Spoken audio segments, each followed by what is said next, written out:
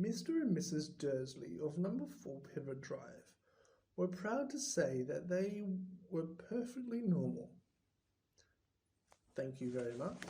They were the last people you would expect to be involved in anything strange or mysterious, because they just didn't hold with such nonsense. Mr. Dursley was the director of a firm called Grunnings, which made drills. He was a big, beefy man with hardly any neck, although he did have a very large moustache. Mrs. Dursley was a thin blonde and had nearly twice the usual amount of neck, which came in very useful as she spent so much of her time craning over garden fences, spying on the neighbours. The Dursleys had a small son called Dudley, and in their opinion, there was no finer boy anywhere. The Dursleys had everything they wanted, but they also had a secret, and their greatest fear was that somebody would discover it. They didn't think they could bear it if anyone found out about the Potters. Mrs. Potter was Mrs. Dursley's sister, but they hadn't met for several years. In fact, Mrs. Dursley pretended she didn't have a sister because her sister and her good-for-nothing husband were as un-Dursleyish as it was possible to be. The Dursleys shuddered to think what the neighbours would say if the Potters arrived in their street. The Dursleys knew that the Potters had a small son too, but they had never seen him. This boy was another good reason for keeping the Potters away. They didn't want Dudley mixing with a child like that. When Mr. and Mrs. Dursley woke up on the dull grey Tuesday, our story starts. There was nothing about the cloudy sky outside to suggest that strange and mysterious things would soon be happening all over the country. Mr. Dursley hummed as he picked out his most boring tie for work, and Mrs. Dursley gossiped away happily as she wrestled a screaming Dudley into his high chair. None of them noticed a large, tawny owl flutter past the window. At 8:30, Dursley picked up his briefcase, pecked Mrs. Dursley on the cheek, and tried to kiss Dudley goodbye, but missed because Dudley was now having a tantrum and throwing his cereal at the walls. "Little tyke," colted Mr. Dursley as he left the house. He got into his car and backed out of number 4's drive. It was on the corner of the street that he noticed the first sign of something peculiar. A cat reading a map. For a second, Mr. Dursley didn't realise what he had seen. Then he jerked his head around to look again.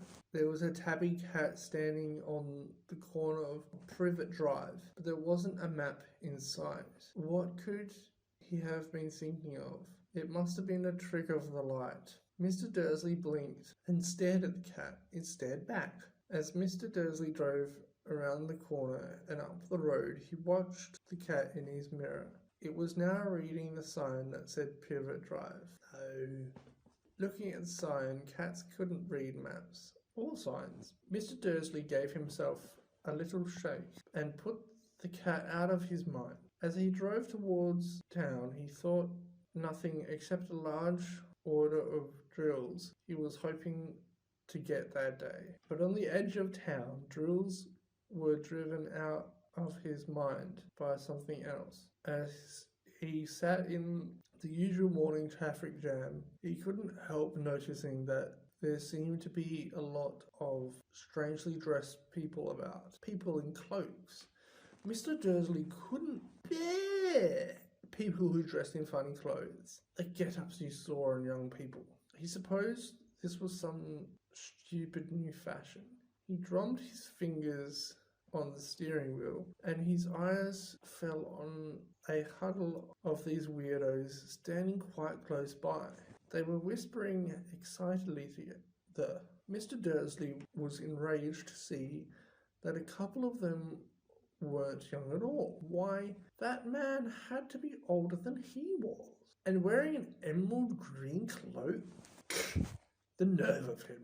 But then it struck Mr. Dursley that this was probably some silly stunt these people were obviously collecting for something. Yes, that would be it. The traffic moved on, and a few minutes later, Mr. Dursley arrived in the Grunnings car park, his mind back on drills. Mr. Dursley always sat with his back to the window in his office on the 9th floor. If he hadn't, he might have found it harder to concentrate on drills that morning. He didn't see the owls swooping past in broad daylight, though people down in the street did. They pointed and gazed open-mouthed as owl after owl sped overhead. Most of them had never seen an owl, even at night time. Mr. Dursley, however, had a perfectly normal owl-free morning. He yelled at 5 different people. He made several important telephone calls and shouted a bit more. He was in a very good mood until lunchtime, when he thought he'd stretch his legs and walk across the road to buy himself a bun from the baker's opposite. He'd forgotten all about the people in the cloaks until he passed a group of them next to the baker's. He eyed them angrily as he passed. He didn't know why, but they made him uneasy. This lot were whispering excitedly too, and he couldn't see a single collecting tin. It was on his way back past them, clutching a large donut in a bag. He caught a few words what they were saying. The Potter, that's right, that's what I heard. Yes, their son Harry. Mr.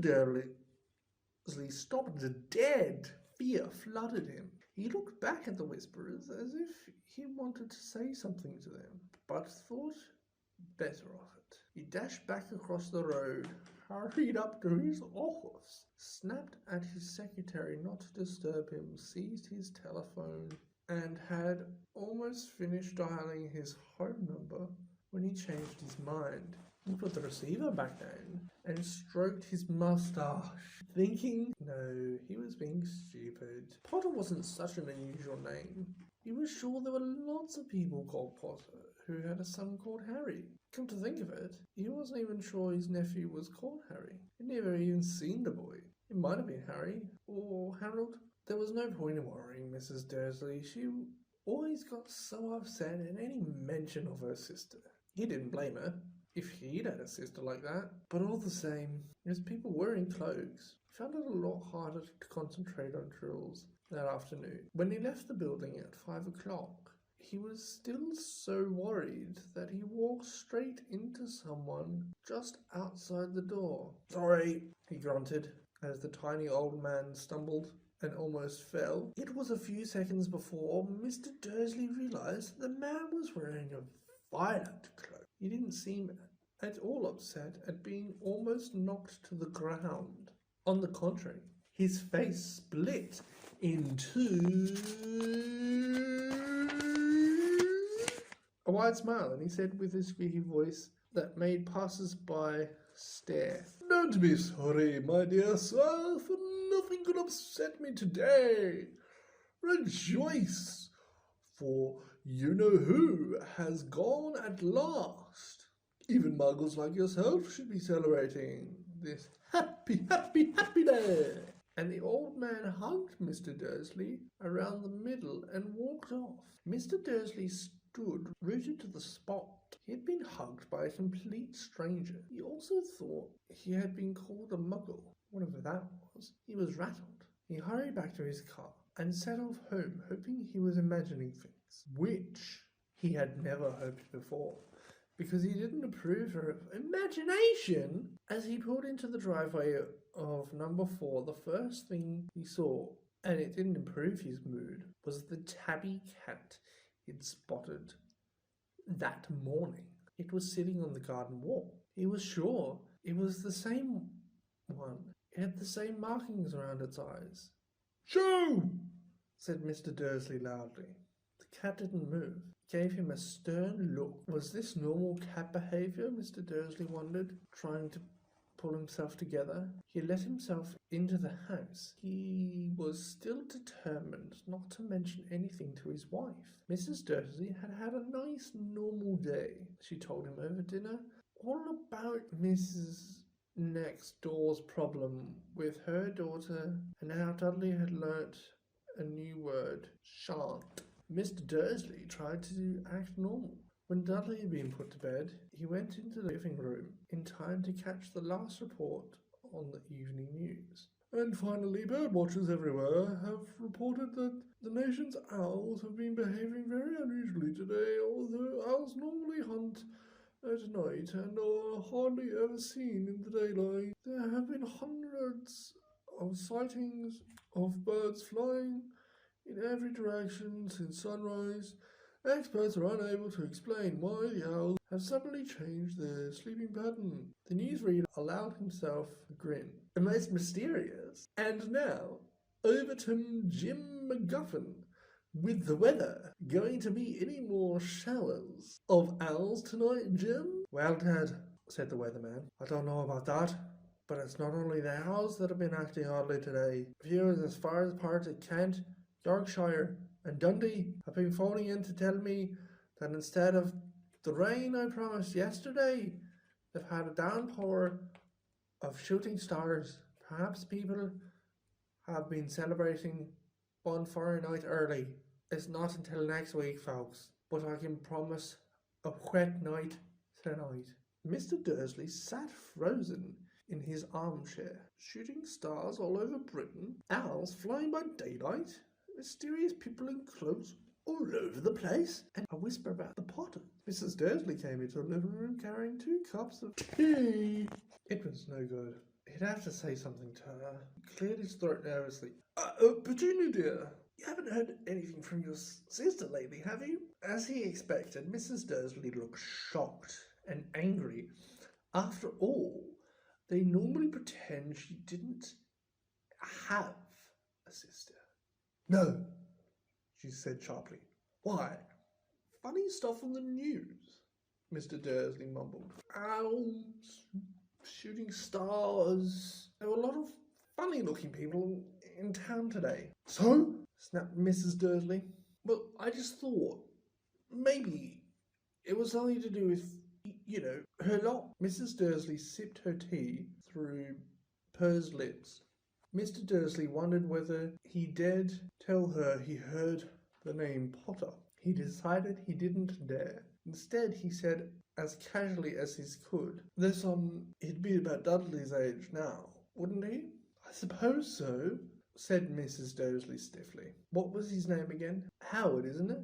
Harry. Nasty common name, if you ask me. Oh, yes, said Mr. Dursley, his heart sinking horribly. Yes, I quite agree. He didn't say another word on the subject as they went upstairs to bed. While Mrs. Dursley was in the bathroom, Mr. Dursley crept to the bedroom window and peered down into the front garden. The cat was still there. It was staring down Privet Drive as though it was waiting for something. Was he imagining things? Could all this have been anything to do with the Potters? If it did, if it got that way, if it got out that they were related to a pair of, well, he didn't think he could bear it. The Dursleys got into bed. Mrs. Dursley fell asleep quickly, but Mr. Dursley lay awake, turning it all over in his mind. His last comforting thought, before he fell asleep, was that even if the Potters were involved, there was no reason for them to come near him and Mrs. Dursley. The Potters knew very well what he and Petunia thought about them and their kind. He couldn't see how he and Petunia could get mixed up in anything that might be going on. He wanted to turn over. It couldn't affect them. How very wrong he was. Mr. Dursley might have been drifting into an uneasy sleep, but the cat on the wall outside was showing no sign of sleepiness.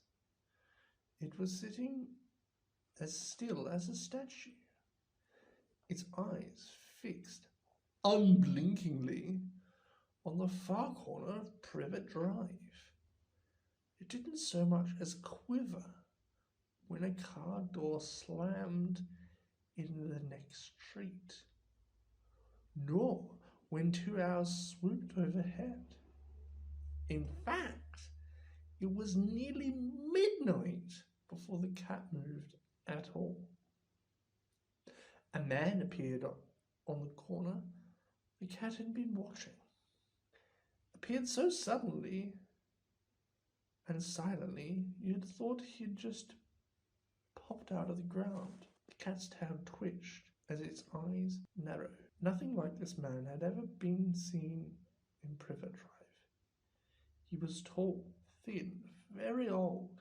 Judging by the silver of his hair and a beard, which were both long enough to tuck into his belt, he was wearing long robes, a purple cloak which swept the ground, and high-heeled buckled boots. His blue eyes were light, bright, and sparkling behind half-moon spectacles, as his nose was very long and crooked, as though it had been broken at least twice. This man's name was Albus Dumbledore. Didn't seem to realize that he had just arrived in a street where everything from his name to his boots was unwelcome. He was busy rummaging in his cloak, looking for something. But he did seem to realize he was being watched, because he looked up suddenly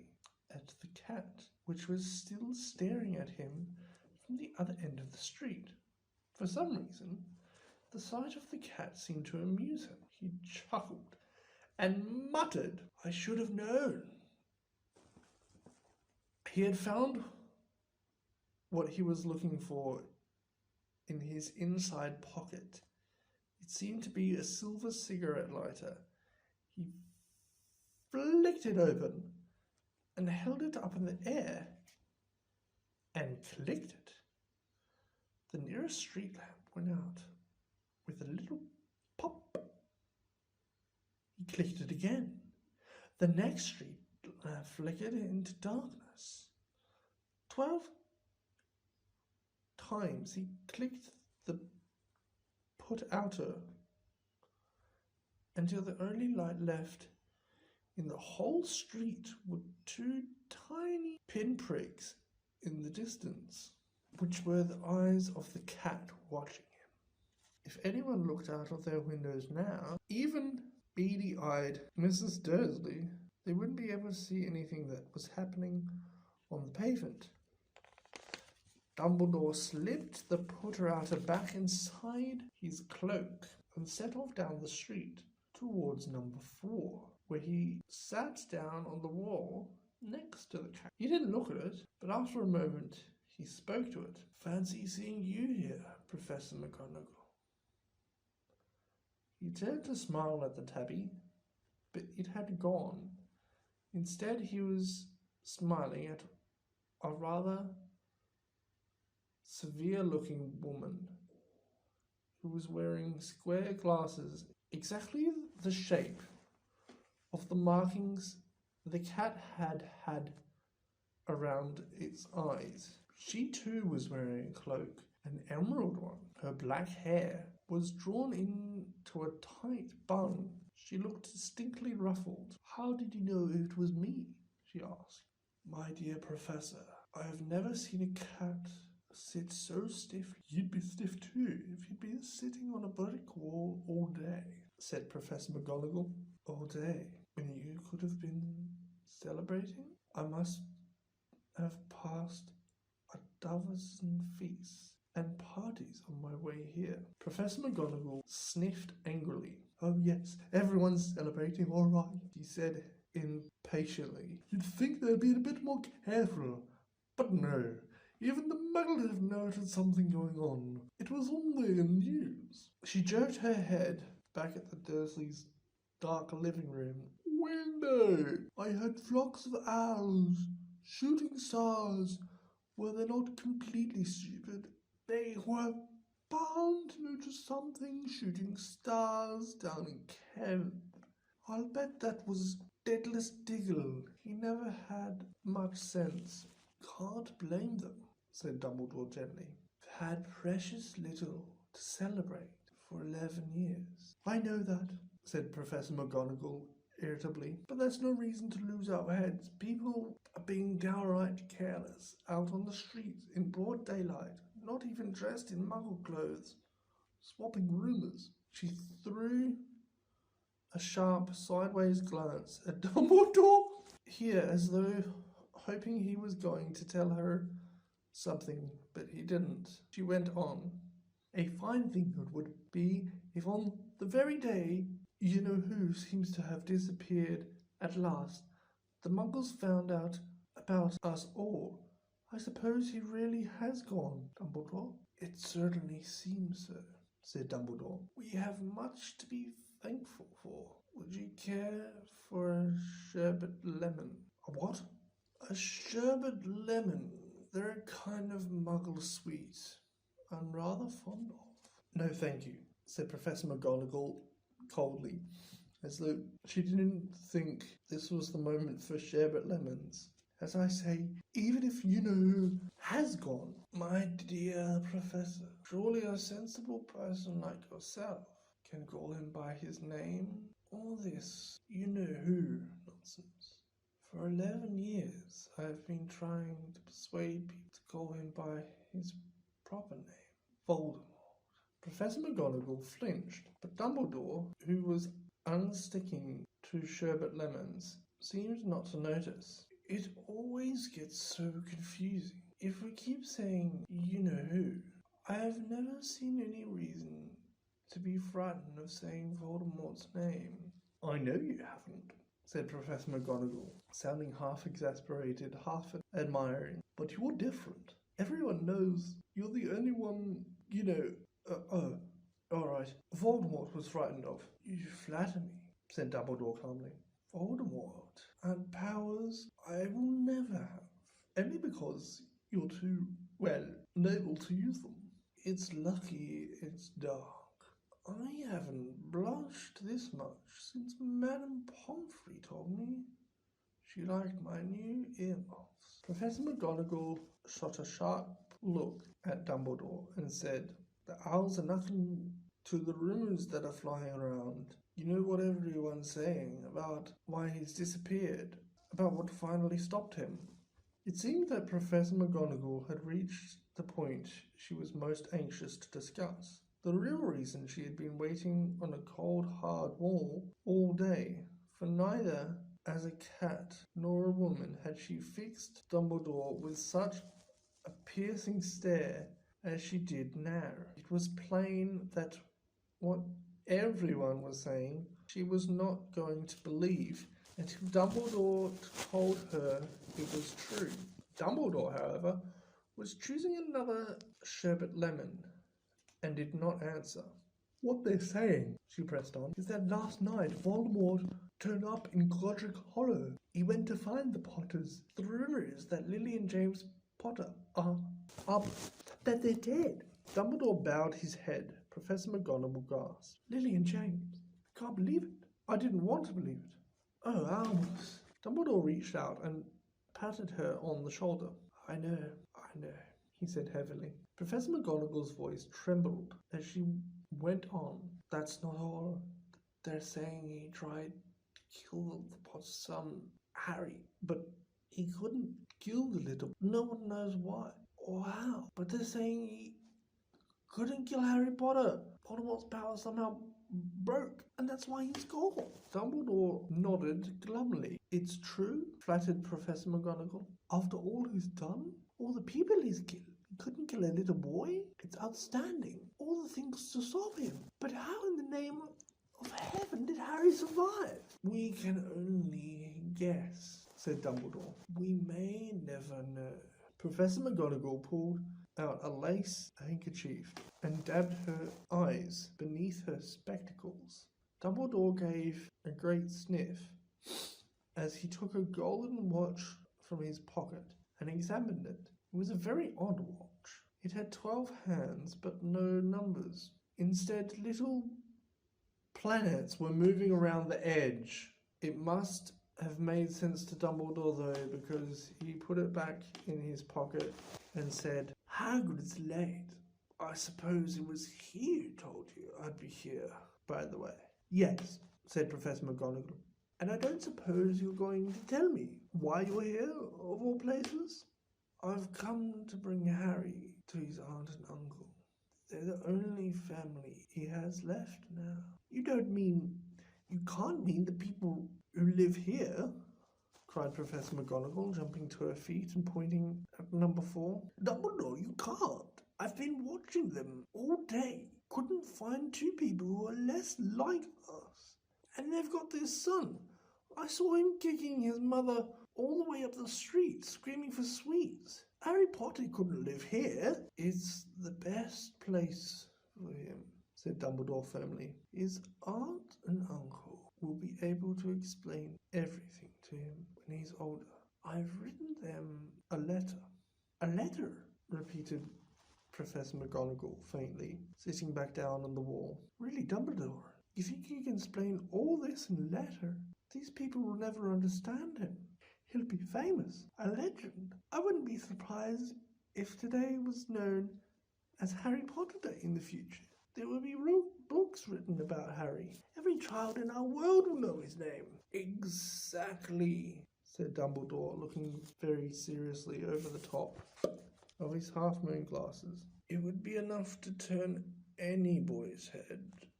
Famous before he could walk and talk.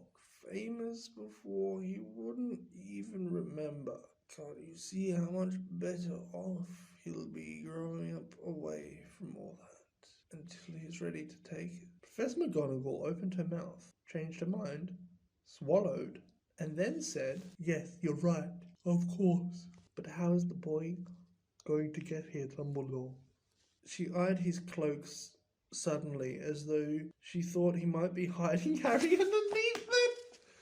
Hagrid's bringing him. You think it wise to trust Hagrid with something as important as this?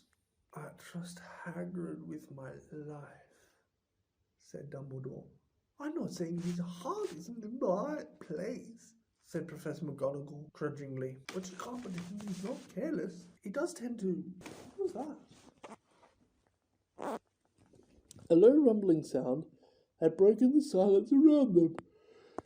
It grew steadily louder as they looked up and down the street for some sign of headlight.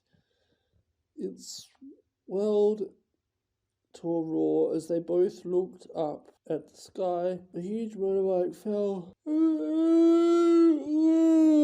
front of them. If the motorbike was huge, it was nothing to the man sitting astride it. He was almost twice as tall as a normal man, and at least 5 times as wide. He looked simply too big to be allowed, and so wild. Long, tangled, bushy black hair,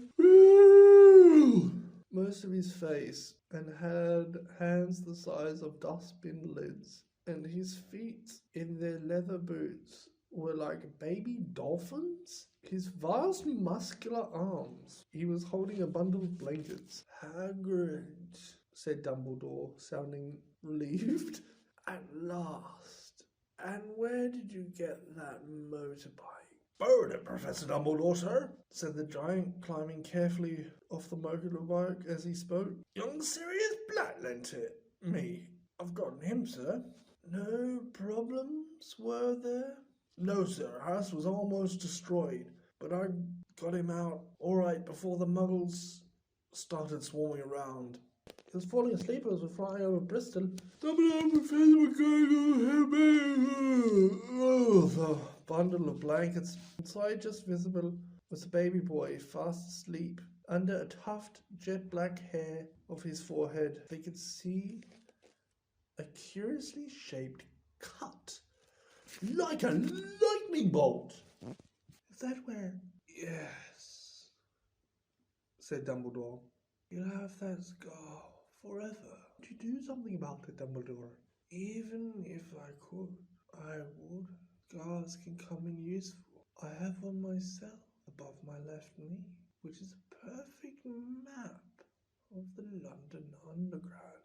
Well, give him here. We'd better get this over with. Dumbledore took Harry in his arms and turned towards the Dursleys' house. Could I say goodbye to him, sir? He bent his great, shaggy head over Harry and gave him what must have been a very scratchy, whiskery kiss. Then suddenly Hagrid let out a howl like a wounded dog. Here's Professor McGonagall. You'll wake the muggles. Sorry, sobbed Hagrid, taking out a large spotted handkerchief and burying his face in it. But I can't stand it. Lily and James dead. Poor little Harry have to live here with muggles. Yes, it's all very sad, but get a grip on yourself, Hagrid, or you'll be found. Professor McGonagall whispered, patting Hagrid gingerly on the arm as Dumbledore stepped over the low garden wall and walked to the front door. He laid Harry gently on the doorstep, took a letter out of his cloak, tucked it inside Harry's blankets, and then came back to the other two. For a full minute, the three of them stood and looked at the little bundle. Hagrid's shoulders shook. Professor McGonagall blinked furiously, and the twinkling light that usually shone from Dumbledore's eyes seemed to have gone out. Well, said Dumbledore finally, that's that. No business staying here. We may as well go on and join the celebrations. Yeah, said Hagrid in a very muffled voice. I'd best get this bike away. Night, Professor McGonagall. Professor Dumbledore's here. Wiping his streaming eyes on his jacket sleeve, Hagrid swung himself onto the motorbike, kicked the engine into life. With a roar, it rose into the air and off into the night. I shall see you soon, I expect, Professor McGonagall, said Dumbledore, nodding to her. Professor McGonagall blew her nose in reply. Dumbledore turned and walked back down the street on the corner. He stopped and took out the silver put-outer. He clicked it once, and 12 balls of light sped back to their street lamps, so Privet Drive glows suddenly orange, and he could make out a tabby cat slinking around the corner at the other end of the street. He could just see the bundle of blankets on the step of number 4. Good luck, Harry, he murmured, and turned on his heels. With a swish of his cloak, he was gone. A breeze ruffled the neat hedges of Privet Drive, which lay silent and tidy under the inky sky, the very last place you would expect astonishing things to happen. Harry Potter rolled over in his blankets without waking up.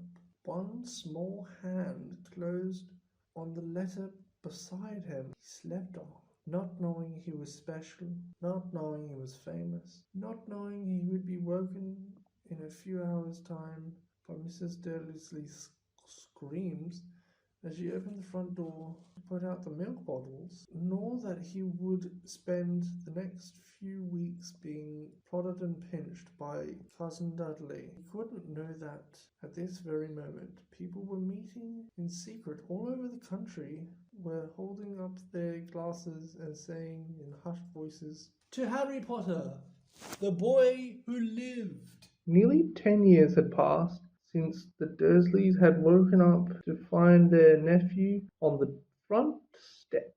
But Privet Drive had hardly changed at all. The sun rose on the same tidy front gardens and lit up the brass number 4 on the Dursleys' front door. He crept into their living room, which was almost exactly the same as it had been on the night when the Dursleys had seen the fateful news report about the owls. Only the photographs on the mantelpiece really showed how much time had passed. 10 years ago, there had been lots of pictures of what looked like a large pink beach ball wearing different coloured bobble hats. But Dudley Dursley was no longer a baby, and now the photograph showed a large blond boy riding his first bicycle on a roundabout at the far playing a computer game with his father, being hugged and kissed by his mother. The room held no sign at all that another boy lived in the house too. Yet Harry Potter was still there, asleep at the moment, but not for long. His Aunt Petunia was awake, and it was her shrill voice which made the first noise of the day. Up! Get up! Now! Harry woke with a start.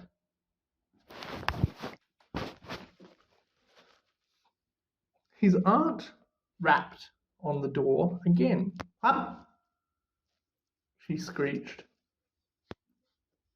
Harry heard her walking towards the kitchen, and then the sound of the frying pan being put on the cooker. He rolled onto his back and tried to remember the dream he had been having. It had been a good one. There had been a flying motorbike in it. He had a funny feeling he'd had the same dream before. His aunt was back outside the door. Are you up yet? Nearly, said Harry. Well, get a move on. I want to look after the bacon. And don't dare let it burn. I want everything perfect on Dudley's birthday. Harry groaned. What did you say? Nothing. Dudley's birthday? How could he have forgotten? Harry got slowly out of bed and started looking for socks. He found a pair under his bed, and after pulling a spider off one of them, put them on. Harry was used to spiders, because the cupboard under the stairs was full of them, and that was where he slept. When he was dressed, he went down the hall into the kitchen. The table was almost hidden beneath all Dudley's birthday presents. It looked as though Dudley had got the new computer he wanted, not to mention the second television and the racing bike. Exactly why Dudley wanted a racing bike was a mystery to Harry, as Dudley was very fat and hated exercise, unless of course it involved punching somebody. Dudley's favourite punching bag was Harry, but he couldn't often catch him. Harry didn't look it, but he was very fast. Perhaps that had something to do with living in a dark cupboard, but Harry had always been small and skinny for his age. He looked even smaller and skinnier than he really was, because all he had to wear were old clothes of Dudley's. And Dudley was about 4 times bigger than he was. Harry had a thin face, knobbly knees, black hair, and bright green eyes. He wore round glasses, held together with a lot of sellotape, because of all the times Dudley had punched him in the nose. The only thing Harry liked about his own appearance was a very thin scar on his forehead, which was shaped like a lightning bolt. He had it as long as he could remember, and the first question he could ever remember asking his Aunt Petunia was how he had got it. In the car crash, when your parents died, she said, and don't ask questions. That was the first rule for a quiet life with the Dursleys. Uncle Vernon entered the kitchen as Harry was turning over the bacon. Comb your hair, he barked, by way of a morning greeting. About once a week, Uncle Vernon looked over the top of his newspaper and shouted that Harry needed a haircut. Harry must have had more haircuts than the rest of the boys in his class put together. But it made no difference. His hair simply grew that way all over the place. Harry was frying eggs by the time Dudley arrived in the kitchen with his mother. Dudley looked a lot like Uncle Vernon. He had a large pink face, not much neck, small, watery blue eyes, and a thick blonde hair that lay smoothly on his thick, fat head. Aunt Petunia often said that Dudley looked like a baby angel. Harry often said that Dudley looked like a pig in a wig. Harry put the plate of egg and bacon on the table, which was difficult as there wasn't much room. Dudley, meanwhile, was counting his presents. His face fell. 36, he said, looking up at his mother and father. That's 2 less than last year. Darling, you haven't counted out Team Marge's presents. See, it's under the big one from Mummy and Daddy. All right, 37 then, said Dudley, going red in the face. Harry, who could see a huge Dudley tantrum coming on, began wolfing down his bacon as fast as possible, in case Dudley turned the table over. Aunt Petunia obviously scented danger too, because she said quickly, "And we'll buy you another 2 presents while we're out today. How's it, Pumpkin? 2 more presents, is that right?" Dudley thought for a moment. It looked like hard work. "Finally," he said slowly. "I'll have 39, sweet." Oh. Dudley sat down heavily and grabbed the nearest parcel. "All right then," Uncle Vernon chuckled. "Little Tyke wants his money's worth, just like his father. Atta boy, Dudley." He ruffled Dudley's hair. At that moment the telephone rang. Aunt Petunia went to answer it, while Harry and Uncle Vernon watched Dudley unwrap the racing bike and cine camera, a remote control airplane, 16 new computer games, and a video recorder. He was ripping the paper off a gold wristwatch when Aunt Petunia came back from the telephone, looking both angry and worried. "Bad news, Vernon. Mrs. Fig's broken her leg. She can't take him." She jerked her head in Harry's direction. Dudley's mouth fell open in horror, but Harry's heart gave a leap. Every year on Dudley's birthday, his parents took him to a friend out for the day to adventure parks, hamburger bars, or the cinema. Every year, Harry was left behind with Mrs. Fig, a mad old lady who lived 2 streets away. Harry hated it there. The whole house smelled of cabbage. And Mrs. Fig made him look at photographs of all the cats she'd ever owned. "Now what?" said Aunt Petunia, looking furiously at Harry as though he'd planned this. Harry knew he ought to feel sorry for that. Mrs. Fig had broken her leg, but it wasn't easy when he reminded himself it would be a whole year before he had to look at Tibbles, Snowy, Mr. Paws, and Tufty again.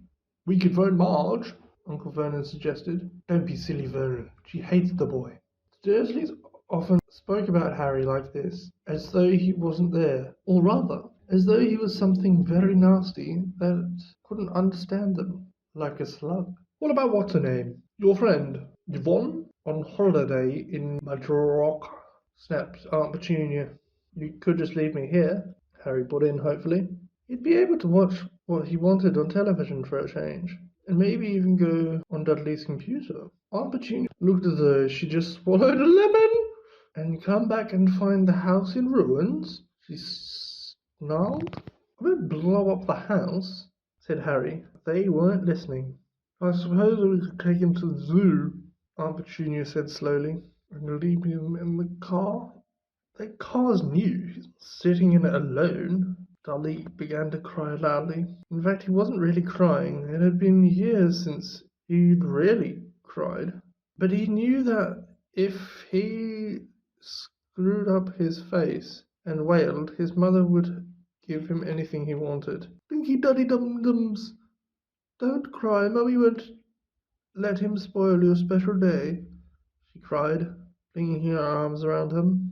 I don't want him to come, yelled Dudley between huge pretend sobs. He always spoils everything. He shot Harry a nasty grin through the gap in his mother's arms. Just then, the doorbell rang. Oh, good Lord, they're here, said Aunt Petunia frantically, and a moment later Dudley's best friend, Pierce Polkins, walked in with his mother. Pierce was a scrawny boy with a face like a rat. He was usually the one who held people's arms behind their backs while Dudley hit them. Dudley stopped pretending to cry at once. Half an hour later, Harry, who couldn't believe his luck, was sitting in the back of the Dursleys' car with Pierce and Dudley on the way to the zoo for the first time in his life. His aunt and uncle hadn't been able to think of anything else to do with him, but before they left, Uncle Vernon had taken Harry aside. I'm warning you, he said, putting his large purple face right up close to Harry's. I'm warning you now, boy. Any funny business, any at all, and you'll be in that cupboard from now until Christmas. I'm not going to do anything, Harry said. Honestly. But Uncle Vernon didn't believe him. No one ever did. The problem was, strange things often happen around Harry, and it was just no good telling the Dursleys he didn't make them happen. Once, Aunt Petunia, tired of Harry coming back from the barber's, looking as though he hadn't been at all, had taken a pair of kitchen scissors and cut his hair so short he was almost bald, except for his fringe, which she left to hide that horrible scar. Dudley had laughed himself silly at Harry, who spent a sleepless night imagining school the next day, where he was already laughed at for his baggy clothes and sellotaped glasses. Next morning, however, he had gotten up to find his hair exactly as it had been before Aunt Petunia had sheared it off. He had been given a week in his cupboard for this, even though he had tried to explain that he couldn't explain how it had grown back so quickly. Another time, Aunt Petunia had been trying to force him into a revolting old jumper of Dudley's, brown with orange bubbles. The harder she tried to pull it over his head, the smaller it seemed to become, until finally it might have fitted a glove puppet, but certainly wouldn't fit Harry. Aunt Petunia had decided it must have shrunk in the wash. To his great relief, Harry wasn't punished. On the other hand, he'd gone into a terrible trouble for being found on the roof of the school kitchens. Dudley's gang had been chasing him as usual when, as much to Harry's surprise as anyone else's, there he was sitting on the chimney. The Dursleys had received a very angry letter from Harry's head mistress telling them Harry had been climbing school buildings. But all he'd tried to do, as he shouted at Uncle Vernon through the locked door of his cupboard, was jump behind the bins outside the kitchen doors. Harry supposed that the wind must have caught him in mid-jump, but today nothing was going to go wrong. It was even worth being with Dudley and Pierce to be spending the day somewhere that wasn't school, his cupboard, or Mrs. Fig's cabbage-smelling living room. While he drove, Uncle Vernon complained to Aunt Petunia. He liked to complain about things. People at work, Harry, the council, Harry, the bank, and Harry were just a few of his favourite subjects. This morning it was motorbikes. Roaring along like maniacs, the young hoodlums, he said as a motorbike overtook them. I had a dream about a motorbike, said Harry, remembering suddenly. It was flying. Uncle Vernon nearly crashed into the car in front. He turned right around in his seat and yelled at Harry. His face had a gigantic beetroot with a mustache. Motorbikes don't fly! Dudley and Pierce sniggered.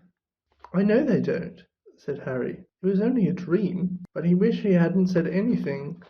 If there was one thing the Dursleys hated more than him asking questions, it was him talking about anything, acting in a way it shouldn't, no matter if it was a dream or even a cartoon. They seemed to think he might get dangerous ideas.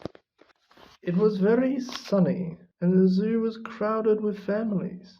The Dursleys bought Dudley and Pierce large chocolate ice creams at the entrance, and because the smiling lady in the van had asked Harry what he wanted before they could hurry him away, they bought him a cheap lemon iced lolly. It wasn't bad either, Harry thought, licking it as they watched a gorilla scratching his head and looking remarkably like Dudley, except that it wasn't blonde. Harry had the best morning he'd had in a long time. He was careful to walk a little way apart from the Dursleys, so that Dudley and Pierce, who were starting to get bored with the animals by lunchtime, wouldn't fall back on their old favourite hobby of hitting him. They ate in the zoo restaurant, and when Dudley had a tantrum because the Knickerbocker Glory wasn't big enough, Uncle Vernon bought him another one, and Harry was allowed to finish the first. Harry felt afterwards that he should have known it was all too good to last. After lunch, they went to the reptile house. It was cool and dark in here, with lit windows all along the walls. Behind the glass, all sorts of lizards and snakes were crawling and slithering over bits of wood and stone. Dudley and Pierce wanted to see huge poisonous cobras and thick man-crushing pythons. Dudley quickly found that the largest snake in the place could have wrapped its body twice around Uncle Vernon's car and crushed it into a dustbin. But at that moment it didn't look in the mood. In fact, it was fast asleep. Dudley stood with his nose pressed against the glass, staring at the glistening brown coils. Make it move! He whined at his father. Uncle Vernon tapped on the glass, but the snake didn't budge. Do it again, Dudley ordered. Vernon rapped the glass smartly with his knuckles, but the snake just snoozed on. This is boring, Dudley moaned as he shuffled away. Harry moved in front of the tank and looked intently at the snake. He wouldn't have been surprised if it had died of boredom itself. No company except stupid people drumming their fingers on the glass, trying to disturb it all day long. It was worse than having a cupboard as a bedroom, where the only visitors was Aunt Petunia hammering on the door to wake you up. At least he got to visit the rest of the house. The snake suddenly opened its beady eyes. Slowly, very slowly, it raised its head until its eyes were on level with Harry's. It winked. Harry stared. Then he looked quickly around to see if anyone was watching. They weren't. He looked back at the snake and winked too. The snake jerked its head towards Uncle Vernon and Dudley, then raised its eyes to the ceiling. Gave Harry a look that said quite plainly, I get that all the time. I know, Harry murmured through the glass, though he wasn't sure the snake could hear him. It must be really annoying. The snake nodded vigorously. Where do you come from anyway? Harry asked. The snake jabbed its tail at a little sign next to the glass. Harry peered at it. Boa Constrictor Brazil. Was it nice there? The boa constrictor jabbed its tail at the sign again, and Harry read, This specimen was bred in the zoo. Oh, I see. So you've never been to Brazil? As the snake shook its head, a deafening shout behind Harry made both of them jump. Dudley, Mr. Dursley, come and look at this snake. You won't believe what it's doing. Dudley came waddling towards them as fast as he could. Out of the way, you, he said, punching Harry in the ribs. Caught by surprise, Harry fell hard on the concrete floor.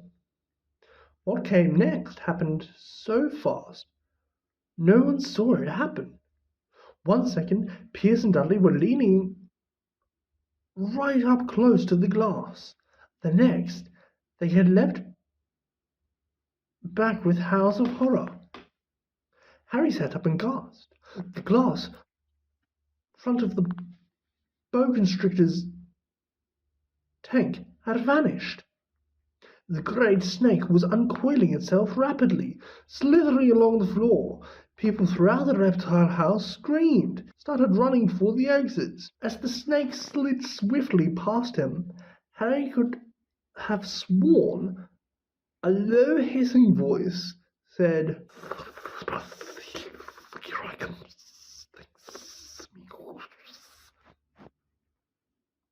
The keeper of the reptile house was in shock. But the glass, he kept saying, "Where did the glass go?"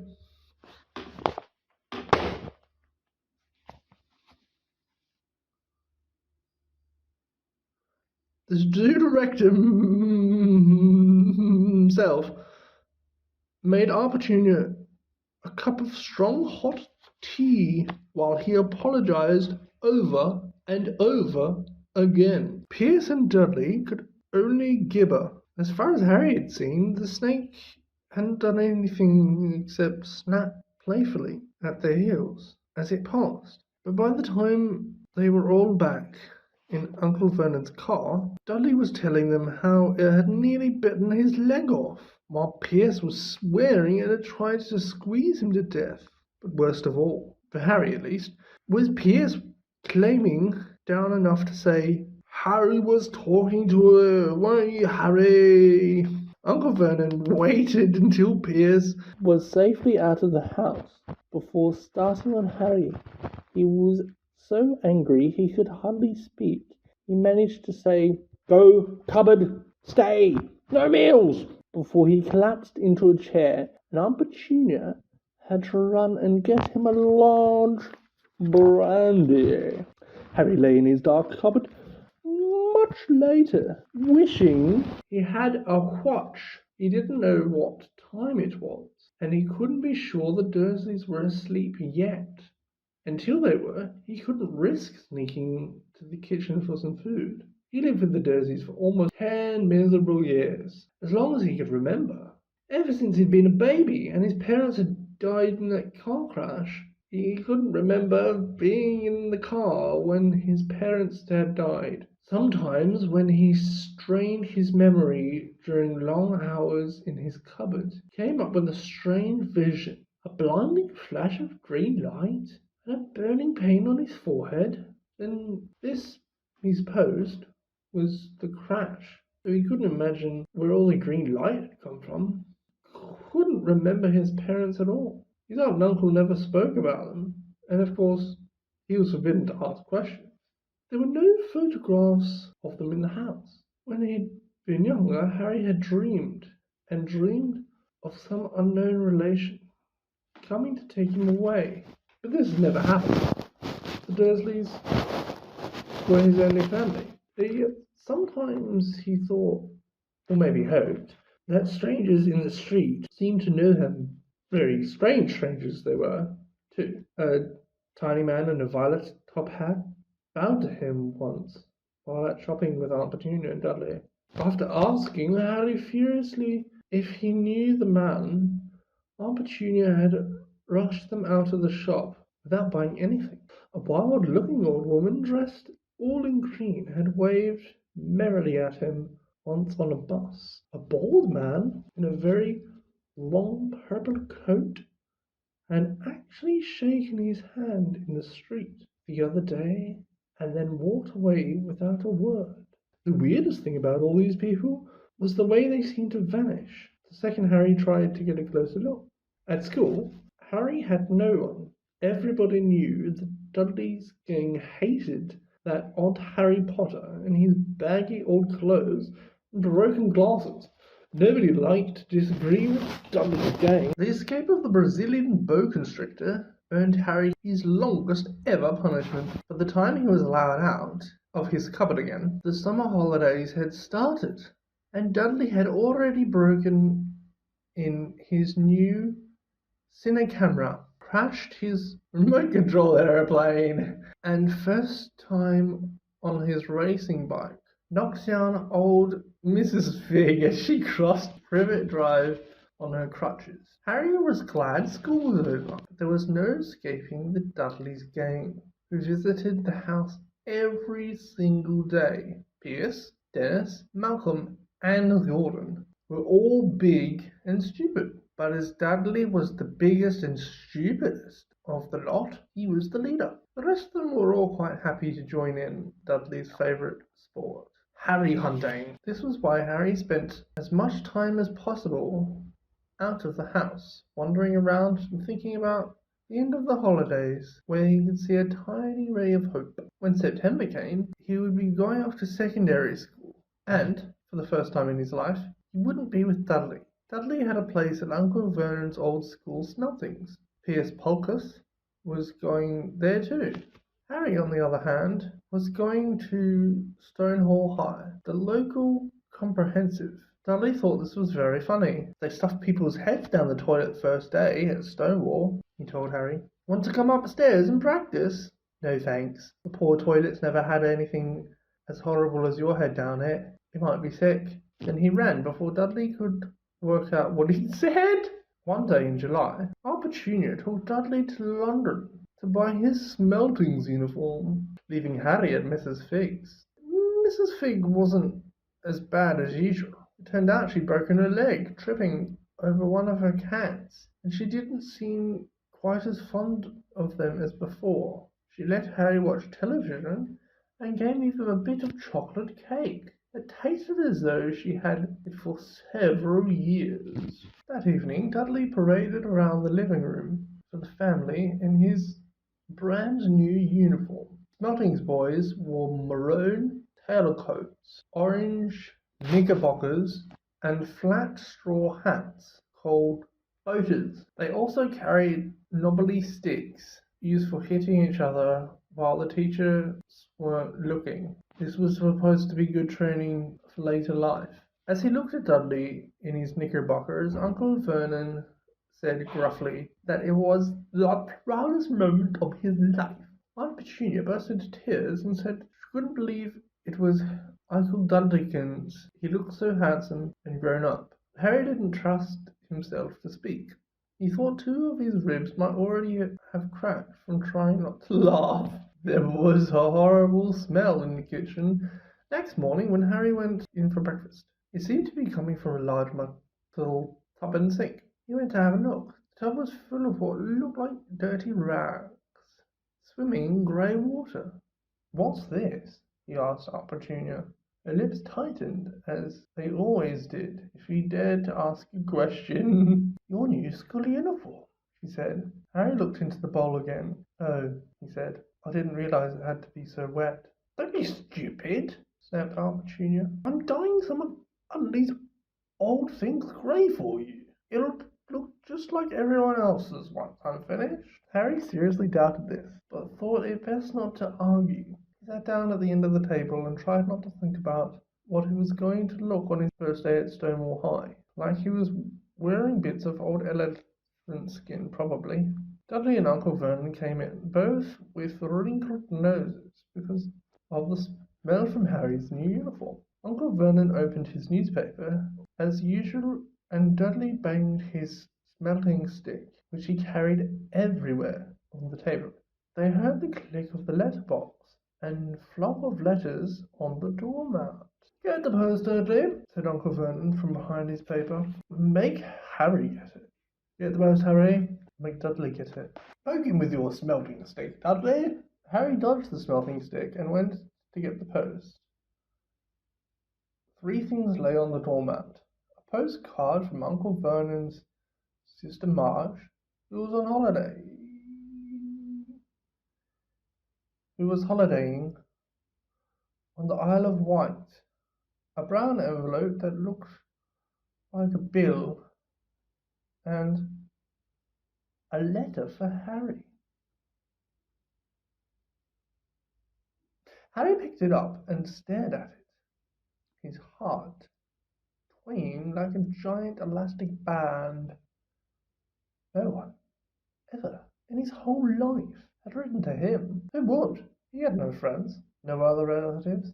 He didn't belong to the library, so he'd never even got rude notes asking for books back. Yet there it was, a letter, addressed so plainly there could be no mistake. Mr. H. Potter, The Cupboard Under the Stairs, 4 Privet Drive, Little Whinging, Surrey. The envelope was thick and heavy, made of a yellowish parchment, and the address was written in emerald green ink. There was no stamp. Turning the envelope over, his hand trembling, Harry saw a purple wax seal bearing the coat of arms. A lion, an eagle, a badger, and a snake surrounding the letter H. "Hurry up, boy!" shouted Uncle Vernon from the kitchen. "What are you doing? Checking for letter bombs?" He chuckled at his own joke. "Oh, Harry!" Went back to the kitchen. Still staring at his letter, he handed Uncle Vernon the bill and the postcard, sat down, and slowly began to open the yellow envelope. Uncle Vernon ripped open the bill, snorted in disgust, then flipped over the postcard. "Marge is ill," he informed Aunt Petunia. "Ate a funny whelk." "Dad," said Dudley suddenly.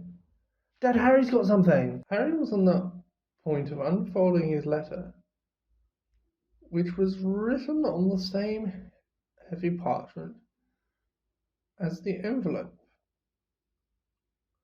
when it was jerked sharply out of his hand by Uncle Vernon. "That's mine," Harry said, trying to snatch it back. "Who's writing to you?" sneered Uncle Vernon, shaking the letter open with one hand and glancing at it. His face went from red to green faster than a set of traffic lights. And it didn't stop there. Within seconds, it was the greyish white of old porridge. "Petunia!" he grasped. Dudley tried to grab the letter to read it, but Uncle Vernon held it high out of his reach. Aunt Petunia took it curiously and read the first line. For a moment it looked as though she might faint. She clutched her throat and made a choking noise. "Vernon! Oh my goodness, Vernon!" They stared at each other, seemingly to have forgotten that Harry and Dudley were still in the room. Dudley wasn't used to being ignored. He gave his father a sharp tap on the head with his smelting stick. "I want to read that letter," he said loudly. "I want to read it," said Harry furiously, "as it's mine." "Get out, both of you," croaked Uncle Vernon, stuffing the letter back inside its envelope. Harry didn't move. "I want my letter," he shouted. "Let me see it," demanded Dudley. "Out!" roared Vernon. He took both Harry and Dudley by the scruffs of their neck and threw them into the hall, slamming the kitchen door behind them. Harry and Dudley promptly had a furious but silent fight over who would listen to the keyhole. Dudley won, so Harry, his glasses dangling from one ear, lay flat on his stomach, listening at the crack between the door and the floor. Aunt Petunia was saying in a quivering voice, "Look at the address. How could they possibly know where he sleeps? You don't think they're watching the house?" "Watching? Spying? Might be following us," muttered Uncle Vernon wildly.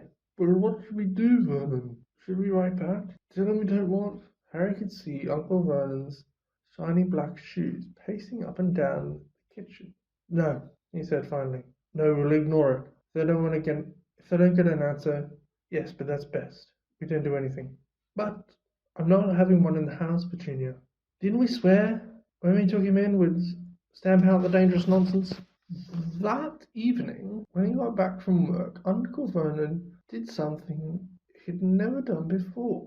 He visited Harry in his cupboard. "Where's my letter?" said Harry the moment Uncle Vernon had squeezed through the door. "Who's writing to me?" "No one. It was addressed to you by mistake," said Uncle Vernon shortly. "I burnt it." "It was not a mistake," said Harry angrily. "It had my cupboard on it." "Silence!" yelled Vernon, and a couple of spiders fell from the ceiling. He took a few deep breaths and then forced his face into a smile, which looked quite painful. Uh, yes, Harry, about this cupboard. Your aunt and I have been thinking you're really getting a bit big for it.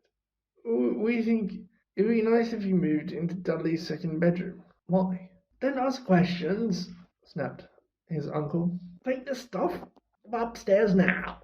Dursley's house had 4 bedrooms, one for Uncle Vernon and Aunt Petunia, one for visitors, usually Uncle Vernon and Sister Marge, one where Dudley slept, and the other where Dudley kept all his toys and things that wouldn't fit into his bedroom. It only took Harry one trip upstairs to move everything he owned from the cupboard to this room.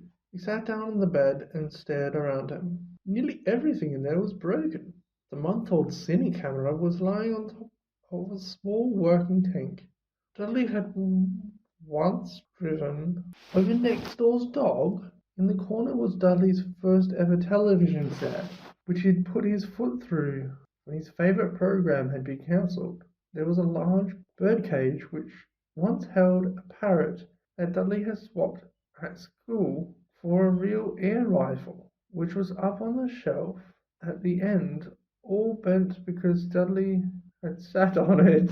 Other shelves were full of books. There were only things in the room that looked as though they'd never been touched.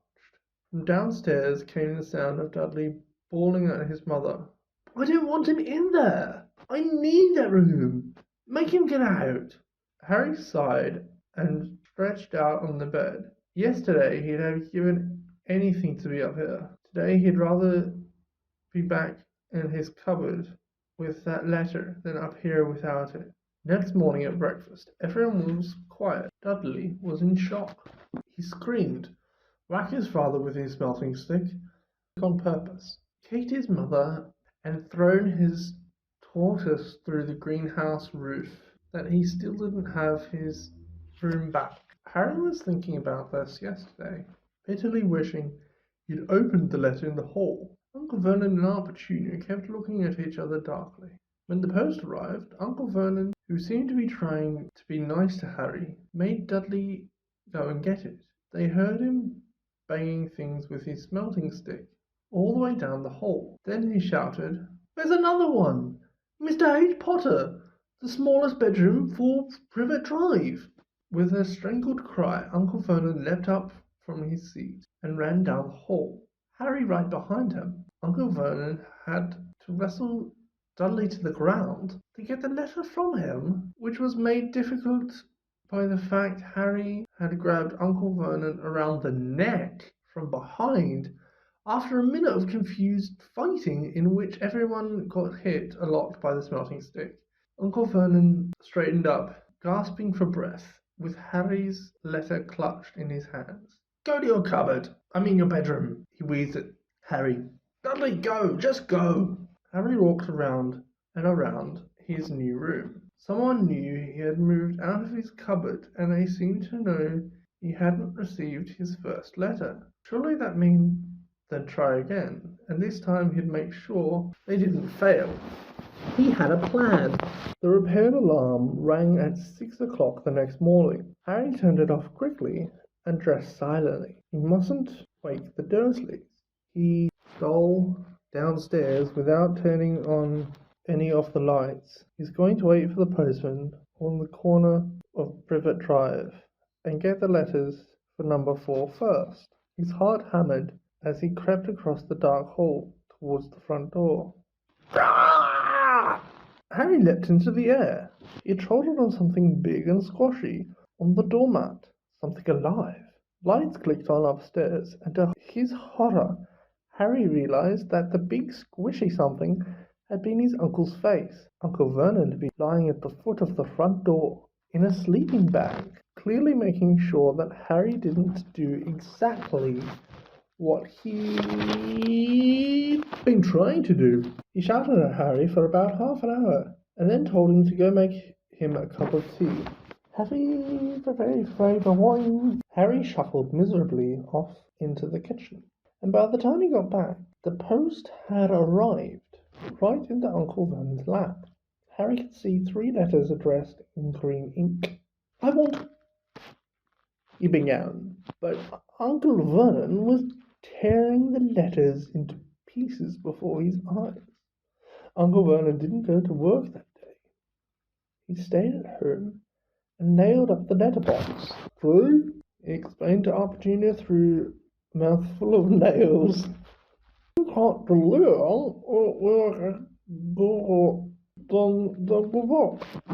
I'm not sure that'll work, Vernon. Are these people's minds work in strange ways, Petunia? They're not like you and me," said Vernon, trying to knock in a nail with a piece of fruitcake Aunt Petunia had just brought him. On Friday, no fewer than 12 letters arrived for Harry.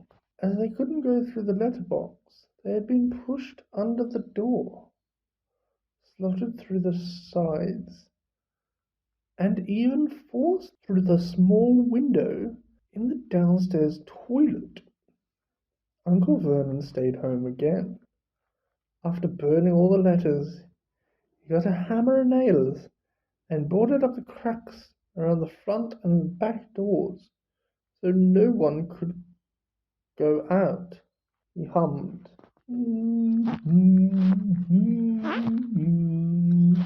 Tiptoe through the tulips as he worked and jumped at small noises. On Saturday, things began to get out of hand.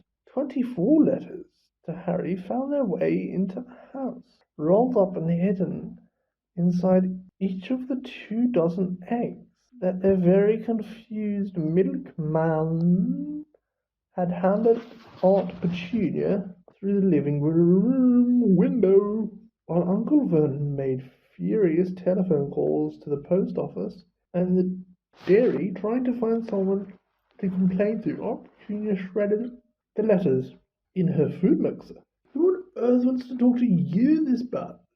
Dudley asked Harry in amazement. On Sunday morning, Vernon sat at the breakfast table, looking tired and rather ill, but happy. "No post on Sundays," he reminded them happily, as he squatted away on his newspapers. "No damn letters today." Something came whizzing down the kitchen chimney as he spoke, and caught him sharply on the back of the head. Next moment, 30 or 40 letters came pelting down off the fireplace like bullets. The Dursleys ducked, but Harry leapt into the air, trying to catch one. "Out! Out!" Uncle Vernon seized Harry around the waist and threw him into the hall. When Aunt Petunia and Dudley ran out with their arms over their faces, Uncle Vernon slammed the door shut. They could hear the letters still streaming into the room, bouncing off the walls and the floors. "That does it," said Uncle Vernon, trying to speak calmly, but pulling great tufts out of his moustache at the same time. "I want you all back here in 5 minutes, ready to leave. We're going away.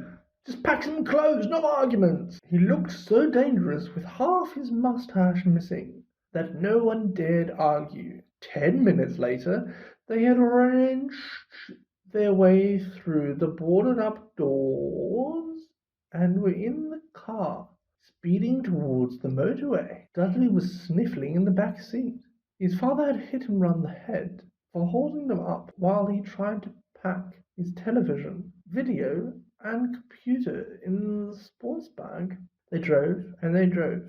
Even Aunt Petunia didn't dare ask where they were going. Every now and then, Uncle Vernon would take a sharp turning and drive in the opposite direction for a while. Shake him off, he would mutter whenever he did this.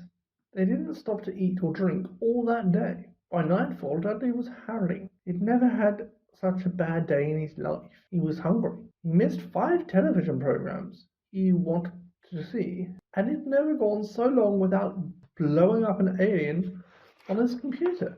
Uncle Vernon stopped at last, outside a gloomy-looking hotel in the outskirts of a big city. Dudley and Harry shared a room with twin beds and damp, musty sheets. Dudley snored, but Harry stayed awake, sitting on the windowsill, staring down at the long nights of passing cars and wondering. They ate stale cornflakes and cold tin tomatoes on toast for breakfast the next day. They had just finished when the owner of the hotel came over to their table. "Excuse me, but was one of you Mr. H. Potter? Only I got about 100 of these at the front desk." She held up the letter so they could read the green inked address. Mr. H. Potter, Room 17, Railview Hotel, Cokeworth. Harry made a grab at the letter, but Uncle Vernon knocked his hand out of the way. The woman stared. "I'll take them," said Uncle Vernon, standing up quickly and following her from the dining room. "Wouldn't it be better to just go home, dear?" Aunt Petunia suggested timidly. Hours later, but Uncle Vernon didn't seem to hear her. Exactly what he was looking for, none of them knew. He drove them into the middle of a forest, got out, looked around, and shook his head. Got back in the car, and off they went again. Same thing happened in the middle of a ploughed field, halfway across a suspension bridge, and at the top of a multi-story car park. "Daddy's gone mad, hasn't he?" Dudley asked Aunt Petunia, dullly late that afternoon. Uncle Vernon had parked at the coast, locked them all inside the car, and disappeared. Started to rain. Great drops beat on the roof of the car. Dudley sniveled. "It's Monday," he told his mother. "The great Humbero's on tonight. I want to stay somewhere with a television." Monday. This reminded Harry of something. If it was Monday, and you could usually count on Dudley to know the days of the week because of the television, then tomorrow, Tuesday, was Harry's 11th birthday. Of course, his birthdays were never exactly fun. Last year, the Dursleys gave him a coat hanger and a pair of Uncle Vernon's old socks. Still, you weren't 11 every day. Uncle Vernon was back, and he was smiling. He was also carrying a long, thin package, and didn't answer Aunt Petunia when she asked what he'd bought. "Found the perfect place. Come on, everyone, out." It was very cold outside the car. Uncle Vernon was pointing at what looked like a large rock way out to sea. Perched on top of the rock was the most miserable little shack you could imagine. One thing was certain, there was no television in there. "Storm forecast for tonight," said Uncle Vernon gleefully, clapping his hands together. "And this gentleman's kindly agreed to lend us his boat." A toothless old man came ambling up to them, pointing, with a rather wicked grin, at an old rowing boat bobbing in the iron-grey water below. "I've already got us some rations," said Uncle Vernon. "So all aboard." It was freezing in the boat. Icy sea, spray, and rain crept down their necks, and chilling wind whipped their faces.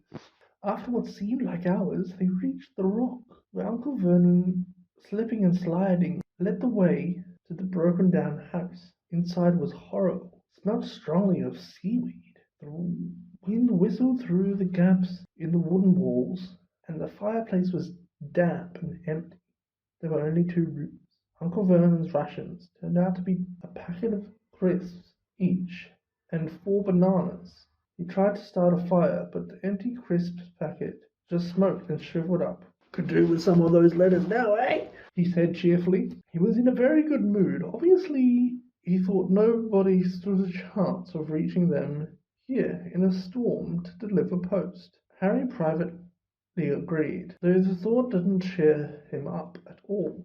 As night fell, the promised storm blew up around them. Spray from the highways splattered the walls of the hut, and a fierce wind rattled the filthy windows. Aunt Petunia found mouldy blankets in the second room, and made up a bed for Dudley on the moth-eaten sofa. She and Uncle Vernon went to the lumpy bed next door, and Harry was left to find the softest bit of floor he could and curl up under the thinnest, most ragged blanket.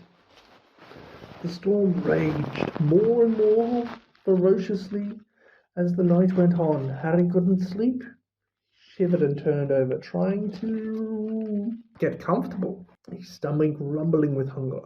Dudley's snores were drowned by the low roars of thunder. Started near midnight. The light and dial of Dudley's watch, which was dangling over the edge of the sofa on his fat wrist, told Harry he'd be 11 in 10 minutes' time. He lay and watched his birthday tick nearer, wondering if the Dursleys would remember at all, wondering where the letter writer was now. 5 minutes to go. Harry heard something creak outside. He hoped the roof wasn't going to fall in, although he might be warmer if it did. 4 minutes to go. Maybe the house in Privet Drive would be so full of letters when they got back that he'd be able to steal one somehow. 3 minutes to go. Was that the sea slapping hard on the rock like that? And 2 minutes to go. What was that funny crunching noise? Was the rock crumbling into the sea? 1 minute to go, and he'd be 11. 30 seconds, 20, 10, 9. Maybe he'd wake Dudley up, just to annoy him. 3, 2, 1. Boom! The whole shack shivered, and Harry sat bolt right up, staring at the door. Someone was outside, knocking to come in. Boom! They knocked again. Dudley jerked awake. "Where's the cannon?" he said stupidly. There was a crash behind them, and Uncle Vernon came skidding into the room. He was holding a rifle in his hands. Now they knew what had been in the long, thin package he had brought with them. "Who's there?" he shouted. "I warn you, I'm armed." There was a pause. Then, smash! The door was hit with such a force it swung clean off its hinges, and with a deafening crash landed flat on the floor. A giant of a man was standing in the doorway. His face was almost completely hidden by a long shaggy mane of hair and a wild tangled beard, but you could make out his eyes glinting like black beetles under all the hair. The giant squeezed his way into the hut, drooping so that his head brushed the ceiling. He bent down, picked up the door, and fitted it easily back into its frame. The noise of the storm outside dropped a little. He turned to look at them all. "Couldn't make us a cup of tea, could you? It's not been an easy journey." He strode over to the sofa, where Dudley sat frozen with fear. "Budge up, you great lump," said the stranger. Dudley squeezed and ran to hide behind his mother, who was crouching, terrified, behind Uncle Vernon. "And here's Harry," said the giant. Harry looked up into the fierce, wild, shadowy face and saw that the beetle eyes were crinkled in a smile. "Last time I saw you, you was a baby," said the giant. "You looked a lot like your dad, but you've got your mum's eyes." Uncle Vernon made a funny rasping noise. "I demand that you leave at once, sir," he said. "You are breaking and entering." "Ah, shut up, Dursley, you great prune," said the giant. He reached over the back of the sofa, jerked a gun out of Uncle Vernon's hand, bent it into a knot as easily as if it had been made of rubber, and threw it into a corner of the room. Uncle Vernon made another funny noise, like a mouse being trodden on. "Anyway, Harry," said the giant, turning his back on the Dursleys, "very happy birthday to you. Got something here for you. Might have sat on it at some point, but it'll taste all right." From an inside pocket of his black overcoat he pulled a slightly squashed box. Harry opened it with trembling fingers. Inside was a large, sticky chocolate cake with "Happy Birthday, Harry" written on it in green icing. Harry looked up at the giant. He meant to say thank you, but the words got lost on the way to his mouth, and what he said instead was, "Who are you?" The giant chuckled. "True, I haven't introduced myself. Rubius Hagrid, Keeper of Keys and Grounds at Hogwarts." He held out an enormous hand and shook Harry's whole arm. "What about that tea then, eh?" he said, rubbing his hands together. "I'd not say no to something stronger if you got it in mind." His eyes fell on the empty grate with the shivered crisp packets in it, and he snorted. He bent down over the fireplace. They couldn't see what he was doing, but when he drew back a second later, there was a roaring fire there. It filled the whole damp hut with flickering light. Harry felt the warmth wash over him as though he'd sunk into a hot bath. The giant sat back down on the sofa, which sagged under his weight, and began taking all sorts of things out of the pockets of his coat: a copper kettle, a squashy package of sausages, a poker, a teapot, several chipped mugs, and a bottle of some amber liquid, which he took a swig of before starting to make tea. Soon the hut was full of the sound and smell of sizzling sausage. Nobody said a thing while the giant was working, but he slid the first 6 fat, juicy, slightly burnt sausages from the poker. Dudley fidgeted a little. Uncle Vernon said sharply, "Don't touch anything he gives you, Dudley." The giant chuckled darkly. "Your great pudding of a son don't need any more fattening now, do he? Any more, Dursley, don't worry." He passed the sausages to Harry, who was so hungry he had never tasted anything so wonderful. But he still couldn't take his eyes off the giant. Finally, as nobody seemed to explain anything, he said, "I'm sorry, but I still don't really know who you are." The giant took a gulp of tea and wiped his mouth with the back of his hand. "Call me Hagrid. Everyone does. And like I told you, I'm the Keeper of Keys at Hogwarts. You know all about Hogwarts, of course." No," said Harry. Hagrid looked shocked. "Sorry," Harry said quickly. "Sorry?" barked Hagrid, turning to stare at the Dursleys, who shrank back into the shadows. "It's them as should be sorry. I knew you weren't getting those letters, but I never thought you wouldn't know all about Hogwarts, for crying out loud. You never wonder where your parents learnt it all." "Or what?" "Oh, what?" Hagrid thundered.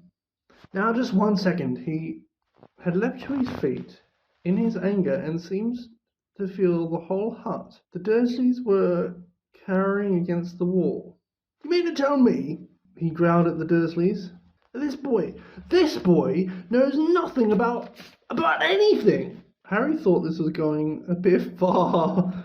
He had been to school after all, and his marks weren't bad. "I know some things," he said. "I can, do maths and stuff." But Hagrid simply waved his wand and said, "About our world, I mean.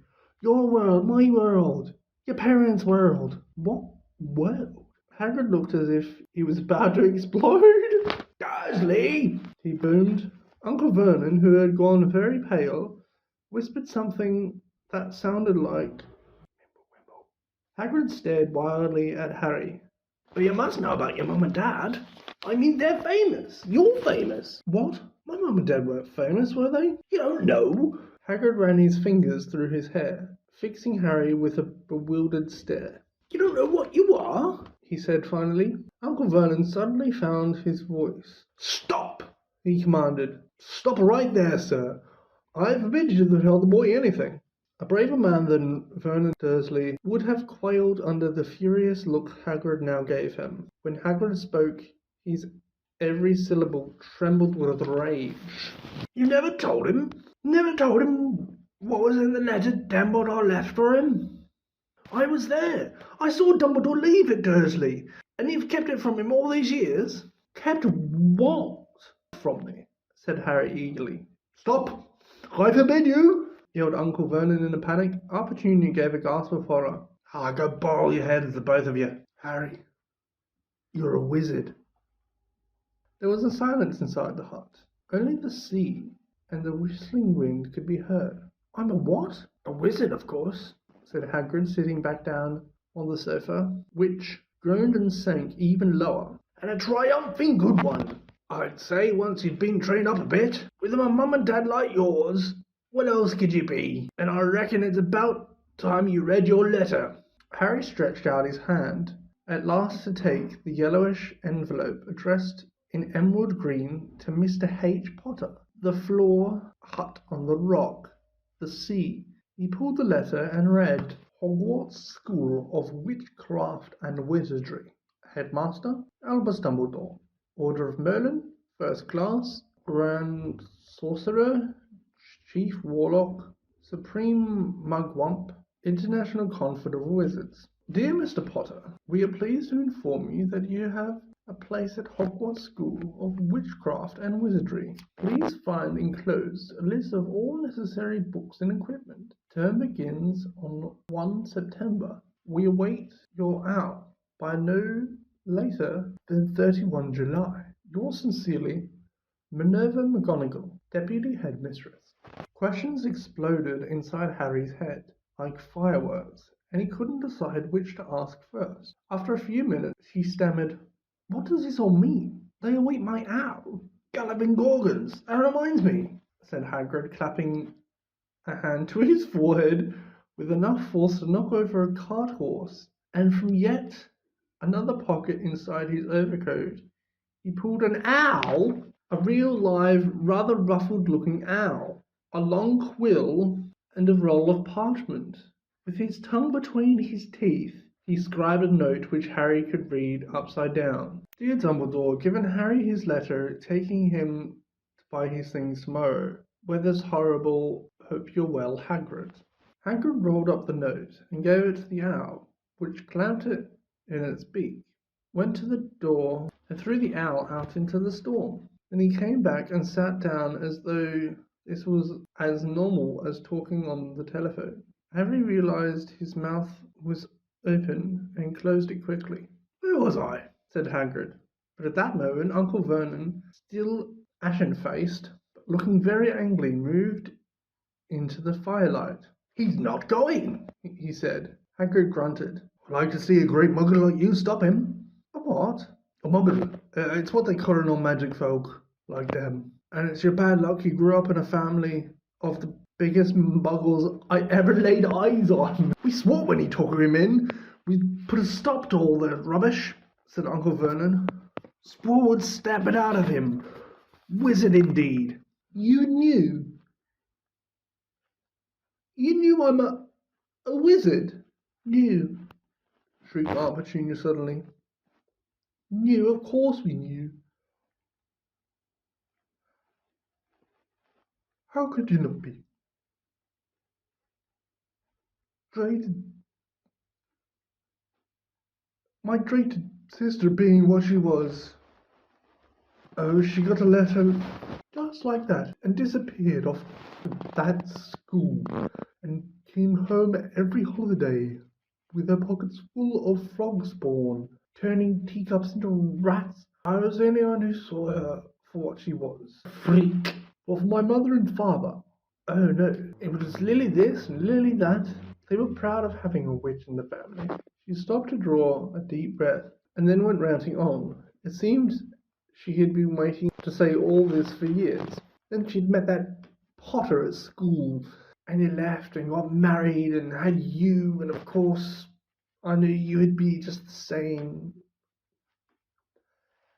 Just as strange, just abnormal.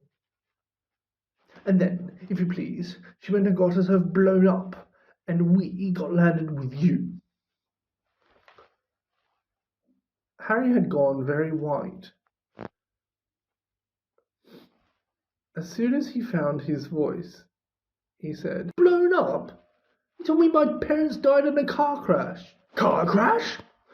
roared Hagrid, jumping so angrily that the Dursleys scuttled back to their corner. "How can a car crash kill Lily and James Potter? It's an outrage, a scandal. Harry Potter not knowing his own story when every kid in our world knows his name." "But why?" What happened? Harry asked urgently. The anger faded from Hagrid's face. He looked suddenly anxious. I never expected this, he said in a low, worried voice. I had no idea when Dumbledore told me there might be trouble getting hold of you. How much you didn't know. Harry, I don't know if I'm the right person to tell you, but someone's got to. You can't go off to Hogwarts not knowing. He threw a dirty look at the Dursleys. Well, it's best you know as much as I can tell you. Mind, I can't tell you everything. It's a great mystery, parts of it. He sat down and stared into the fire for a few seconds, and then said, It begins, I suppose, with a person called But It's Incredible. You don't know his name. Everyone in our world knows. Who?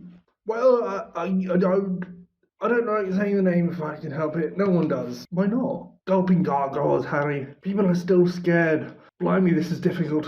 See, there was this wizard who went bad. As bad as he could go. Worse. Worse than worse. His name was Hagrid gulped, but no words came out. Could you write it down? Harry suggested. Nah, I can't spell it. Alright.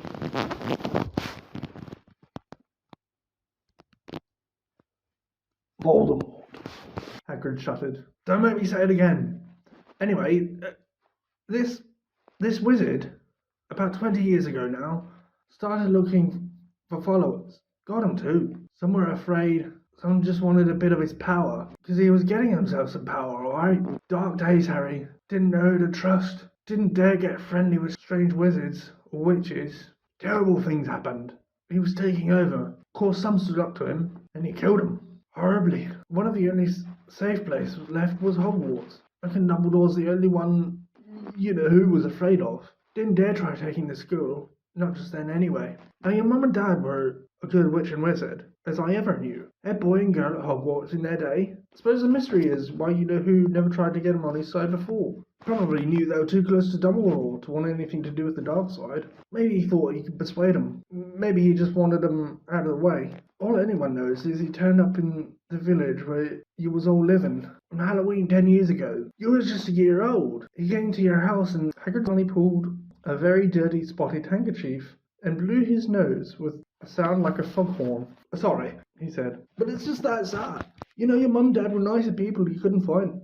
Anyway, you know who killed him. And this is the real mystery of the thing, he tried to kill you too. Wanted to make a clean job of it, I suppose. Maybe you just liked killing by then, but he couldn't do it. Never wondered how you got that mark on your forehead? That was no ordinary cut. That's what you get when a powerful, evil curse touches you. Took care of your mum and dad, your house even, but it didn't work on you. That's why you're famous, Harry. No one ever lived after he decided to kill him. Not one. Except you. And he killed some of the best witches and wizards of the age. The McKinnons, the Bones, the Prowetts. And he was only a baby and you lived. Something very painful was going on in Harry's mind. As Hagrid's story came to a close, he saw again the blinding flash of green light, more clearly than he had ever remembered it before. And he remembered something else. For the first time in his life, a high cough, cold, cruel laugh. Hagrid was watching him sadly.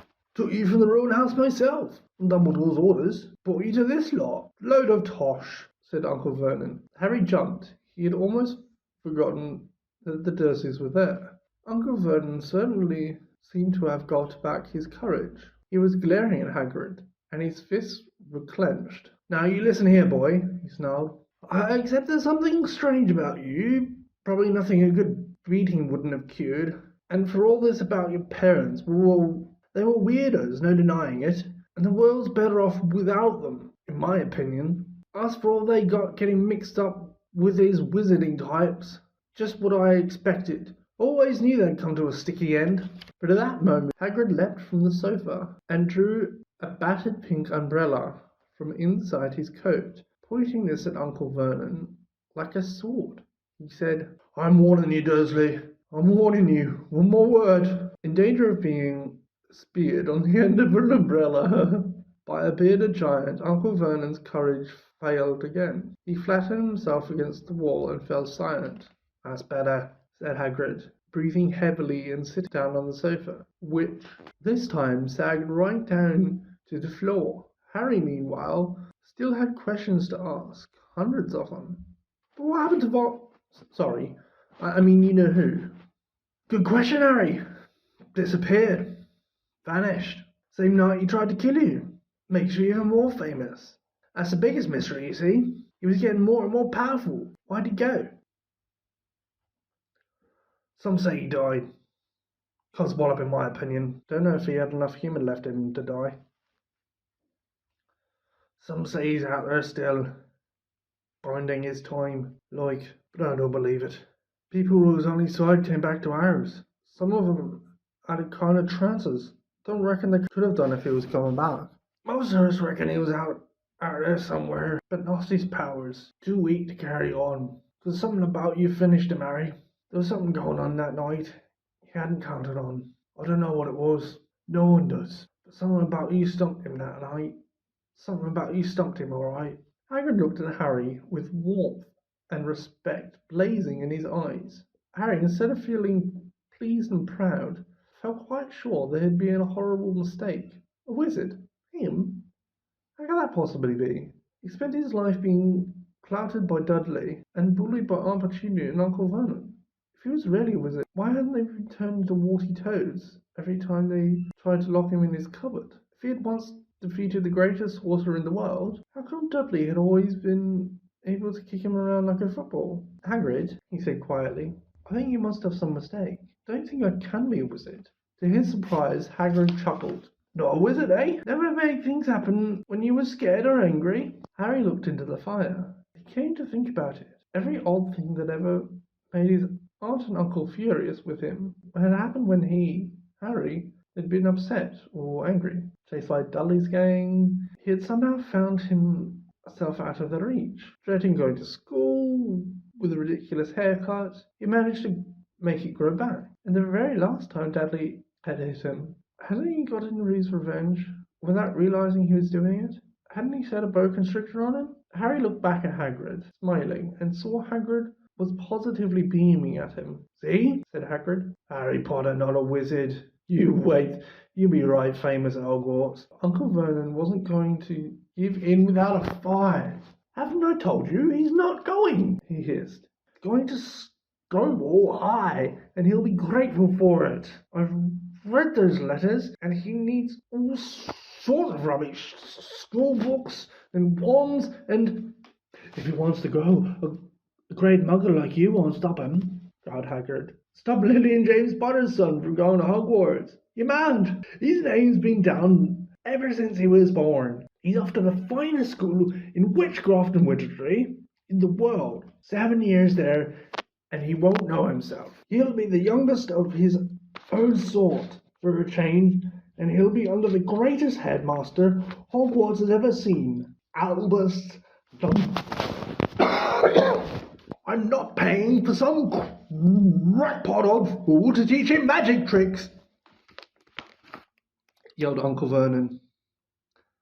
He had finally gone too far. Hagrid seized his umbrella and whirled it over his head. Never, he thundered, insult Albus Dumbledore in front of me. He brought his umbrella swishing down through the air to point at Dudley. There was a flash of violent light, a sound like a firecracker, and a sharp squeal. And next second Dudley was dancing on the spot with his hands clasped over his fat bottom, howling in pain. He turned his back on them. Harry saw a curly pig's tail poking through the hole in his trousers. Vernon roared, pulling Aunt Petunia and Dudley into the other room. He cast one terrified look at Hagrid and slammed the door behind them. Hagrid looked down at his umbrella and stroked his beard. Shouldn't have lost my temper, he said roughly. But it didn't work anyway.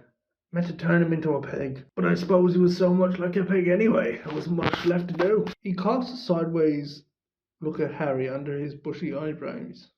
Be grateful if you didn't mention that to anyone at Hogwarts, he said. I'm, not supposed to do magic, strictly speaking.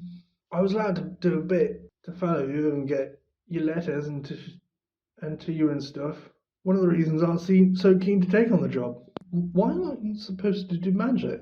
Asked Harry. Oh, well, I was at Hogwarts myself. I got expelled, to tell you the truth, in my third year. They snapped me one and a half and everything. But Dumbledore let me stay on as gameskeeper. Great man, Dumbledore. Why were you expelled? It's getting late and we've got lots of things to do tomorrow, said Hagrid loudly. Gotta get uptown and get a your books. And he took off his thick black coat and threw it to Harry. You can keep under that, he said. Don't mind if it wriggles a bit.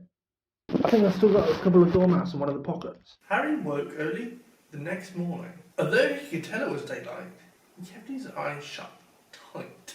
It was a dream, he told himself firmly. I dreamed a giant god Hagrid came to tell me I was going to a school of wizards. When I open my eyes, I'll be at home? In my cupboard? There was suddenly a loud tapping noise. And there's Aunt Petunia knocking on the door. Harry thought, his heart sinking. But he still didn't open his eyes. It had been such a good dream. Tap, tap, tap. All right, Harry mumbled. Getting up, he sat up and Hagrid's heavy coat fell off him. The hut was full of sunlight. The storm was over. Hagrid himself was asleep on the collapsed sofa, and there was an owl rapping its claw on the window, a newspaper held in its beak. Harry scrambled to his feet. So happy he felt as though a large balloon was swelling inside him. He went straight to the window and jerked it open. The owl swooped in and dropped the newspaper on top of Hagrid, who didn't wake up. The owl then fluttered onto the floor and began to attack Hagrid's coat. Don't do that. Harry tried to wave the owl out of the way, but it snapped its beak fiercely at him and carried on savaging the coat. Hagrid, said Harry loudly. That's an owl. Bam! Hagrid grunted into the sofa. What? He wants paying for delivering the paper. Look in the pockets. Hagrid's coat seemed to be made of nothing but pockets. Bunches of keys, slug pellets, balls of string, mint humbugs, tea bags. Finally, Harry pulled out a handful of strange-looking coins. Give him 5 nuts, said Hagrid sheepishly. Nuts? The little bronze ones. Harry counted out 5 little bronze coins, and the owl held its leg so he could put the money into a small leather pouch tied to it. Then it flew off through the open window. Hagrid yawned loudly, sat up and stretched. Best be off, Harry. Lots to do today. Gotta get up to London and buy all your stuff for school. Harry was turning over the wizard coins and looking at them. He just thought of something which made him feel as though the happy balloon inside him had got a puncture. Hagrid, said Hagrid, who was putting on his huge boots. I haven't got any money. Only heard Uncle Vernon last night. He won't pay for me to go and learn magic. Don't worry about that, Harry. Don't worry about that, said Hagrid, standing up and scratching his head. You think your parents didn't leave with you anything? But if their house was destroyed, they didn't keep their gold in the house, boy. Nah, first stop for us was Gringotts Wizard's Bank. Have a sausage. They're not bad cold. And I wouldn't say no to a bit of birthday cake neither. Wizards have banks. Just saw one. Gringotts. Run by goblins. Harry dropped the bit of sausage he was holding. Goblins? Yeah, so you'd better be mad to try and rob it. I'll tell you that. Never mess with goblins, Harry. Gringotts is the safest place in the world. Anything you want to keep safe. Except maybe Hogwarts. As a matter of fact, I'm going to go visit Gringotts anyway. For Dumbledore. Hogwarts business. Hagrid drew himself up proudly. He usually gets me to do important stuff for him. Fetching you, getting things from Gringotts. He knows you can trust me, see? Got everything? Come on then. Harry followed Hagrid out onto the rock. The sky was quite clear now, and the sea gleamed in the sunlight. The boat Uncle Vernon had hired was still there, with a lot of water in the bottom after the storm. "How did you get here?" asked Harry, looking around for another boat. "Flew? Yeah, but we'll go back in this. Not supposed to use magic now I've got you." They settled down in the boat, Harry still staring at Hagrid, trying to imagine him flying. "Seems a shame to row, though," said Hagrid, giving Harry another of his sideways looks. "If I were to speed things up a bit, you wouldn't mind not mentioning that at Hogwarts?" "Of course not," said Harry, eager to see more magic. Hagrid pulled out the pink umbrella again, tapped it twice on the side of the boat, and they sped off towards land. "Why did you man to try and rob Gringotts?" Harry asked.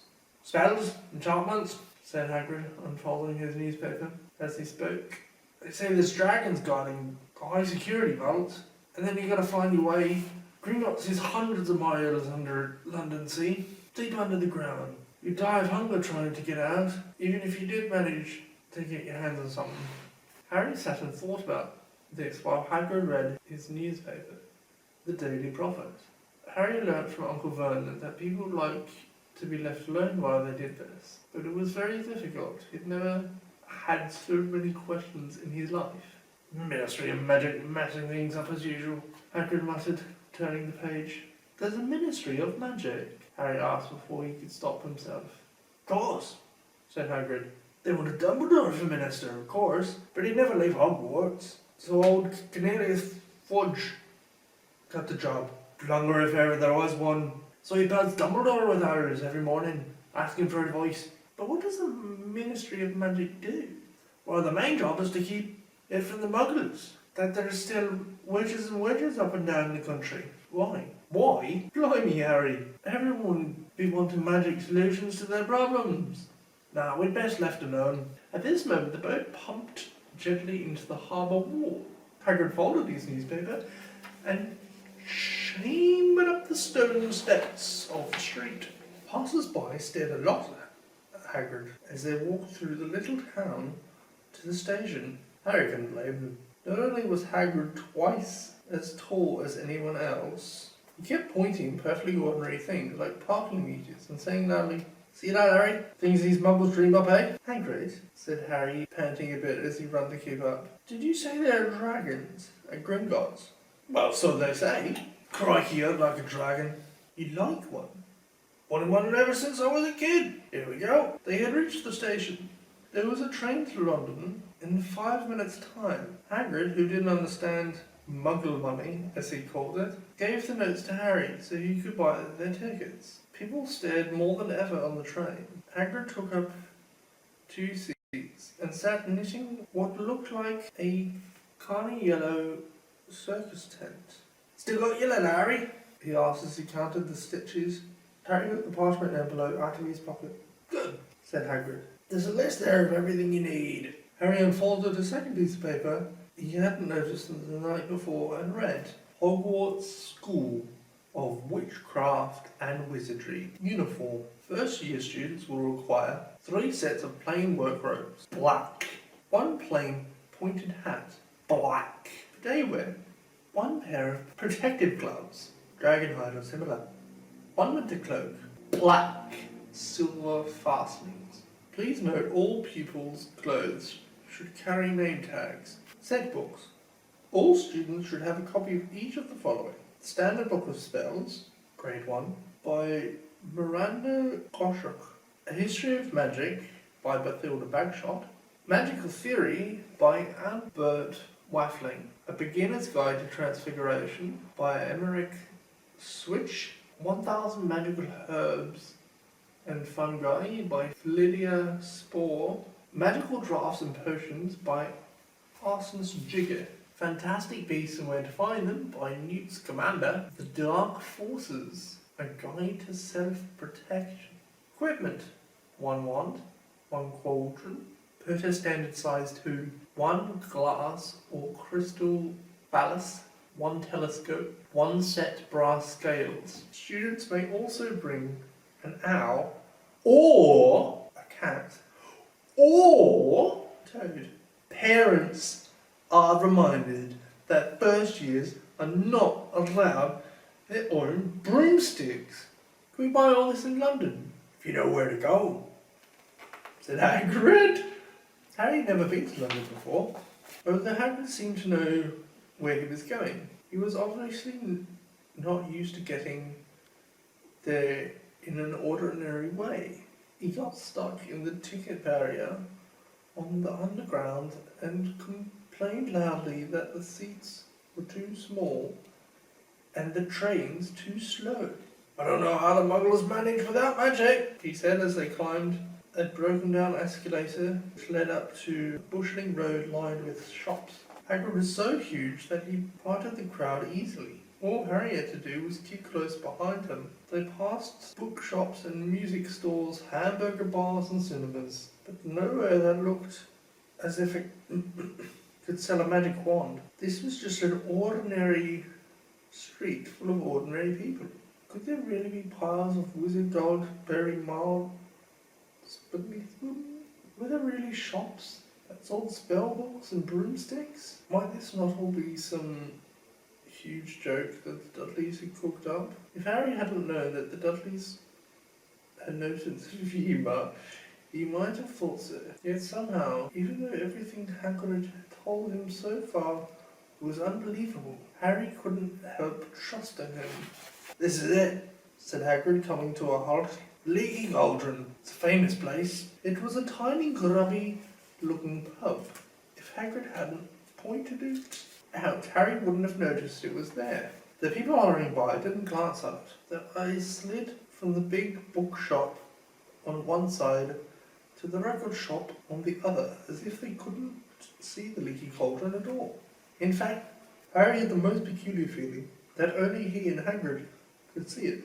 Before he could mention this, Hagrid had steered him inside. For a famous place, it was very dark and shabby. A few old women sitting in the corner, drinking tiny glasses of sherry. One of them was smoking a long pipe. A little man in a top hat was talking to the old barman, who was quite bald and looked like a gummy walnut. The low buzz of chatter stopped when they walked in. Everyone seemed to know Hagrid. They waved and smiled at him, and the barman reached for a glass, saying, "The usual, Hagrid?" "Go on, Tom. I'm on Hogwarts business," said Hagrid, clapping his great hand on Harry's shoulder and making Harry's knees buckle. "Good Lord," said the barman, peering at Harry. "Harry, is this? Can it be?" The Leaky Cauldron had suddenly gone completely still and silent. "Bless my soul," whispered the barman. "Harry Potter, what an honour!" He hurried out from behind the bar, rushed towards Harry, and seized his hand, tears in his eyes. "Welcome back, Mr. Potter, welcome back!" Harry didn't know what to say. Everyone was looking at him. The old woman with the pipe puffing on it without realising it had gone out. Hagrid was beaming. Then there was a great scraping of chairs, and next moment Harry found himself shaking hands with everyone in the Leaky Cauldron. "Doris Crockford, Mr. Potter. Can't believe I'm meeting you at last." "So proud, Mr. Potter, I'm so proud." "I wanted to shake your hand, and I'm all of a flutter." "Delighted, Mr. Potter. Just can't tell you. Diggle's the name. Delius Diggle." I've seen you before," said Harry, as Delius Diggle's top hat fell off in his excitement. "He bowed to me once in a shop." "He remembers!" cried Delius Diggle, looking around at everyone. "Did you hear that? He remembers me." Harry shook hands again and again. Doris Crockford kept coming back for more. A pale young man made his way forward very nervously, one of his eyes twitching. "Professor Quirrell," said Hagrid. "Harry, Professor Quirrell will be one of your teachers at Hogwarts." "Potter," stammered Professor Quirrell, grasping Harry's hand. "Tell you, pleased I am to meet you." "What sorts of magic do you teach, Professor Quirrell?" defense against the dark arts, muttered Professor Quirrell, as though he'd rather not think about it. Nothing needed, Potter. He laughed nervously. You'd be getting all your equipment, I suppose. I've got to pick up a new book on vampires myself. He looked terrified at the very thought, but the others wouldn't let Professor Quirrell keep Harry to himself. It took almost 10 minutes to get away from them all. At last, Hagrid managed to make himself heard over the babble. Must go on. Lots to buy. Come on, Harry. Doris Crockford shook Harry's hand one last time, and Hagrid led him through the bar into a small walled courtyard, where there was nothing but a dustbin and a few weeds. Hagrid grinned at Harry. Told you, didn't I? Told you he was famous. Even Professor Quirrell was trembling to meet you. Mind you, he's usually trembling.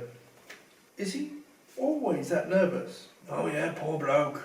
Brilliant mind. He was fine when he was studying about books, but then he took a year off to get some first-hand experience. They say he met vampires in the Black Forest, and there was a nasty old trouble with a hag. Never been the same since. Scared of the students, scared of his own subject now. Where's my umbrella? Vampires? Hags? Harry's head was swimming. Hagrid, meanwhile, was counting bricks in the wall above the dustbin. 3 up, 2 across. He muttered! Right, stand back, Harry. He tapped the wall 3 times with the point of his umbrella. The brick wall touched, quivered, it wriggled.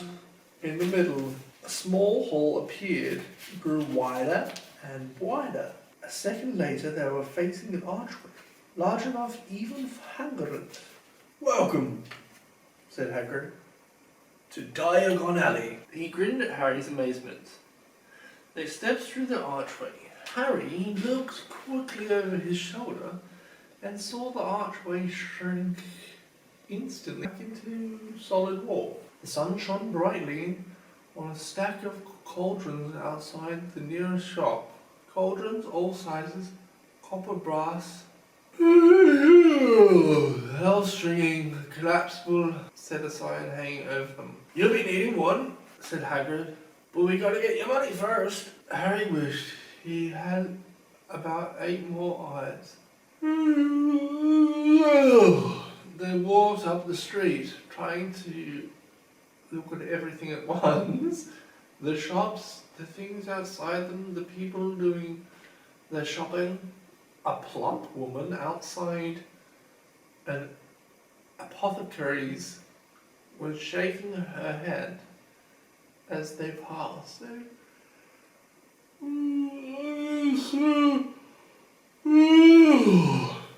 A low, soft hooting came from a dark shop with a sign saying Ellipse Owl Euphorium. Twain stretch barn, brown and snowy. Several boys of about Harry's age had their noses pressed against a window with broomsticks in it. Look! Harry heard one of them say, "The Nimbus 2000, fastest as ever!" There were shops selling robes, shops selling telescopes, and strange silver instruments Harry had never seen before. Windows stacked with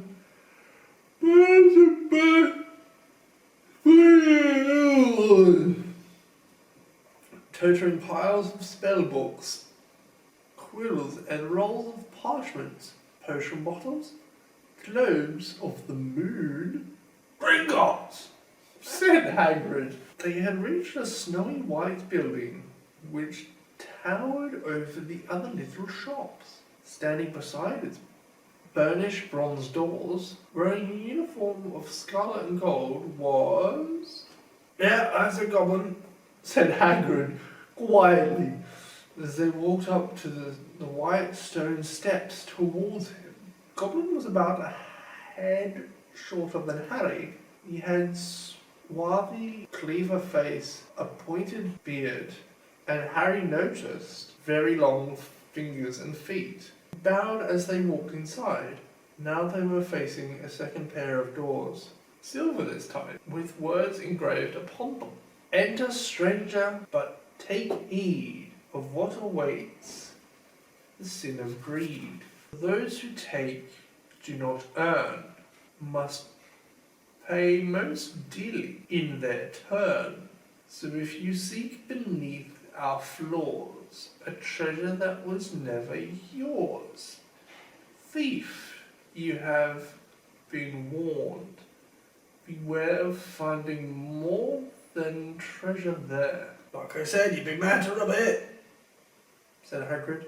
A pair of goblins bowed them through the silver doors, and they were in a vast marble hall. About 100 more goblins were sitting on high stools behind a long counter, scribing large ledgers, weighing coins on brass scales, examining precious stones through eyeglasses. There were too many doors to count, leading off the hall, and yet more goblins were showing people in and out of these. Hagrid and Harry made for the counter. Morning, Said Hagrid to a free goblin. we're here to take some money out of Mr. Harry Potter's safe. You have his key, sir, Got it here somewhere? said Hagrid, and he started emptying his pockets onto the counter, scattering a handful of mouldy dog biscuits over the goblin's book of numbers. The goblin wrinkled his nose. Harry watched the goblin on their right, weighing a pile of rubes as big as glowing coals. Got it! Said Hagrid at last, holding a tiny golden key. The goblin looked at it closely. That seems to be in order, I've got a letter from Professor Dumbledore. said Hagrid importantly. It's about, you know what, in Vault 713. The goblin read the letter carefully. Very well, he said, handing it back to Hagrid. I will have someone take you down to both vaults. Griphook? Griphook was yet another goblin. Once Hagrid crammed all the dog biscuits back inside his pockets, he and Harry followed Griphook towards one of the doors leading off the hall. What's the you-know-what in Vault 713? Harry asked. Can't tell you that. Said Hagrid mysteriously. Very secret Hogwarts business. Dumbledore's trust me. More than my job's worth to tell you that. Griphook held the door open for them. Harry, who had expected more marble, was surprised. They were in a narrow stone passageway, lit with flaming torches. It sloped steeply downwards, and there were little railway tracks on the floor. Griphook whistled, and a small car came hurling up the tracks towards them. They climbed in, Hagrid with some difficulty, and they were off. At first, they just hurtled through a maze of twisting passages. Harry tried to remember. Left, right, right, left, middle fork right, left, but it was impossible. The rattling cart seemed to know its own way, because Griphook wasn't steering. Harry's eyes stung as the cold air rushed past, but he kept them wide open. Once he thought he saw a burst of fire at the end of a passage twisted around to see if it was a dragon. But too late. They plunged even deeper, passing an underground lake where huge stalactites and stalagmites roof the ceiling and floor. I never know. Harry called to Hagrid over the noise of the cart. What's the difference between this stalagmite and a Stalactite. Stalagmite's gonna never it, said Hagrid. But don't ask me questions just now. I think I'm gonna be sick. He did look very green. And when the cart stopped, at last beside a small door in the passage wall, Hagrid got out and had to lean against the wall to stop his knees trembling. Grip-Hawk unlocked the door. A lot of green smoke came billowing out, and as it cleared, Harry gasped. Inside were mounds of gold coins, columns of silver, heaps of little bronze nuts. All yours, smiled Hagrid. Or Harry's. It was incredible. The Dursleys couldn't have known about this, although I had it from him faster than blinking. How often had they complained how much Harry cost them to keep? And all the time there had been a small fortune belonging to him, buried out of London. Hagrid helped Harry pile some of it into a bag. Gold 1 gallons, he explained. 17 silver sickles to a gallon, and 29 nuts to a second. It's easy enough, right? That should be enough for a couple of terms. We'll keep the rest safe for you. He turned to Grip-Hawk. Vault 713 now, please. And can we go more slowly? 1 speed only, said Grip-Hawk. They were going even deeper now and gathering speed. The air became colder and colder as they held around tight corners. They went rattling over an underground ravine, and Harry leant over the side to try to see what was down at the dark bottom. But Hagrid groaned and pulled him back by the scruff of his neck. Vault 713 had no keyhole. Stand back, said Grip-Hawk importantly. He stroked the door gently with one of his long fingers, and it simply melted away. If anyone but a Gringotts goblin tried that, they'd be sucked through the door and trapped in there, said Grip-Hawk. How often do you check to see if anyone's inside? About once every 10 years, said Grip-Hawk with a rather nasty grin. Something really extraordinary had to be inside this top secret vault. Harry was sure, and he leant forward eagerly, expecting to see fabulous jewels, at the very least. But at first, he thought it was empty. Then he noticed a grubby little package wrapped up in brown paper lying on the floor. Hagrid picked it up and tucked it deep inside his coat. Harry longed to know what it was, but knew better than to ask. Come on, back in this infernal cart, and don't talk to me on the way back. It's best if I keep my mouth shut. Fair enough. One wild cart ride later, they stood blinking in the sunlight outside Gringotts. Harry didn't know where to run first. Now that he had a bag full of money, he didn't have to know how many galleons there were to a pound to know that he was holding more money than it had in his whole life. More money than even Dudley had ever had. Might as well get your uniform, said Hagrid, nodding towards Madame Malcolm's robes for all occasions. Listen, Harry, you mind if I slip off for a pick-me-up in the leaky cauldron? I hate them Gringotts carts.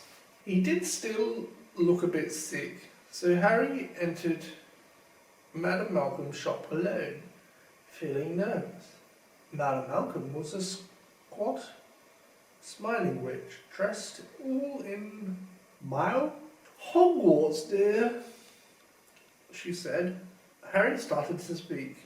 Quite a lot here. Another young man fitted up just now, in fact. Got another lot here. Another young man been fitted up just now, in fact. In the back of the shop, a boy with a pale, pointed face was standing on a footstool, while a second witch pinned up his long black robes. Madam Malcolm stood Harry on a stool next to him, slipped a long robe over his head, and began to pin it to the right length. "Hello," said the boy. "Hogwarts too?"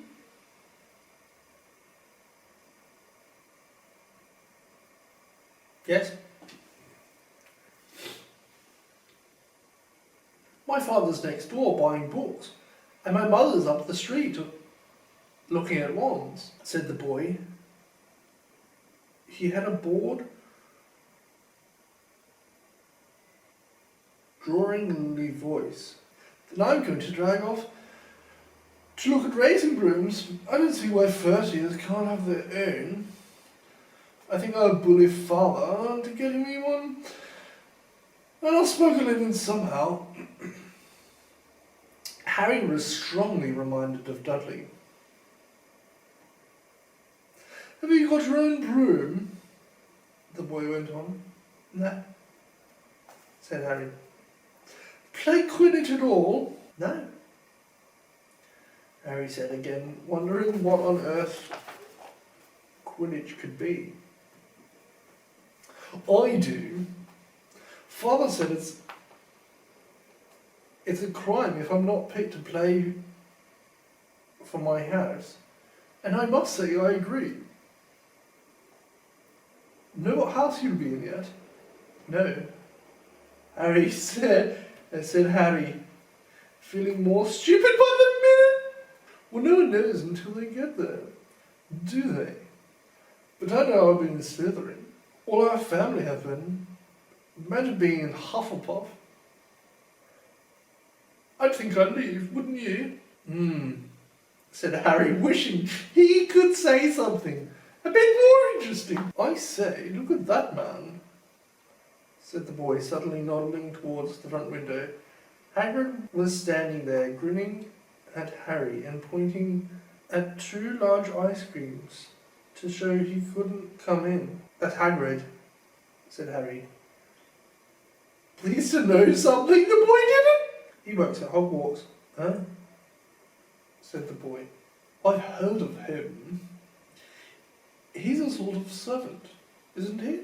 "He's the gamekeeper," said Harry. He was liking the boy less and less every second. "Yes, exactly. I heard he's a sort of savage. Lives in a hut in the school grounds, and every now and then he gets drunk. Tries to do magic and ends up setting fire to his bed. I think he's brilliant." "Do you?" said the boy with a slight sneer. "Why is he with you? Where are your parents?" "They're dead," said Harry shortly. He didn't feel much like going into the matter with the boy. "Oh, sorry," said the other.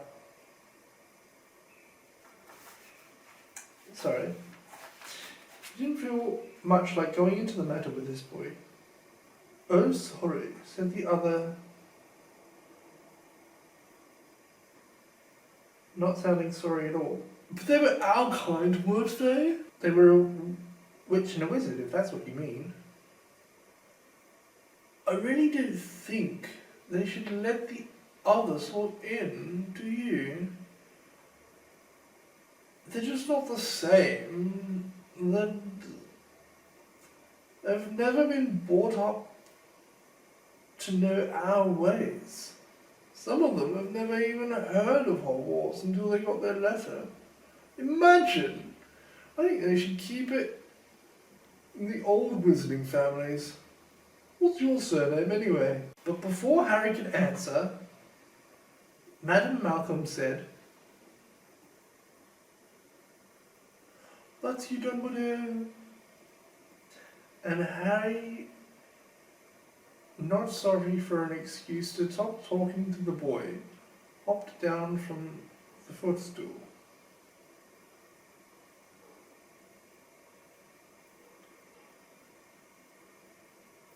"Well, I'll see you at Hogwarts, I suppose," the drawingly boy said the drawingly boy. Harry was rather quiet as he ate his ice cream Hagrid had bought him. Chocolate and raspberry with chopped nuts. "What's up?" said Hagrid. "Nothing," Harry lied. They stopped to buy parchment and quills. Harry cheered up a bit when he found a bottle of ink that changed colour as you wrote.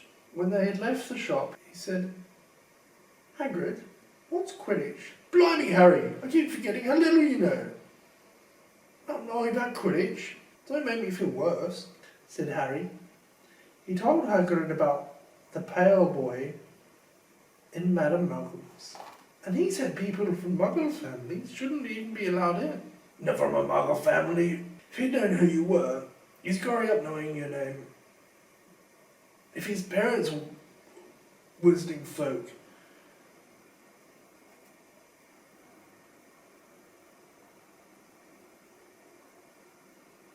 he saw them in the leaky cauldron. Anyway, what does he know about it?" "Some of the best I ever saw were the only ones with magic in them. In a long line of muggles. And look at your mum. Look at what she had for a sister." "So what's Quidditch?" "It's our sport. Wizard sport.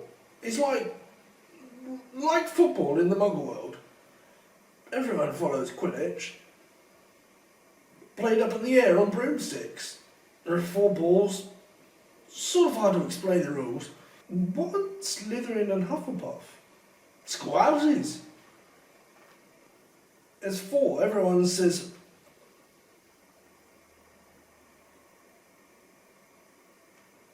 Hufflepuff are a lot of duffers, but I bet I'm in Hufflepuff," said Harry gloomingly. "Better Hufflepuff than Slytherin," said Hagrid darkly. "There's not a single witch or wizard who went bad who wasn't in Slytherin. You know who was one. You know who was at Hogwarts years and years ago," said Hagrid. They bought Harry school books in a shop called Flourish and Bolts, where the shelves were stacked to the ceiling with books as large as paving stones, bound in leather. Books the size of stamps and covers of silk. Books full of peculiar symbols, and a few books with nothing in them at all. Even Dudley, who never read anything, would have been wild to get his hands on some of these. Hagrid almost had to drag Harry away from curses and counter-curses. Bewitch your friends and befuddle your enemies with the latest revenge, hair loss, jelly legs, tongue tying, and much, much more. By Professor Benedictus Viridian. I was trying to find out how to curse Dudley. I'm not saying that's not a good idea. But you're not to use magic in the Muggle world, except in very special circumstances, said Hagrid. And anyway, you couldn't work one of those curses yet. You need a lot more study before you get that level. Hagrid wouldn't let Harry buy a solid gold cauldron either. It says Pewter on your list. They got a nice set of scales for weighing potion ingredients and a collapsible brass telescope. Then they visit Apothecary's, which was fascinating enough to make up for its horrible smell. A mixture of bad eggs and rotted cabbages. Barrels of slimy stuff stood on the floor. Jars of herbs, dried roots, and bright powders lined the walls. Bundles of feathers, strings of fang and snarl's claws hung from the ceiling, while Hagrid asked the man behind the counter for a supply of some basic potion ingredients for Harry. Harry himself examined the unicorn horns at 21 galleons each, and minuscule glittering black beetle eyes. 5 nuts a scoop. Outside the apothecary's, Hagrid checked Harry's list again. Just one left? Oh yeah. And I still haven't got your birthday present. Harry felt himself grow red. You don't have to. I know I don't have to. Tell you what. I'll get you an animal. Not a toad. Toads went out of fashion years ago. You'd be laughed at. I don't like cats. They make me sneeze. I'll get you an owl. All the kids want owls. They're dead useful.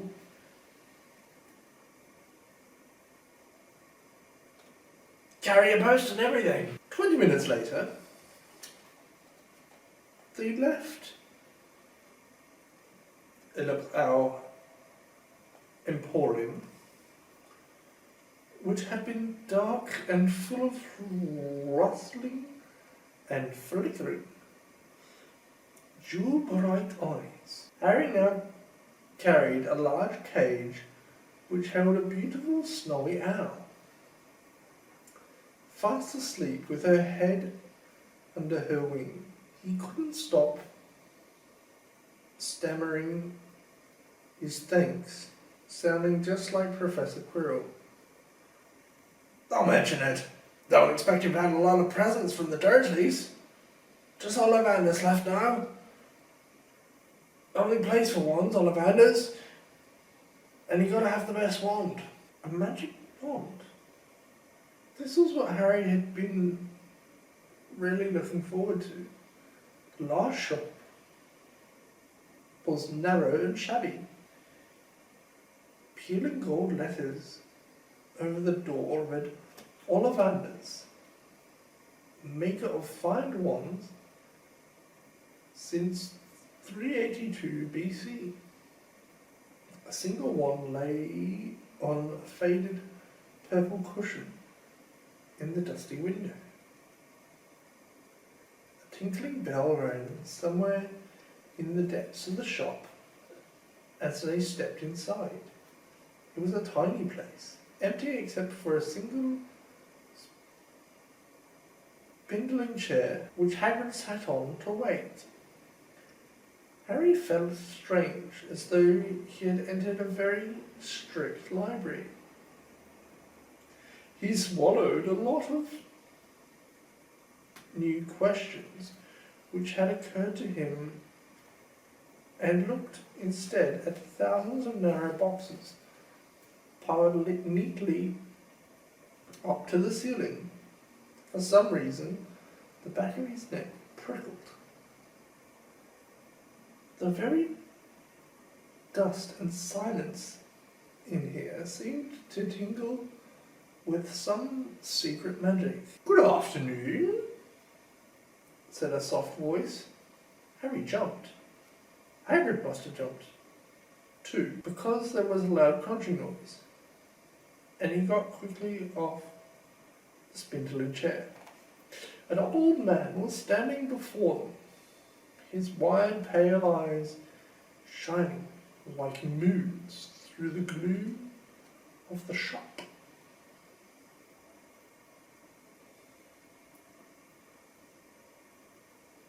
"Hello," said Harry awkwardly. "Ah, yes," said the man.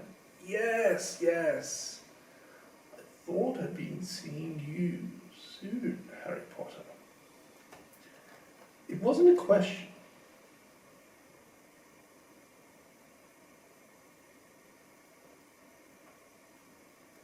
"You have your mother's eyes. It seems only yesterday she was in here herself, buying her first one. 10 1/4 inches long, swishly, made of willow. Nice wand for charm work."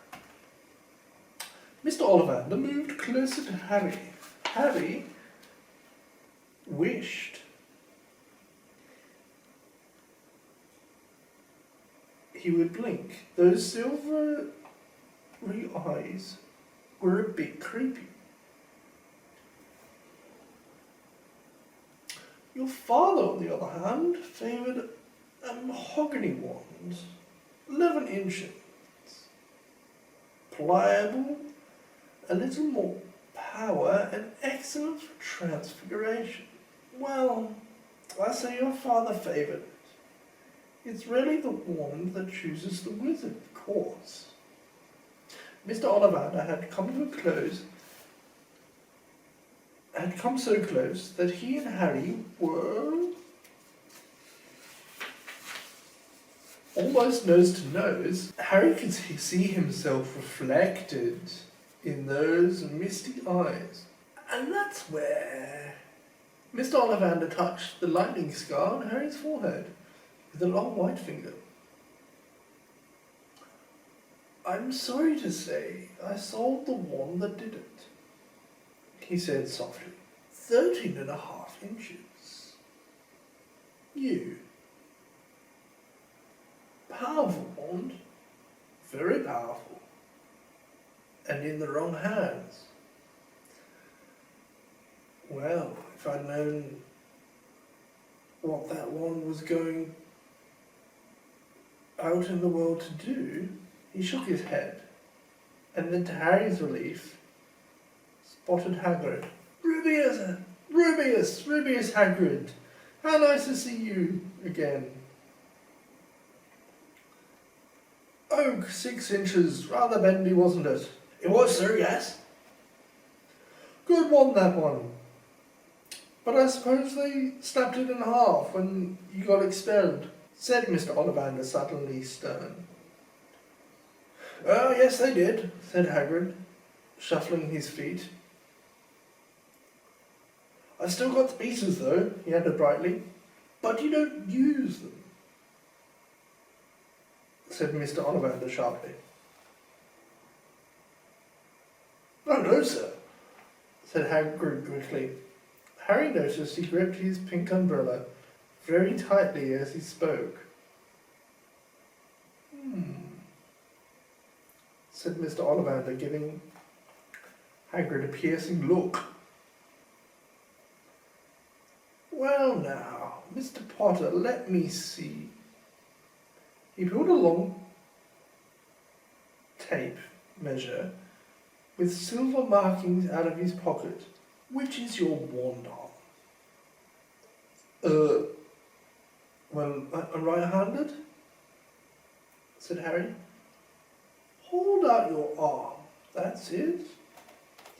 He measured Harry from shoulder to finger, then wrist to elbow, shoulder to floor, knee to armpit, and around his head. As he measured, he said, "Every Ollivander wand has a core of a powerful magical substance, Mr. Potter. We use unicorn hairs, phoenix tail feathers, and heartstrings of dragons. No two Ollivander wands are the same. just as no unicorns, dragons, or phoenixes are quite the same. And of course, you will never get such good results with another wizard's wand. Harry suddenly realised that the tape measure, which was measuring between his nostrils, was doing this on its own. Mr. Ollivander flitting around the shelves, taking down boxes. "That'll do," he said, and the tape measure crumbled into a heap on the floor. "Right then, Mr. Potter. Try this one. Beechwood and dragon heartstring, 9 inches, 9 and flexible. Just take it and give it a wave." Harry took the wand and, feeling foolish, waved it around a bit, but Mr. Ollivander snatched it out of his hand almost at once. "Maple and phoenix feather, 7 inches, quite whippy. Try." Harry tried, but he had hardly raised the wand when it too snatched back by Mr. Ollivander. No. Here. Ebony and unicorn hair, 8.5 inches. Springing. Go on. Try it out." Harry tried and tried. He had no idea what Mr. Ollivander was waiting for. The pile of tired wands was mounting higher and higher on the spindly chair. But the more wands Mr. Ollivander pulled from the shelves, the happier he seemed to become. "Tricky customer, eh? Not to worry, we'll find you the perfect match here somewhere. I wonder now. Yes, why not? Unusual combination. Holly and phoenix feather, 11 inches. Nice and supple." Harry took the wand. He felt a sudden warmth in his fingers. He raised the wand above his head, brought it swishing down through the dusty air, and a stream of red and gold sparks shot from the end like a firework, throwing dancing spots of light on the walls. Hagrid whooped and clapped, and Mr. Ollivander cried, "Oh, bravo! Yes, indeed! Oh, very good! Well! How curious! How very curious!" He put Harry's wand back into its box and wrapped it in brown paper, still muttering, "Curious. Sorry, but what's curious?" Mr. Ollivander fixed Harry with a pale stare. "I remember every wand I've ever sold, Mr. Potter. Every single wand. It so happens that the phoenix whose tail feather is in your wand gave another feather. Just one other. It is very curious indeed that you should be destined for this wand when its brother, gave you that scar." Harry swallowed. "Yes, 13.5 inches. You. Curious indeed how these things happen. The wand chooses the wizard, remember.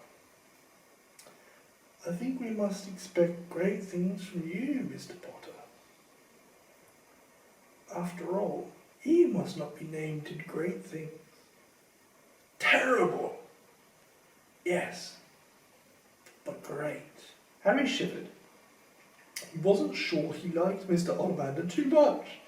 He paid 7 gold galleons for his wand, and Mr. Ollivander bowed them from his shop.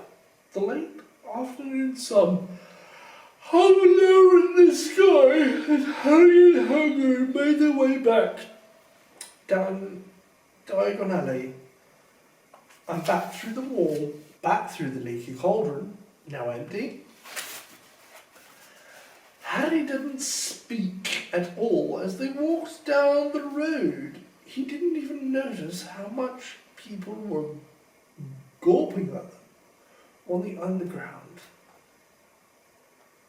laden as they were with all their funny shaped packages. Harry's lap, up another escalator and into Paddington Station. Harry only realised where they were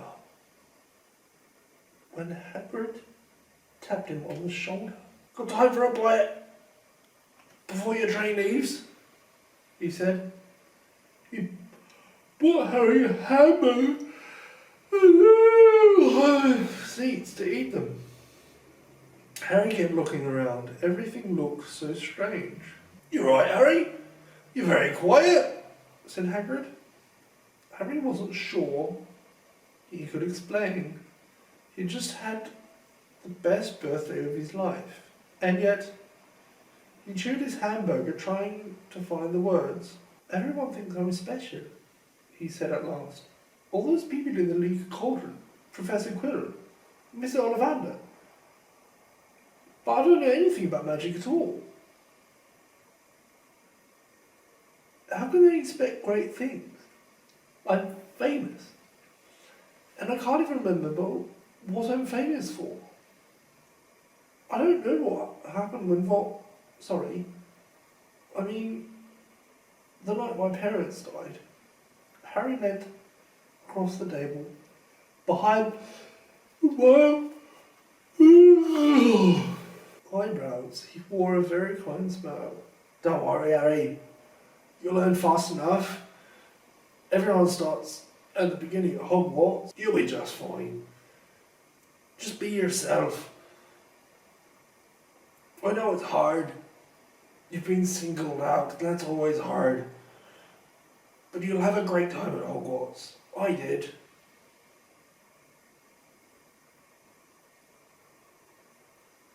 "Still do, as a matter of fact." Hagrid helped Harry on the train. "We take them back to the Dursleys," then handed him an envelope. "Your ticket for Hogwarts," he said.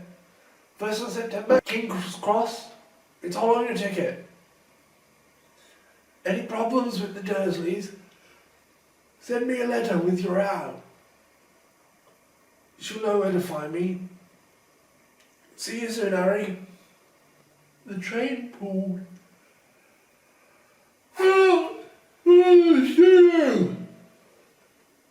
Harry wanted to watch Hagrid until he was out of sight.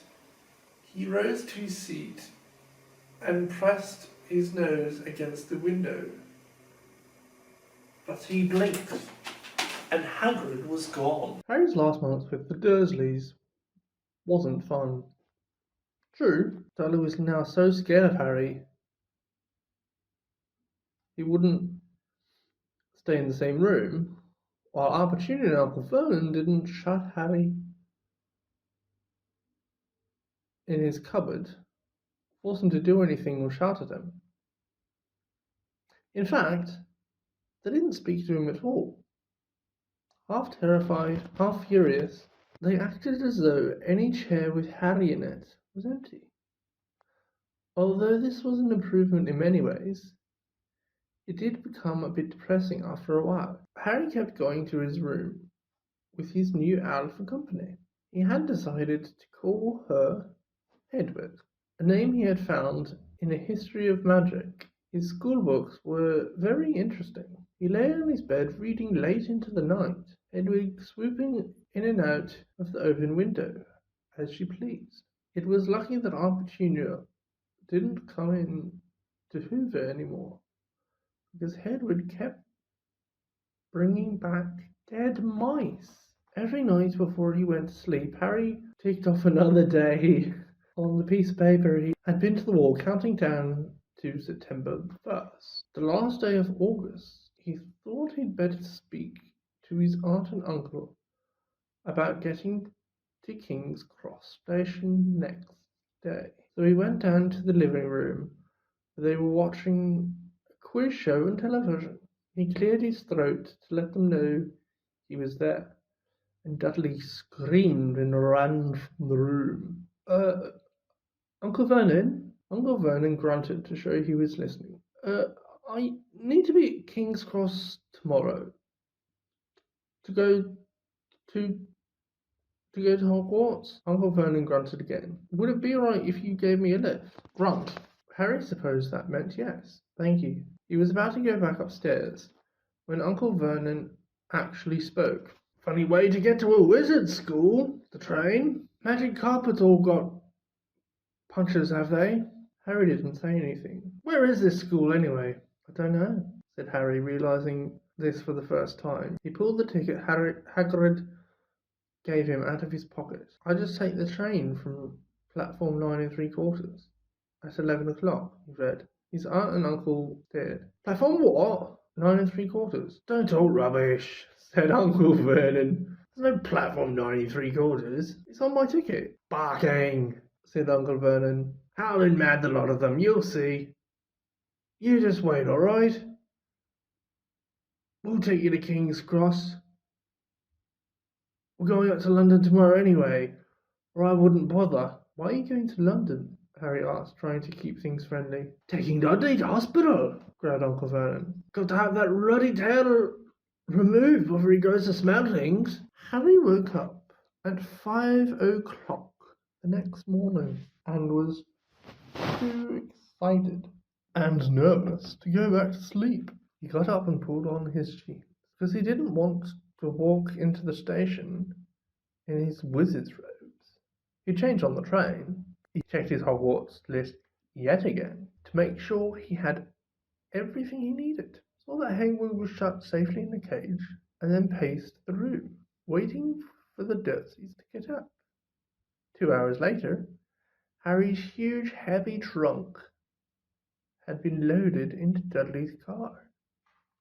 Aunt Petunia had talked Dudley into sitting next to Harry, and they had set off. They'd reached King's Cross at 10:30. Uncle Vernon dumped Harry's trunk onto a trolley and wheeled it into the station for him. Harry thought this was strangely kind, until Uncle Vernon stopped dead, facing the platforms with a nasty grin on his face. Well, there you are, boy. Platform 9, platform 10. Your platform should be somewhere in the middle. But they don't seem to have built it yet, do they? He was quite right, of course.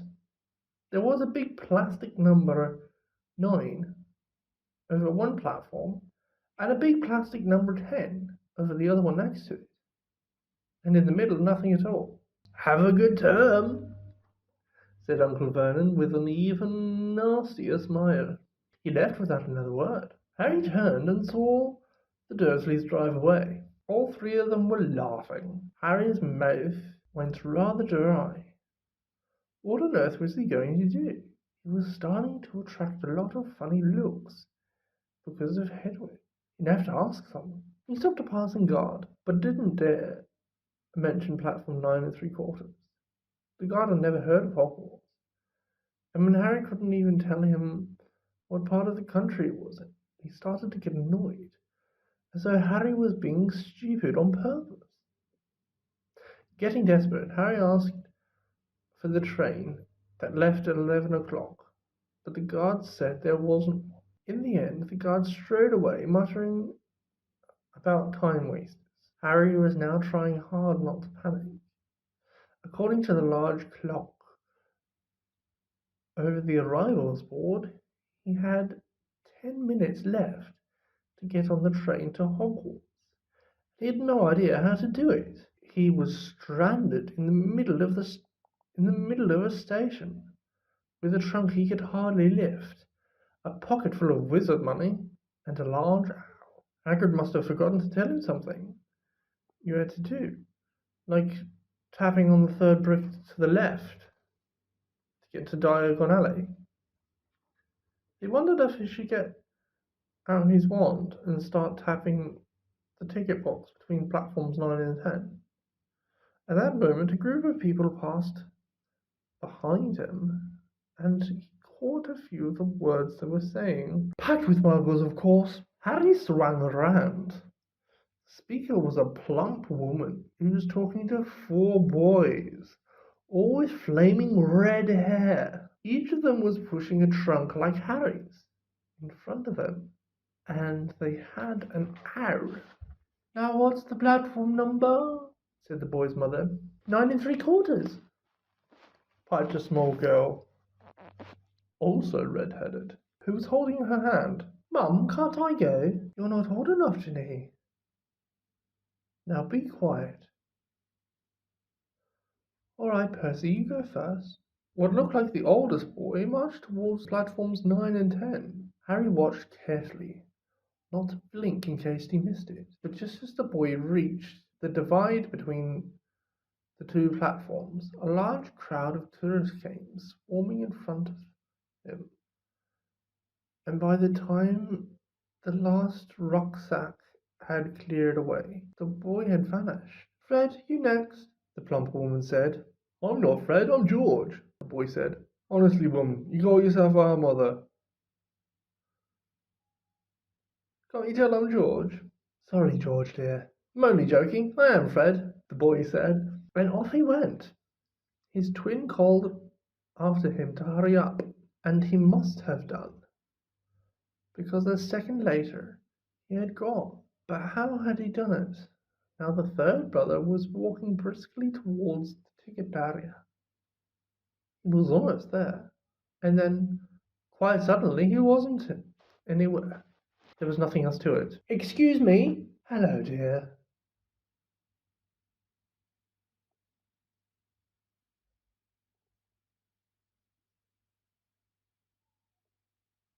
First time at Hogwarts? Ron's new too. She pointed at the last and youngest of her sons. He was tall, thin, and gangly, with freckles, big hands and feet, and a long nose. Yes, said Harry. The thing is, I don't know how to get on the platform, she said kindly, and Harry nodded. Not to worry.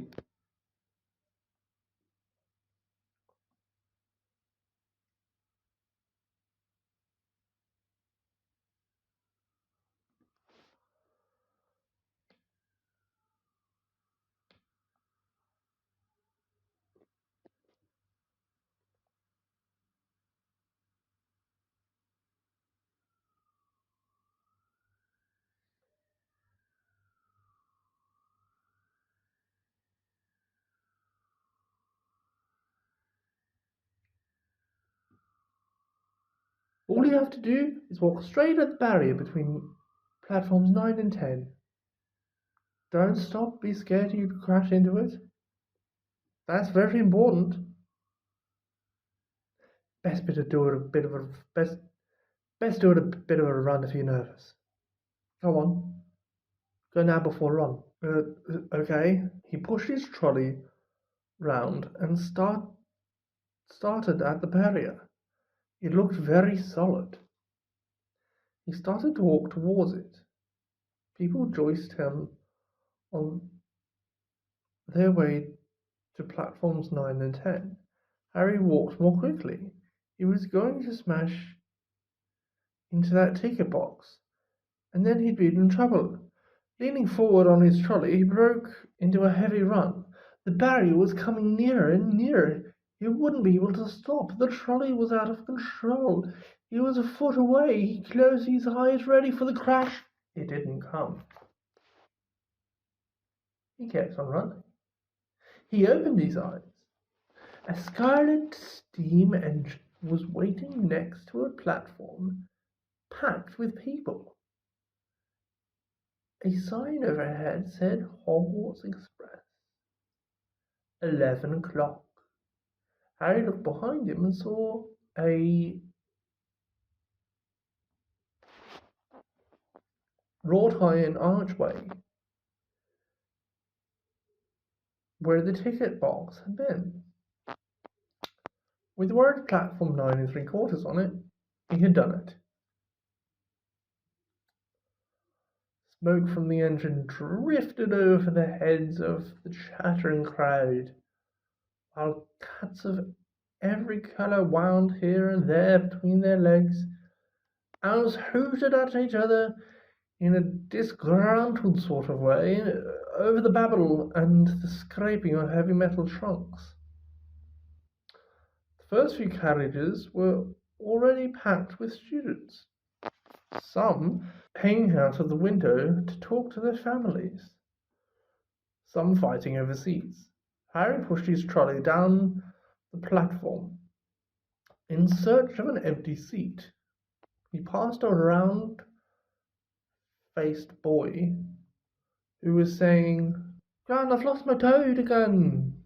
"Oh, Neville," he heard the older woman sigh. A boy with dreadlocks was surrounded by a small crowd.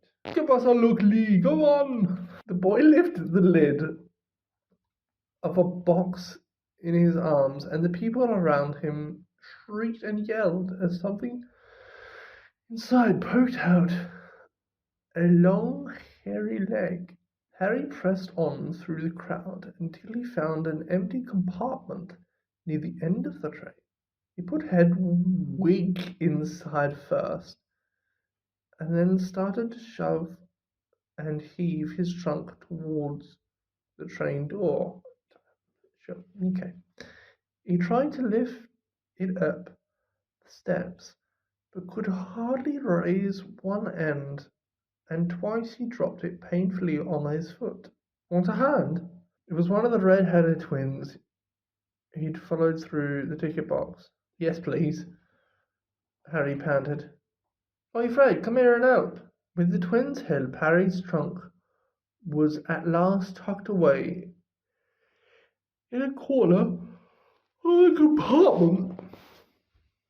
"Thanks," said Harry, pushing his sweaty hair out of his eyes. "What's that?" said one of the twins, suddenly pointing at Harry's scar. "Blimey," said the other twin. "Are you?" "He is," said the first twin. "Aren't you?" he added to Harry. "What?" said Harry. "Harry Potter." "Oh, him," said Harry. "I mean, yes, I am." The two boys gawped at him, and Harry felt himself going red. Then, to his relief, a voice came floating through the train's open door. "Fred, George, are you there?" "Coming, Mum." With a last look at Harry, the twins hopped off the train. Harry sat down next to the window, where, half hidden, he could watch the red-headed family on the platform and hear what they were saying. Their mother had just taken out her handkerchief. "Ron, you got something on your nose." The youngest boy tried to jerk out of the way, but she grabbed him and began rubbing the end of his nose. "Mum, get off!" "Has Icky Ronnie got something on his nose?" said one of the twins. "Shut up," said Ron. "Where's Percy?" "He's coming now." The oldest boy came striding into sight. He had already changed into his billowing black Hogwarts robes, and Harry noticed a shiny red and gold badge on his robes. with the letter P on it. Can't stay long, Mother, he said. I'm up front. The prefects have got 2 compartments to themselves. Are you a prefect, Percy? Said one of the twins, with an air of great surprise. Should have said something, we'd no idea. Hang on, I think I remember him saying something about it, said the other twin. Once, or twice, a minute, all summer. Oh, shut up, said Perfy, the prefect. How come Percy gets new robes anyway? Said one of the twins. Because he's a prefect, said their mother fondly. All right, dear. Well, have a good term. Send me an hour when you get there. She kissed Percy on the cheek, and he left. Then she turned to the twins. Now you two, this here, behave yourselves. If I get one more out telling me you've blown up a toilet or blown up a toilet, we never blow up a toilet. Great idea though, thanks Mum. It's not funny. And look after Ron. Don't worry. Icaronicus is safe with us. Shut up, said Ron again. He was almost as tall as the twins already, and his nose was still pink where his mother had rubbed it. Hey Mum, guess what? Guess who we met on the train? Harry leant back quickly so they couldn't see him looking. You know that black-haired boy who was near us in the station? You know who he is? Who? Harry Potter. Harry heard the little girl's voice. Oh, Mum, can I go on the train and see him? Mum, oh please. I've already seen him, Ginny. And the poor boy isn't something you goggle at in a zoo. Is he really, Fred? How do you know? I asked him. Saw his scar. It's really there. Like lightning. Poor dear. No wonder he was alone. I wondered. He was ever so polite when he asked how to get on the platform. Never mind that. Do you think he remembers what you know who looks like? The mother suddenly became very stern. I forbid you to ask him, Fred. No, don't you dare. As though he needs reminding of that on his first day of school. All right, keep your hair on. A whistle sounded. Hurry up, their mother said, and the 3 boys clambered on to the train. They leaned out the window for her to kiss them goodbye, and the younger sister began to cry. Don't, Jenny. We'll send you back loads of hours. We'll send you a Hogwarts toilet seat. George! No need joking, Mum. The train began to move. Harry saw the boys, mother waving, and their sister half laughing, half crying, running to keep up with the train until it gathered too much speed. Then she fell back and waved. Harry watched the girl and her mother disappear as the train rounded the corner. Houses flashed past the window. Harry felt a great leap of excitement. He didn't know what he was going to be better than what he was leaving behind. The door of the compartment slid open, and the youngest red-headed boy came in. Anyone sitting there? He asked, pointing at the seat opposite Harry. Everywhere else is full. Harry shook his head, and the boy sat down. He glanced at Harry, and then looked quickly out the window, pretending he hadn't looked. Harry saw he still had a black mark on his nose. Hey, Ron, the twins were back. Yes, we're going down the middle of the train. Lee Jordan's got a giant tarantula down there. Right, mumbled Ron. Harry, said the other twin, did we introduce ourselves? Fred and George Weasley. And this is Ron, our brother. See you later, then. Bye, said Harry and Ron. Are you really Harry Potter? Ron blurted out. Harry nodded. Oh, well, I thought it might be one of Fred and George's jokes, said Ron. And have you really got the, you know? He pointed at Harry's forehead. Harry pulled back his fringe to show the lightning scar. Ron started. So that's where you know who? Yes, said Harry, but I can't remember it. Nothing, said Ron eagerly. Well, I remember a lot of green light, but nothing else. Wow, said Ron. He sat and stared at Harry for a few moments. Then, as though he had suddenly realized what he was doing, he looked quickly at the window again. Are all your family wizards? Asked Harry, who found Ron just as interesting as Ron found him. Uh, yes, I think so, said Ron. I think Mum's got a second cousin who's an accountant, but we never talked to him. So you must know lots of magic already. The Weasleys were clearly one of those old wizarding families the pale boy in Diagon Alley talked about. I heard you went to live with Muggles, said Ron. What are they like? Horrible. Well, not all of them. My aunt and uncle and cousin are, though. Wish I had 3 wizard brothers. 5, said Ron. For some reason he was looking gloomily. I'm the 6th in our family to go to Hogwarts.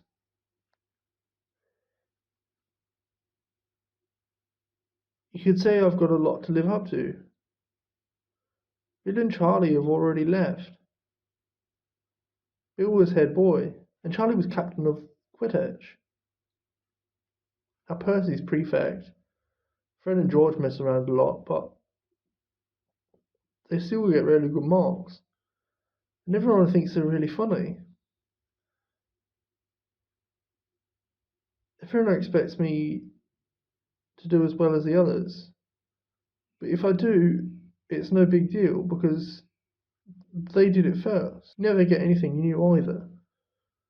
With 5 brothers, I've got Bill's old robes, Charlie's old wand, and Percy's old rat. Ron reached inside his jacket and pulled out a fat grey rat, which was asleep. His name's Scabbers and he's useless. He hardly ever wakes up. Percy got an hour from Dad for being made a prefect. But they couldn't have... I got Scabbers instead. Ron's ears went pink. He seemed to think he'd said too much, because he went back to staring out of the window. Harry didn't think there was anything wrong with not being able to afford an owl. After all, he'd never had any money in his life until a month ago, and he told Ron so. All about having to wear Dudley's old clothes and never getting proper birthday presents. This seemed to cheer Ron up, and until Hagrid told me, I didn't know anything about being a wizard. What about my parents? Or Voldemort? Ron gasped. What? You said you know whose name? Said Ron, sounding both shocked and impressed. I thought you of all people. I'm not trying to be brave or anything, saying the name, said Harry. I just never knew you shouldn't. See what I mean? I've got loads to learn, I bet, he added, voicing for the first time something that had been worrying him a lot lately. I bet I'm the worst in the class. You may be. Loads of people who come from Muggle families and they learn quick enough. While they had been talking, the train had carried them out of London. Now they were speeding past fields full of cows and sheep. They were quite quiet for a time, watching the fields and lanes flick past. Around 12:30, there was a great clattering outside in the corridor, and a smiling, dimpled woman slid back their door and said, "Anything off the trolley, dears?" Harry, who hadn't had any breakfast, leapt to his feet, but Ron's ears went pink again, and he muttered that he'd brought sandwiches. Harry went out into the corridor. He had never had any money for sweets with the Dursleys, and now he had pockets rattling with gold and silver, and he was ready to buy as many Mars bars as he could carry. But the woman didn't have any Mars bars. What she did have were Bertie Bott's every flavoured beans, Dribble's best blowing gum, chocolate frogs, pumpkin pasties, cauldron cakes, licorice wands, and a number of other strange things Harry had never seen in his life. Not wanting to miss anything, he got some of everything and paid the woman 11 silver sickles and 7 bronze nuts.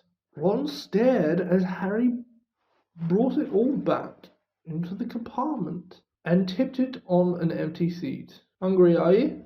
"Starving," said Harry, taking a large bite out of a pumpkin pasty. Ron had taken out a lumpy package and unwrapped it. There were 4 sandwiches in there. He pulled one of them apart and said, "She always forgets I don't like corned beef. Spot you for one of these?" said Harry, holding up a pasty. "Go on. You don't want this, it's all dry." "She hasn't got much time," he added quickly. "You know, with 5 of us. Go on, have a pasty," said Harry, who had never had anything to share before, or indeed anyone to share it with. It was a nice feeling sitting there with Ron, eating their way through all Harry's pasties and cakes. The sandwiches lay forgotten. "What are these?" Harry asked Ron, holding up a pack of chocolate frogs. "They're not really frogs, are they?" Harry was starting to feel that nothing would surprise him. "No," said Ron. "But see what the card is. I'm missing a creeper." "What?" "Oh, of course you wouldn't know. Chocolate frogs have cards inside them, you know, to collect famous witches and wizards. I've got about 500. I haven't got a Agrippa or Ptolemy." Harry unwrapped his chocolate frog and picked up the card. It showed a man's face. He wore half-moon glasses, had a long crooked nose, and flowing silver hair, beard, and moustache. Underneath the picture there was a name, Albus Dumbledore. "So this is Dumbledore," said Harry. "Don't tell me you'd never heard of Dumbledore. Could I have a frog? I might get a Gripper, thanks." Harry turned over his card and read, "Albus Dumbledore, currently headmaster of Hogwarts, considered by many the greatest wizard of modern times. Professor Dumbledore is particularly famous for his defeat of the Dark Wizard Grindelwald in 1945, for the discovery of 12 uses of dragon's blood, and his work on alchemy with his partner Nicholas Flamel. Professor Dumbledore enjoys chamber music, and 10-pin bowling. Harry turned the card back over and saw, to his astonishment, that Dumbledore's face had disappeared. He's gone. Well, you can't expect him to hang around all day, said Ron. He'll be back. No, I've got Morgana again. I've got about 6 of her. Do you want it? You can start collecting. Ron's eyes strayed to the pile of chocolate frogs waiting to be unwrapped. Help yourself, said Harry. But in, the Muggle world, people just stay put in photos. Do they? They don't move at all. Ron sounded amazed. Weird. Harry stared as Dumbledore sidled back into the picture on his card and gave him a small smile. Ron was more interested in eating the frogs than looking at famous witches and wizards, but Harry couldn't keep his eyes off them. Soon he had not only Dumbledore and Morgana, but Heinz and Woodcroft, Albert, Gruen, Kersey, Perlectus, and Merlin. He finally tore his eyes away from Drudas Clodna, who was scratching her nose, to open a bag of Bertie Bott's every flavoured beans. You want to be careful with those, Ron warned Harry. When they say every flavour, they mean every flavour. You get all the ordinary ones like chocolate and peppermint and marmalade, but then you get spinach and liver and tripe. George reckons he got a bogey flavoured one once. Ron picked up a green bean, looked at it carefully, and bit into a corner. Ugh. See? Sprouts. They had a good time eating the every flavour beans. Harry got toast, coconut, baked bean, strawberry, curry, grass, coffee, sardine, and was even brave enough to nibble the end of a funny grey one Ron wouldn't touch, which turned out to be pepper. The countryside, now flying past the window, was becoming wild. The neat fields had gone. Now there were woods, twisting rivers, and dark green hills. There was a knock on the door to their compartment, and the round-faced boy Harry had passed on platform 9 3/4 came in. He looked tearful. Sorry, but have you seen a toad at all? When they shook their heads, he wailed. I've lost him. He keeps getting away from me. He'll turn up, said Harry. Yes, said the boy miserably. Well, if you see him, he left. Don't know why he's so bothered, said Ron. If I'd brought a toad, I'd lose it as quick as I could. Mind you, I brought scabbers, so I can't talk. The rat was sitting, still snoozing on Ron's lap.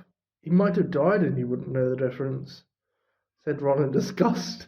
I tried to turn him yellow yesterday to make him more interesting, but the spell didn't work. I'll show you, look. He rummaged around in his trunk and pulled out a very battered-looking wand. It was chipped in places and something white was glinting at the end. You know, a corner hair is nearly poking out. Anyway, he just raised his wand when the compartment door stood open again. The toadless boy was back, but this time he had a girl with him. She was already wearing her new Hogwarts robes. Has anyone seen a toad? Neville has lost one, she said. She had a bossy sort of voice, lots of bushy brown hair, and rather large front teeth. We already told him we haven't seen it, said Ron. But the girl wasn't listening. She was looking at the wand in his hand. Oh, are you doing magic? Let's see then. She sat down. Ron looked taken aback. All right. He cleared his throat. Sunshine, daisies, buttermellow. Turn this stupid fat rat yellow. He waved his wand, but nothing happened. Scabbers stayed grey and fast asleep. Are you sure that's a real spell? Well, it's not very good, is it? I tried a few simple spells just for practice, and it's all worked for me. Nobody in my family is magic at all. And it was ever such a surprise when I got my letter. But I was ever so pleased. Of course, I mean, it's the very best school of witchcraft there is. I've heard. I've learned all our sets of books by heart. Of course. I just hope it will be enough. I'm Hermione Granger, by the way. Who are you? She said all this very fast. Harry looked at Ron and was relieved to see his stunned face that he hadn't learned all the sets of books off heart either. I'm Ron Weasley, Ron muttered. Harry Potter. Are you really? I know all about you, of course. I've got a few extra books. Background reading. And you're in modern magical history and the rise and fall of the dark arts and great wizarding events of the 12th century. Am I? Said Harry, feeling dazed. Goodness. Didn't you know? I'd have found out everything if it was me, said Hermione. Do either of you know what house you'll be in? I've been asking around, and I hope I'm in Gryffindor. It sounds by far the best. I hear Dumbledore himself was one. But I suppose Ravenclaw wouldn't be too bad. Anyway, we'd better go and look for Neville's toad. You two had better change. You know, I expect we'll be arriving soon. And she left, taking the toadless boy with her. Whatever house I'm in, I hope she's not in it, said Ron. He threw his wand back into his trunk. Stupid spell. George gave it to me. Bet he knew it was a dud. What house are your brothers in? Asked Harry. Gryffindor, said Ron. Gloom seemed to be settling on him again. Mum and Dad were in it too. I don't know what they'll say if I'm not. I don't suppose Ravenclaw would be too bad. But imagine if they put me in Slytherin. That's the house vault. I mean, you know who was in. Yeah, said Ron. He flopped back into his seat, looking depressed. You know, I think the end of Scabbers' whiskers are a bit lighter, said Harry, trying to take Ron's mind off houses. So what do your oldest brothers do now they've left anyway? Harry was wondering what a wizard did once he'd finished school. Charlie's in Romania studying dragons. And Bill's in Africa doing something for Gringotts, said Ron. Did you hear about Gringotts? It's been all over the Daily Prophet, but I don't suppose you get that with the Muggles. Someone tried to rob a high-security vault. Harry started. Really? What happened to them? Nothing. That's why it's such big news. They haven't been caught. My dad said it must have been a powerful dark wizard to get round Gringotts. But they don't think they took anything. That's what's odd. Of course, everyone gets scared when something like this happens. In case you know who's behind it. Harry turned this news In his mind, he was starting to get a prickle of fear every time you know who was mentioned.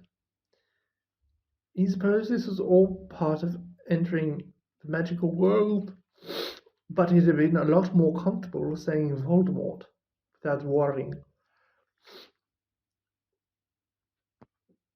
What's your Quidditch team? Ron asked. I don't know any, Harry confessed. What? Ron looked dumbfounded. Oh, you wait, it's the best game in the world. And he was off explaining all about the four balls and the positions of the seven players, describing famous games he'd been to with his brothers and the broomsticks he'd like to get if they had the money. He was just taking Harry through the finer points of the game when the compartment door slid open yet again. It wasn't Neville, the toeless boy, or Hermione Granger this time. Three boys entered, and Harry recognized the middle one at once. It was the pale boy from Madame Malcolm's robe shop. He was looking at Harry with a lot more interest than he'd shown back in Diagon Alley. Is it true? They're saying all down the train that Harry Potter's in this compartment. So it's you, is it? Yes, said Harry. He was looking at the other boys. Both of them were thickest and looked extremely mean. Standing either side of the pale boy, they looked like bodyguards. Oh, this is Crab, and this is Goyle, said the pale boy, carelessly noting where Harry was looking. My name's Malfoy. Draco Malfoy. Ron gave a slight cough, which might have been hiding a snigger. Draco Malfoy looked at him. Think my name's funny, do you? No need to ask who you are. My father told me all the Weasleys have red hair, freckles, and more children than they can afford. He turned back to Harry. You will soon find some wizarding families are much better than others, Potter. You don't want to go making friends with the wrong sort. I can help you there. He held out his hand to shake Harry's, but Harry didn't take it. I think I can tell the wrong sort for myself, thanks, he said coolly. Draco Malfoy didn't go red, but a pink tinge appeared in his pale cheeks. I'd be careful if I were you, Potter, he said slowly. Unless you're a bit of a ploiter. You go the same way as your parents. They didn't know it was good for them either. You hang around with riff-raff like Weasleys, and that Hagrid, and he'll rub off on you. Both Harry and Ron stood up. Ron's face was as red as his hair. Say that again, he said. Oh, you're going to fight us, are you? Malfoy sneered. Unless you get out now, said Harry, more bravely than he felt, because Crabbe and Goyle were a lot bigger than him and Ron. But we don't feel like leaving, do we, boys? We've eaten all our food, and you still seem to have some. Goyle reached towards the chocolate frogs next to Ron. Ron leapt for it, but before he'd so much as touched Goyle, Goyle let out a horrible yell. Scabbers the rat was hanging off his fingers. Sharp little teeth sunk deep into Goyle's knuckle. Crabbe and Malfoy backed away. As Goyle swung Scabbers around, round and round, howling, and when Scabbers finally flew off and hit the window, all three of them disappeared at once. Perhaps They thought there were more rats lurking among the sweets, or perhaps they'd heard footsteps, because a second later Hermione Granger came in. "What has been going on?" she said, looking at the sweets all over the floor and Ron picking up Scabbers by his tail. "I think he's been knocked out," Ron said to Harry. He looked closer at Scabbers. "No, I don't believe it. He's gone back to sleep." And so he had. "You've met Malfoy before?"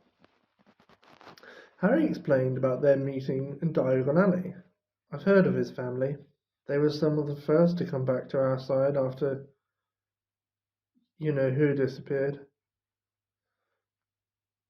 Said they'd been bewitched.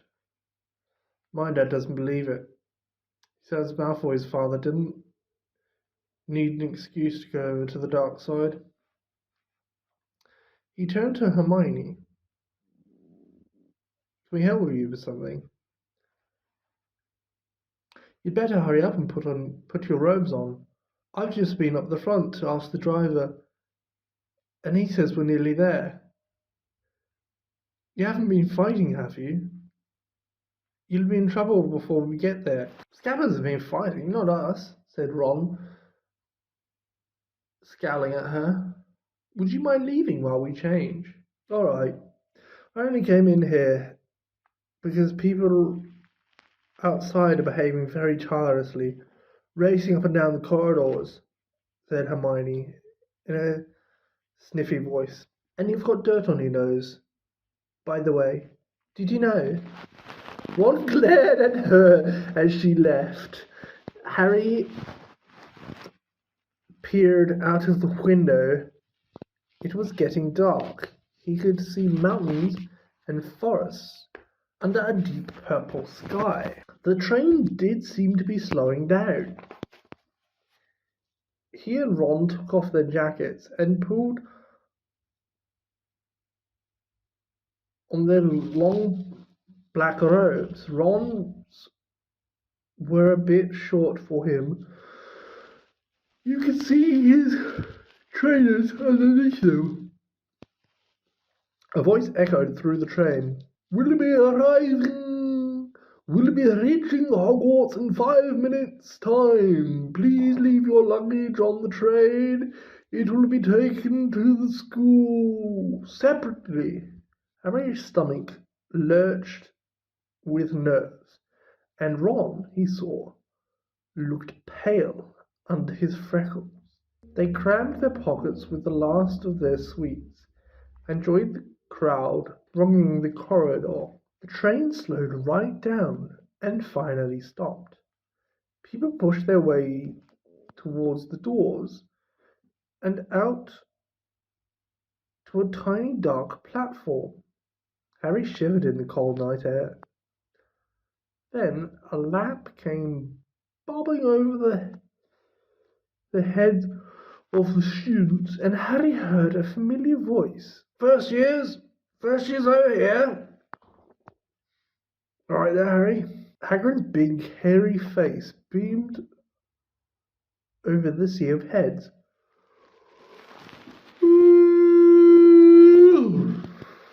"Come on, follow me. Any first years, mind your step now.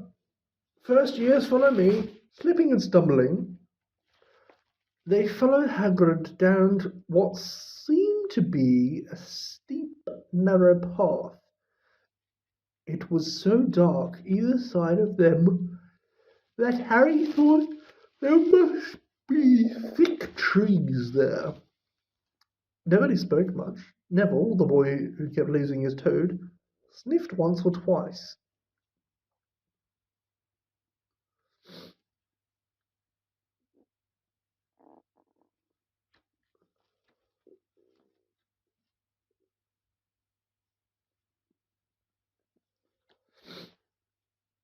"You get your first sight of Hogwarts in a sec," Hagrid called over his shoulder.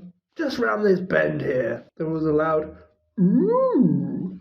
The narrow path opened suddenly onto the edge of a great black lake, painted high mountain On the other side, its windows sparkling in the starry night sky, was a vast castle with many turrets and towers. No more than four to a boat, Hagrid called, pointing to a fleet of little boats sitting in the water by the shore.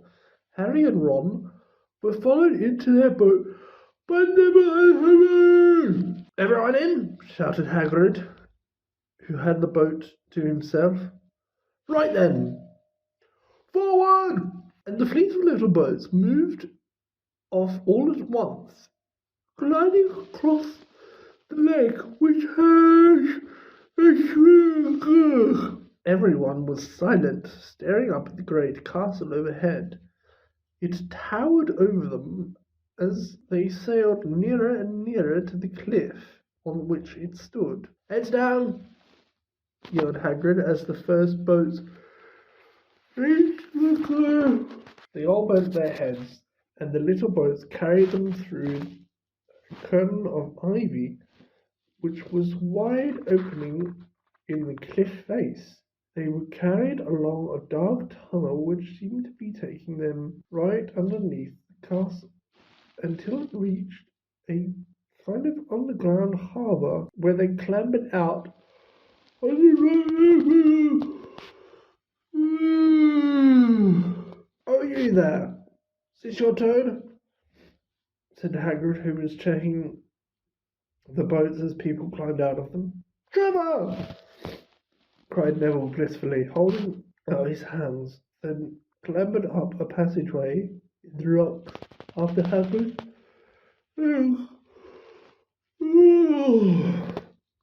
Last, onto smooth, damp grass, right in the shadow of the castle.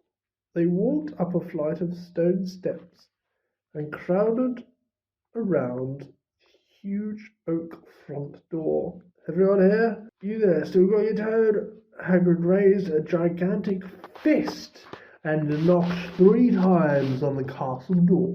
The door swung open at once. A tall black-haired witch in emerald green robes stood there. She had a very stern face, and Harry's first thought was that this was not someone to cross. First year's Professor McGonagall, said Hagrid. Thank you, Hagrid. I will take them from here.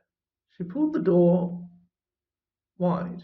The entrance hall was so big he could have fitted the whole Dursley's house in it. Stone halls were lit with flaming torches, like the ones at Gringotts. The ceiling was too high to make out, and a magnificent marble staircase facing them led to the upper floor. They followed Professor McGonagall across the flagged stone floor. Harry could hear the drone of hundreds of voices from a doorway to the right. The rest of the school must already be there. But Professor McGonagall showed the first years into a small empty chamber off the hall. They crowded in, standing rather closer together than they would usually have done, peering about nervously. Welcome to Hogwarts, said Professor McGonagall. The start of term banquet will begin shortly, but before you can take your seats in the Great Hall, you'll be sorted into your houses. The sorting is a very important ceremony, because while you are here, your house will be something like your family within Hogwarts. You will have classes with the rest of your house, sleep in your house dormitory, and spend free time in your house common room. The 4 houses are called Gryffindor, Hufflepuff, Ravenclaw, and Slytherin. Each house has its own noble history, and each has produced outstanding witches and wizards. While you are at Hogwarts, your triumphs will earn your house points, while any rule breaking will lose your house points. At the end of the year, the house with the most points is awarded the House Cup, a great honor. I hope each of you will be a credit to whichever house becomes yours. The sorting ceremony will take place in a few moments in front of the rest of the school. I suggest you all smarten yourselves up as much as you can while you are waiting. Her eyes lingering for a moment on Neville's cloak, which was fastened under his left ear, and on Ron's smudged nose. Harry nervously tried to flatten his hair. I shall return when we are ready for you, said Professor McGonagall. Please wait quietly. She left the chamber. Harry swallowed. How exactly do they sort us into houses? He asked Ron. Some sort of test, I think. Fred said it hurts a lot, but I think he was joking. Harry's heart gave a horrible jolt. A test? In front of the whole school? But he didn't know any magic yet. What on earth could he have to do? He hadn't expected something like this the first moment they arrived. He looked around anxiously and saw that everyone else looked terrified too. No one was talking much except Hermione Granger, who was whispering very fast about all the spells she learned and wondering which one she needed. Harry tried hard not to listen to her. He'd never been more nervous. Never. Not even when he had to take his school report home to the Dursleys, saying that he'd somehow turned his teacher's wig blue. He kept his eyes fixed on the door. Any second now, Professor McGonagall would come back and lead him to his doom. Then something happened which made him jump about a foot in the air. Several people behind him screamed. What the? He gasped. So did the people around him. About 20 ghosts had just streamed through the back wall, pearly white and slightly transparent. They glided across the room, talking to each other and hardly glancing at the first years. They seemed to be arguing. What looked like a fat little monk was saying, Forgive and forget, I say. We ought to give him a second chance. My dear Finrod, haven't we given Pease all the chances he deserves? He gives us all a bad name, and you know, he's not really even a ghost. I say, what are you all doing here? A ghost wearing ruff and tights had suddenly noticed the first years. Nobody answered. Few students, said the fat Frere, smiling around them. About to be salted, I suppose. A few people nodded mutely. Hope to see you in Hufflepuff, said the Frere. My old house, you know. Move along now, said a sharp voice. The sorting ceremony is about to start. Professor McGonagall had returned. One by one, the ghosts floated away through the opposite wall. Now form a line, Professor McGonagall told the first years, and follow me. Feeling oddly as though his leg had turned to lead, Harry got into line behind a boy with sandy hair, with Ron behind him, and they walked out of the chamber, back across the hall, through a pair of double doors into the great hall. Harry had never even imagined such a strange, splendid place. It was lit by with a floating in midair over 4 long tables where the rest of the students were sitting. These tables were laid with glittering golden planets and globes. At the top of the hall was another long table where the teachers were sitting. Professor McGonagall led the first years up here so that they came to a halt in a line facing the other students with their teachers behind them. The hundreds of faces staring at them looked like pale lanterns in the flickering candlelight. Dotted here and there amongst the students, the ghosts shone misty silver, mainly to avoid all the staring eyes, Harry looked upwards and saw a velvety black ceiling dotted with stars. He heard Hermione whisper, "It's bewitched to look like the sky outside. I read about it in Hogwarts history." It was hard to believe there was a ceiling there at all, and that the great hall did something over. Harry quickly looked down again, and Professor McGonagall silently placed a four-legged stool in front of the first years. On top of the stool, she put a pointed wizard's hat. The hat sat patched and frayed and extremely dirty. Aunt Petunia wouldn't have let it in the house. Maybe they had to try get a rabbit out of it. I thought, why? That seemed the sort of thing. Noticing that everyone in the hall was now staring at the hat, he stared at it too. For a few seconds there was complete silence. Then the hat twitched. A rip near the brim, wide like a mouth, and the hat began to sing. "Oh, you may not think I'm pretty, but don't judge on what you see.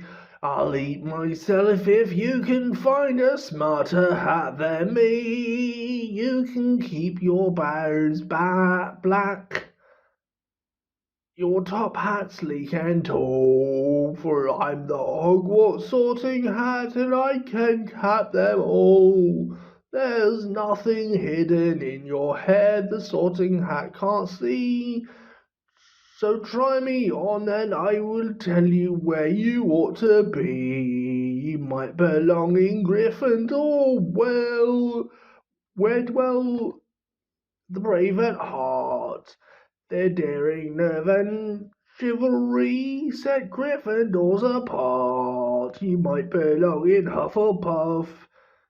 They are just and loyal. Those patient Hufflepuffs are true and unafraid of toil. Or yet in wise old Ravenclaw, if you're a ready mind, where those of wit and learning will always find their kind. Or perhaps in Slytherin you'll make your real friends. Those cunning folk use any means to achieve their ends. So put me on, don't be afraid, and don't get in a flap. You're in safe hands. Though I have none, for I'm a thinking cap. The whole hall burst into applause as the hat finished its song. It bowed to each of the four tables, and then became quiet still again. "So just gonna try the hat?" Ron whispered to Harry. "Kill Fred? He was going on about wrestling a troll." Harry smiled weakly. Yes, trying on the hat was a lot better than having to do a spell. But he did wish they could have tried it on without everyone watching. The hat seemed to be asking a rather lot. Harry didn't feel brave or quick-witted or any of it at that moment. If only the hat had mentioned a house for people who felt a bit queasy, that would have been the one for him. Professor McGonagall now stepped forward, holding a roll of parchment.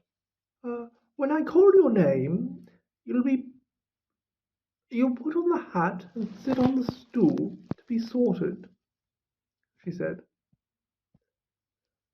Abbot Hannah, a pink-faced girl with blonde pigtails, stumbled out of line, put on the hat, which fell right down over her ears, and sat down. A moment's pause. "Hufflepuff!" shouted the hat. The table on the right cheered and clapped as Hannah went to sit down at the Hufflepuff table. Harry saw the ghost of the fat Freight waving merrily at her. "Bo, Susan!" "Hufflepuff!" shouted the hat again. Susan scuttled off to sit next to Hannah. "Boat Terry!" "Ravenclaw!" The second table from the far left clapped this time.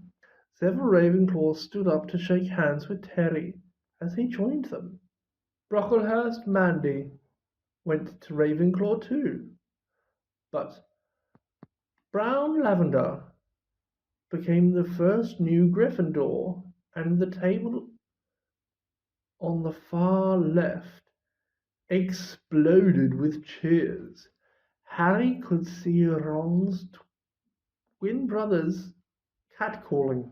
Bulstrode Millicent then became a Slytherin. Perhaps it was Harry's imagination. After all, he'd heard about Slytherin, but he thought they looked an unpleasant lot. He was starting to feel definitely sick now. He remembered being picked for teams during sports lessons at his old school. He'd always been last to be chosen. Not because he was no good, but because no one wanted Dudley to think they liked him. Finch Fletchy, Justin, Hufflepuff. Sometimes, Harry noticed, the hat shouted out the house at once, but at others it took a little while to decide. Finnegan Seamus, the sandy-haired boy next to Harry in the line, sat on the stool for almost a whole minute before the hat declared him a Gryffindor. Granger Hermione. Hermione almost ran to the stool and jammed the hat eagerly on her head. "Gryffindor!" shouted the hat. Ron groaned. A horrible thought struck Harry, as horrible thoughts always do when you're very nervous. What if he wasn't chosen at all? What if he just sat there with the hat over his eyes for ages, until Professor McGonagall jerked it off his head, said there had obviously been a mistake, and he'd better get back on the train. When Neville Longbottom, the boy who kept losing his toe, was called, he fell over on his way to the store. The hat took a long time to decide with Neville, and it finally shouted, "Gryffindor!" Neville ran off, still wearing it, and had to jog back amid gales of laughter and give it to McDougal Morg.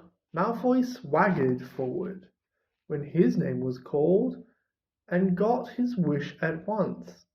The hat had barely touched his head when it screamed, "Slytherin!"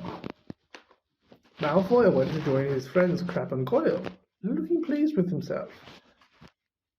There weren't many people left now.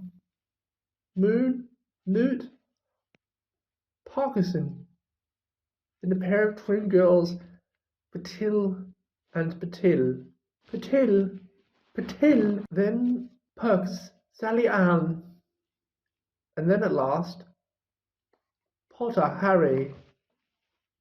As Harry stepped forward, whispers suddenly broke out like little kissing fires over the hall. What did she say? Harry Potter. The last thing Harry saw before the hat had dropped over his eyes was a hall full of people craning to get a good look at him. Next second, he was looking at the black inside of the hat. He waited. Said a small voice in his ear. "Difficult. Very difficult. Plenty of courage, I see. Not a bad mind either. There's talent, oh my goodness, yes. And a nice thirst to prove yourself. Now that's interesting." So where shall I put you? Harry gripped the edges of the stool and thought, not slithering, not slithering. Not slithering, eh? With a small voice. Are you sure? You could be great, you know. It's all here in your head.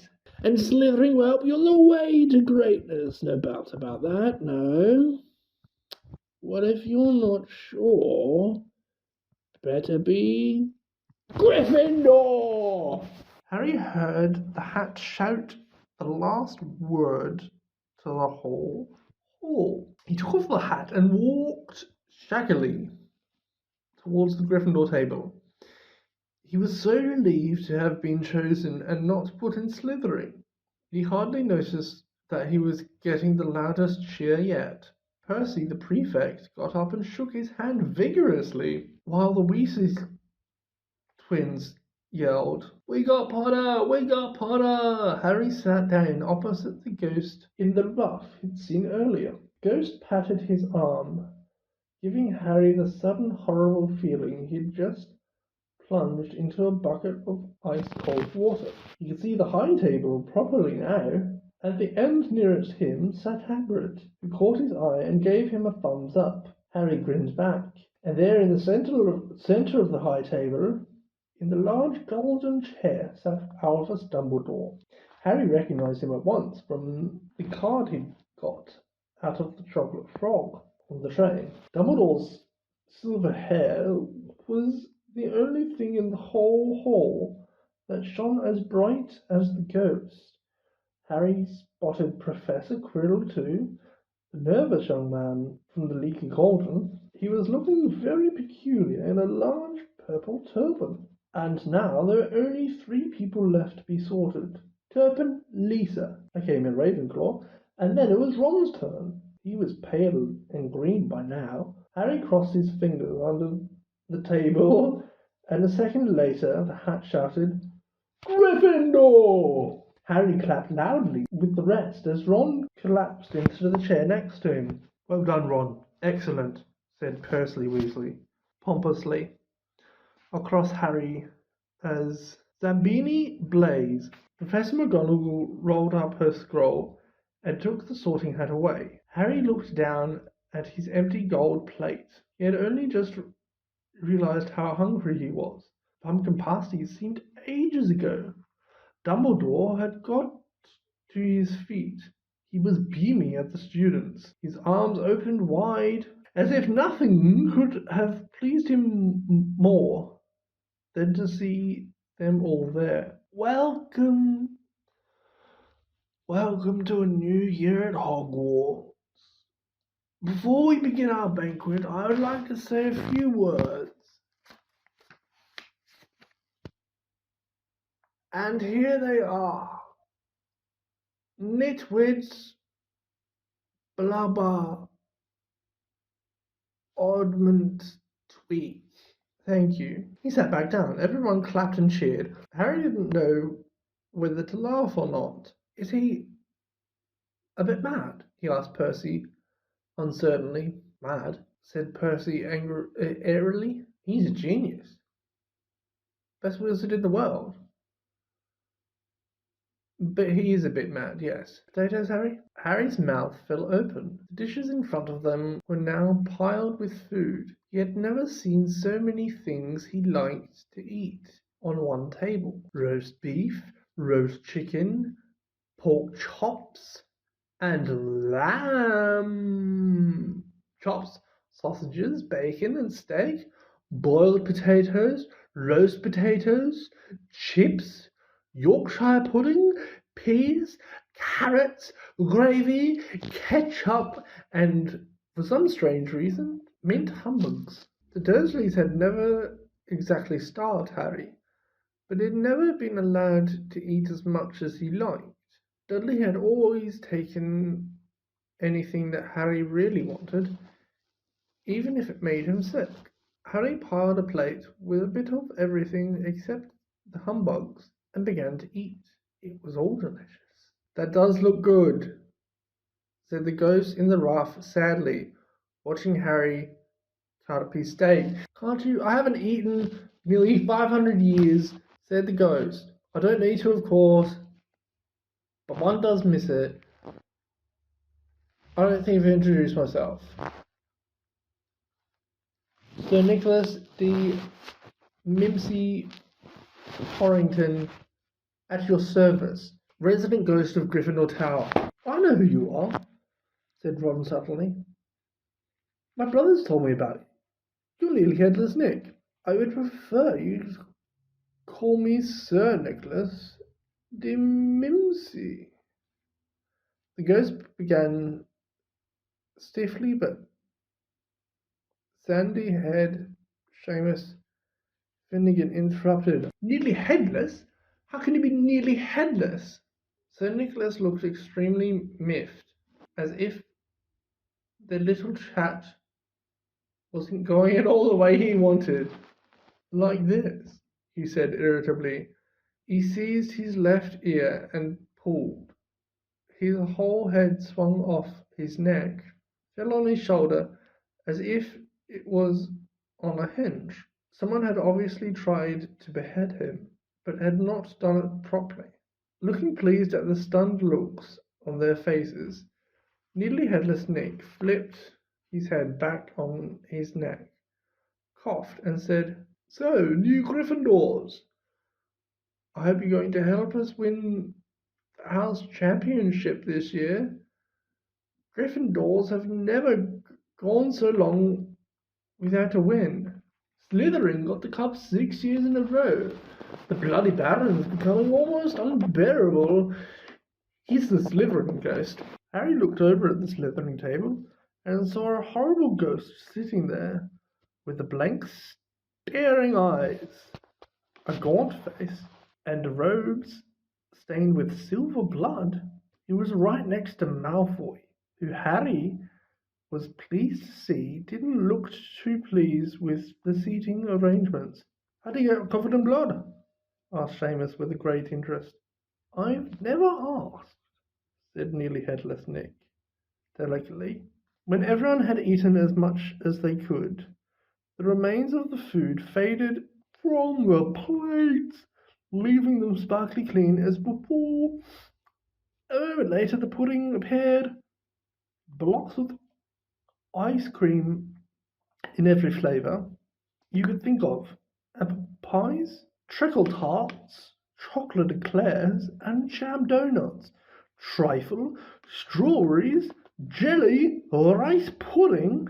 Harry helped himself to a trickle tart. The talk turned to their families.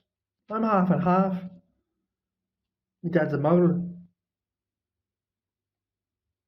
Mum didn't tell him she was a witch till they were married. Bit of a nasty shock for him. The others laughed. What about you, Neville? Well, my gran brought me up, and she's a witch, said Neville. But the family thought I was a muggle for ages. My great uncle, Algie, kept trying to catch me off guard and force some magic out of me. He pushed me off the end of the Blackpool pier once, and I nearly drowned. But nothing happened until I was 8. Great uncle Algie came round for tea, and he was hanging me out of an upstairs window by the ankles. When my great aunt Enid offered him a meringue, he accidentally let go, but I bounced all the way down the garden into the road. They were all really pleased. Grandma's crying she was so happy. And you should have seen their faces when I got in here. They thought I might not be magic enough to come, you see. Great Uncle Algie was so pleased he bought me my toad. On Harry's other side, Percy Weasley and Hermione were talking about lessons. I hope they start straight away. There's so much to learn. I'm particularly interested in transfiguration. Turning something into something else. Of course, it's supposed to be very difficult. You'll be starting small, just matches into needles and that sort of thing. Harry was starting to feel warm and sleepy. Looked up at the high table again. Hagrid was drinking deeply from his goblet. Professor McGonagall was talking to Professor Dumbledore. Professor Quirrell, in his absurd turban, was talking to a teacher with greasy black hair, a hooked nose, and slow skin. It happened very suddenly. The hooked-nosed teacher looked past Quirrell's turban, straight into Harry's eyes, and a sharp, hot pain shot across the scar on Harry's forehead. Ouch! Harry clapped a hand to his head. What is it? Nothing. The pain had gone as quickly as it had come. Harder to shake off was the feeling Harry had got from the teacher's look. A feeling that he didn't like Harry at all. "Who's that teacher talking to Professor Quirrell?" he asked Percy. "Oh, you know Quirrell already.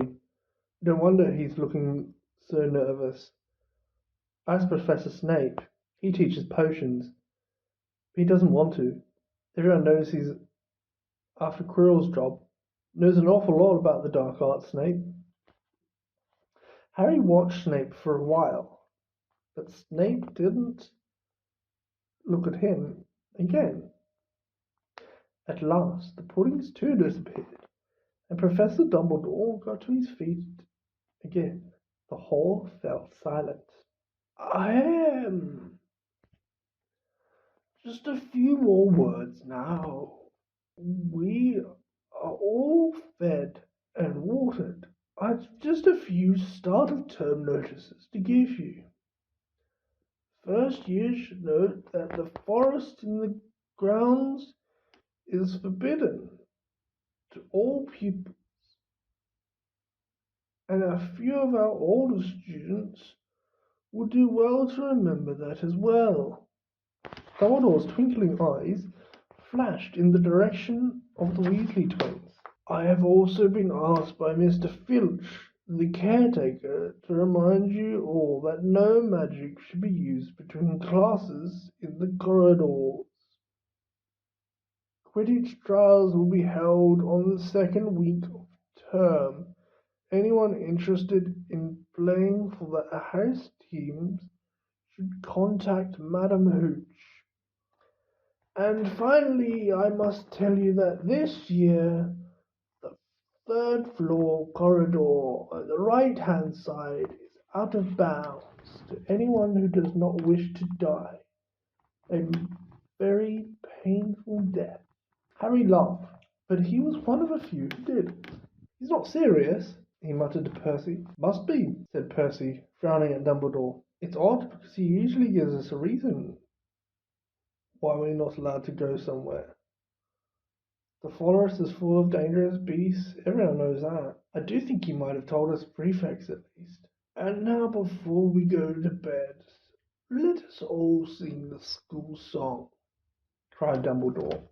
Harry noticed that the other teachers' smiles had become rather fixed.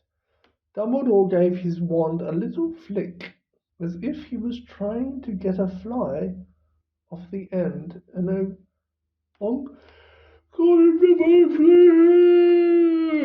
which rose high above the tables and twisted itself, snake-like, into words. "Everyone pick their favourite tune," said Dumbledore, "and off we go." And the school bellowed. "Hogwarts, Hoggy, teach us something, please. Whether we be old and bold or young with scabby knees, our heads could do with filling with some interesting stuff. For now they're bare and full of air, flies and bits of flow. Teach us something with no wings. Teach us something with no wings. Bring back what just do your best. Just do your best and learn until our brains all rot. Everyone finished the song at different times.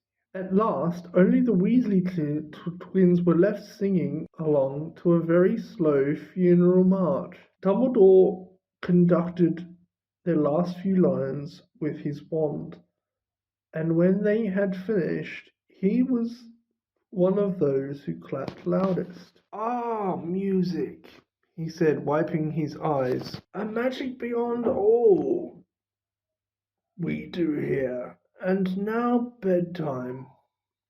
Off you trot. The Gryffindor first years followed Percy through the chattering crowds staircase. Harry's legs were like lead again, but only because he was so tired and full of food. He was too sleepy to even be surprised as they passed, or that twice Percy led them through doorways hidden behind sliding panels and hanging tapestries. They climbed more staircases, yawning and dragging their feet. Further they had to go when they came to a sudden halt. A bundle of walking sticks was floating in mid-air ahead of them as Percy took a step towards them. They started throwing themselves at him. Peeves, Percy whispered to the first years. A poltergeist. He raised his voice. Peeves, show yourself. A loud, rude sound, like the air being let out of balloons. Do you want me to go to the Bloody Baron? There was a pop, and a little man with wicked dark eyes and a wide mouth appeared, floating cross-legged in the air, clutching the walking sticks. Ooh, he said with an evil crackle. Eagle firsties, what fun! He swooped suddenly at them. They all ducked.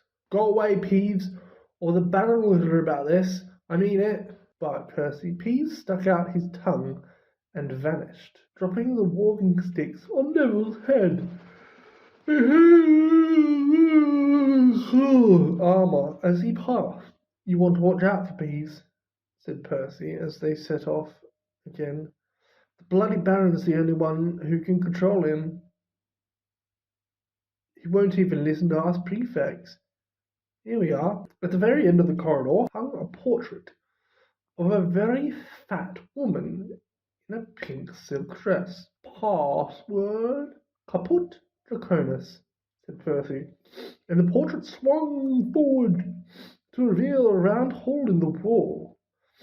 They all scrambled through it. Neville needed a leg up, and found themselves in the Gryffindor common room, a cosy round room full of squatty armchairs to their dormitory, and the boys through another. At the top of the spiral staircase, they were obviously in one of the towers.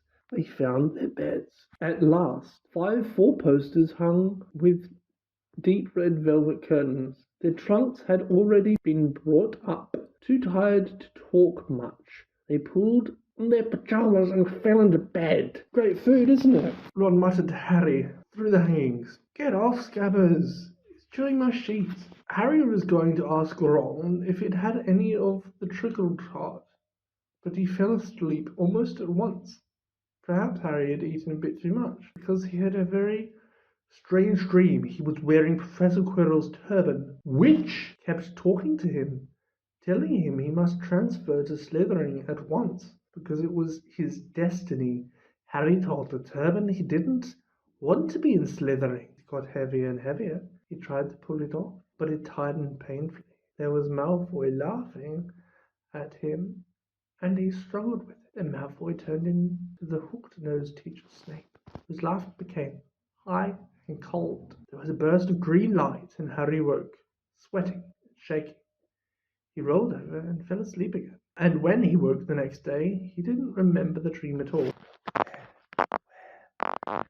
to the tall kid with red hair, wearing the glasses. Did you see his face? whispered followed Harry from the moment he left his dormitory next day. People queuing outside classrooms stood on tiptoe to get a look at him, or doubled back to pass him in the corridors again, staring. Harry wished they wouldn't. Be cool, ones. He was trying to concentrate on finding his way to classes. There were 142 staircases at Hogwarts. Wide, sweeping ones, narrow, rickety ones, some that led somewhere different on a Friday, some with a vanishing step halfway up, and you had to remember to jump.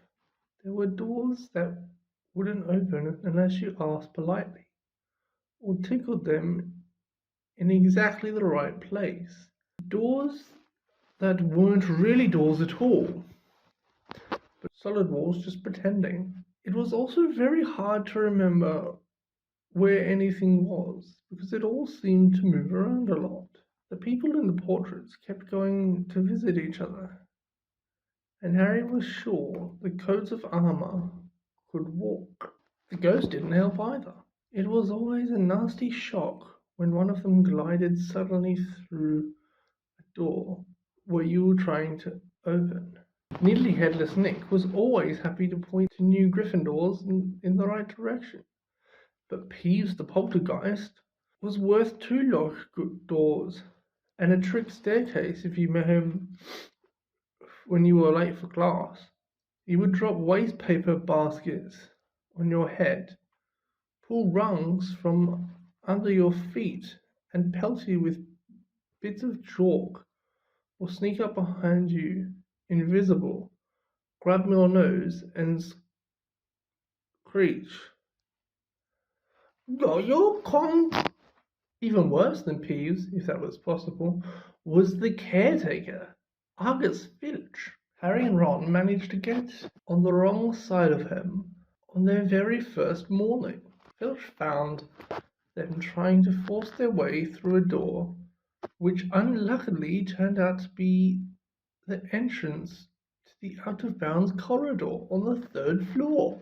He wouldn't believe they were lost. Was sure they were trying to break into it on purpose, and was threatening to lock them in the dungeons, when they were rescued by Professor Quirrell. Passing. Filch owned a cat called Mrs. Norris, scrawny, dust-coloured creature with bulging lamp-like eyes, just like Filch's. She patrolled the corridors alone. Break a rule in front of her, put just one toe out of line, and she'd whisk off for Filch, who'd appear wheezing 2 seconds later. Filch knew the secret passageways of the school better than anyone, except perhaps the Weasley twins, and could pop up as suddenly as any of the ghosts. The students all hated him, and it was the dearest ambition of many to give Mrs. Norris a good kick. And then, once you had managed to find them, there were the lessons themselves. There was a lot more to magic, as Harry quickly found out, than waving a wand and saying a few funny words.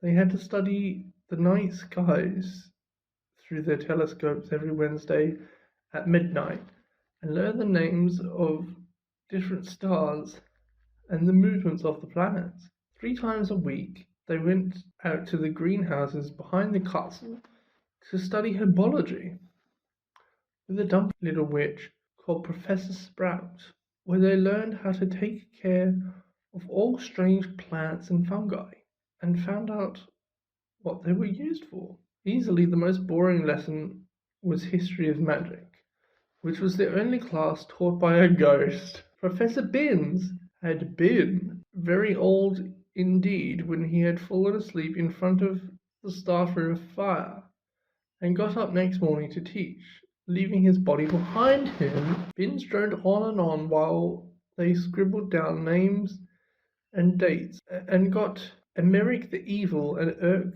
the Oddball mixed up. Professor Flitwick, the charms teacher, was a tiny little wizard who had to stand on a pile of books to see over his desk. At the start of their first lesson, he took the register, and when he reached Harry's name, he gave an excited squeak and toppled out of sight. Professor McGonagall was again different.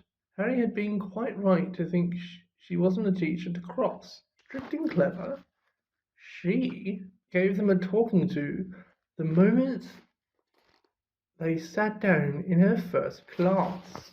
Transfiguration is some of the most complex and dangerous magic you will learn at Hogwarts, she said.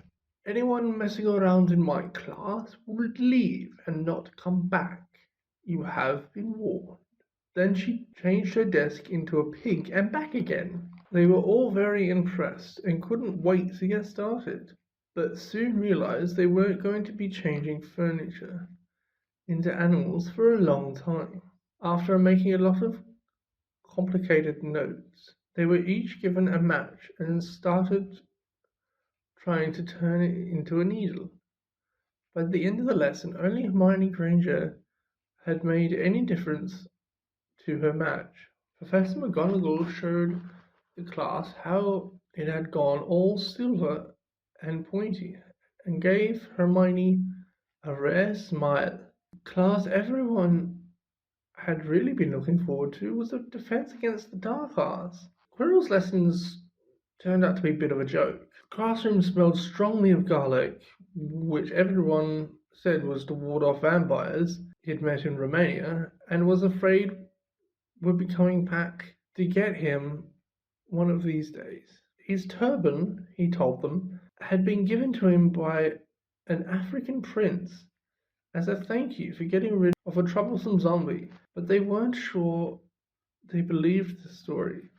For one thing, when Seamus Finnegan asked eagerly to hear how Quirrell had fought off the zombie, Quirrell went pink and started talking about the weather. For another, they had noticed a very funny smell hung around the turban, and the Weasley twins insisted that it was stuffed full of garlic as well, so Quirrell was protected wherever he went.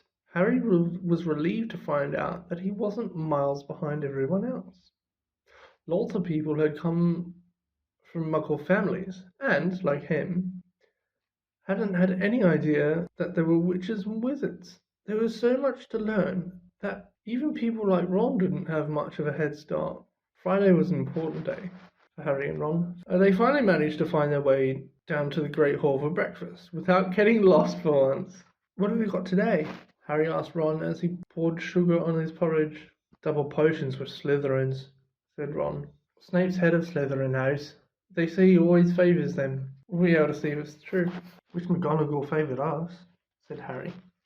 Professor McGonagall was head of Gryffindor House, but it hadn't stopped her giving them a huge pile of homework the day before. Just then, the post arrived. Harry had gotten used to it by now, but it had given him a bit of a shock on the first morning, when about 100 arrows had suddenly streamed into the great hall during breakfast, circling the tables until they saw their owners and dropping letters and packages onto their laps. Hedwig hadn't brought Harry anything so far. She sometimes flew in to nibble his ear and have a bit of toast before going off to sleep in the owlery with the other school owls. This morning, however, she fluttered down between the marmalade and the sugar bowl and dropped off a note onto Harry's plate. Harry tore it open at once.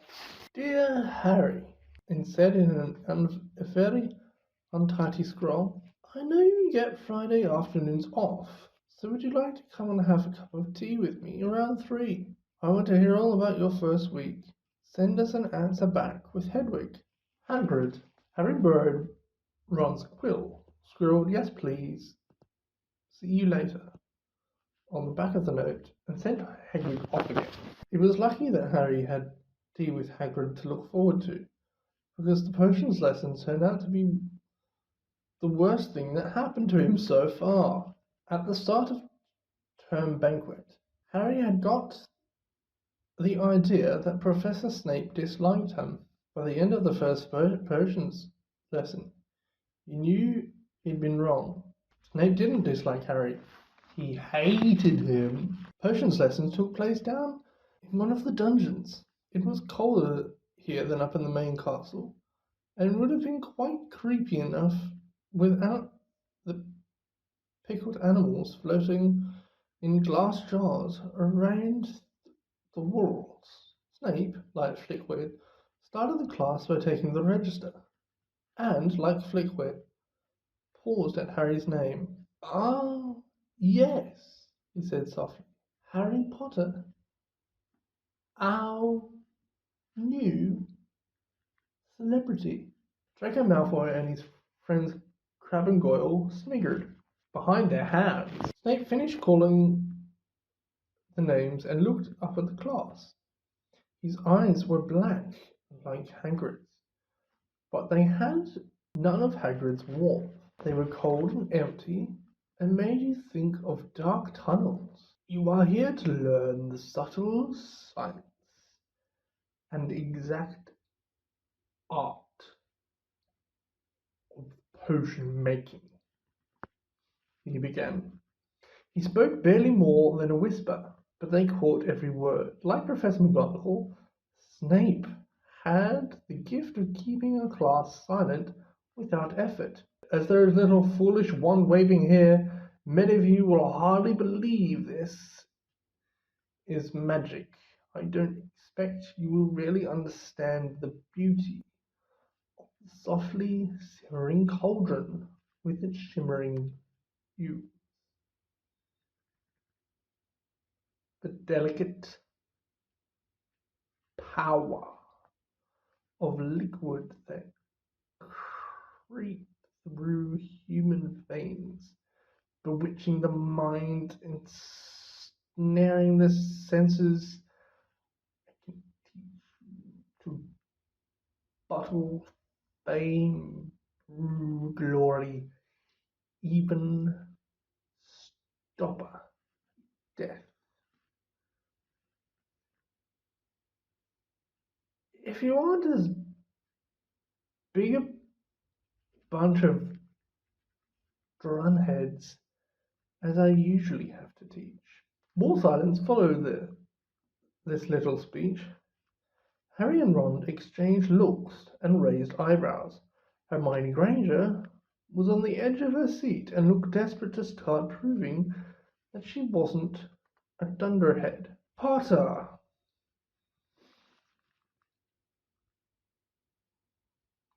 What would I get if I added powdered root of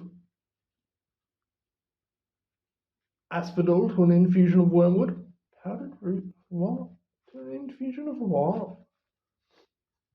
Harry glanced at Ron, who looked stumped as well. Hermione's hand had shot into the air. I don't know, sir, said Harry. Snape's lips curled into a sneer. Tut, tut. Fame clearly isn't everything. He ignored Hermione's hand. Let's try again. Potter, where would you look if I told you to find me a bazaar? Hermione stretched her hand as high into the air as it would go, without her leaving her seat. But Harry didn't have the faintest idea what a bazaar was. He tried not to look at Malfoy, Crabbe, and Goyle, who were shaking with laughter. I don't know, sir. Thought you wouldn't open a book before coming, eh, Potter? Harry forced himself to keep looking straight into those cold eyes. He had looked through his books at the Dursleys, but did Snape expect him to remember everything in 1,000 magical herbs and fungi? Snape was still ignoring Hermione's quivering hand. What is the difference, Potter, between monkshood and wolfsbane? At this, Hermione stood up, and her hand stretching towards the dungeon ceiling. I don't know, said Harry quietly. I think Hermione does, though. Why don't you try her? A few people laughed. Harry caught Seamus's eye, and Seamus winked. Snape, however, was not pleased. Sit down, he snapped at Hermione. For your information, Potter, Asphodel and Wormwood make a sleeping potion so powerful it's known as the Draught of the Living Dead. A bezoar is a stone taken from the stomach of a goat, and it will save you from most poisons. As for monkswood and wolfsbane, they are the same plant, which also goes by the name aconite. Well, well, why aren't you all copying this down? There was a sudden rummaging for quills and parchment. Over the noise, Snape said, "And a point will be taken from Gryffindor house for your cheek, Potter." Things didn't improve for the Gryffindors as the potions lessons continued.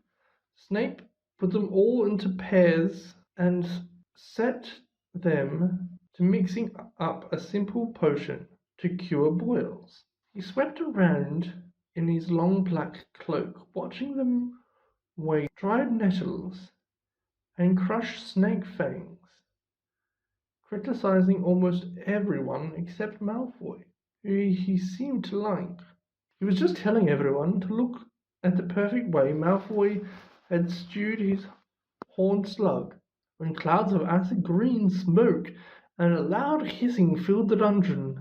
Neville had somehow managed to melt Seamus's cauldron into a twisted blob, and their potions was seeping across the stone floor, burning holes in their stools, while Neville, who had been drenched in the potion when the cauldron collapsed, moaned in pain as angry red boils sprang up all over his arms and legs. "Idiot boy," snarled Snape, clearing the spilled potion away with one wave of his wand. "I suppose you added the porcupine quills before taking the cauldron off the fire." Neville whimpered as the boils started to pop all over his nose. "Take him to the hospital wing." Snape spat at Seamus. Then he rounded on Harry and Ron, who had been working next to Neville. "You, Potter. Why didn't you tell him not to add the quills?"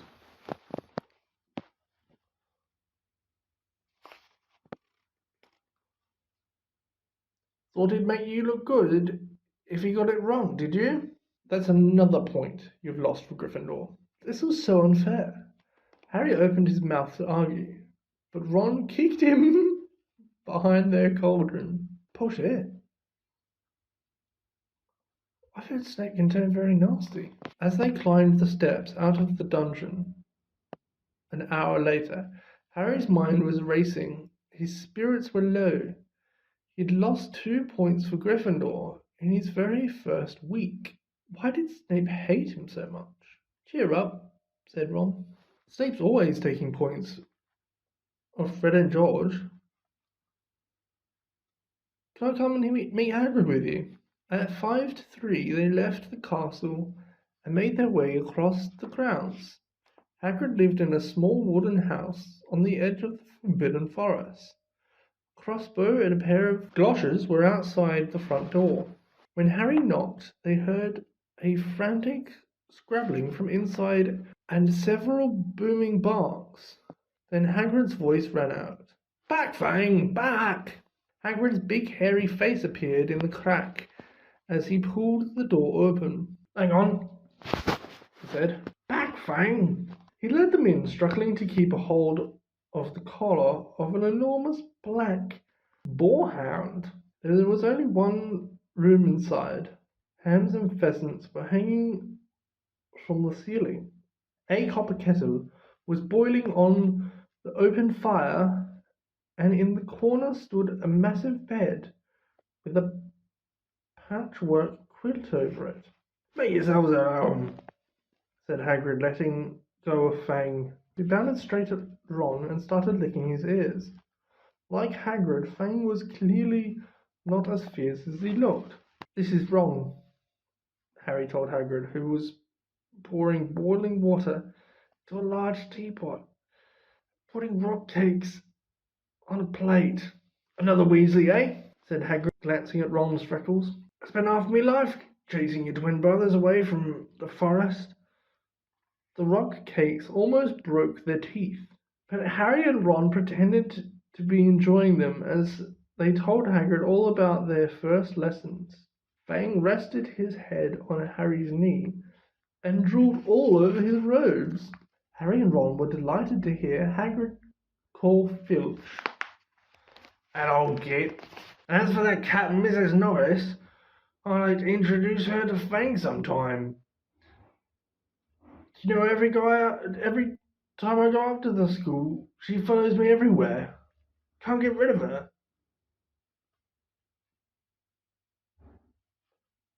Filch puts her up to it. Harry told Hagrid about Snape's lesson. Hagrid, like Ron, told Harry not to worry about it, that Snape liked hardly anyone of the students. But you seem to really hate me. Rubbish, said Hagrid. Why should he? Yet Harry couldn't help thinking that Hagrid didn't quite meet his eye when he said that. How's your brother Charlie? Hagrid asked Ron. I like him a lot. Great with animals. Harry wondered if Hagrid had changed the subject on purpose. While Ron told Hagrid all about Charlie's work with dragons, Harry picked up a piece of paper that was lying on the table under the tea rosy. It was a cutting from the Daily Prophet. Gringotts break-in latest. Investigations continue into the break-in at Gringotts. On 31 July, widely believed to be the work of dark wizards or witches unknown. Gringotts goblins today insisted that nothing had been taken, that the vault was searched, and it had in fact been emptied that same day. But we're not telling you what was in there, so keep your noses out if you know what's good for you, said a Gringotts goblin this afternoon. Harry remembered Ron telling him on the train that someone had tried to rob Gringotts, but Ron hadn't mentioned the date. Hagrid, said Harry, the Gringotts break-in happened on my birthday. It might have been happening while we were there. There was no doubt about it. Hagrid definitely didn't meet Harry's eyes this time. He grunted and offered him another rock cake. Harry read the story again. The vault that was searched had in fact been emptied earlier that same day. Hagrid emptied the vault 713, if you could call it emptying, taking at that grubby old little package. Had that been what the thieves were looking for?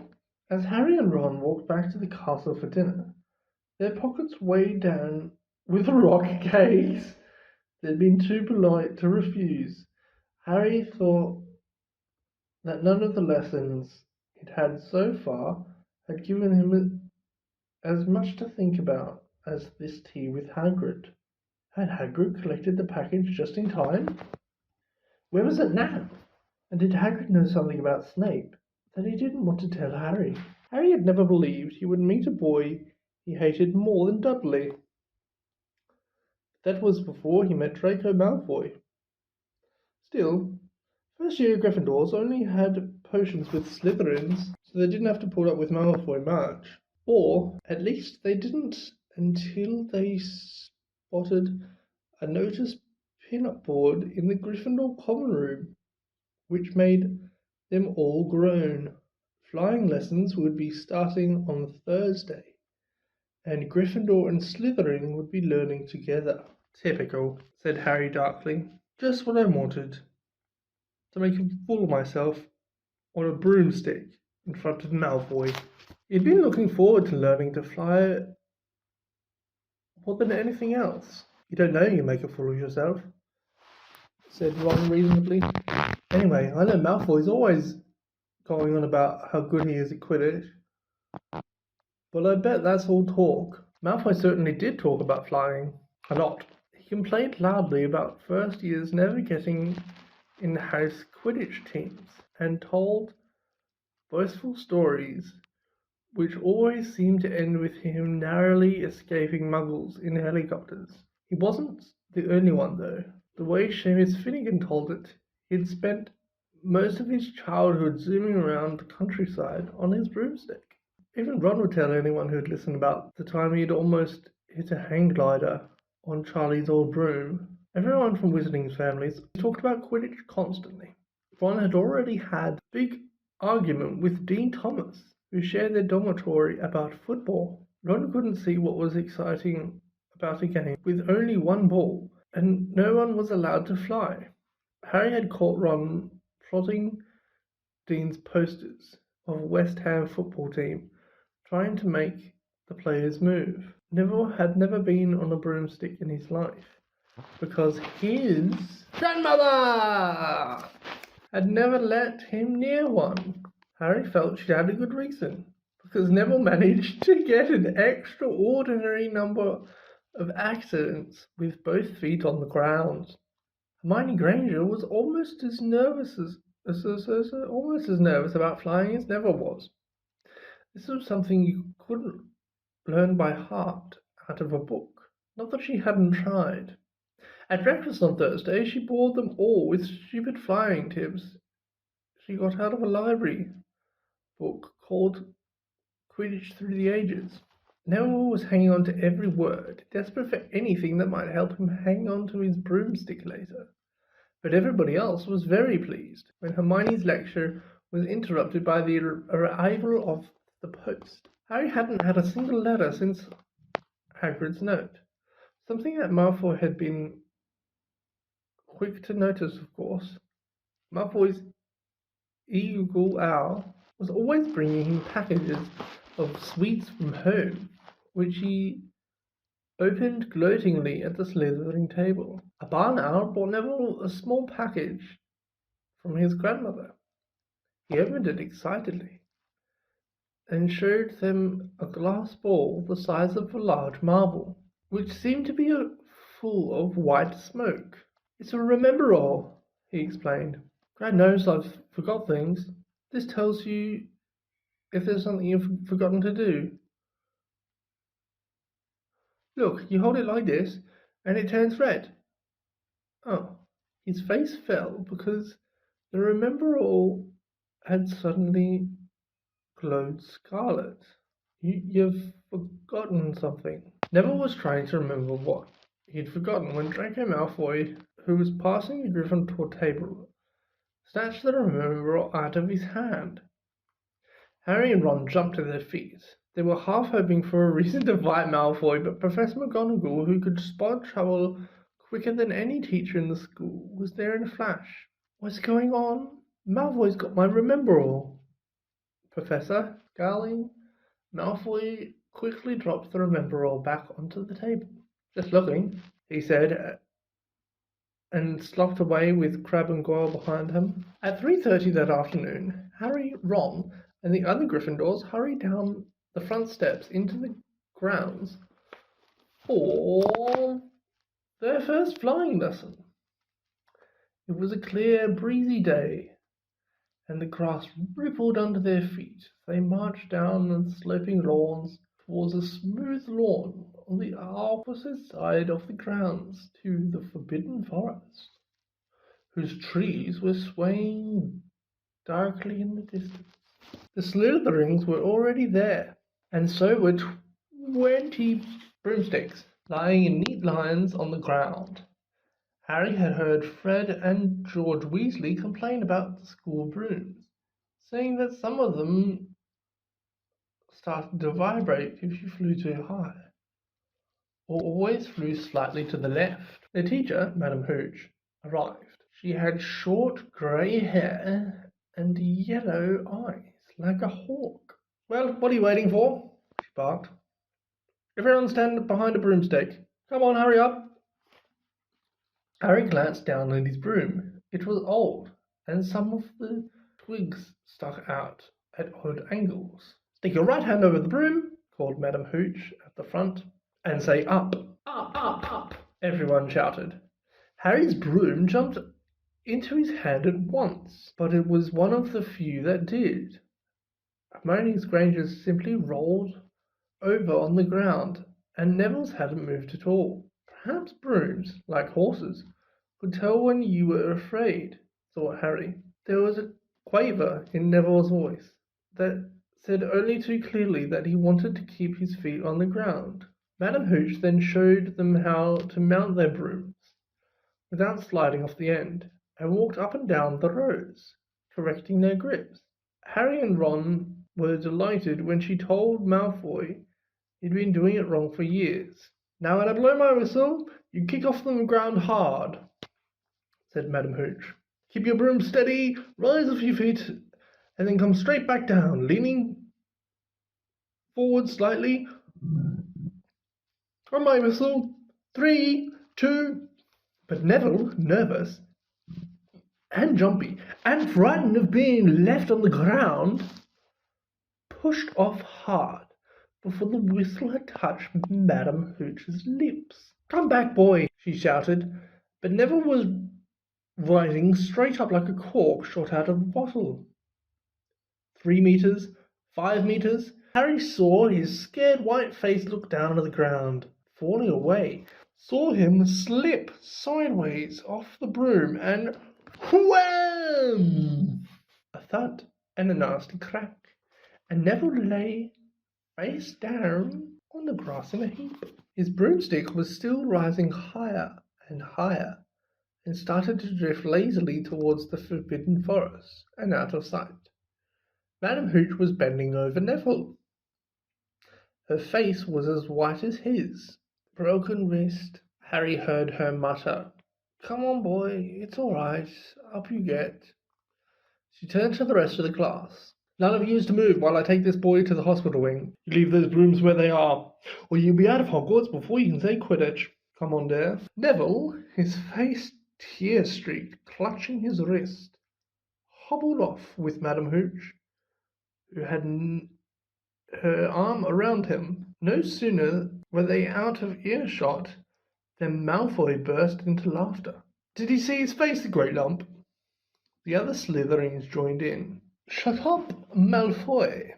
"Ooh, sticking up for Longbottom," said Pansy Parkinson, a hard-faced Slytherin girl. "Never thought you'd like that fat little crybabies, Parvati." "Look," said Malfoy, darting forward and snatching something out of the grass. "It's that stupid thing Longbottom's Gran sent him." The Remember-All glinting in the sun as he held it up. "Give that here, Malfoy," said Harry quietly. Everyone stopped talking to watch. Malfoy smiled nastily. "I think I'll leave it for somewhere for Longbottom to collect. How about up a tree?" "Give it here," Harry yelled. But Malfoy had leapt onto his broomstick and taken off. He hadn't been lying. He could fly well. Hovering level with the topmost branches of an oak, he called, "Come and get it, Potter." Harry grabbed his broom. "No," shouted Hermione Granger. "Madam Hooch told us not to move. You'll get us all into trouble." Harry ignored her. Blood was pounding in his ears. He mounted the broom and kicked hard against the ground. And up he soared.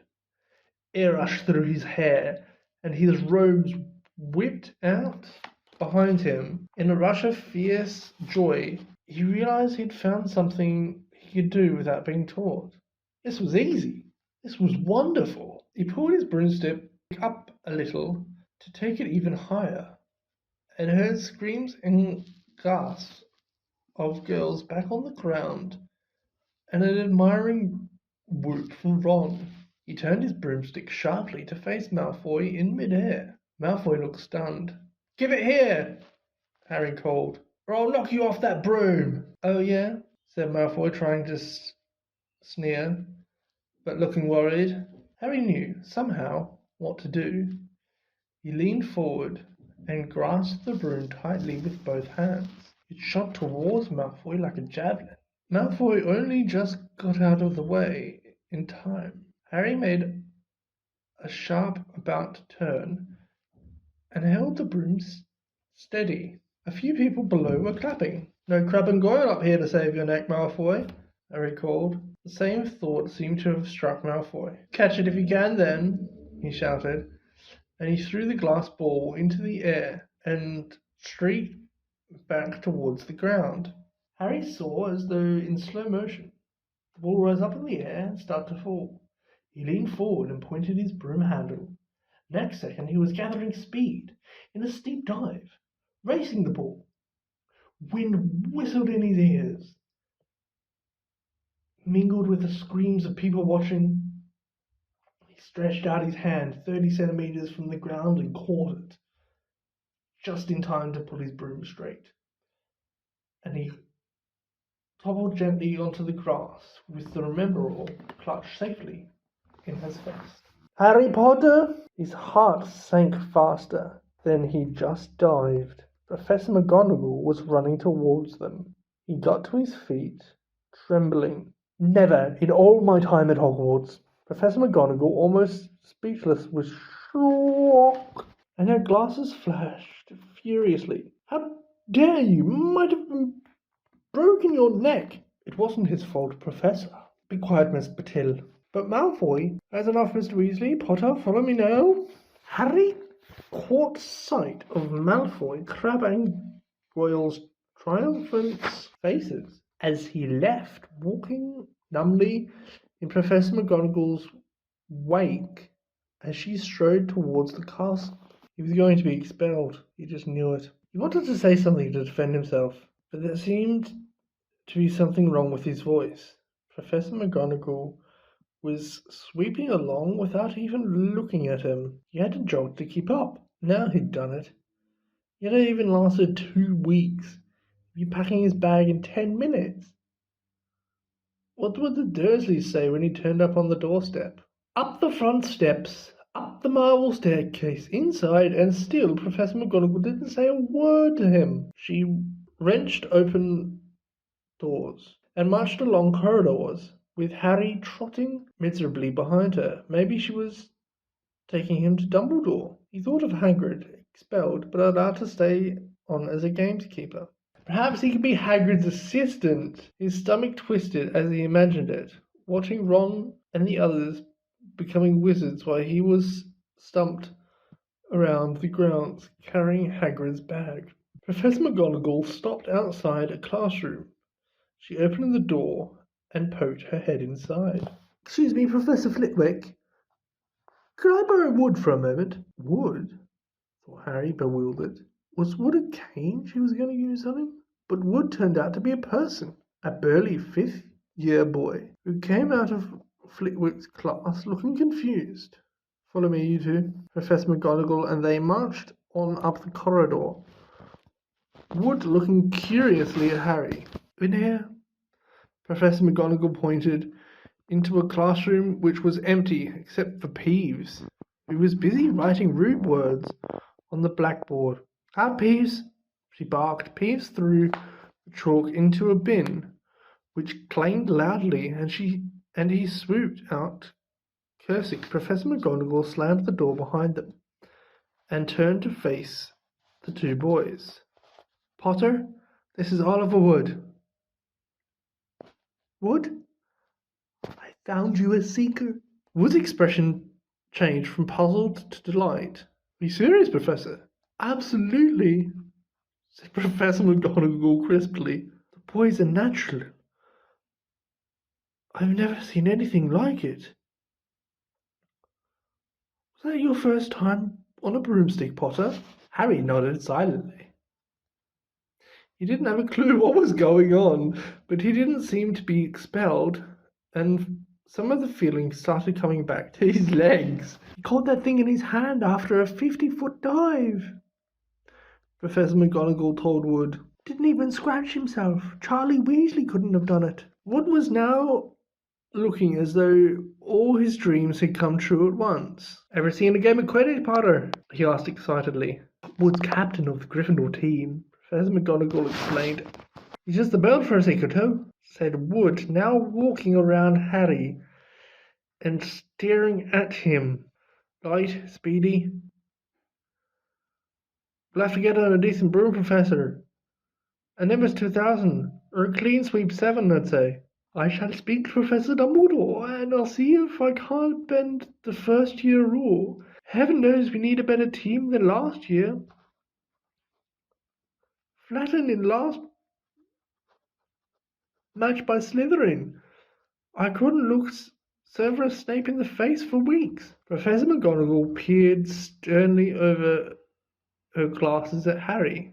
I want to hear your training hard, Potter, or I may change my mind about punishing you. Then she subtly smiled. Your father would have been proud, she said. He was an excellent Quidditch player himself. You're joking. It was dinner time. Harry just finished telling Ron what had happened and when he left the grounds with Professor McGonagall. Ron had a piece of steak and kidney pie halfway to his mouth, but he'd forgotten all about it. Seeker, he said, but first he has never. You must be the youngest house player in about a century, said Harry, shoveling pie into his mouth. Not particularly hungry after the excitement of the afternoon, Wood told me. Ron was so amazed, so impressed. He just sat and gaped at Harry. I start training next week, said Harry. Only don't tell anyone.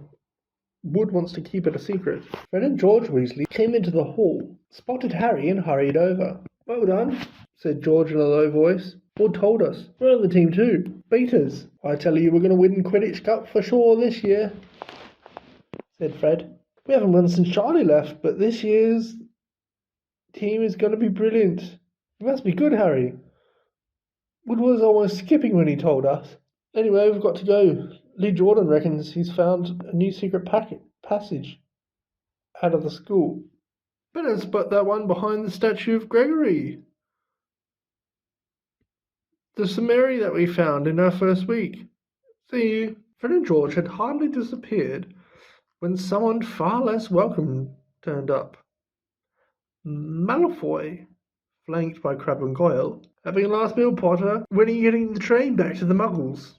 You're a lot braver. Now you're back on the ground and you've got your little friends with you, said Harry coolly. There was, of course, nothing at all little about Crabbe and Goyle. Goyle was full of teachers. Neither of them could do more than crack their knuckles and scowl. Take you on any time on my own, said Malfoy. Tonight, if you want. Wizard's duel. One's only. No contact. What's the matter? Never heard of a wizard's duel before, I suppose. Of course he has, said Ron, wheeling round. I'm his second. Who's yours? Malfoy looked at Crabbe and Goyle, sizing them up. Crabbe, he said. Midnight all right? We'll meet you in the trophy room. That's always unlocked. When Malfoy had gone, Run! What is a wizard's duel? Said Harry. What do you mean you're my second? Well, a second's there to take over if you die, said Ron casually, getting started at last on his cold pie. Catching a look at Harry's face, he added quickly, but people only die in proper duels. You know, real wizards. The most you and Malfoy will be able to do is send sparkles at each other. Neither of you knows enough magic to do any real damage. I bet he expected you to refuse anyway. And what if I wave my wand and nothing happens? Throw it away and punch him on the nose, Ron suggested. Excuse me. They both looked up. It was Hermione Granger. Can't a person eat in peace in this place? Said Ron. Hermione ignored him and spoke to Harry. I couldn't help overhearing what you and Malfoy were saying. Bet you could. Ron muttered. And you mustn't go wandering around the school at night. Think of the points you'll lose Gryffindor if you're caught. And you're bound to be. It's really very selfish of you. And it's really none of your business, said Harry. Goodbye, said Ron. At the same time, it wasn't what you'd call the perfect end to the day, Harry thought, as he lay awake much later listening to Dean and Seamus falling asleep. Neville wasn't back from the hospital. Ron had spent all evening giving him advice, such as, if he tries to curse you, you'd better dodge it, because I can't remember how to block them. There was a very good chance they were going to get caught by Filch or Mrs. Norris, and Harry felt he was pushing his luck, breaking another school rule today. On the other hand, Malfoy's sneering face kept looming out of the darkness. This was his big chance to beat Malfoy face to face. He couldn't miss it. 11:30, Ron muttered at last. We'd better go. They pulled on their dressing gowns, picked up their wands, and crept across the tower room, down the spiral staircase, and into the Gryffindor common room. A few embers were still glowing in the fireplace, turning all the armchairs into hunched black shadows. They had almost reached the portrait hall when a voice spoke from the chair nearest them. I can't believe you're going to do this, Harry. A lamp flickered on. It was Hermione Granger, wearing a pink dressing gown and a frown. You, said Ron furiously. Go back to bed. I almost told your brother, Hermione snapped. Percy, he's a prefect. He'd put a stop to this. Harry couldn't believe anyone could be so interfering. Come on, he said to Ron. He pushed open the portrait of the fat lady and climbed through the hole. Hermione wasn't going to give up that easily. She followed Ron through the portrait hall, hissing at them like an angry goose. Don't you care about Gryffindor? Or do you only care about yourselves? I don't want Slytherin to win the House Cup, and you'll lose all the points I got from Professor McGonagall for knowing about the switching spells. Go away, alright? But I warned you. You just remember what I said when you're on the train home tomorrow. You're so... But what they didn't find out. Hermione had turned the portrait of the fat lady to get back inside and found herself facing an empty painting. The fat lady had gone on a nighttime visit and Hermione was locked out of the Gryffindor Tower. Now what am I going to do? She asked shrilly. That's your problem, said Ron. We've got to go. We're going to be late. They haven't even reached the end of the corridor when Hermione caught up with them. I'm coming with you. You are not. Do you think I'm going to stand out here and wait for Filch to catch me? If he finds all three of us, I'll tell him the truth. That I was trying to stop you. And you can back me up. You've got some nerve. Shut up, both of you, said Harry sharply. I heard something. It was a sort of snuffling. Mrs. Norris, breathed Ron, squinting through the dark. It wasn't Mrs. Norris. It was Neville. He was curled up on the floor, fast asleep, but jerked suddenly awake as they crept nearer. Thank goodness you found me. I've been out here for hours. I couldn't remember the new password to get into bed. Keep your voice down, Neville. The password's pig snout. But it won't help you now. The fat lady's gone off somewhere.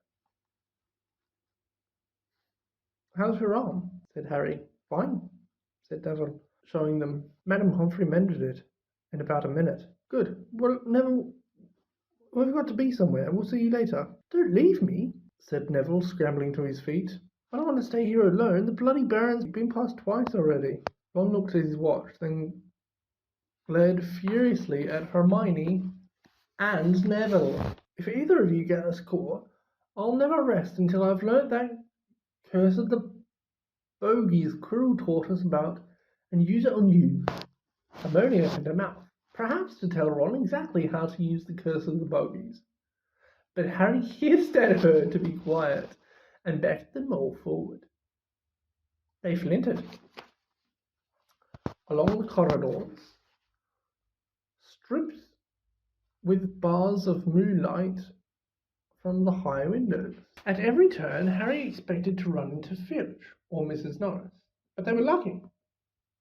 They sped up a staircase to the third floor and tiptoed towards the trophy room. Malfoy and Crabbe weren't there yet. The crystal trophy cases glimmered where the moonlight caught them. Cups, shields, plates, and statues winked silver and gold in the darkness. They edged along the walls, keeping their eyes on the doors at either end of the room. Harry took out his wand in case Malfoy leapt in and started at once. The minutes crept by. He's late. Maybe he's checking out, Ron whispered. Then a noise in the next room made them jump. Harry had only just raised his wand when they heard someone speak, and it wasn't Malfoy. Sniff round, my sweet. They might be lurking in the corner. It was Filch speaking to Mrs. Norris, horror-struck. Harry waved madly at the other three to follow him as quickly as possible. They scurried silently towards the door, away from Filch's voice. Neville's robes had barely whipped around the corner when they heard Filch enter the trophy room. They're in here somewhere, he heard them mutter, probably hiding. Harry mouthed to the others, and, petrified, they began to creep down a long gallery full of suits of armor. They could hear Filch getting nearer. Neville suddenly letting out a frightened squeak and broke into a run. He tripped, grabbed Ron around the waist, and the pair of them toppled right into a suit of armor. The clanging and crashing were enough to wake the whole castle. Run! Harry yelled at the four of them and sprinted down the gallery, not looking back to see whether Filch was following them. They swam around the doorpost and galloped down the corridor, then another, Harry in the lead without any idea where they were or where they were going. They ripped through a tapestry and found themselves in a hidden passageway, hurtled along it, and came out near their charms classroom, which they knew was miles from the trophy room. I think we lost him, Harry panted, leaning against the cold wall and wiping his forehead. Neville was bent double, wheezing and spluttering. I told you, Hermione grasped, clutching at the stitch in her chest. Got to get back to the Gryffindor Tower, said Ron, quickly as possible. Malfoy tricked you, Hermione said to Harry. You realise that, don't you? He was never going to meet you. Filch knew someone was going to be in the trophy room. Malfoy must have tipped him off. Harry thought she was probably right, but he wasn't going to tell her that. Let's go. It wasn't going to be that simple. They hadn't gone more than a dozen paces when a doorknob rattled and something came shooting out of a classroom in front of them. It was Peeves. He caught sight of them and gave them a squeal of delight. Shut up, Peeves! Please, you're going to get us thrown out. Peeves cackled. Wandering around at midnight, eagle firsties. Tut, tut, tut, naughty, naughty, you'll get caughty. Not if you don't give us away, Peeves, please. Should I tell Filch? I should, said Peeves in a saintly voice, but his eyes glittered wickedly. It's for your own good, you know. Get out of the way, snapped Ron, taking a swipe at Peeves. This was a big mistake. Students out of bed! Peeves bellowed. Students out of bed! Down the charms corridor! Ducking under Peeves, they ran for their lives right to the end of the corridor, where they slammed into a door, and it was locked. This is it, Ron moaned as they pushed helplessly at the door. We're done for. This is the end. They could hear footsteps, Filch running as fast as he could towards Peeves' shouts. Oh, move over, Hermione snarled. She grabbed Harry's wand, tapped the lock, and whispered, Alohomora. The lock clicked. The door swung open. They piled through and shut it quickly and pressed their ears against it, listening. Which way did they go, Peeves? Filch was saying. Quick, tell me. Say, please. Don't mess about, Peeves. Now, where did they go? Shan't say nothing if you don't say please, said Peeves in his annoying singing voice. All right, please. Nothing! Told you I wouldn't say nothing if you didn't say please. And they heard the sound of Peeves whooshing away and Filch cursing in rage. He thinks the door is locked. I think we'll be okay. Get off, Neville. For Neville had been tugging on the sleeve of Harry's dressing gown for the last minute. What? Harry turned around and saw clearly what. For a moment he was sure he'd walked into a nightmare. This was too much. On top of everything that happened so far. They weren't in a room as he had supposed. They were in a corridor, the forbidden corridor on the third floor. And now they knew why it was forbidden. They were looking straight into the eyes of a monstrous dog. A dog which filled the whole space between ceiling and floor. It had 3 heads, 3 pairs of rolling mad eyes, 3 noses, twitching and quivering in their direction, 3 drooling mouths, saliva hanging in slippery ropes from yellowish fangs. It was standing quite still, all 6 eyes staring at them, and Harry knew that the only reason they weren't already dead was that their sudden appearance had taken it by surprise. It was quickly getting over that. There was no mistaking what those thunderous growls meant. Harry groped for the doorknob. Between Filch and death, he'd take Filch. They fell backwards. Harry slammed the door shut, and they ran. They almost flew back down the corridor. Filch must have hurried off to look for them somewhere else, because they didn't see him anywhere. But they hardly cared. All they wanted to do was put in as much space as possible between them and that monster. They didn't stop running until they reached the portrait of the fat lady on the 7th floor. Where on earth have you all been? She asked, looking at their dressing gowns hanging off their shoulders and their flustered, sweaty faces. Never mind that. Peeks now, panted Harry, and the portrait swung forward. They scrambled into the common room and collapsed trembly into armchairs. It was a while before any of them said anything. Neville, indeed, looked as if he'd never speak again. What do they think they're doing? Keeping a thing like that looked up at a school? Said Ron finally. If any dog needs the exercise, that one does. Hermione had got both her breath and her bad temper back. Don't use your eyes, any of you, do you? She snapped. Didn't you see what it was standing on? The floor? Harry suggested.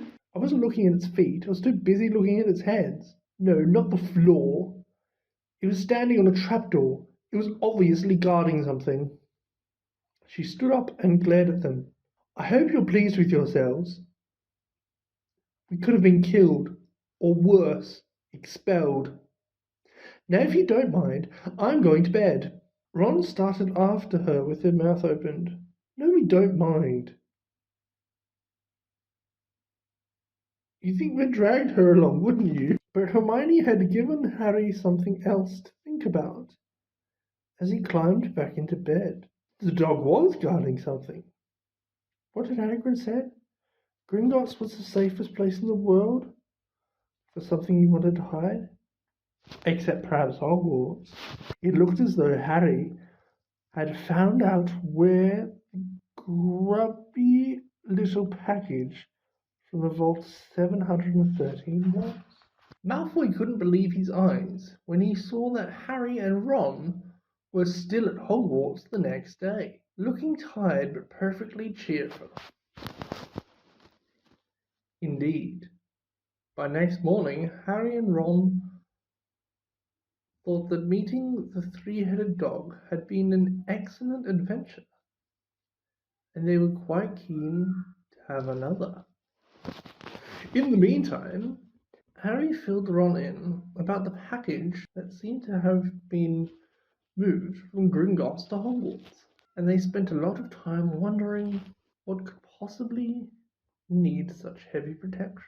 It's either really valuable or really dangerous, said Ron. Or both. said Harry. But as all they knew for sure about the mysterious object was that it was about 2 inches long. They didn't have much chance of guessing what it was without further clues. Neither Neville nor Hermione showed the slightest interest in what lay underneath the dog and the trapdoor. All Neville cared about was never going near that dog again.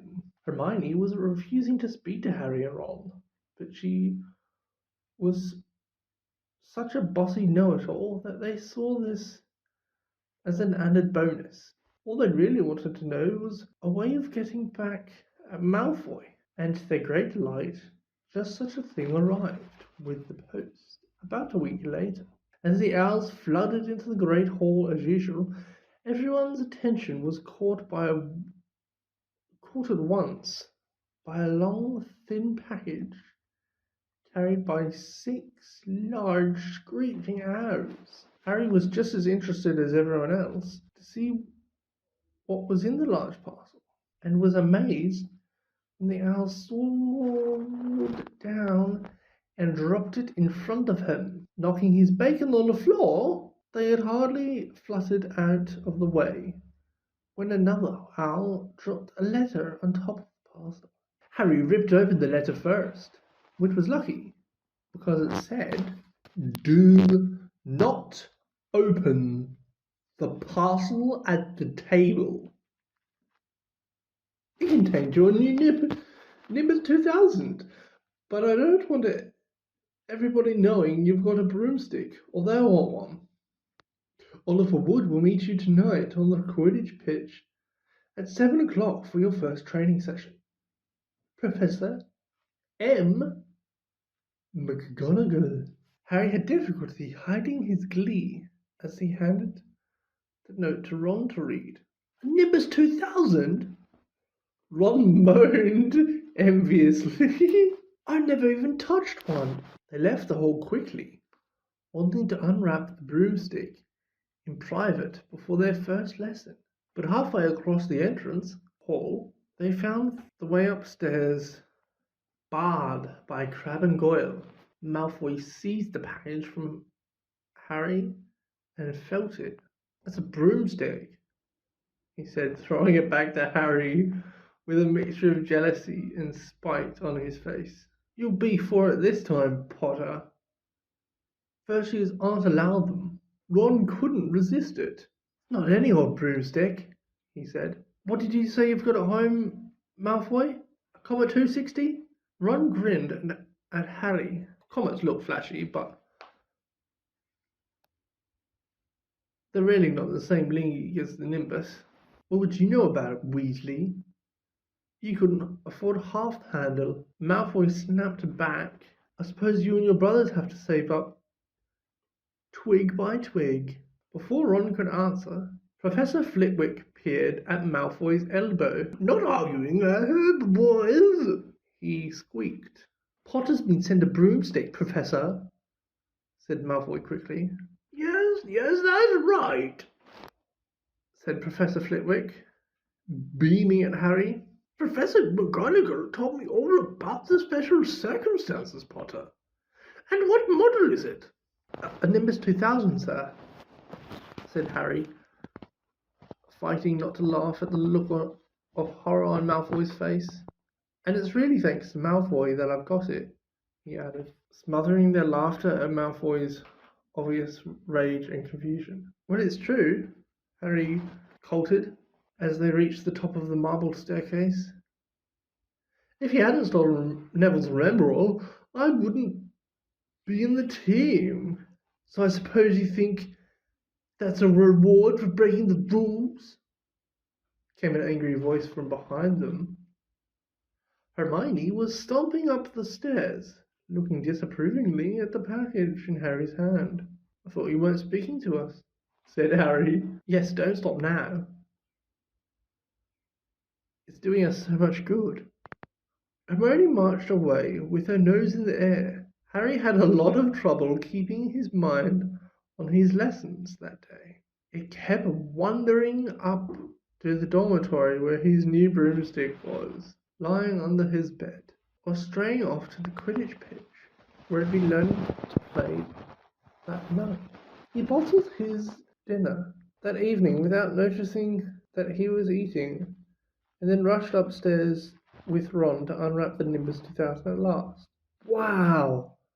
Ron sighed, as the broomstick rolled onto Harry's bedspread. Even Harry, who knew nothing about different brooms, thought it looked wonderful, sleek and shiny, and a mahogany handle. It had a long tail with a neat straight twigs, and Nimbus 2000 written in gold near the top. As 7 o'clock drew nearer, Harry left the castle and set off towards the Quidditch pitch in the dusk. He'd never been inside a stadium before. Hundreds of seats were raised in stands around the pitch so that the spectators were high enough to see what was going on. At either end of the pitch there were 3 golden poles with hoops on the end. They reminded Harry a little of the plastic sticks Muggle children blew bubbles through, except they were 18 meters high. Too eager to fly again, to wait for Wood, Harry mounted his broomstick and kicked off the ground. What a feeling! He swooped in and out of the goalpost and then slowly pick. The Nimbus 2000 turned wherever he wanted at his lightest touch. Hey Potter, come down! Oliver Wood had arrived. He was carrying a large wooden crate under his arm. Harry landed next to it. Very nice, said Wood, his eyes glinting. I see what McGonagall meant. You really are a natural. I'm going to teach you the rules this evening. Then you'll be joining the team practice 3 times a week. He opened the crate. Inside were 4 different sized balls. Right, said Wood. Now, Quidditch is easy enough to understand, even if it's not too easy to play. There are 7 players on each side. 3 of them are called chasers. 3 chasers, Harry repeated, as Wood took out a bright red bowl about the size of a football. This ball is called the Quaffle, said Wood. The chasers throw the Quaffle to each other and try to get it through one of the hoops to score a goal. 10 points every time the Quaffle goes through one of the hoops. Follow me?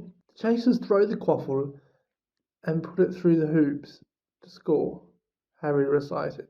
So that's sort of like basketball on broomsticks with 6 hoops, isn't it? What's basketball? Said Wood curiously. Never mind. Now there's a player on each side who's called the keeper. I'm keeper for Gryffindor. I'm going to fly around our hoops and stop the other team from scoring. 3 chasers, 1 keeper, said Harry, who was determined to remember it all. And they play with the Quaffle. Okay, got that. So what are they for? He pointed at the 3 balls left inside the box. I'll show you now, said Wood. Take that. He handed Harry a small club, a bit like a rounder's bat. I'm going to show you what the bludgers do, Wood said. These do with the bludgers. He showed Harry 2 identical balls, jet black and slightly smaller than the red Quaffle. Harry noticed that they seemed to be straining to escape the straps, holding them inside the box. Stand back, Wood warned Harry. He bent down and freed one of the bludgers.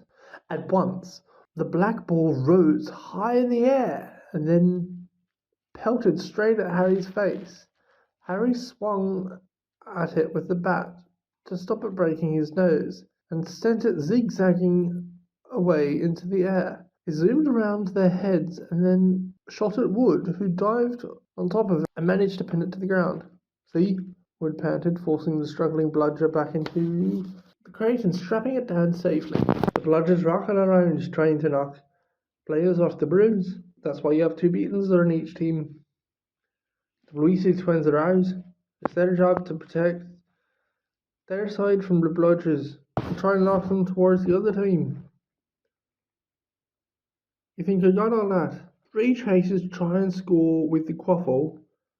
The keeper guards the goalpost. The beaters keep the Bludgers away from their team. Harry reeled off. Very good. Have the Bludgers ever killed anyone? Harry asked, hoping he sounded offhand. Never at Hogwarts. I've had a couple of broken jaws, but nothing worse than that. Now, the last member of the team is a Seeker. That's you. And you don't have to worry about the quaffle or the bludgers unless they crack my head open. Don't worry, the Louises more than a match for the bludgers. I mean, they're like a pair of human bludgers themselves. Wood reached into the crate and took out the fourth and last ball. Compared with the quaffle and the bludgers, it was tiny, about the size of a large walnut. It was bright gold and had little fluttering silver wings. That, said Wood, is the golden snatch. And it's the most important ball of the lot. It's very hard to catch because it's so fast and difficult to see. It's a secret job to catch it. You've got to weave in and out of the chases, the beaters, bludgers, and quaffle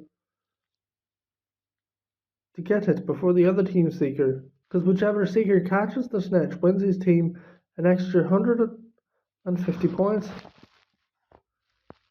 And they nearly always win. That's why the seekers get fouled so much. A game of Quidditch only ends when the snatch is caught. So it can go on for ages. I think the record was 3 months. They had to keep bringing on substitutes so the players could get some sleep. Well, that's it. Any questions? Harry shook his head. He understood what he had to do alright. Was doing it that was going to be the problem. We don't practice with the snitch yet, said Wood, carefully shutting it back inside the crate. It's too dark, we might lose it. Let's try you out with a few of these. He pulled a bag of ordinary golf balls out of his pocket, and a few minutes later he and Harry were up in the air, Wood throwing the golf balls as hard as he could in every direction for Harry to catch. Harry didn't miss a single one, and Wood was delighted. After half an hour, night had really fallen, and they couldn't carry on. The Quidditch Cup will have a name on it this year, said Wood happily as they trudged back to the castle. I wouldn't be surprised if you turned out better than Charlie Weasley, and he could play for England if he hadn't gone off chasing dragons. Perhaps it was because he was so busy, what with Quidditch practice 3 evenings a week, on top of all his homework. But Harry could hardly believe it when he realized that he'd already been at Hogwarts 2 months. The castle felt more like home than Privet Drive had ever done. His lessons, too, were becoming more and more interesting now that they had mastered the basics. On Halloween morning, they woke to the delicious smell of baking pumpkin wafting through the corridors. Even better, Professor Flitwick announced in Charms that they were ready to start making objects fly, something that they had been dying to try since they'd seen him make Neville's toad zoom around the classroom. Professor Flitwick put the glass into pairs to practice. Harry's partner was Seamus Finnegan, which was a relief because Neville had been trying to catch his eye. Ron, however, was to be working with Hermione Granger. It was hard to tell whether Ron or Hermione was angry about this. She hadn't spoken to either of them since the day Harry's broomstick had arrived. Now don't forget that nice wrist movement when we've been practicing, squeaked Professor Flitwick, perched on top of his little pile of books as usual. Swish and flick. Remember, swish and flick. And saying the magical words properly is very important too. Never forget Wizard's Bariffo, who said instead of and found himself on the floor with a buffalo in his chest. It was very difficult. Harry and Seamus swish and flicked But the feather they were supposed to be sending skyward just lay on the desktop. Seamus got so impatient, he prodded it with his wand and set fire to it. Harry had to put it out with his hat. Ron at the next table wasn't having much more luck. Wingardium Leviosa, he shouted, waving his arms like a windmill. You're saying it wrong, Harry heard Hermione snap. It's Wingardium Leviosa. Make the guard nice and long. You do it then, if you're so clever, Ron snarled. Hermione rolled up the sleeves, spoke up, flicked her wand, and said, Wingardium Leviosa. Their feather rose off the desk and hovered about a meter above their heads. Oh, well done! Cried Professor Flitwick, clapping. Everyone see here! Miss Granger's done it! Ron was in a very bad temper by the end of the class. It's no wonder no one can stand her, he said to Harry as they pushed their way into the crowded corridor. She's a nightmare, honestly. Someone knocked into Harry as they hurried past him. It was Hermione. Harry caught a glimpse of her face and was startled to see that she was in tears. I think she heard you. So, said Ron, but he looked a bit uncomfortable. She must have noticed she's got no friends. Hermione didn't turn up for the next class and wasn't seen all afternoon. On their way down to the Great Hall for the Halloween feast, Harry and Ron overheard Parvati Patil telling her friend Lavender that Hermione was crying in the girls' toilets and wanted to be left alone. Ron looked still more awkward at this, but a moment later they had entered the Great Hall, where the Halloween decorations put Hermione out of their minds. 1,000 live bats flattered from the walls and the ceilings. 1,000 more swooped over their tables in low black clouds, making the candles in the pumpkins stutter. The feast appeared suddenly on the golden plates, as it had at the start of term banquet. Harry was helping himself to a jacket potato when Professor Quirrell came sprinting into the hall, his turban askew and terror on his face. Everyone stared as he reached Professor Dumbledore's chair, stumbling against the table, and gasped, Drown in the dungeons! Thought you ought to know. He then sank to the floor in a dead faint. There was an uproar. It took several purple firecrackers exploding from the end of Professor Dumbledore's wand to bring silence. Prefects, he rumbled, lead your houses back to the dormitories immediately. Percy was in his element. Follow me. Stick together, first years. No need to fear the troll if you follow my orders. Stay close behind me now. Make way, first year's coming through. Excuse me, I'm a prefect. How could a troll get in? Asked Harry as they climbed the stairs. Don't ask me. It's supposed to be really stupid, said Ron. Maybe Peeves let it in for a Halloween joke. They passed different groups of people hurrying in different directions as they jostled their way through a crowd of confused Hufflepuffs. Harry suddenly grabbed Ron's arm. I've just thought, Hermione. What about her? She doesn't know about the troll. Ron bit his lip. Oh, all right. But Percy better not see us. Ducking down, they joined the Hufflepuffs going the other way, slipped down a deserted side corridor, and hurried off towards the girls' toilets. They had just turned the corner when they heard quick footsteps behind them. Percy! Hissed Ron, pulling Harry behind a large stone griffin. Peering around it, however, they saw not Percy, but Snape. He crossed the corridor and disappeared from view. What's he doing? Harry whispered. Why isn't he down in the dungeons with the rest of the teachers? Search me. Quietly as possible, they crept along the corridor after Snape's fading footsteps. He's heading for the 3rd floor, said Harry, but Ron held up his hand. Can you smell something? Harry sniffed.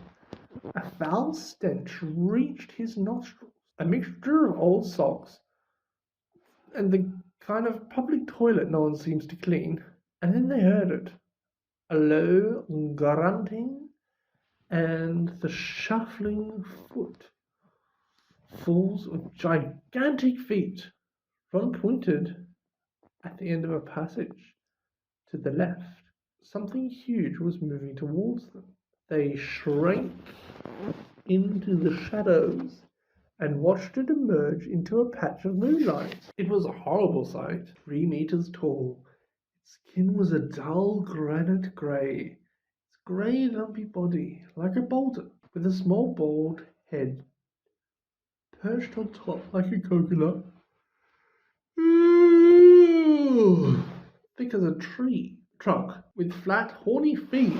The smell coming from it was incredible. It was along the floor because its arms were so long. The troll stopped next to a doorway and peered inside. It waggled its long ears, making up its tiny mind, then slouched, slowing into the room. The key's in the lock, Harry muttered. We could lock it in. Good idea, said Ron nervously. They edged towards the open door. Mouth shut. Play the show was a better girl. With one great leap, Harry managed to grab the key, slam the door, and lock it. Yes! Flushed with their victory, they started to run back to the passage. But as they reached the corner, they heard something that made their hearts stop. A high-pitched, petrified scream. Locked up. Oh no, said Ron, as pale as the bloody Baron. It's the girls' toilets, Harry gasped. Hermione! They said together. It was the last thing they wanted to do. But what choice did they have? Wheeling around, they sprinted back to the door and turned the key, fumbling in the peg. And they ran inside. Hermione Granger was shrinking against the wall opposite, looking as if she was about to faint. The troll was advancing on her, knocking the sinks off the walls as it went. Confuse it, Harry said desperately to Ron, and seizing a tap, he threw it as hard as he could against the wall. The troll stopped less than a meter from Hermione. It lumbered around, blinking stupidly, to see what had made the noise. Its mean little eyes saw Harry. It hesitated. Oi, pea-brain! Yelled Ron from the other side of the chamber, and he threw a metal pipe at it. The troll didn't even seem to notice the pipe hitting his shoulder, but it heard the yell and paused again, turning its ugly snout to Ron instead, giving Harry time to run round it. Come on, run, run! Yelled Harry at Hermione, trying to pull her towards the door. But she couldn't move. She was still, flat against the wall, her mouth open with terror. The shouting and the echoes seemed to be driving the troll berserk. It roared and started towards Ron, who was nearest and had no way to escape. Then Harry did something that was both brave and very stupid. He took a great running jump and managed to fasten his arms around the troll's neck from behind. The troll couldn't feel Harry hanging there, but even a troll will notice if you stick a long bit of wood up its nose. Harry's wand had still been in his hand when he jumped. It had gotten straight up one of the troll's nostrils.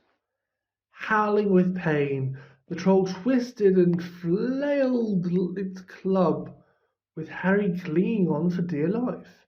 Any second, the troll was going to rip him off and catch him in a terrible blow with the club. Hermione had sunk to the floor in fright. Ron pulled out his wand. Not knowing what he was going to do, he heard himself cry the first spell that came to his mind. Wingardium Leviosa!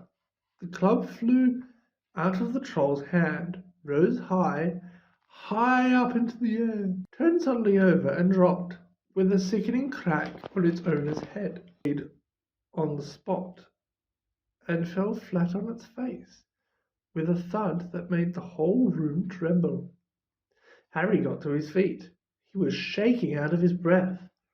Ron was standing there with his wand still raised, staring at what he had done. It was Hermione who spoke first. Is it dead? I don't think so. I think it's just been knocked out. He bent down and pulled his wand out of the troll's nose. It was covered in what looked like lumpy grey glue. Ugh, troll bogies. He wiped it on the troll's trousers. Suddenly, slamming and loud footsteps made the three of them look up. They hadn't realized what a racket they had been making. But of course, someone downstairs must have heard the crashes and the troll's roars. A moment later, Professor McGonagall had come bursting into the room, closely followed by Snape, with Quirrell bringing up the rear. Quirrell took one look at the troll, let out a faint whimper, and sat down quickly on the toilet, clutching his heart. Snape bent over the troll. Professor McGonagall was looking at Ron and Harry. Harry had never seen her look so angry. Her lips were white. Hopes of winning 50 points for Gryffindor faded quickly from Harry's mind. What on earth were you thinking of? Said Professor McGonagall, with cold fury in her voice. Harry looked at Ron, who was still standing there with his wand in the air. You're lucky you weren't killed. Why aren't you in your dormitory? Snape gave Harry a swift, piercing look. Harry looked at the floor. He wished Ron would put his wand down. Then a small voice came out of the shadows. Please, Professor McGonagall, they were looking for me. Miss Granger. Hermione had managed to get to her feet at last. I went looking for the troll because I thought I could deal with it on my own. You know, because I've read all about them.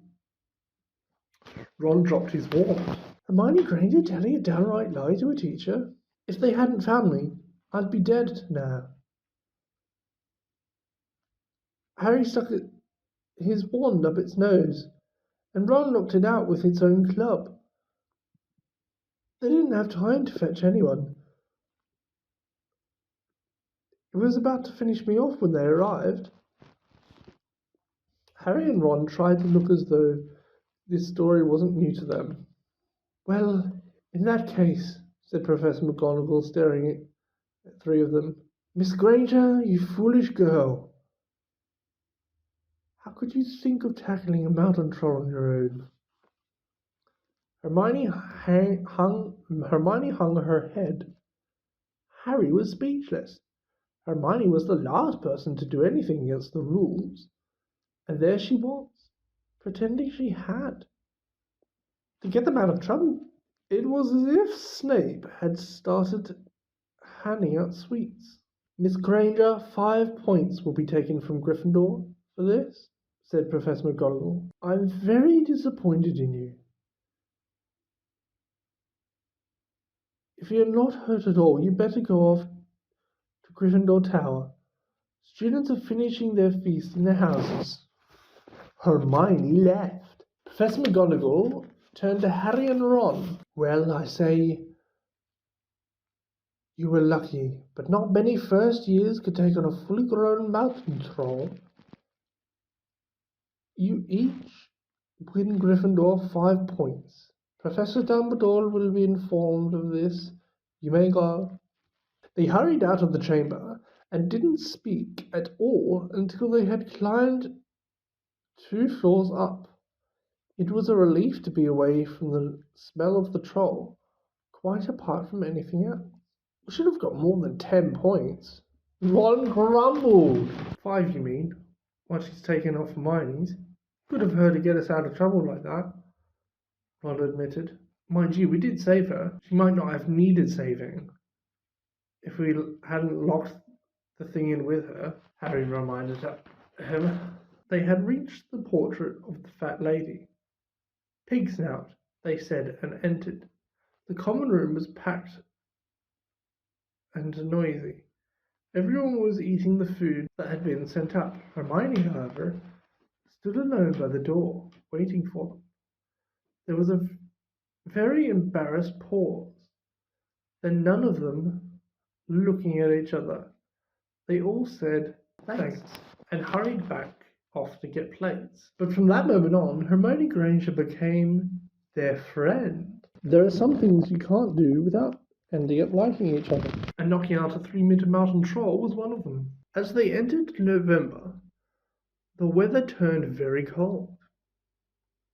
The mountains around the school became icy grey, and the lake like chilled steel. Every morning, the ground was covered in frost. Hagrid could be seen from the upstairs windows, defrosting the broomsticks on the Quidditch pitch, bundled in a long moleskin overcoat, rabbit fur gloves, and enormous beaver skin boots. The Quidditch season had begun. On Saturday, Harry would be playing in his first match after weeks of training. Gryffindor versus Slytherin.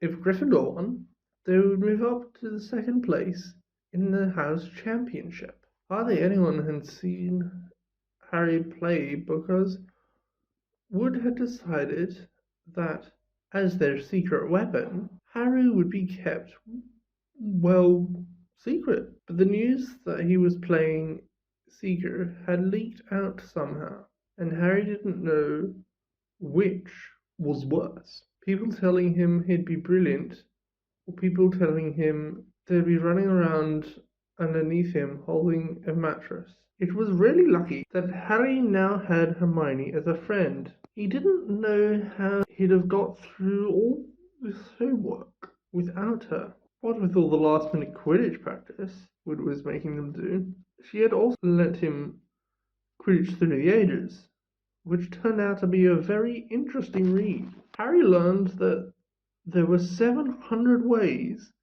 of committing a Quidditch foul, and that all of them had happened during a World Cup match in 1473. The Seekers were usually the smallest and fastest players, and that most Quidditch accidents seemed to happen to them, although people rarely died playing Quidditch.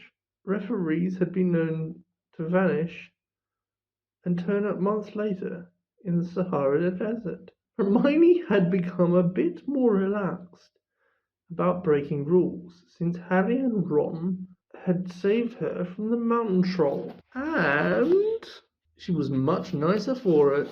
The day before Harry's first Quidditch match, the three of them were out in the freezing courtyard during break, and she had conjured them up a bright blue fire which could be carried around in a jam jar.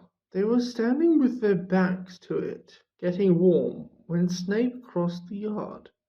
Harry noticed at once that Snape was limping. Harry, Ron, and Hermione moved closer together to block the fire from view. They were sure it wouldn't be allowed. Unfortunately, something about their guilty faces caught Snape's eye. He limped over. He hadn't seen the fire, but he had seemed to be looking for a reason to tell them off anyway. What's that you've got there? Potter. It was Quidditch Through the Ages. Harry showed him. Library books are not to be taken outside the school, said Snape. Give it to me. 5 points from Gryffindor. He just made that rule up, Harry muttered angrily as Snape limped away. Wonder what's wrong with his leg. Dunno. But I hope it's really hurting him, said Ron bitterly. The Gryffindor common room was very noisy that evening. Harry, Ron, and Hermione sat together next to a window. Hermione was checking Harry and Ron's charms homework for them. She would never let them copy. How will you learn? But by asking her to read it through, they got the right answers anyway. Harry felt restless. He wanted Quidditch through the ages back. He had his mind on his nerves about tomorrow. Why should he be afraid of Snape? Getting up, he told Ron and Hermione he was going to ask Snape if he could have it. I'd rather you than me, they said together. But Harry had an idea that Snape wouldn't refuse if there were other teachers listening. He made his way down to the staff room and knocked. There was no answer. He knocked again. Nothing. Perhaps Snape had left the book in there. It was worth a try. He pushed the door ajar and peered inside, and a horrible scene met his eyes. Snape and Filch were inside, alone. Snape was holding his robes above his knees. One of his legs was bloody and mangled. Filch was handing Snape bandages. Blasted thing, Snape was saying. How are you supposed to keep your eyes all three heads at once? Harry tried to shut the door quietly, but Potter! Snape's face was twisted with fury as he dropped his robes quickly to hide his leg. Harry gulped. I just wondered if I could have my book back. Get out! Out! Harry left before Snape could take any more points from Gryffindor. He sprinted back upstairs. Did you get it? Ron asked as Harry joined them. What's the matter? In a low whisper, Harry told them what he'd seen. You know what this means? He finished breathlessly. He tried to get past that three-headed dog on Halloween. That's where he was going when we saw him. He's after whatever it's guarding. And I bet my broomstick he let the droll in to create a diversion. Hermione's eyes widened. No, he wouldn't, she said. I know he's not very nice, but he wouldn't try and steal something Dumbledore was keeping safe. Honestly, Hermione, you think all the teachers are saints or something? Snapped Ron. I'm with Harry. I wouldn't put anything past Snape. But what's he after? What's the dog guarding? Harry went to bed with his head buzzing with the same question. Neville was snoring loudly, but Harry couldn't sleep. He tried to empty his mind. He needed to sleep. He had to. He had his first Quidditch match in a few hours, but the expression on Snape's face when Harry had seen his leg wasn't easy to forget. The next morning dawned very bright and cold. The great hall was full of delicious smell of fried sausages and cheerful chatter for everyone looking forward to a good Quidditch match. You've got to eat some breakfast. I don't want anything. Just a bit of toast, wheedled Hermione.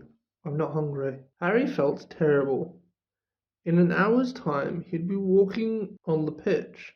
Hey, you need your strength, said Seamus Finnegan. Seeker is always the one to get nobbled by the other team. Thanks, Seamus, said Harry, watching Seamus pile ketchup on his sausages. By 11 o'clock, the whole school seemed to be out in the stands around the Quidditch pitch. Many students had binoculars. The seats might be raised high in the air, but it was still difficult to see what was going on sometimes. Ron and Hermione joined Neville, Seamus, and Dean, the West Ham fan up in the top row. As a surprise for Harry, they had painted a large banner on one of the sheets Scabbers had ruined. It said Potter for President, and Dean was good at drawing, had done a large Gryffindor lion underneath. Then Hermione had performed a tricky little charm so that the paint flashed different colours. Meanwhile, in the changing rooms, Harry and the rest of the team were changing into their scarlet Quidditch robes. Slytherin would be playing in green. Wood cleared his throat for silence. Okay, men, he said. And women, said Chaser Angelina Johnson. And women, Wood agreed. This is it, the big one. The one we've all been waiting for, said Fred Weasley. We know Oliver's speech by heart, Fred told Harry. We were in the same team last year. Shut up, you two, said Wood. This is the best team Gryffindor's had in years. We're going to win, I know it. He glared at them all as if to say, or else. Right, it's time. Good luck, all of you. Harry followed Fred and George out of the changing room, and hoping his knees weren't going to give away, walked onto the pitch to loud cheers. Madam Hooch was refereeing. She stood in the middle of the pitch, waiting for the two teams, a broom in her hand. Now, I want a nice fair game, all of you, she said once they were all gathered around her. Harry noticed that she seemed to be speaking particularly to the Slytherin captain, Marcus Flint, a fifth year. Harry thought Flint looked as if he had had some troll blood in him. Out of the corner of his eye, he saw the fluttering banner high above, flashing Potter for president over the crowd. His heart skipped. He felt braver. On your brooms, please. Harry clambered onto his Nimbus 2000. Madame Hooch gave a loud blast on her silver whistle. 15 brooms rose up, high, high into the air. They were off, and the quaffle was taken immediately by Angela Johnson of Gryffindor.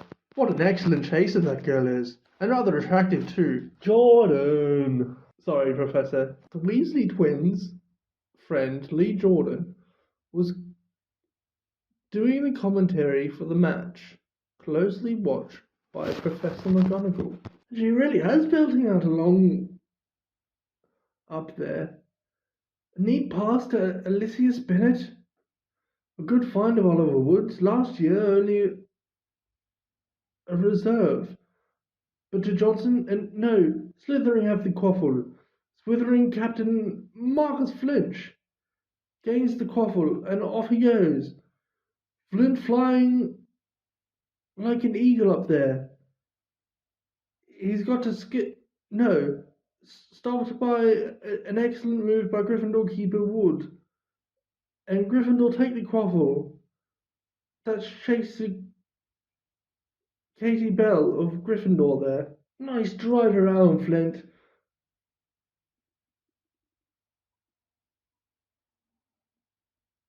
Off up the field and ouch! That must have hurt. In the back of the head by a bludger. Quaffle taken by Slytherin. That's Adrian Pusey speeding off towards the goalpost. But he's bopped by a second bludger. Sent his way by Fred or George Weasley. Can't tell which. Nice play by the Gryffindor beater anyway. And Johnson back in possession of the quaffle. A clear field ahead, and off she goes. She's really flying, and dodges a speeding bludger. The goalposts are ahead. Come on now, Angela.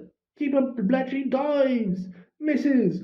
Gryffindor score! Gryffindor cheers filled the cold air with howls and moans from the Slytherins. Watch out there, move along. Hagrid, Ron and Hermione squeezed together to give Hagrid enough room to join them. Been watching from up, said Hagrid, passing a large pair of binoculars round his neck. But it isn't the same as being in the crowd. No sign of the snitch yet, eh? Nope, said Ron. Harry hasn't had much to do yet. Get out of trouble, though. That's something, said Hagrid, raising his binoculars and peering skywards at the speck that was Harry. Way up above them, Harry was gliding over the game, squinting about for some sign of the snitch. This was part of his and Wood's plan. Keep out of the way until you can see sight of the snitch, Wood had said. We don't want you attacked before you have to be. When Angelina had scored, Harry had done a couple of loop-the-loops to let out his feelings. Now he was back to staring around for the snitch. Once he caught sight of a flash of gold, but it was just a reflection from one of the Weasleys' wristwatch. And once a bludger decided to come pelting his way, more like a cannonball than anything. But Harry dodged it, and Fred Weasley came chasing after it. All right there, Harry! He had time to yell as he beat the bludger furiously towards Marcus Flint. Slytherin in possession, Lee Jordan was saying. Chase a bucket of ducks, 2 bludgers, 2 Weasleys, and chase a bell and speed towards the... Wait a moment. Was that the snitch? A murmur ran through the crowd as Adrian Puckley dropped the quaffle, too busy looking over his shoulder at the flash of gold that had passed his left ear. Harry saw it. In a great rush of excitement, he dived downwards after the streak of gold. Slithering seeker Terence Higgs had seen it too. Neck and neck, they hurled towards the snitch, and the chasers seemed to have forgotten what they were supposed to be doing as they hung in midair to watch.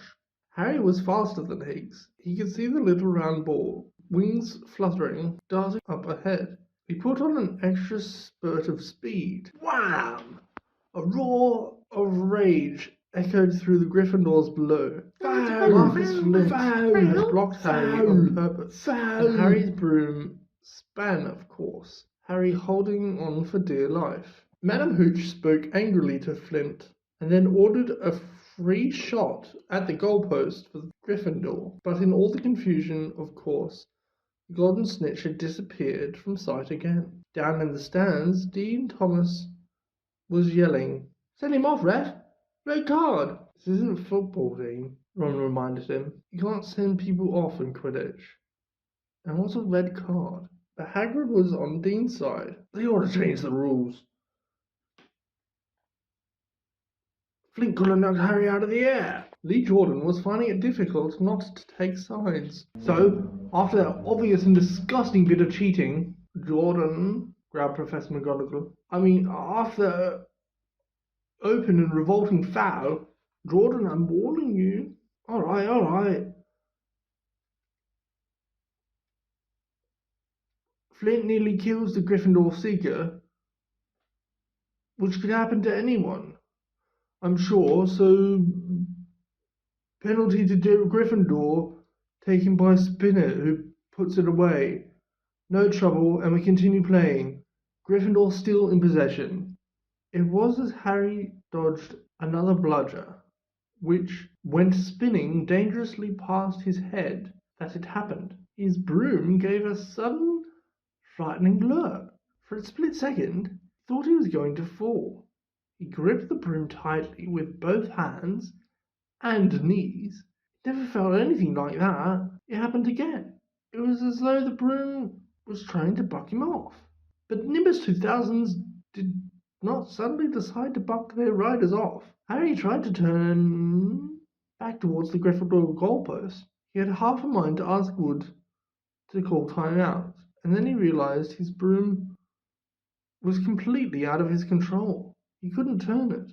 He couldn't direct it at all. It was zigzagging through the air, and every now and then making violent swishing movements, which almost unseated him. Lee was still commentating. "Slithering possession, Flint with a quaffle, passes Spinet, passes Bell, hit hard in the face by a bludger. Herbert broke his nose. Only joking, Professor. Slithering score. Oh no!" The Slytherins were cheering. No one seemed to have noticed that Harry's broom was behaving strangely. It was carrying him slowly higher away from the game, jerking and twitching as it went. "Don't know what Harry thinks he's doing," Hagrid mumbled. He stared through his binoculars. "If I didn't know better, I'd say he'd lost control of his broom. But he can't have." Suddenly, people were pointing at Harry all over the stands. His broom started to roll over and over, with him only just managing to hold on. Then the whole crowd gasped. Harry's broom had given a wild jerk, and Harry swung off it. He was now dangling from it, holding with only one hand. "Did something happen to it when Flint blocked him?" Seamus whispered. "Can't have," Hagrid said, his voice shaking. "Got nothing interference with a broomstick, except powerful dark magic. No kid could have done that to a Nimbus 2000. At these words, Hermione seized Hagrid's binoculars, but instead of looking up at Harry, she started looking frantically at the crowd. "What are you doing?" moaned Ron, grey-faced. "I knew it," Hermione gasped. "Snape, look!" Ron grabbed the binoculars. Snape was in the middle of the stands opposite them. He had his eyes fixed on Harry and was muttering non-stop under his breath. "He's doing something. He's jinxing the broom," said Hermione. "What do we do?" "Leave it to me." Before Ron could say another word, Hermione had disappeared. Ron turned the binoculars back on Harry. His broom was vibrating so hard it was almost impossible for him to hang on much longer. The whole crowd were on their feet, watching terrified, as the Weasleys flew up to try pull Harry safely onto one of their brooms. But it was no good. Every time they got near him, the broom would jump higher still. They dropped lower and circled beneath him, obviously hoping to catch him if he fell. Marcus flinched, seized the quaffle, and scored 5 times without anyone noticing. "Come on, Hermione," Ron muttered desperately. Hermione had fought her way across the stand where Snape stood, and was now racing along the road behind him. She didn't even stop to say sorry, as she knocked Professor Quirrell head first into the row in front. Reaching Snape, she crouched down, pulled out her wand, and whispered a few well-chosen words. Bright blue flames shot from her wand onto the hem of Snape's robes. It took perhaps 30 seconds for Snape to realize that he was on fire. A sudden yelp told her that she had done her job. Scooping the fire off him into a little jar in her pocket, she scrambled back along the road. Snape would never know what happened. It was enough. Up in the air, Harry was suddenly able to clamber back on his broom. "Neville, you can look," said Ron. Neville had been sobbing into Hagrid's jacket for the last 5 minutes. Harry was speeding towards the ground when the crowd saw him clap his hand to his mouth as though he was going to be sick. He hit the pitch on all fours, coughed, and something gold fell into his hand. "I've got the snitch!" he shouted, waving it above his head, and the game ended in complete confusion. "He didn't catch it! He nearly swallowed it!" Flint was still howling 20 minutes later, but it made no difference. Harry hadn't broken any rules, and Lee Jordan was still happily shouting the result. Gryffindor had won by 170 points to 60. Harry had none of this, though. He was being made a strong cup of tea back in Hagrid's hut with Ron and Hermione. "It was Snape," Ron was explaining. "Hermione and I saw him. He was cursing your broomstick, muttering you wouldn't take his eyes off you." "Rubbish," said Hagrid, who hadn't heard a word of what had gone on next to him in the stands. "Why would Snape do something like that?" Harry, Ron, and Hermione looked at each other, wondering what to tell him. Harry decided on the truth. "I found out something about him," he told Hagrid. "He tried to get past that 3-headed dog at Halloween. It bit him. We think he was trying to steal whatever it's guarding."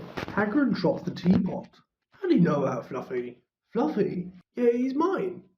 Bought him from a Greek chappie I met in the pub last year. I lent him to Dumbledore to guard the—" "Yes," Harry said eagerly. "Now don't ask me any more," said Hagrid gruffly. "That's top secret, that is. But Snape's trying to steal it." "Rubbish," said Hagrid again. "Snape's a Hogwarts teacher, and he did nothing of the sort." "So why did he just try to kill Harry?" cried Hermione. The afternoon's events certainly seemed to have changed her mind about Snape. "I know a jinx when I see one, Hagrid. I've read all about them. You've got to keep eye contact, and Snape wasn't blinking at all. I saw him." "I'm telling you, you're wrong," said Hagrid hotly. "I don't know why Harry's broom acted like that, and that Snape wouldn't try to kill a student. Now listen to me, all 3 of you. You're meddling in things that don't concern you. It's dangerous. You forget that dog, and you forget what it's guarding. As between Professor Dumbledore and Nicholas Flamel. Aha, said Harry. So there's someone called Nicholas Flamel involved in this. Hagrid looked furious with himself. One morning mid-December, Hogwarts woke to find itself in 2 or 3 meters of snow. The lake froze solid, and the Weasley twins were punished for bewitching several snowballs so that they followed Quirrell around, bouncing off the back of his turban. The few owls managed to battle their way through the stormy sky. To deliver post had to be nursed back to health by Hagrid before they could fly off again. No one could wait for the holidays to start, while the Gryffindor common room and the Great Hall had roaring fires. The draughty corridors had become icy and bitter. Wind rattled the windows in the classrooms. Worst of all were Professor Snape's classes down in the dungeons. They were beneath rows in a mist before them, and they kept as close as possible to their hot cauldrons. I do feel so sorry, said Draco Malfoy, one person's class, for all those who have to stay at Hogwarts for Christmas, because they're not wanted at home. He was looking over at Harry as he spoke. Grab and Goyle chuckled. Harry was measuring out powdered spine of lionfish. Ignored them. Malfoy had been ever more unpleasant than usual since the Quidditch match. Disgusted that Slytherin had lost, he had tried to get everyone laughing at how wide-mouthed Tree Frog would be replacing Harry as Seeker next. Then he realized that nobody found this funny, because they were all so impressed at the way Harry had managed to stay on his bucking broomstick. So Malfoy, jealous and angry, had got back to taunting Harry about having no proper family. It was true that Harry wasn't going back to Privet Drive for Christmas. Professor McGonagall had come round the week before, making a list of students who would be staying for the holidays. And Harry had signed up at once. He didn't feel sorry for himself at all. This would probably be the best Christmas he'd ever had.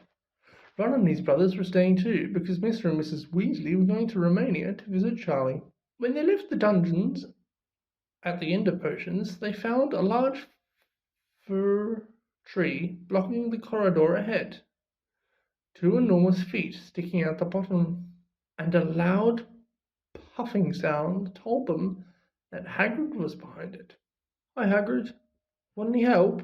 Ron asked, sticking his head through the branches. No, I'm all right, thanks, Ron. Would you mind moving out of the way? Came Malfoy's cold drawl from behind them. Are you going to earn some extra money, Weasley? Hoping to be a gamekeeper yourself when you leave Hogwarts? I suppose the Hut of Hagrid's seems like a palace compared to what your family's used to. Ron dived at Malfoy just as Snape came up the stairs. Weasley! Ron let go of the front of Malfoy's robes. He was provoked, Professor Snape, said Hagrid, sticking his huge hairy face from behind the tree. Malfoy was insulting his family.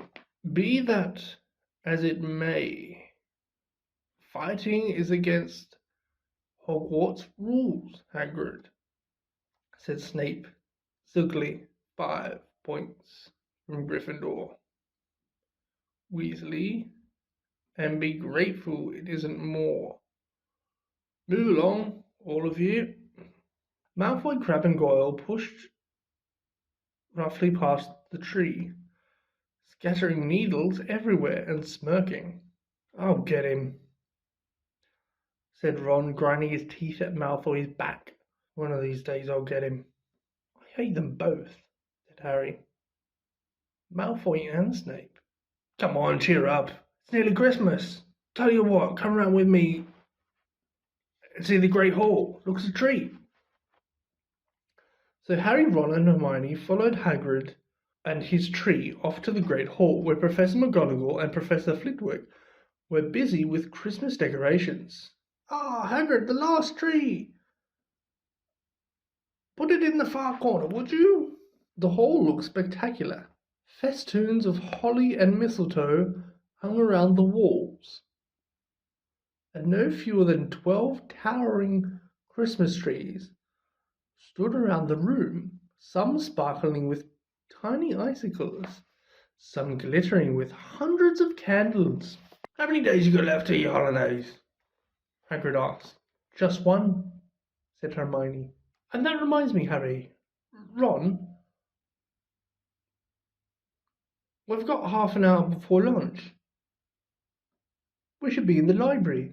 Oh, yeah, you're right, said Ron, tearing his eyes away from Professor Flitwick, who had golden bubbles blossoming out of his wand and was trailing them over the branches of the new tree. The library, said Hagrid, following them out of the hall.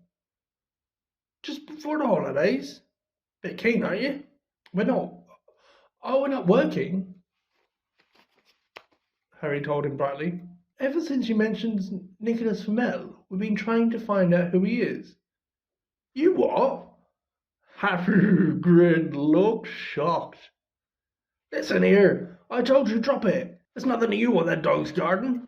We just want to know who Nicholas Flamel is, that's all, said Hermione. Unless you'd like to tell us and save us the trouble, Harry added. You must have been through hundreds of books, and we can't find him anywhere. Just give us a hint. I know I've read his name somewhere. I'm saying nothing, said Hagrid flatly. Just have to find out for ourselves then, said Ron.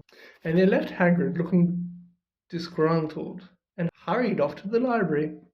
They had indeed been searching for books for Flamel's name ever since Hagrid had let it slip, because how else were they going to find out what Snape was trying to steal? The trouble was, it was very hard to know where to begin, not knowing what Flamel might have done to get himself into a book. He wasn't one of the great wizards of the 20th century, or noble magical names of our time. He was missing too from important modern magical discoveries and a study of recent developments in wizardry. And then, of course, there was the sheer size of the library. Tens of thousands of books, thousands of shelves, hundreds of rows. Hermione took a list of subjects and titles she had decided to search, while Ron strode off down a row of books and started pulling them off the shelves at random. Harry wandered over to the restricted section. He had been wondering for a while if Flamel wasn't somewhere in there. Unfortunately, you need a special assigned note from the teachers to look in any of the restricted books, and he'd never get one. These were the books containing powerful dark magic, never taught at Hogwarts, and only read by students studying advanced defense against the dark arts. What are you looking for, boy? Nothing, said Harry. Madam Pince, the librarian, brandished a feather duster at him. You better get out, then. Go on out. Wishing he'd been a bit quicker at thinking up some story. Harry left the library. He, Ron, and Hermione had already agreed they'd better not ask Madame Pince where they could find Flamel. They were sure she'd be able to tell them, but they couldn't risk Snape hearing what they were up to. Harry waited outside the corridor to see if the other two had found anything, but he wasn't very hopeful. They had been looking for a fortnight after all, but as they only had odd moments between lessons, it wasn't surprising they found nothing. What they really needed was a nice long search, without Madame Pince breathing down their necks. 5 minutes later, Ron and Hermione joined him. Shaking their heads, they went off to lunch. You will keep looking, while I'm away, won't you?" said Hermione. "And send me an owl if you find anything. And you could ask your parents if they know who Flamel is," said Ron. "It'd be safe to ask them. Very safe. As they're both dentists," said Hermione. Once the holidays had started, Ron and Harry were having too good a time to think much about Flamel. They had the dormitory to themselves, and the common room was far emptier than usual. So they were able to get the good armchairs by the fire. They sat by the hour eating anything they could spare on a toasting fork, bread, crumpets, marshmallows, and plotting ways to get Malfoy expelled, which were fun to talk about, even if they wouldn't work. Ron also started teaching Harry wizard's chess. This was exactly like Muggle chess, except that the figures were alive, which made it a lot like directing troops in battle. Ron's set was very old and battered. Like everything else he owned, it had once belonged to someone else in his family. In this case, his grandfather. However, old chessmen weren't a drawback at all. Ron knew them so well, he never had trouble getting them to do what he wanted. Harry played with the chessmen Seamus Finnegan had lent him. They didn't trust him at all. He wasn't a very good player yet, and they kept shouting different bits of advice at him, which was confusing. "Don't send me there. Can't you see he's knight? Send him. We can afford to lose him." One Christmas Eve, Harry went to bed looking forward to the next day, for the food and the fun, but not expecting any presents at all. When he woke up early next morning, however, the first thing he saw was a small pile of packages at the foot of his bed. "Happy Christmas," said Ron sleepily as Harry scrambled out of his bed and pulled on his dressing gown. "You too," said Harry. "Will you look at this? I've got presents." "What did you expect, turnips?" said Ron, turning to his own pile, which was a lot bigger than Harry's. Harry picked up the top parcel. It was wrapped in thick brown paper, and scrawled across it was, "To Harry from Hagrid." Inside was a roughly cut wooden flute. Hagrid had obviously whittled it himself. Harry blew it, and it sounded a bit like an owl. A second, very small parcel contained a note. "We received your message and enclosed your Christmas present from Uncle Vernon and Aunt Petunia." Sellotaped to the note was a 50p pence. "That's friendly," said Harry. Ron was fascinated by the 50p. "Weird," he said. "What a shape." "This is money. You can keep it," said Harry, laughing at how pleased Ron was. "How could my aunt and uncle? So who sent these?" "I think I know who that one's from," said Ron, going a bit pink and pointing at a very lumpy parcel. "My mum. I told her you didn't expect presents and... oh no," he groaned. "She made you a Weasley sweater." Harry tore open the parcel to find a thick, hand-knitted sweater in emerald green and a large box of homemade fudge. "Every year she makes us a jumper," said Ron, unwrapping his own. "And mine's always maroon." "That's really nice of her," said Harry, trying the fudge, which was very tasty. The next present also contained sweets. A large box of chocolate frogs from Hermione. This left only one parcel. Harry picked it up and felt it. It was very light. He unwrapped it. Something fluid and silvery grey went slithering onto the floor, where it lay in gleaming folds. Ron gasped. "I've heard of those," he said in a hushed voice, dropping the box of every flavoured beans he'd got from Hermione. "If that's what I think it is, they're really rare and really valuable." "What is it?" Harry picked up the shining silvery cloth off the floor It was strange to the touch, like water woven into material. It's an invisibility cloak, said Ron, a look of awe on his face. I'm sure it is. Try it on.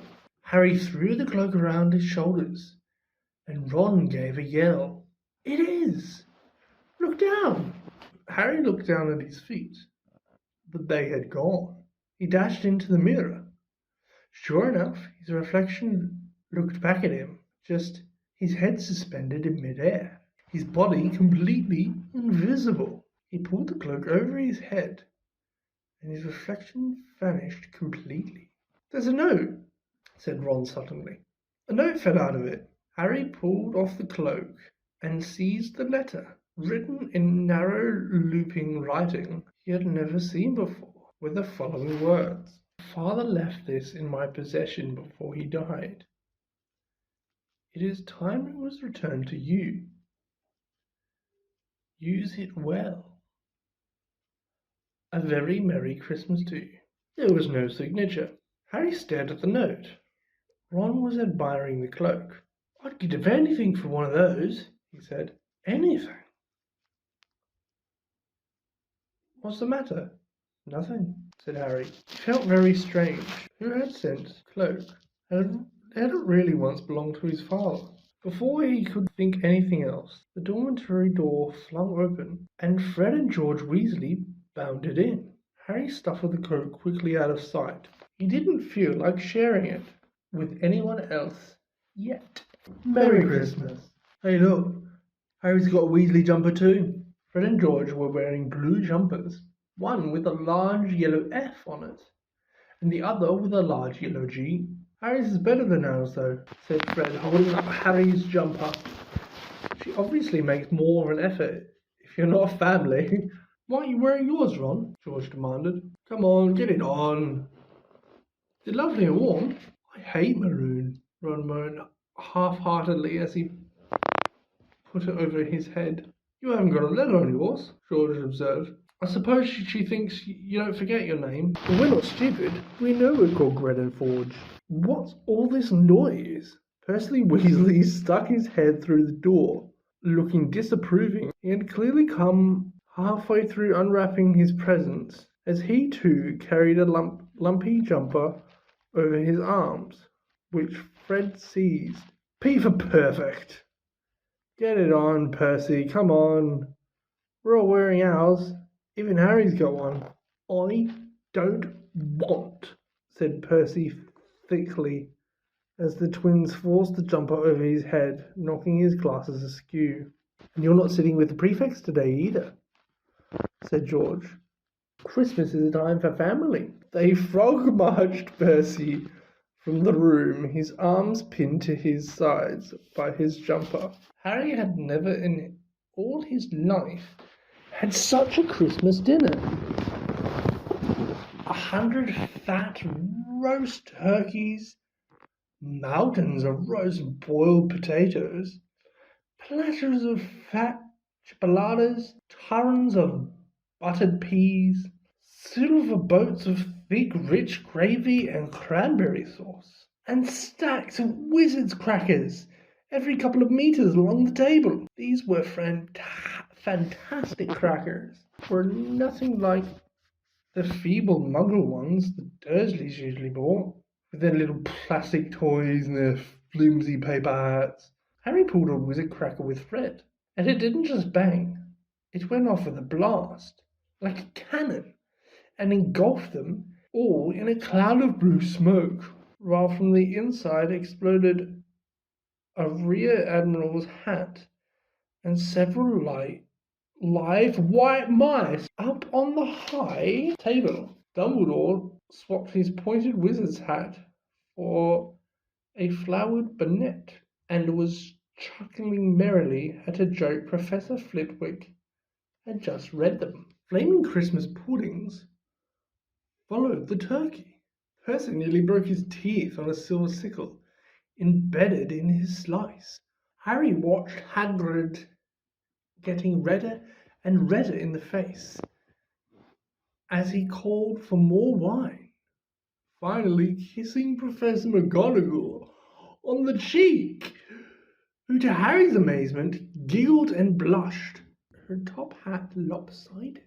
When Harry finally left the table, he was laden down with a stack of things out of his crackers, including a pack of non-explodable luminous balloons, a grow your own warts kit, and his own new wizard's chess set. The white mice disappeared, and Harry had a nasty feeling they were going to end up as Mrs. Norris's dinner. Harry and the Weasleys spent a happy afternoon having a furious snowball fight in the grounds. Then, cold, wet, and gasping for breath, they returned to the fire in the Gryffindor common room, where Harry broke in his new chess set by losing spectacularly to Ron. He suspected he wouldn't have lost so badly if Percy hadn't tried to help him so much. After a tea of turkey sandwiches, crumpets, trifle, and Christmas cake, everyone fell full and sleepy to do much before bed, except sit and watch Percy chase Fred and George all over Gryffindor Tower because they'd stolen his prefect badge. It had been Harry's best Christmas day ever. Yet something had been nagging at the back of his mind all day. Not until he climbed into bed was he free to think about it. The invisibility cloak and whoever had sent it. Ron, full of turkey and cake, and with nothing mysterious to bother him, fell asleep almost as soon as he'd drawn the curtains of his four-poster. Harry leant over the side of his own bed and pulled the cloak out from under it. His father's. This had been his father's. He let the material flow over his hands, smoother than silk, light as air. Use it well, the note had said. He had to try it now. He slipped out of bed and wrapped the cloak around himself. Looking down at his legs, he saw only moonlight and shadow. It was a very funny feeling. Use it well. Suddenly, Harry felt wide awake. The whole of Hogwarts was open to him in this cloak. Excitement flooded through him as he stood there in the dark and silence. He could go anywhere in this. Anywhere. And Filch would never know. Ron grunted in his sleep. Should Harry wake him? Something held him back. His father's cloak. He felt that this time, the first time, he wanted to use it alone. He crept out of the dormitory, down the stairs, across the common room, and climbed through the portrait hall. "Who's there?" squawked the fat lady. Harry said nothing. He walked quickly down the corridor. Where should he go? He stopped, his heart racing, and thought, and then it came to him. The restricted section in the library. He'd be able to read as long as he liked, as long as it took to find who Flamel was.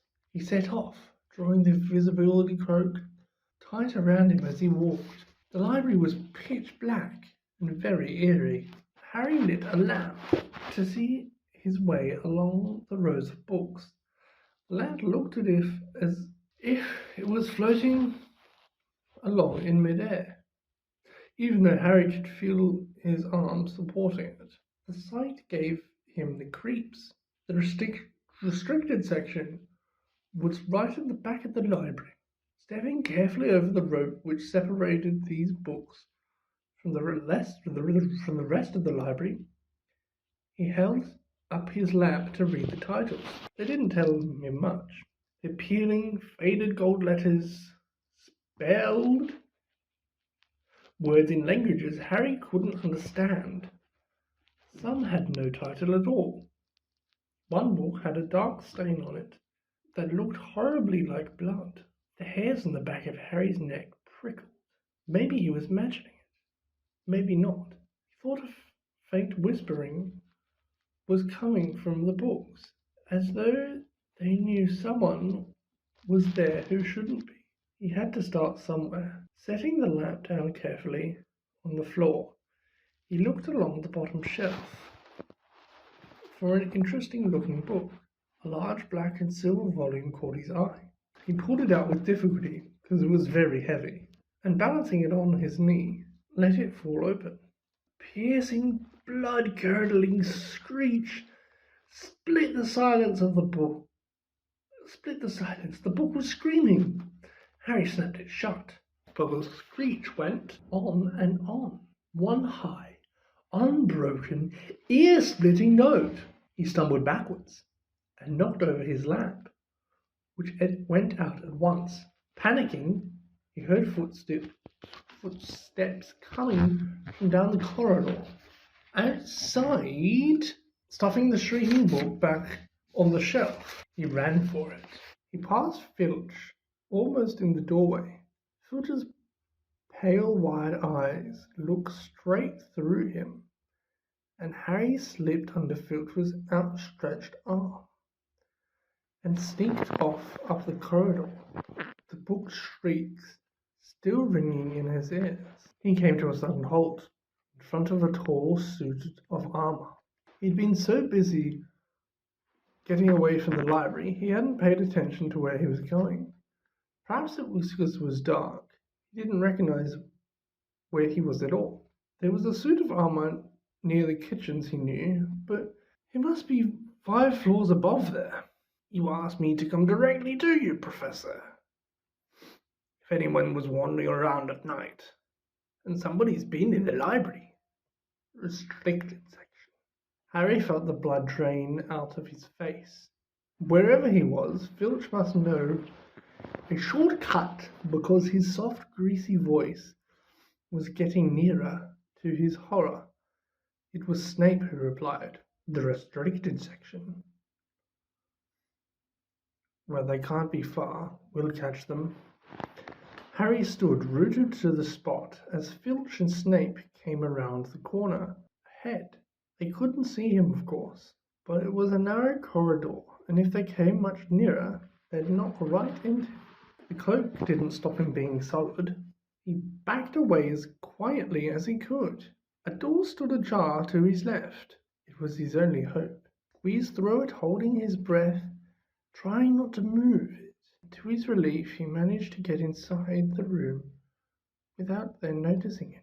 They walked straight past, and Harry leant against the wall, breathing deeply, listening to their footsteps dying away.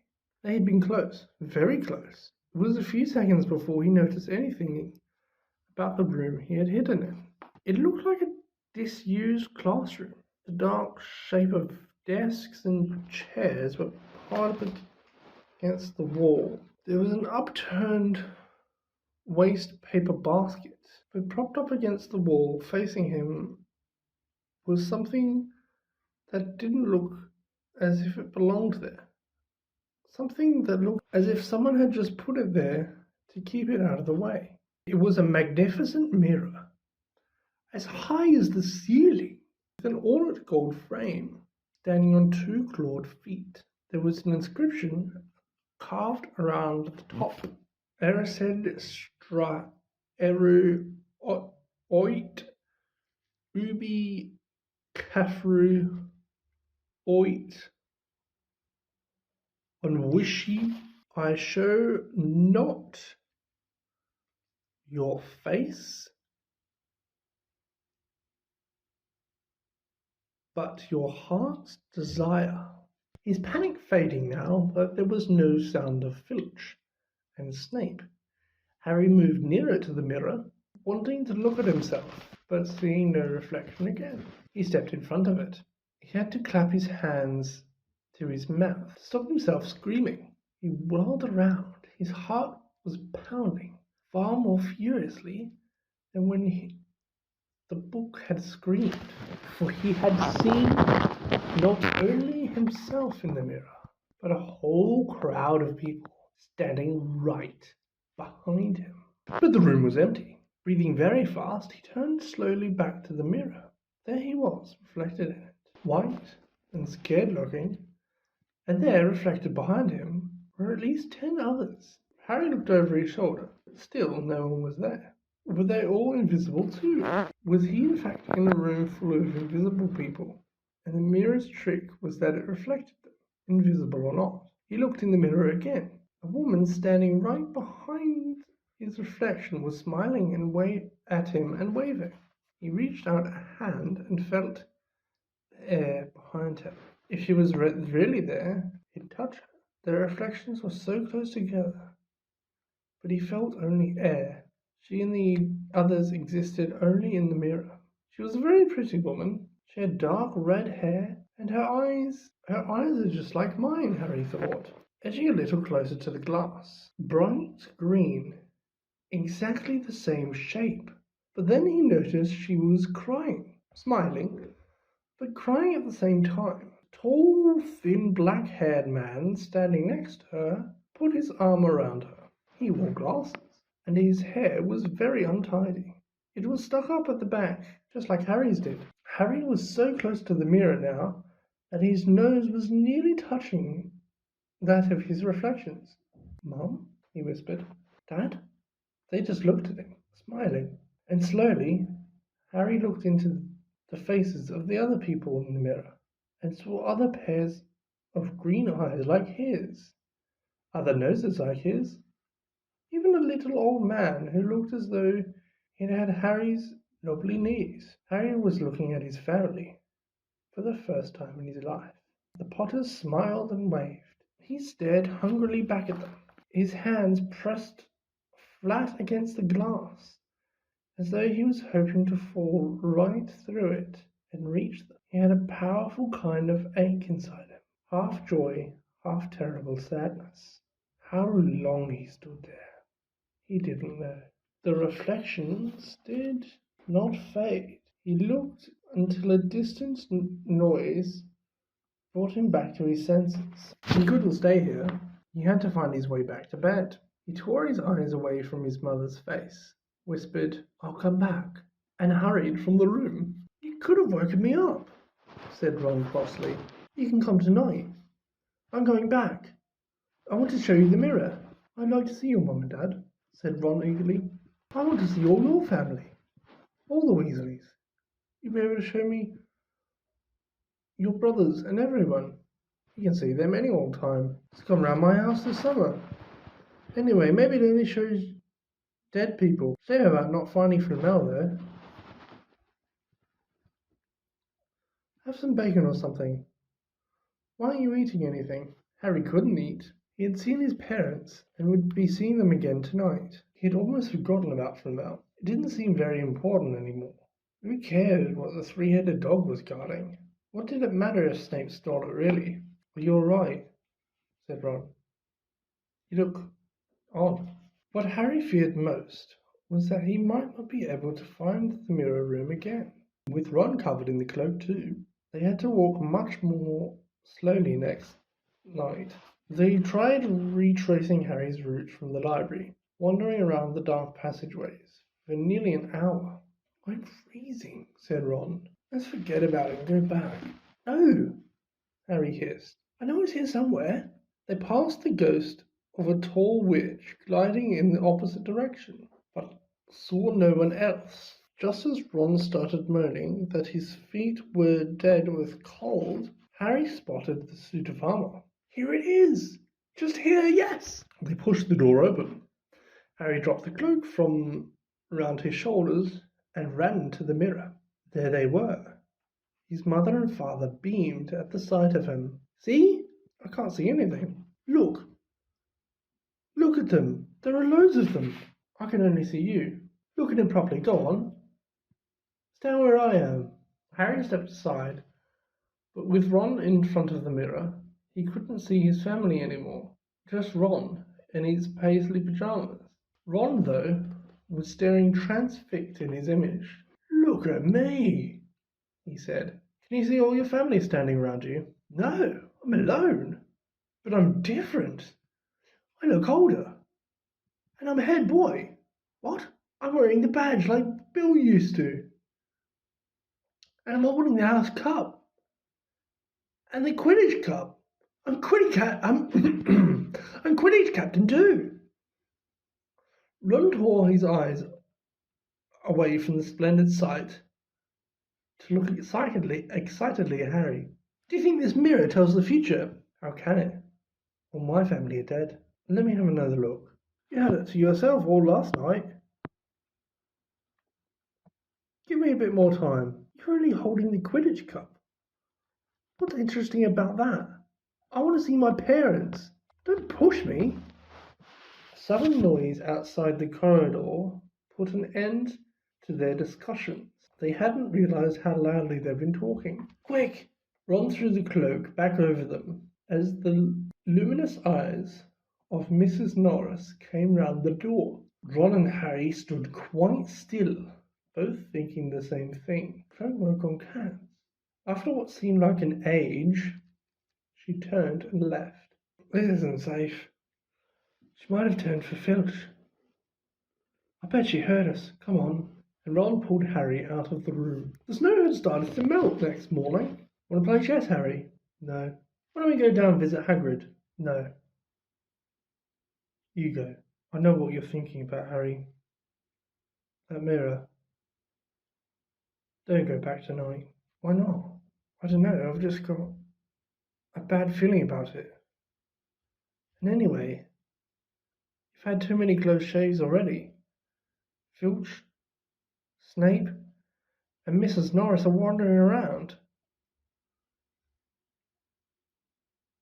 So what if they can't see you? What if they walk into you? What if you knock something over? You sound like Hermione. I'm serious, Harry, don't go. But Harry only had one thought in his head, which was to get back in front of the mirror. And Ron wasn't going to stop him. That third night, he found his way more quickly than before. He was walking so fast, he knew he was making more noise than was wise, but he didn't meet anyone.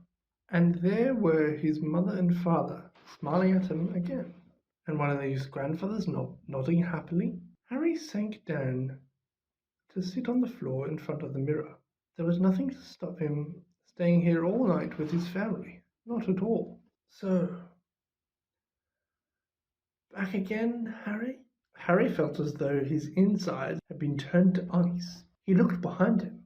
Sitting on one of the desks by the wall was none other than Albus Dumbledore. Harry must have walked straight past him, so desperate to get to the mirror, he hadn't noticed it. I didn't see you, sir. Strange how short-sighted being invisible can make you, said Dumbledore, and Harry was relieved to see that he was smiling. So, said Dumbledore, slipping off the desk to sit on the floor with Harry, you, like hundreds before you, have discovered the delights of the Mirror of Erised. I didn't know it was called that, sir, but I expect you've realized by now what it does. It, well, it shows me my family, and it showed your friend Ron himself as head boy. How did you know? I don't need a cloak to become invisible, said Dumbledore gently. Now can you think of what the Mirror of Erised shows us all? Harry shook his head. Let me explain.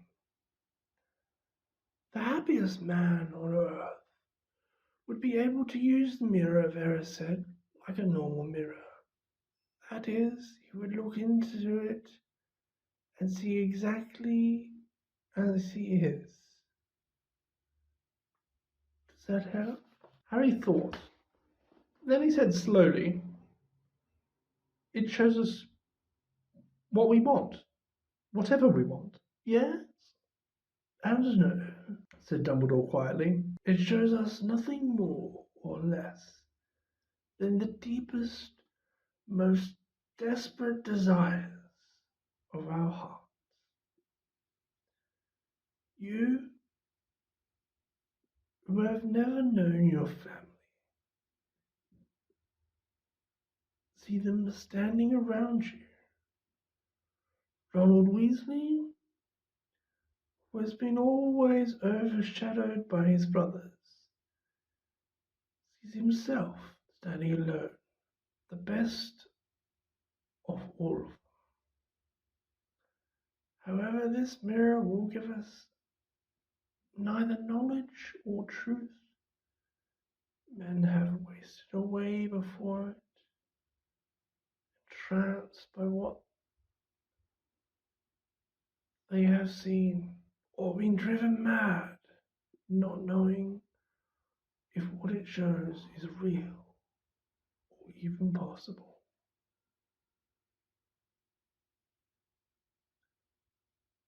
The mirror will be moved to a new home tomorrow, Harry, and I ask you not go looking for it again.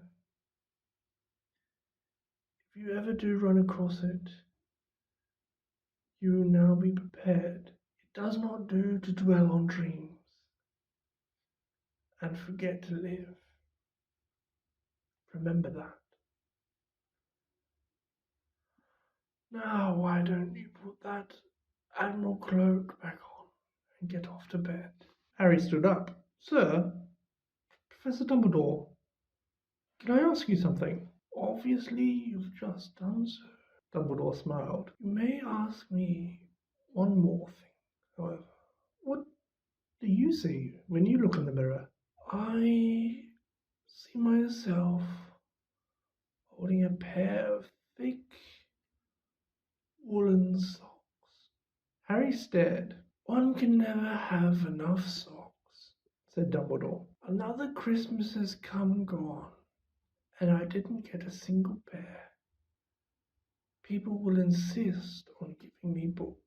It was only when he was back in bed it struck Harry that Dumbledore might not have been quite truthful. But then, he thought as he shoved Scabbers off his pillow, it had been quite a personal question. Dumbledore had convinced Harry not to go looking for the Mirror of Erised again, and for the rest of the Christmas holidays, the invisibility cloak stayed folded at the bottom of his trunk. Harry wished he could forget what he'd seen in the mirror as easily, but he couldn't. He started having nightmares. Over and over again dreamed about his parents disappearing in a flash of green light, while a high voice cracked with laughter. See, Dumbledore was right. That mirror could drive you mad, said Ron, when Harry told him about these dreams.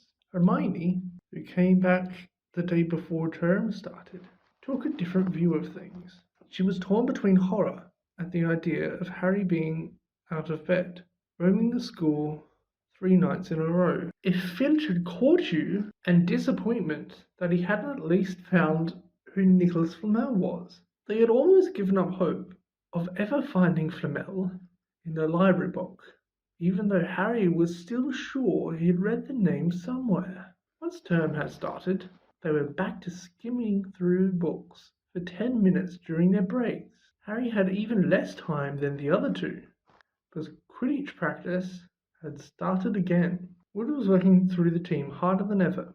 Even the endless rain that had replaced the snow couldn't dampen his spirits. The Weasleys complained that Wood was becoming a fanatic, but Harry was on Wood's side. If they won their next match against Hufflepuff, they would overtake Slytherin in the House Championship for the first time in 7 years. Quite apart from wanting to win, Harry found that he had fewer nightmares when he was tired out after training. Then, during one particularly wet and muddy practice session, Wood gave the team a bit of bad news. He'd just gotten very angry with the Weasleys, who kept dive-bombing each other and pretending to fall off their brooms. Will you stop messing around? He yelled. That's exactly the sort of thing that'd lose us the match. Snape's refereeing this time, and he'll be looking for any excuse to knock points off Gryffindor. George Weasley really did fall off his broom at these words. He spluttered through a mouthful of mud. referee the Quidditch match. It's not going to be fair if we might overtake Slytherin. The rest of the team landed next to George to complain too. It's not my fault, said Wood. We're just going to have to make sure we play a clean game. So Snape has got no excuse to pick on us, which is all very well, thought Harry, but he had another reason for not wanting Snape near him while he was playing Quidditch. The rest of the team hung back to talk to each other as usual at the end of practice, but Harry headed straight back to the Gryffindor common room, where he found Ron and Hermione playing chess. Chess was the only thing Hermione ever lost at, something Harry and Ron thought was very good for her. Don't talk to me for a moment, said Ron, when Harry sat down next to him. I need to concentrate. He caught sight of Harry's face. What's the matter with you? You look terrible. Speaking quietly so no one else would hear, Harry told the other two about Snape's sudden, sinister desire to be a Quidditch referee. Don't play, said Hermione at once. Say you're ill. Pretend to break your leg. Really break your leg. I can't. There isn't a reserve seeker. If I back out, Gryffindor can't play at all. At that moment, Neville toppled into the common room. How he managed to climb through the portrait hole was anyone's guess, because his legs had been stuck together with what they recognized as once as the leg locker curse. He must have had to bunny hop all the way up the Gryffindor tower. Everyone fell about laughing, except Hermione, who leapt up and performed the counter curse. Neville's legs sprang apart, and he got to his feet, trembling. What happened? Hermione asked him, leading him over to sit with Ron and Harry. Malfoy, said Neville shockingly. I met him outside the library. He said he'd be looking for someone to practice that on. Go to Professor McGonagall, Hermione urged Neville. Report him. Neville shook his head. I don't want more trouble, he mumbled. Gotta stand up to him, Neville, said Ron. He's used to walking all over people. That's no reason to lie down in front of him and make it easier. There's no need to tell me. I'm not brave enough to be in Gryffindor. Malfoy's already done that. Neville choked. Harry felt in the pocket of his robes and pulled out a chocolate frog, the very last one from the box Hermione had given him for Christmas. He gave it to Neville, who looked as though he might cry. You're worth 12 of them, Malfoy, Harry said. The Sorting Hat chose you for Gryffindor, didn't it? And where's Malfoy? In stinking Slytherin. Neville's lips twitched in a weak smile as he unwrapped the frog. Thanks, Harry. I think I'll go to bed. Do you want the card? You collect them, don't you? As Neville walked away, Harry looked at the famous wizard card. Dumbledore again. He was the first one I ever... He gasped. He stared at the back of the card. Then he looked up at Ron and Hermione. I found him, he whispered. I found Flamel. I told you I'd read the name somewhere before. I'd read it on the train coming here. Listen to this. Professor Dumbledore is particularly famous for his defeat of the Dark Wizard Grindelwald in 1945. For the discovery of the 12 uses of dragon's blood, and his work in alchemy with his partner, Nicholas Flamel. Hermione jumped on her feet. She hadn't looked so excited since they got back their marks for their very first piece of homework. Stay there, she said, and she sprinted upstairs to the girls' dormitories. Harry and Ron barely had time to exchange mystified looks before she was dashing back, an enormous old book in her arms. I never thought to look at here, she whispered excitedly. I got this out of the library weeks ago. for a bit of light reading. Light, said Ron, but Hermione told him to be quiet until she'd looked something up and started flicking frantically through the pages, muttering to herself. At last she found what she was looking for. I knew it! I knew it! Are we allowed to speak yet? Said Ron grumpily. Hermione ignored him. Nicholas Flamel, she whispered dramatically, is the only known maker of the Philosopher's Stone. This didn't have quite the effect she expected. The what? Oh, honestly, don't you two read? Look, read that there. She pushed the book towards them, and Harry and Ron read. The ancient study of alchemy is concerned with making the Philosopher's Stone, a legendary substance with astonishing powers. The stone will transform any metal into pure gold. It also produces the elixir of life, which will make the drinker immortal. There have been many reports of the Philosopher's Stone over the centuries, but the only stone currently in existence belongs to Nicholas Flamel, the noted alchemist and opera lover. Mr. Flamel, who celebrated his 665th birthday last year, enjoys a quiet life in Devon with his wife.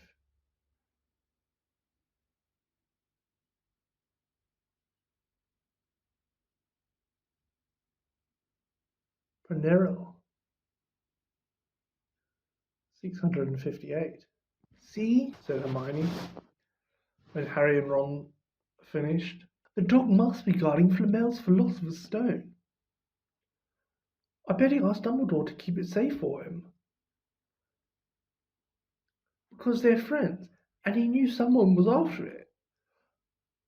That's why he wanted the stone moved out of Gringotts. A stone that makes gold and stops you ever dying, said Harry. No wonder Snape's after it. Anyone would want that. And no wonder we couldn't find Flamel in that study of recent developments in wizardry, said Ron. He's not exactly recent if he's 665, is he?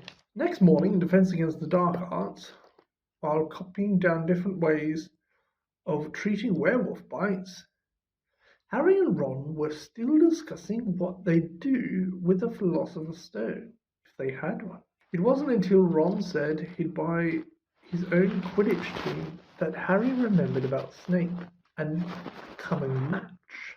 I'm going to play, he told Ron and Hermione. If I don't, all the Slytherins will think I'm just too scared to face Snape.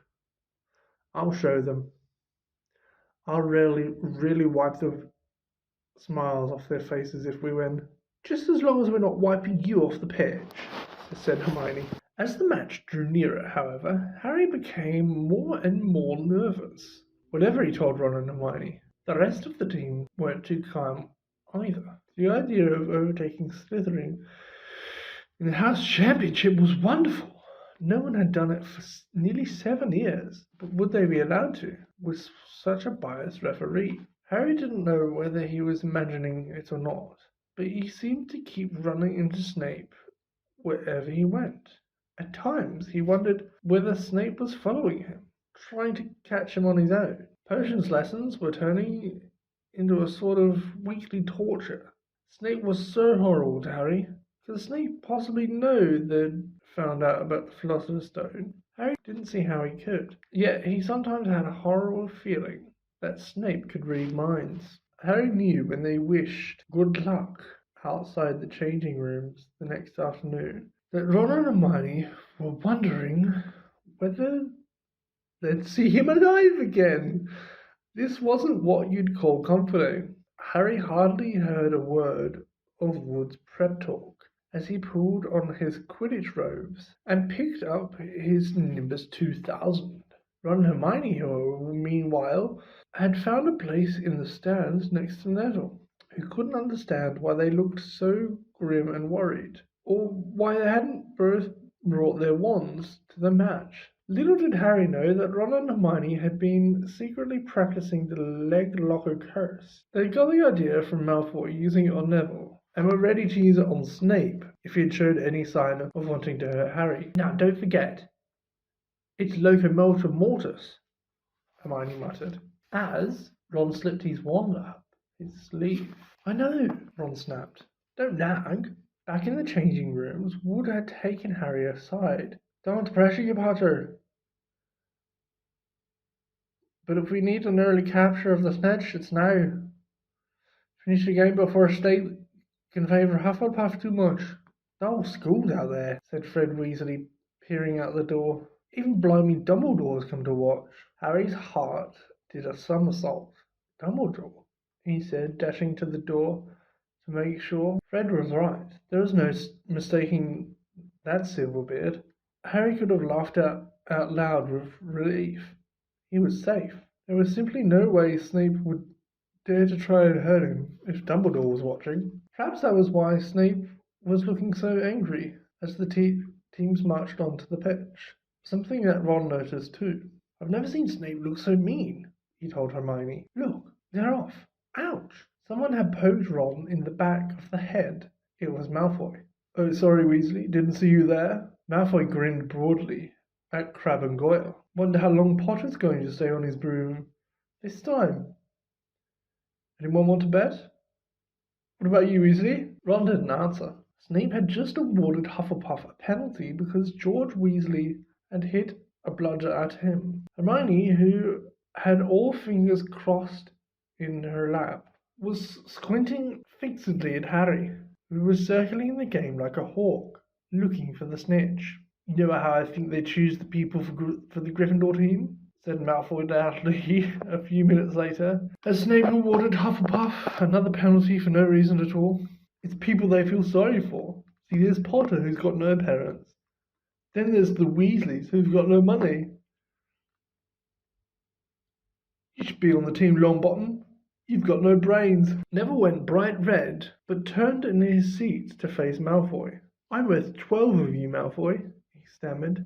Malfoy, Crabbe and Goyle howled with laughter, but Ron, still not daring to take his eyes off the game, said, You tell him, Neville. Longbottom, if brains were gold, you'd be poorer than Weasley, and that's saying something. Ron's nerves were already stretched to breaking point with anxiety about Harry.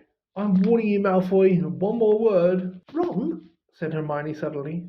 Harry! What, where? Harry had suddenly gone into a spectacular dive, which drew gasps and cheers from the crowd. Hermione stood up, her crossed fingers in her mouth, as Harry shrieked towards the ground like a bullet. You're in luck, Weasley.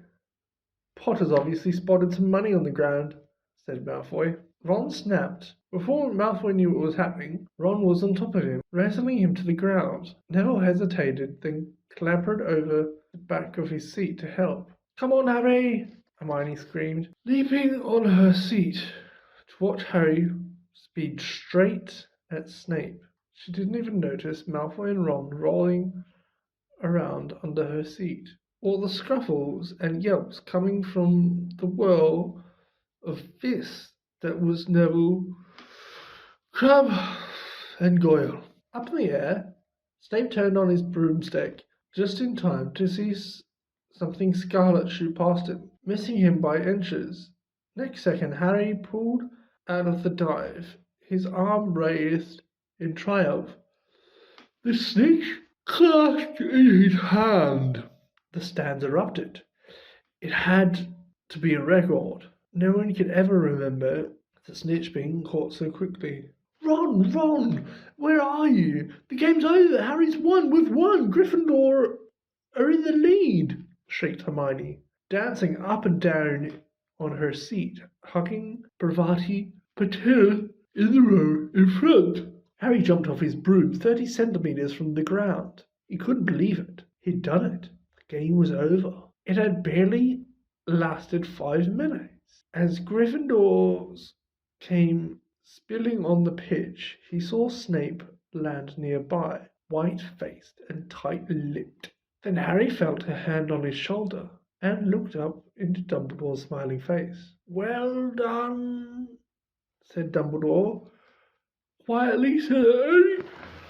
Looky here. Nice to see you haven't been prodding about that mirror. Been keeping busy. Excellent. Snape spat bitterly onto the ground. Harry left the changing room alone. Sometime later, to take Nimbus 2000 back to the broom shed. He couldn't ever remember feeling happier. He'd really done something to be proud of now. No one could say he was just a famous name anymore. That evening, air had never smelled so sweet. He walked over the damp grass, reliving the last hour in his head, which was a happy blur. The Gryffindors running to lift him on their shoulders. Ron and Hermione in the distance, jumping up and down. Ron cheering through a heavy nosebleed. Harry had reached the shed. He leaned against the wooden door and looked up at Hogwarts, with its windows glowing red in the setting sun. Gryffindor in the lead. He'd done it. He'd shown Snape. And speaking of Snape, a hooded figure came swiftly down the front steps of the castle. Clearly not wanting to be seen, it walked as fast as possible towards the Forbidden Forest. Harry's victory faded from his mind as he watched. He recognized the figure's prowling walk. Snape, sneaking into the forest while everyone else was at dinner. What was going on? Harry jumped back on his Nimbus 2000 and took off. Gliding silently over the castle, he saw Snape enter the forest. At a run, he followed. The trees were so thick, he couldn't see where Snape had gone. He flew in circles, lower and lower, brushing the top branches of trees until he heard voices.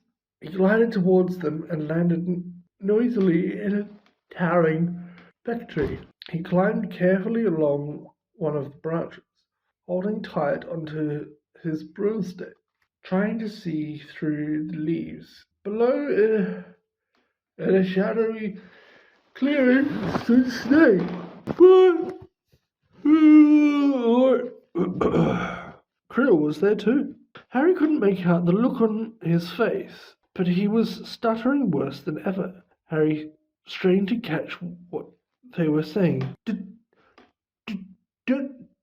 Don't know why you wanted to meet here of all places, Severus. Oh, I thought we would keep this private, said Snape, his voice icy.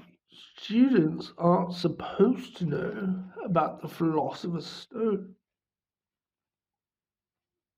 After all, Harry leaned forward. Quirrell was mumbling something. Snape interrupted him. Have you found out how to get past that beast of Hagrid's yet? But Severus, You don't want me as your enemy, Quirrell, said Snape, taking a step towards him. I don't... I don't know what you... You know perfectly well what I mean. An owl hooted loudly, and Harry nearly fell out of the tree. He steadied himself in time to hear Snape say, "You little bit of hocus pocus. I'm waiting." But don't... Very well, Snape cut in. We'll have another little chat soon, when you've had time to think things over and decide where your loyalties lie. He threw his cloak over his head and strode out of the clearing. It was almost dark now, but Harry could see Quirrell standing quite still, as though he was petrified. "Harry, where have you been?" Hermione squeaked. "We won! You won! We won!" shouted Ron, triumphing, thumping Harry on the back. "And now got Malfoy a black eye, and Neville tried to take Crabbe and Goyle single-handed. He's still out cold, but Madame Pomfrey says he'll be all right. Talk about showing slithering. Everyone's waiting for you in the common room. We're having a party.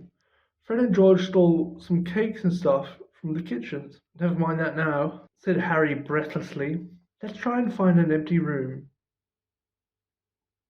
You wait till you hear this." He made sure Peeves wasn't inside before shutting the door behind them. He told them what he'd seen and heard. "So you were right. It is the Philosopher's Stone, and Snape's trying to force Quirrell to help him get it. He asked if he knew how to get past Fluffy, and he said something about Quirrell's hocus pocus. I reckon there are other things guarding the stone, apart from Fluffy. Loads of enchantments, probably. And Quirrell would have done some anti-dark art spells, which Snape needs to break through. So you mean the stone's only safe as long as Quirrell stands up to Snape? Said Hermione in alarm. Be gone by next Tuesday, said Ron. Quirrell, however, must have been braver than they'd thought. In the weeks following up, he did seem to be getting paler and thinner, but it didn't look as though he'd cracked yet. Every time they passed the third floor corridor, Ron, Harry, and Hermione would press their ears to the door to check that Fluffy was still growling inside. Snape was sweeping about in his usual bad temper, which surely meant that the stone was safe. Whenever Harry passed Quirrell these days, he gave him an encouraging sort of smile, and Ron had started telling people off for laughing at Quirrell's stutter. Hermione, however, had more on her mind than the Philosopher's Stone. She started drawing up revision timetables and colour-coding all her notes. Harry and Ron wouldn't have minded, but she kept nagging them to do the same. Hermione, these exams are ages away. 10 weeks. Hermione snapped. That's not ages. That's like a second to Nicholas Flamel. But we're not 600 years old, Ron reminded her. Anyway, what are you revising for? You already know it all. What am I revising for? Are you mad? You realise we need to pass these exams to get into the second year. They're very important. I should have started studying months ago. I don't know what's gotten into me. Unfortunately, the teachers seem to be thinking along the same lines as Hermione. They piled so much homework on them that the Easter holidays weren't nearly as much fun as the Christmas ones. It was hard to relax with Hermione next to you, reciting the 12 uses of dragon's blood, or practicing wand. Movements! Moaning and yawning, Harry and Ron spent most of their free time in the library with her, trying to get through all their extra work. I'll never remember this, Ron burst out one afternoon, throwing down his quill and looking longingly out of the library window. It was the first really fine day we'd had in months. The sky was clear, forget-me-not blue, and there was always a feeling in the air of summer coming. Harry, who was looking up Diddony in 1000 Magical Herbs and Fungi, didn't look up until he heard Ron say, Hagrid, what are you doing in the library? Hagrid shuffled into view, hiding something behind his back. He looked very out of place in his moleskin overcoat. Just looking, he said in a shifty voice. And they got their interest at once. And what are you lot up to? He looked suddenly suspicious. You're not still looking for Nicholas Flamel, are you? Oh, we found out who he was ages ago, said Ron impressively. And we know what that dog's guarding. It's the Philosopher's Stone. Shh! Hagrid looked around quickly to see if anyone was listening. Don't go shouting about that. What's the matter with you? There are a few things we wanted to ask you. As a matter of fact, said Harry, about what's guarding the stone, apart from Fluffy. Shh! Hagrid said again. Listen, come and see me later. I'm not promising I'll tell you anything, mind. But don't go rapping about it in here. Students aren't supposed to know. Don't think I told you. See you later then, said Harry. Hagrid shuffled off. What was he hiding behind his back? Said Hermione thoughtfully. Do you think it had anything to do with the stone? I want to see what section he was in. Ron said. He'd had enough of working. He came back a minute later with a pile of books in his arms and slammed them on the table. "Dragons!" he said. "Hagrid was looking up stuff about dragons. Look at these. Dragon species of Great Britain and Ireland. From Egg to Inferno. A Dragon Keeper's Guide." "Hagrid's always wanted a dragon. He told me so the first time I ever met him," said Harry. "But it's against our laws," said Ron. "Dragon breeding was outlawed by the Warlocks Convention of 1709. Everyone knows that. It's hard to stop Muggles noticing us if we're keeping dragons in the back garden. Anyway, you can't tame them. It's dangerous. You should see the burns Charlie's got of wild ones in Romania. But there aren't wild dragons in Britain." "Of course there are," said Ron. "Commonwealth Green and Herbadine Blacks. The Ministry of Magic has a job hushing them up. I can tell you. And I'll have to keep putting spells on Muggles who've spotted them to make them forget." "So what on earth's Hagrid up to?" said Hermione. When they knocked on the door of the groundkeeper's hut an hour later, they were surprised to see all the curtains were closed. Hagrid called in, "Who is it?" before he let them in and then shut the door quickly behind them. It was stiflingly hot inside. Even though it was such a warm day, there was a blazing fire in the grate. Hagrid made them tea and offered them stout sandwiches, which they refused. "So you wanted to ask me something?" "Yes," said Harry. There was no point beating about the bush. "We were wondering if you could tell us what's guarding the Philosopher's Stone, apart from Fluffy." Hagrid frowned at him. "Of course I can't," he said. "Number one, I don't know myself. Number two, you know too much already. So I wouldn't tell you if I could. That stone's here for a good reason. It was almost stolen out of Gringotts. Oh, I suppose you worked that out and all. Beats me how you know about Fluffy." "Oh, come on, Hagrid. You might not want to tell us, but you do know. You know everything that goes on around here," said Hermione in a warm, flattering voice. Hagrid's beard twitched, and they could tell he was smiling. "We only wondered who had done the guarding, really," Hermione went on. "We wondered who Dumbledore had trusted enough to help him, apart from you." Hagrid's chest swelled at these last words. Harry and Ron beamed at Hermione. "Well, I don't suppose it could hurt to tell you. Let's see, he borrowed Fluffy from me. Then some of the teachers did enchantments.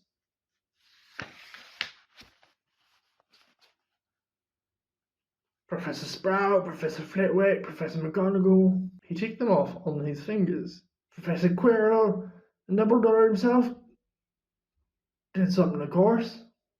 Hang on, I forgot one. Oh yeah, Professor Snape." "Snape?" "Yeah.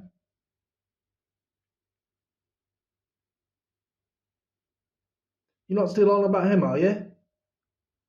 Snape helped protect the stone. He's not about to steal it." Harry knew Ron and Hermione were thinking about the same thing as he was. If Snape had been in on protecting the stone, it must have been easy to find out how the other teachers had guarded it. He probably knew everything, except, it seemed, Quirrell's spell and how to get past Fluffy. "You're the only one who knows how to get past Fluffy, aren't you, Hagrid?" said Harry anxiously. "You wouldn't tell anyone, would you? Not even one of the teachers?" "Not a soul knows how.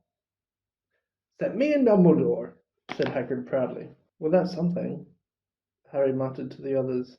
"Hagrid, can we have a window open? I'm boiling." "Can't, Harry, sorry," said Hagrid. Harry noticed him glance at the fire. Harry looked at it too. "Hagrid, what's that?" He already knew what it was. In the very heat of the fire, underneath the kettle, was a huge black egg.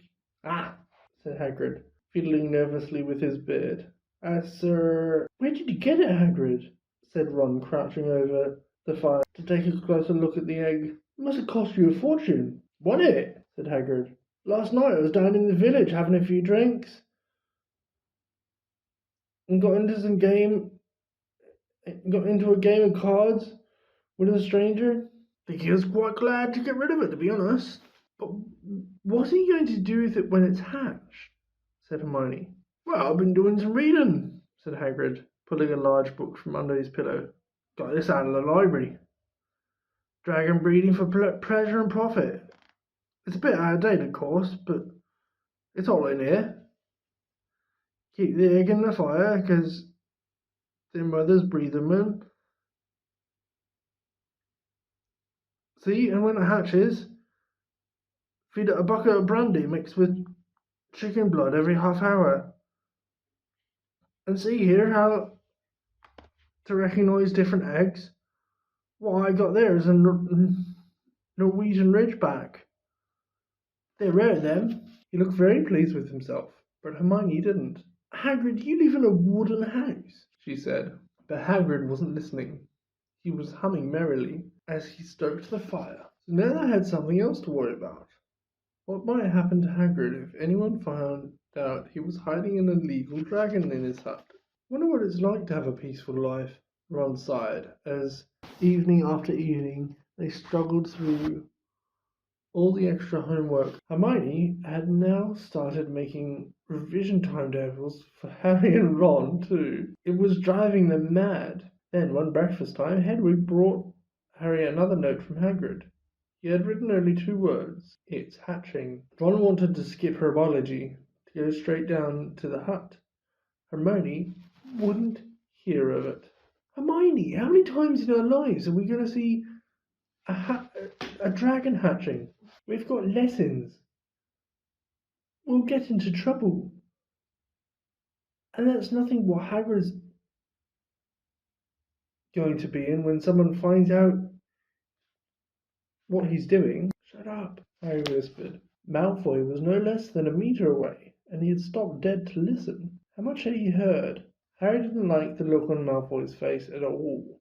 Ron and Hermione argued all the way to herbology, and in the end Hermione agreed to run down to Hagrid's with the other two during morning break. When the bell sounded from the castle at the end of their lesson, the 3 of them dropped their trowels at once and hurried through the grounds to the edge of the forest. Hagrid greeted them, looking flustered and excited. It's nearly out! He ushered them inside. The egg was lying on the table. There were deep cracks in it. Something was moving inside. A funny clicking noise was coming from it. They all drew their chairs up to the table and watched with bated breath. All at once was a scraping noise, and the egg split open. The baby dragon flopped on the table. It wasn't exactly pretty, Harry thought. It looked like a crumpled black umbrella. Its spiny wings were huge compared to its skinny jet body, and it had a long snout with wide nostrils, stubs of horn, and bulging orange eyes. It sneezed. A couple of sparks flew out of its snout. Isn't he beautiful? Hagrid murmured. He reached out a hand to stroke the dragon's head. It snapped at his fingers, showing pointed fangs. Bless him! Look, he knows his mummy, said Hagrid. Hagrid, said Hermione, how fast do Norwegian Ridgebacks grow exactly? Hagrid was about to answer when the colour suddenly drained from his face. He leapt to his feet and ran to the window. What's the matter? Someone was looking through the gap in the curtains. It's a kid. He's running back to the school. Harry bolted to the door and looked out. Even at a distance, there was no mistaking him. Malfoy had seen the dragon. Something about the smile lurking on Malfoy's face during the next week had Harry, Ron, and Hermione very nervous. They spent most of their free time in Hagrid's darkened hut, trying to reason with him. Just let him go, Harry urged. Set him free. I can't, said Hagrid. He's too little. He'd die. They looked at the dragon. It had grown 3 times in length in just a week. Smoke kept filling out of its nostrils. Hagrid hadn't been doing his gamekeeping duties because the dragon was keeping him so busy There were empty brandy bottles and chicken feathers all over the floor. "I've decided to call him Norbert," said Hagrid, looking at the dragon with its misty eyes. "He really knows me now. Watch. Norbert, Norbert, where's Mummy?" "He's lost his marbles," Ron muttered in Harry's ear. "Hagrid," said Harry loudly, "give it a fortnight and Norbert's going to be as long as your house. Malfoy could go tell Dumbledore at any moment." Harry bit his lip. I know I can't keep him forever. But I just, but I can't just dump him, can I? I can't just dump him, I can't." Harry suddenly turned to Ron. "Charlie," he said, "you're losing it too." "I'm Ron, remember?" "No, Charlie, your brother Charlie, in Romania, studying dragons. You can send Norbert to him. Charlie can take care of him and then put him back in the wild." "Brilliant," said Ron. "How about that, Hagrid?" And in the end, Hagrid agreed that they could send an owl to Charlie to ask him. The following week dragged by. Wednesday night found Hermione and Harry sitting alone in the common room, long after everyone else had gone to bed. The clock on the wall had just chimed midnight when the portrait hole burst open. Ron appeared out of nowhere and pulled off Harry's invisibility cloak. He had been down at Hagrid's hut helping him feed Norbert, who was now eating dead rats by the crate. "It bit me," he said, showing them his hand, which was wrapped in a bloody handkerchief. "I'm not going to be able to hold a quill for a week. I'm telling you, that dragon's the most horrible animal I've ever met. But the way Hagrid goes on about it, you'd think it was a fluffy little bunny rabbit. When it bit me, he told me off for frightening it, and when I left, he was singing it a lullaby." There was a tap on the dark window. "It's Hedwig," said Harry, hurrying to let her in. "She'll have Charlie's answer." The three of them put their heads together to read the note. "Dear Ron, how are you? Thanks for the letter. I'd be glad to take the Norwegian Ridgeback, but it won't be easy getting him here. I think the best thing will be to send him over with some friends of mine who are coming to visit me next week. Trouble is, they mustn't be seen carrying an illegal dragon. Could you get the Ridgeback up to the tallest tower at midnight on Saturday? They can meet you there and take him away while it's still dark. Send me an answer as soon as possible. Love, Charlie." They looked at each other. "We've got the invisibility cloak," said Harry. "It shouldn't be too difficult.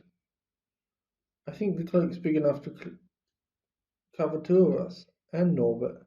It was a mark of how bad the last week had been that the other two agreed with him. Anything to get rid of Norbert and Malfoy. There was a hitch. By the next morning, Ron's bitten hand had swollen to twice its usual size. He didn't know whether it was safe to go to Madame Pomfrey. Would she recognize a dragon bite? By the afternoon, though, they had no choice.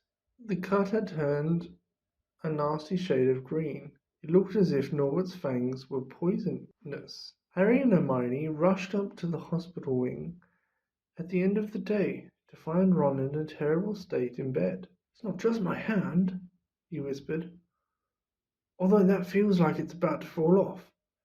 Malfoy told Madame Pomfrey he wanted to borrow one of my books so he could come and have a good laugh at me. He kept threatening to tell her what really bit me. I told her it was a dog, but I don't think she believes me.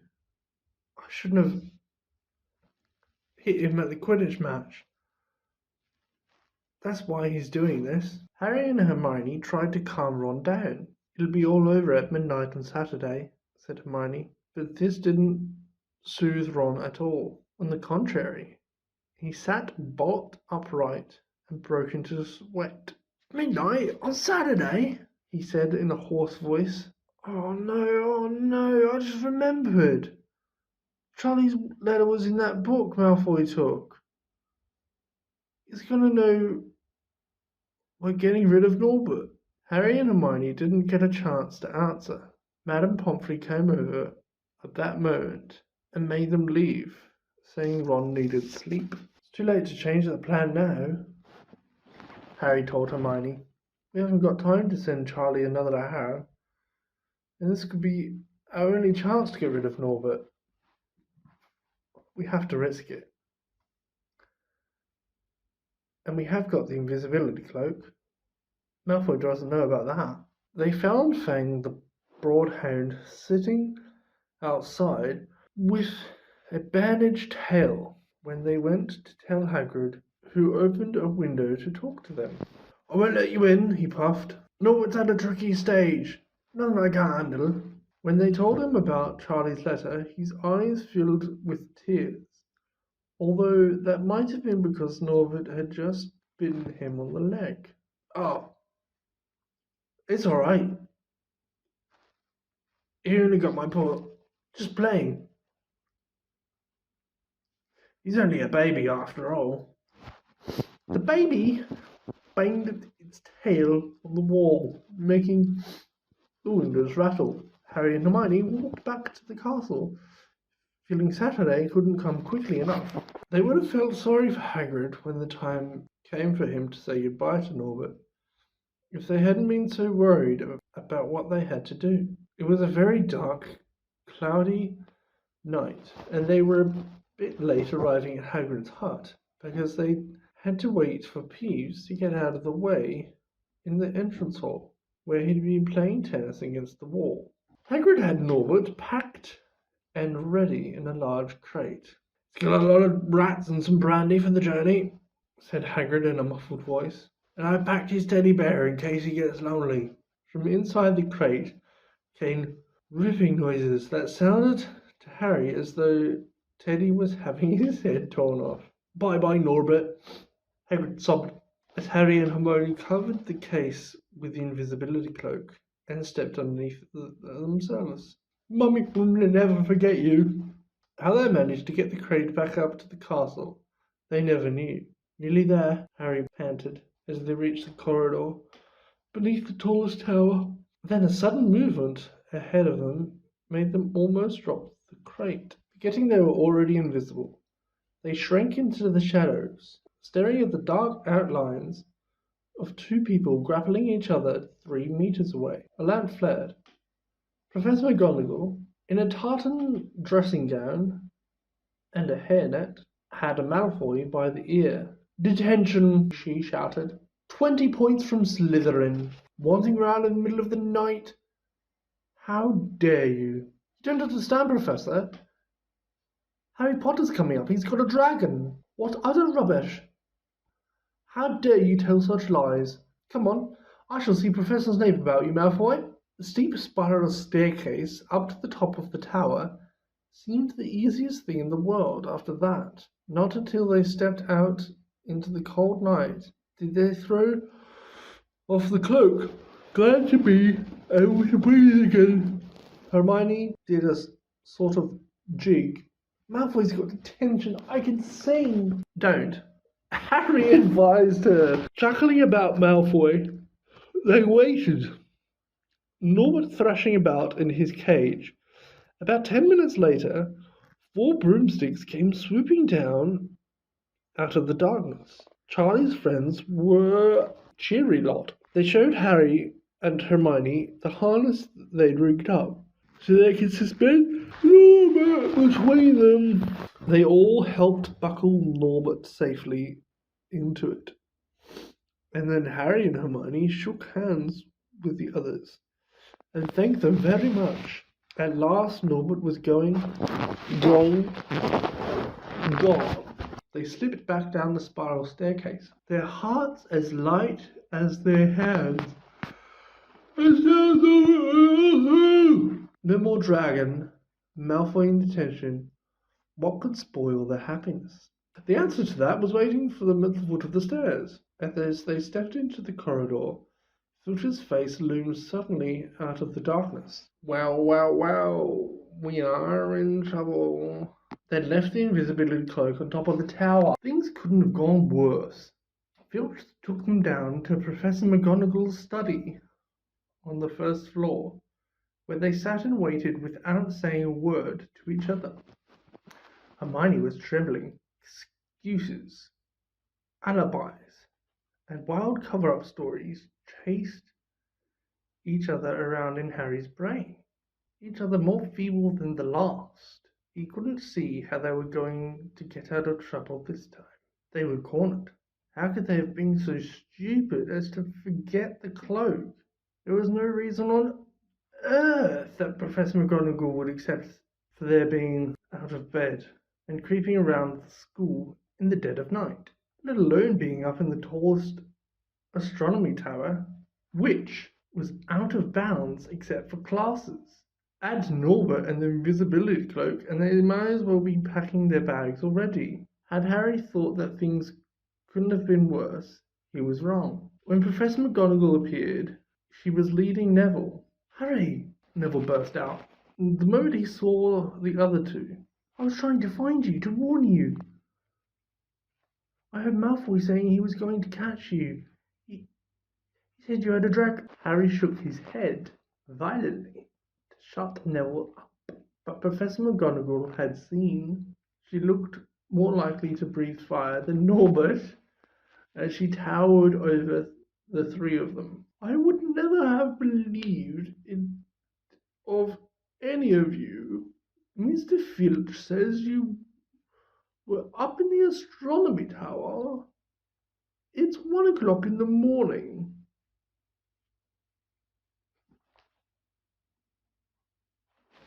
"Explain yourselves." It was the first time Hermione had ever failed to answer a teacher's question. She was staring at her slippers, as still as a statue. "I think I've got a good idea of what's been going on," said Professor McGonagall. "It doesn't take a genius to work it out. You fed Draco Malfoy some cock-and-bull story about a dragon, trying to get him out of bed and into trouble. I've already caught him. I suppose you think it's funny that Longbottom here heard the story and believed it too."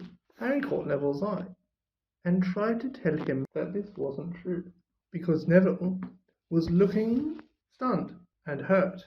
Poor blundering Neville. Harry knew what it must have cost him to try and find them in the dark, to warn them. "I'm disgusted," said Professor McGonagall. "4 students out of bed in one night. I've never heard such a thing before. You, Miss Granger,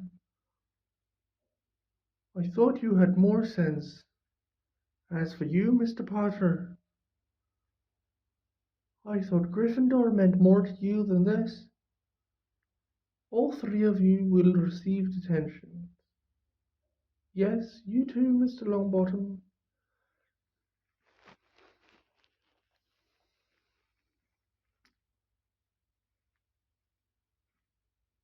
"Nothing gives you the right to walk around school at night, especially these days. It's very dangerous. And 50 points will be taken from Gryffindor." 50? Harry gasped. They would lose the lead he'd won in the last Quidditch match. 50 points each, said Professor McGonagall, breathing heavily through her long pointed nose. "Professor, please."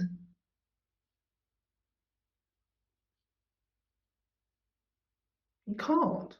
Don't tell me what I can and can't do, Potter. Now get back to bed, all of you. I've never been more ashamed of Gryffindor students. 150 points lost. That put Gryffindor in last place. In one night they ruined any chance Gryffindor had had for the House Cup.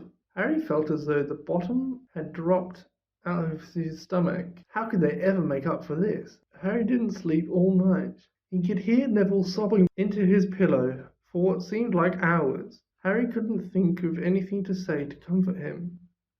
He knew Neville, like himself, was dreading the dawn. What would happen when the rest of Gryffindor found out what they've done? At first, Gryffindors passing the giant hourglasses that recorded the house points the next day thought there'd been a mistake. How could they have suddenly have 150 points fewer than yesterday? And then the story started to spread. Harry Potter, the famous Harry Potter, their hero of 2 Quidditch matches, had lost them all those points. Him and a couple of stupid first years. From one of the most popular and admired people at the school, Harry was suddenly the most hated. Even Ravenclaws and Hufflepuffs turned on him because everyone had been longing to see Slytherin lose the House Cup. Everywhere Harry went, people pointed and didn't trouble to lower their voices as they insulted him. Slytherins, on the other hand, clapped as he walked past them, whistling and cheering. Thanks, by the way, you won. Only Ron stood by him. They'll all forget this in a few weeks. Fred and George have lost loads of points in all the time they've been here, and people still like them. They've never lost 150 points in one go, though, have they? Said Harry miserably. Well, no, Ron admitted. It was a bit late to repair the damage, but Harry swore to himself not to meddle in things that weren't his business from now on. He'd had it with sneaking around and spying. He felt so ashamed of himself that he went to Wood and offered to resign from the Quidditch team. Resign? Wood thundered. What good will that do? How are we going to get any points back if we can't win at Quidditch? Even Quidditch had lost its fun. The rest of the team wouldn't speak to Harry during practice, and if they had to speak about him, they'd call him the Seeker. Hermione and Neville were suffering too.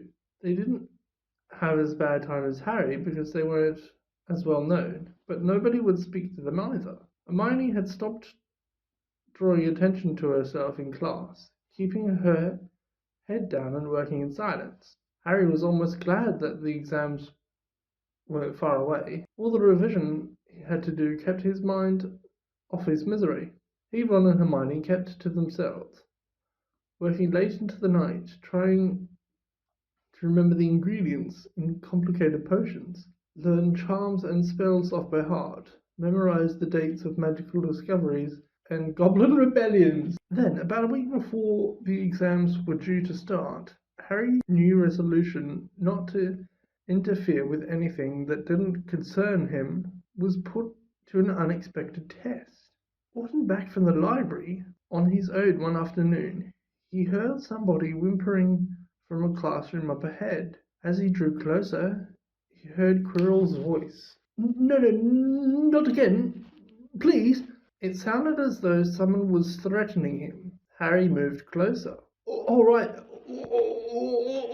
He heard Quirrell sob. Next second, Quirrell came hurrying out of the classroom, straightening his turban. He was pale and looked as though he was about to cry.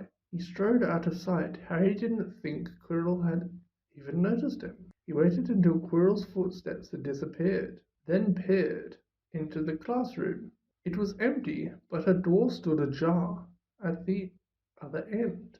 Harry was halfway towards it before he remembered what he'd promised himself about meddling. At the same time, he'd have gambled 12 Philosopher's Stones that Snape had just left the room, and from what Harry had just heard, Snape would be walking with a new spring in his step. Quirrell seemed to be giving in at last. Harry went back to the library, where Hermione was testing Ron on astronomy. Harry told them what he'd heard. Snape's done it then. If Quirrell's told him how to break his anti-dark force spell, they're still fluffy though, said Hermione. Maybe Snape's found out how to get past him without asking Hagrid, said Ron, looking up at the thousands of books surrounding them. I bet there's a book somewhere in here telling you how to get past a giant three-headed dog. So what do we do, Harry? The light of adventure was kindling again in Ron's eyes, but Hermione answered before Harry could. You go to Dumbledore. That's what we should have done ages ago. If we try anything ourselves, we'll be thrown out for sure. But we've got no proof, said Harry. Quirrell's too scared to back us up. Snape's only got to say he doesn't know how the troll got in at Halloween, and that he was nowhere near the third floor. Who do you think they'll believe, him or us? It's not exactly a secret we hate him. Dumbledore will think we made it up to get him sacked. Filch wouldn't help us if his life depended on it. He's too friendly with Snape. And the more students get thrown out, the better, he'll think. And don't forget, we're not supposed to know about the stone or Fluffy. That'll take a lot of explaining. Hermione looked convinced, but Ron didn't. If we just do a bit of poking around, maybe they'll do it. No, Harry said flatly. We've done enough poking around. He pulled up a map of Jupiter towards him and started to learn the names of its moons. The following morning, notes were delivered to Harry, Hermione, and Neville at the breakfast table. They were all the same. Your detention will take place at 11 o'clock tonight. Meet Mr. Filch in the entrance hall. Prof. McGonagall. Harry had forgotten they still had detentions to do in the bureau over the points they'd lost. He half expected Hermione to complain that this was a whole night of revision lost, but she didn't say a word. Like Harry, she felt they deserved what they got. At 11 o'clock that night, they said goodbye to Ron in the common room and went down to the entrance hall with Neville. Filch was already there, as so was Malfoy. Harry had also forgotten that Malfoy had got a detention too.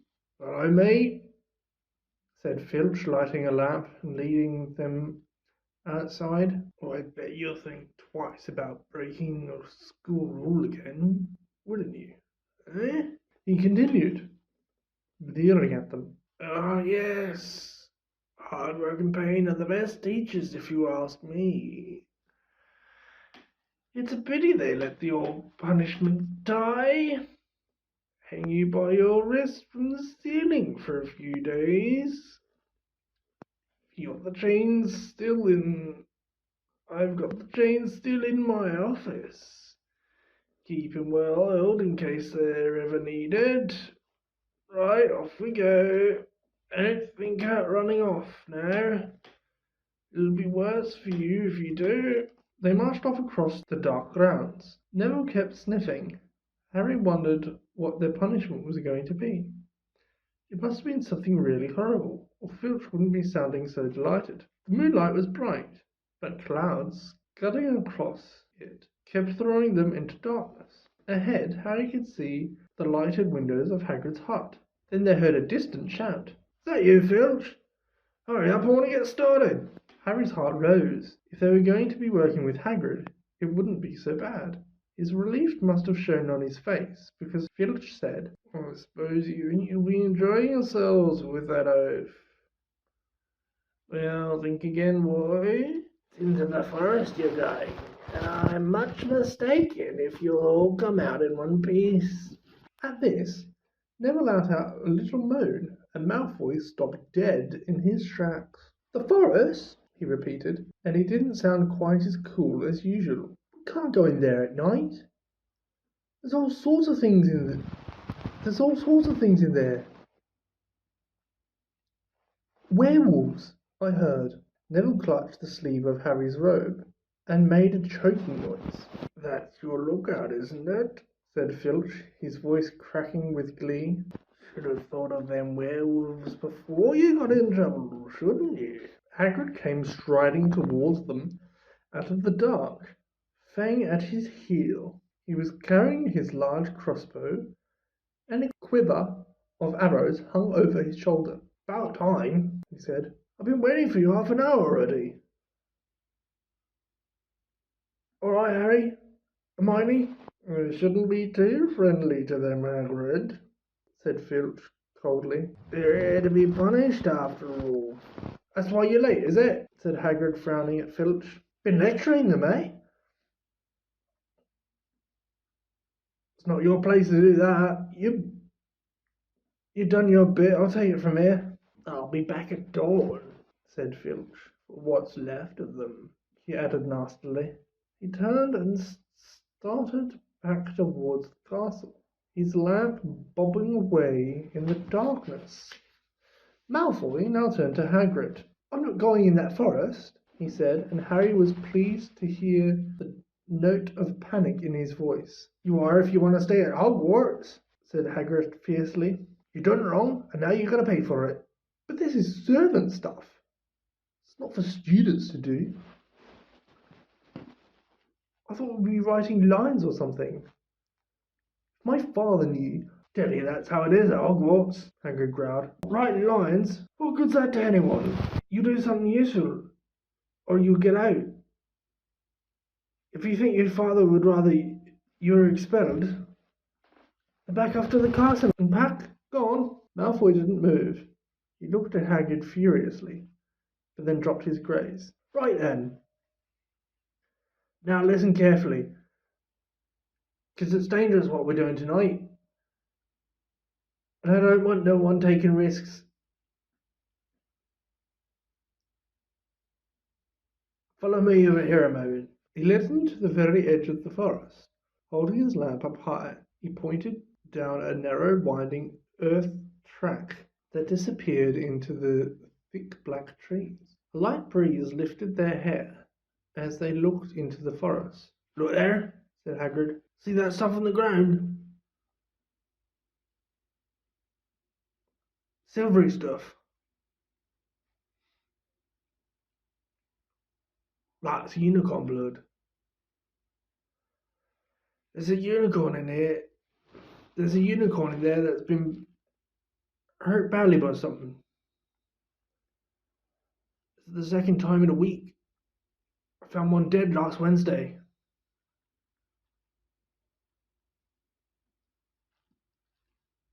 We're gonna try and find the poor thing. We might have to put it out of its misery. And what if we're hurt? And what if whatever hurt the unicorn finds us first? Said Malfoy, unable to keep the fear out of his voice. There's nothing that lives in that forest that'll hurt you if you're with me or Fang, said Hagrid. And keep to your path. Right now, we're going to split into two parties and follow the trail in different directions. There's blood all over the place. It must have been stacking around since last night at least. I want Fang, said Malfoy quickly, looking at Fang's long teeth. All right, but I warn you, you're a coward, said Hagrid. So me, Harry, and Hermione will go one way, and Draco, Neville, and Flame will go the other. Now, if any of us finds unicorns, we'll send up green sparks, right? Get your wands out and practice now. That's it. And if anyone gets in trouble, send up red sparks. And we'll all come and find you. So be careful, let's go. The forest was black and silent. A little way in, they reached a fork in the earth path, and Harry, Hermione, and Hagrid took the left path, while Malfoy, Neville, and Fang took the right. They walked in silence, their eyes on the ground. Every now and then, a ray of moonlight through the branches above lit a spot of silver-blue blood on the fallen leaves. Harry saw that Hagrid looked very worried.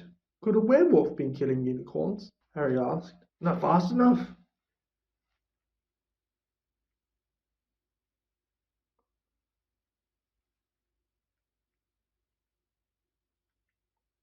It's not easy to catch a unicorn. They're powerful magical creatures. I never knew one to be hurt before. They walked past a mossy tree stump. Harry could hear running water. There must be a stream somewhere close by. There were still spots of unicorn blood here and there along the winding path. You alright, Hermione? Hagrid whispered. Don't worry, I can't go far for this badly hurt. And then we'll be able to Get behind that tree! Hagrid seized Harry and Hermione and hoisted them off the path behind a towering oak. He pulled out an arrow and fitted it in his crossbow, raising it ready to fire. The three of them listened. Something was slithering over dead leaves nearby. It sounded like a cloak trailing along the ground. Hagrid was squinting up the dark path, but after a few seconds the sound faded away. I knew it, he murmured. Something in here it shouldn't be. A werewolf, Harry suggested. I wasn't no werewolf, and it wasn't no unicorn either, said Hagrid grimly. Right, follow me, be careful now. They walked more slowly, ears straining for the faintest sound. Suddenly, in a clearing ahead, something definitely moved. Who's there? Hagrid called. Show yourself, I'm armed. And into the clearing came, it was a man, or a horse.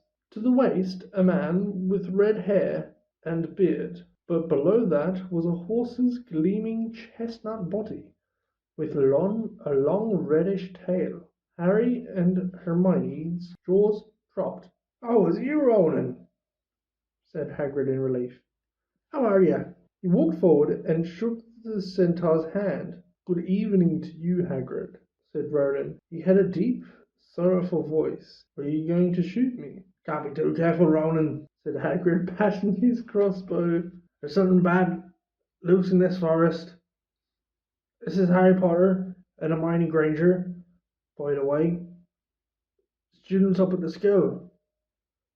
And this is Ronan, you two. He's a centaur. We noticed, said Hermione faintly. Good evening, said Ronan. Students, are you? And do you learn much up at the school? A bit, said Hermione timidly. A bit. Well, that's something. Ronan sighed. He flung back his head and stared at the sky. Mars is bright tonight. Yeah, said Hagrid, glancing up too. Listen, I'm glad we'll run into you, Ronan. Because there's a unicorn been hurt, you see. You seen anything? Ronan didn't answer immediately. He stared unblinkingly upwards, then sighed again. Always the innocent are the first victims, he said. So it has been for ages past. So it is now. Yeah, said Hagrid. But you seen anything, Ronan? Anything unusual? Mars is bright tonight, Ronan repeated while Hagrid watched him impatiently. Unusually bright. Yeah, but I was meaning anything unusual a bit nearer home, said Hagrid. So you haven't noticed anything strange? Yet Ronan again took a while to answer. At last he said, the forest hides many secrets. A movement in the trees behind Ronan made Hagrid raise his bow again, but it was only a second centaur, black-haired and bodied and wider looking than Ronan. Hello, Bane, said Hagrid. All right. Good evening, Hagrid. I hope you're well. Well enough. Look, I've just been talking to Ronan. You haven't seen anything odd lately. There's a unicorn been injured. But do you know anything about that? Bane walked over to stand next to Ronan. He looked skywards. Mars is bright tonight, he said simply. We heard, said Hagrid grumpily. Well, if either of you do see anything, let me know, won't you? We'll be off then. Harry and Hermione followed him out of the clearing, staring over their shoulders at Ronan and Bane until the trees blocked their view. Never, said Hagrid irritably. Try and get a straight answer out of a centaur. Ruddy stargazers, not interested in anything closer than the moon. Are there many of them in here? Asked Hermione. Fair few. Keep to themselves mostly, but they're good enough. About turning up if I ever want a word. The deep mind, centaurs. They know things, just don't let on much. Do you think that was a centaur we heard earlier? Did that sound like hooves to you? No, if you ask me, that's what's been killing the unicorns. Never heard anything like it before. They walked on through the dense trees. Harry kept looking nervously over his shoulder. He had a nasty feeling that they were being watched. He was very glad that Hagrid had his crossbow with him. They had passed a bend in the path when Hermione grabbed Hagrid's arm. Hagrid, look! Red Sparks, the others are in trouble! You two wait here, Hagrid shouted. Stay in the path and I'll come back for you. They heard him crashing away through the undergrowth and stood looking at each other, very scared, until they couldn't hear anything but the rustling of leaves around them. You don't think they've been hurt, do you? I don't care if Malfoy has, but if something's got Neville, it's our fault he's here in the first place. Then minutes dragged by. Their ears seemed sharper than usual. Harry seemed to be picking up every sigh of the wind, every crackling twig. What's going on? Where were the others? At last, a great crunching noise announced Hagrid's return. Malfoy, Neville, and Fang were with him. Hagrid was fuming. Malfoy, it seemed, had sneaked up behind Neville and grabbed him for a joke. Neville had panicked and sent up sparks. You'll be lucky to catch anything now, with the racket you two were making. Right, we're changing groups. Neville, you stay here with me and Hermione. Harry, you go with Fang and this idiot. I'm sorry, Hagrid added in a whisper to Harry, but you'll have a harder time frightening you. And we've got to get this done. So Harry set off into the heart of the forest with Malfoy and Fang. They walked for nearly half an hour, deeper and deeper into the forest, until the path became almost impossible to follow because the trees were so thick. Harry thought the blood seemed to be getting thicker. There were splashes on the roots of a tree, as though the poor creature had been thrashing around in pain close by. Harry could see a clearing ahead, though through the tangled branches of an ancient oak. Look, he muttered, holding out his arm to stop Malfoy. Something bright was gleaming on the ground. They inched closer. It was the unicorn, all right, and it was dead. Harry had never seen anything so beautiful and sad. Its long, slender legs was stuck out at odd angles where it had fallen, and its mane was spread pearly white on the dark leaves. Harry had taken one step towards it when a slithering sound made him freeze where he stood. A bush on the edge of the clearing quivered. Then, out of the shadows, a hooded figure came crawling across the ground like some stalking beast. Harry, Malfoy, and Fang stood transfixed. The cloaked figure reached the unicorn. It lowered its head over the wound on the animal's side and began to drink its blood. Ah! Malfoy let out a terrible scream and bolted. So did Fang. The hooded figure raised its head and looked at Harry. Unicorn blood was dribbling down its front. It got to its feet and came swiftly towards him. He couldn't move for fear. Then a pain pierced his head like he'd never felt before. It was as though his skull was on fire. Half blinded, he staggered backwards. He heard hooves behind him, galloping, and something jumped clean over him, charging at the figure. The pain in Harry's head was so bad, he fell to his knees. It took a minute or two to pass, and when he looked up, the figure had gone. A centaur was standing over him. Not Ronan or Bane. This one looked younger. He had white blonde hair and a palomino body. Are you all right? Said the centaur, pulling Harry to his feet. Yes, thank you. What was that? The centaur didn't answer. He had astonishingly blue eyes, like pale sapphires. He looked carefully at Harry, his eyes lingering on the scar which stood out, livid on Harry's forehead. You are the Potter boy, he said. You had better get back to Hagrid. The forest is not safe at this time. especially for you. Can you ride? It will be quicker this way. My name is Fern, he added, and he lowered himself onto his front legs so Harry could clamber on his back. There was a sudden sound of more galloping from the other side of the clearing.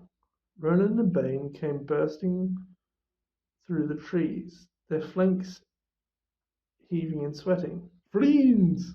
Bane thundered. "What are you doing? You have a human on your back. Have you no shame? Are you a common mule? Do you realize who this is? This is the Potter boy. The quicker he leaves the forest, the better." "What have you been telling him?" growled Bane. "Remember, friends, we are sworn not to set ourselves against the heavens. Have we not read what is to come in the moments of the planets, in the movements of the planets?" Ronan pawed the ground nervously. "I'm sure Fiends thought he was acting for the best," he said in his gloomy voice. Bane kicked his back legs in anger. "For the best? What is that to do with us? Centaurs are concerned with what has been foretold. It is not our business to run around like donkeys after stray humans in our forest." Green suddenly reared on his hind legs in anger, so that Harry had to grab his shoulders to stay on. "Do you not see that unicorn?" Friends bellowed at Bane. "Do you not understand why it was killed? Or have the planets not let you in on that secret?" "I set myself against what is lurking in this forest, Bane. Yes, with humans alongside me if I must." And Ferns whisked around with Harry clutching on as best he could. They lunged off the trees, leaving Ronan and Bane behind them. Harry didn't have a clue what was going on. "Why is Bane so angry?" he asked. "What was that thing you saved me from, anyway?" Freen slowed to a walk, warned Harry to keep his head bowed in case of low-hanging branches, but did not answer Harry's question. They made their way through the trees in silence for so long that Harry thought Friends didn't want to talk to him any more. They were passing through a particularly dense patch of trees. However, when Friends suddenly stopped, "Harry Potter, do you know what unicorn blood is used for?" "No," said Harry, startled by the odd question. "We've only used the horn and hairtails for potions, and hairtails and potions." "That is because it is a monstrous thing to slay a unicorn," said Friends. "Only one who has nothing to lose and everything to gain commit such a crime. The blood of a unicorn will keep you alive, even if you are an inch from death. But there is a terrible price. You have slain something so pure and defenseless to save yourself, and you will have but a half-life, a cursed life, from the moment the blood touches your lips." Harry stared at the back of Friend's head, which was dappled in the moonlight. "But who would be that desperate," he wondered aloud, "if you're going to be cursed forever? Death's better, isn't it?" "It is," Friends agreed, "unless all you need is to stay alive long enough to drink something else. Something that will bring you back to something that will bring you back to full strength and power. Something that will mean you can never die." "Mr. Potter, do you know what is hidden in the school at this very moment? The Philosopher's Stone." "Of course, the elixir of life. But I don't understand. Who Can you think of nobody who has waited many years to return to power, who has clung to life, awaiting their chance? It was as though an iron fist had been clenched suddenly around Harry's heart. Over the rustling of the trees he seemed to hear once more what Hagrid had told him on the night they had met. Some say he died. Can't swallow him, in my opinion. Don't know if he had enough human left him in him to die. Do you mean? Harry croaked. That was Voldemort. Harry! Harry, you alright? Hermione was running towards them down the path, Hagrid puffing along behind her. I'm fine, said Harry, hardly knowing what he was saying. The unicorn's dead, Hagrid. It's in that clearing back there. This is where I leave you, Friends murmured, and as Hagrid hurried off to examine the unicorn. You are safe now. Harry slid off his back. Good luck, Harry Potter, said Friends. The planets have been read wrongly before now, even by centaurs. I hope this is one of those times. He turned and cantered back into the depths of the forest, leaving Harry shivering behind him. Ron had fallen asleep in the common room, waiting for them to return. He shouted something about Quidditch fouls when Harry roughly shook him awake. In a matter of seconds, though, he was wide-eyed as Harry began to tell him and Hermione what had happened in the forest. Harry couldn't sit down. He paced up and down in front of the fire. He was still shaking. Snape wants the stone for Voldemort. And Voldemort waiting in the forest. And all this time we thought Snape just wanted to get rich. Stop saying the name, said Ron in a terrified whisper, as if he thought Voldemort could hear him. Harry wasn't listening. Fiend saved me. But he shouldn't have done. Bane was furious. He was talking about interfering with what the planets say is going to happen. They must have shown that Voldemort's coming back. Baines thinks Fiennes should have let Voldemort kill me. I suppose that's what's written in the stars as well. Will you stop saying the name? Ron hissed. So all I've got to wait for now is Snape to steal the stone, Harry went on feverishly. Then Voldemort will be able to come back and finish me off. Well, I suppose Bane will be happy. Hermione looked very frightened, but she had a word of comfort. Harry, everyone says Dumbledore's the only one you-know-who was ever afraid of. With Dumbledore around, you-know-who won't touch you. Anyway, who says the centaurs are right? It sounds like fortune-telling to me. And Professor McGonagall says that's a very imprecise branch of magic. The sky had turned light before they stopped talking. They went to bed exhausted, their throats sore. But the night's surprises weren't over. When Harry pulled back his sheets, he found the invisibility cloak folded neatly underneath them. There was a note pinned to it, just in case. In years to come, Harry would never quite remember how he had managed to get through his exams when he half expected Voldemort to come bursting through the door at any moment.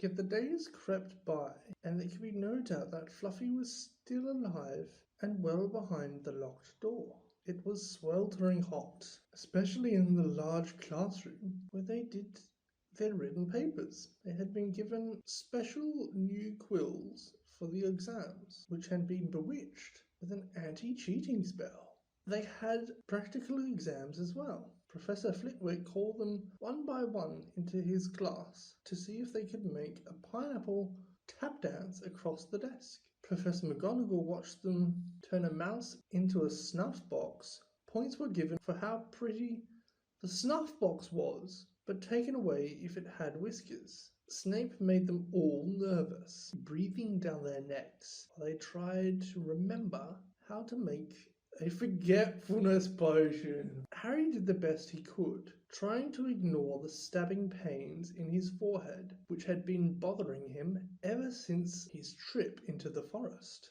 Neville thought Harry had a bad case of exam nerves because Harry couldn't sleep. But the truth was, Harry kept being woken up by his old nightmare, except that it was now worse than ever because there was a hooded figure dripping blood in it.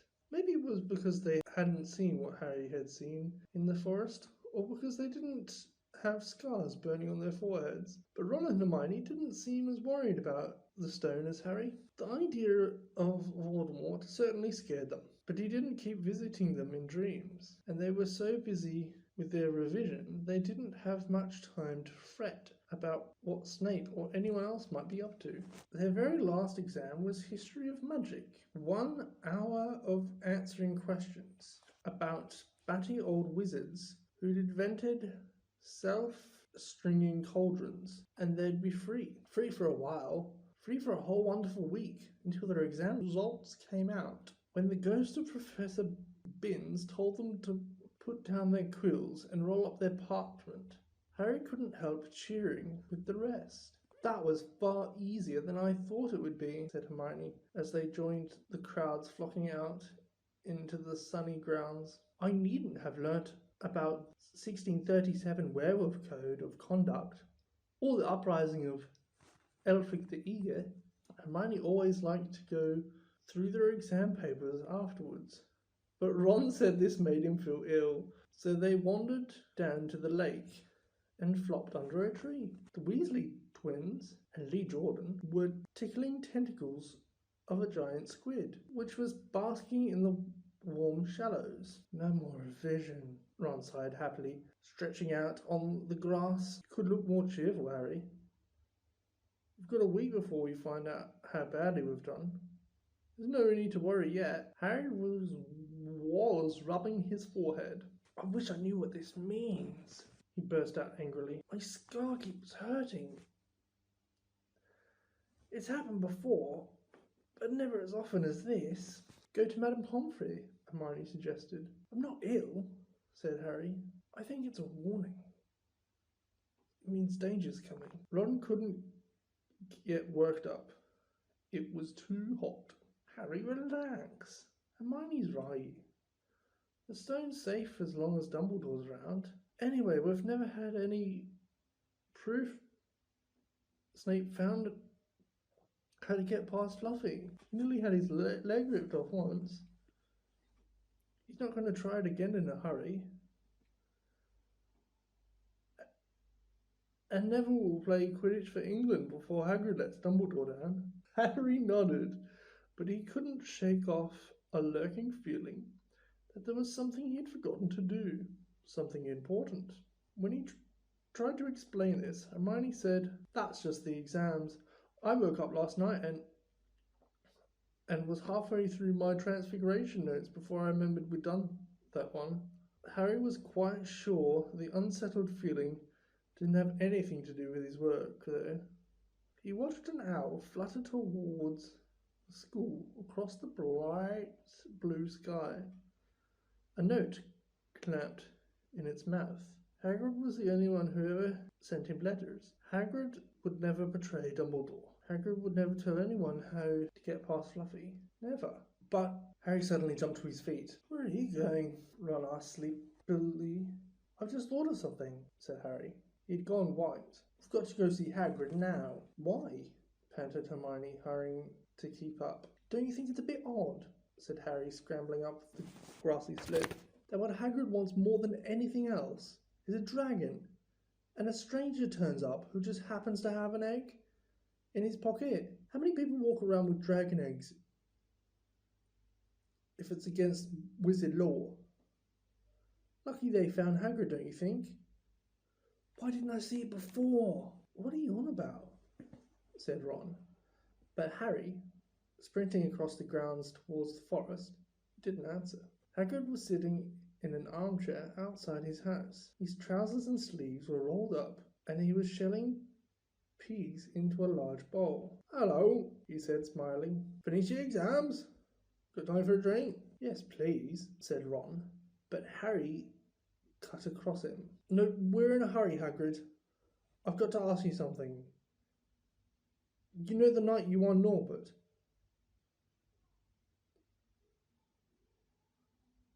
What did the stranger you were playing cards with look like?" "Dunno," said Hagrid casually. "He wouldn't take his cloak off." He saw the three of them look stunned and raised his eyebrow. "It's not that unusual. Get a lot of funny folk in the Hog's Head. That's one of those pubs down in the village. Might have been a dragon dealer, mightn't he?"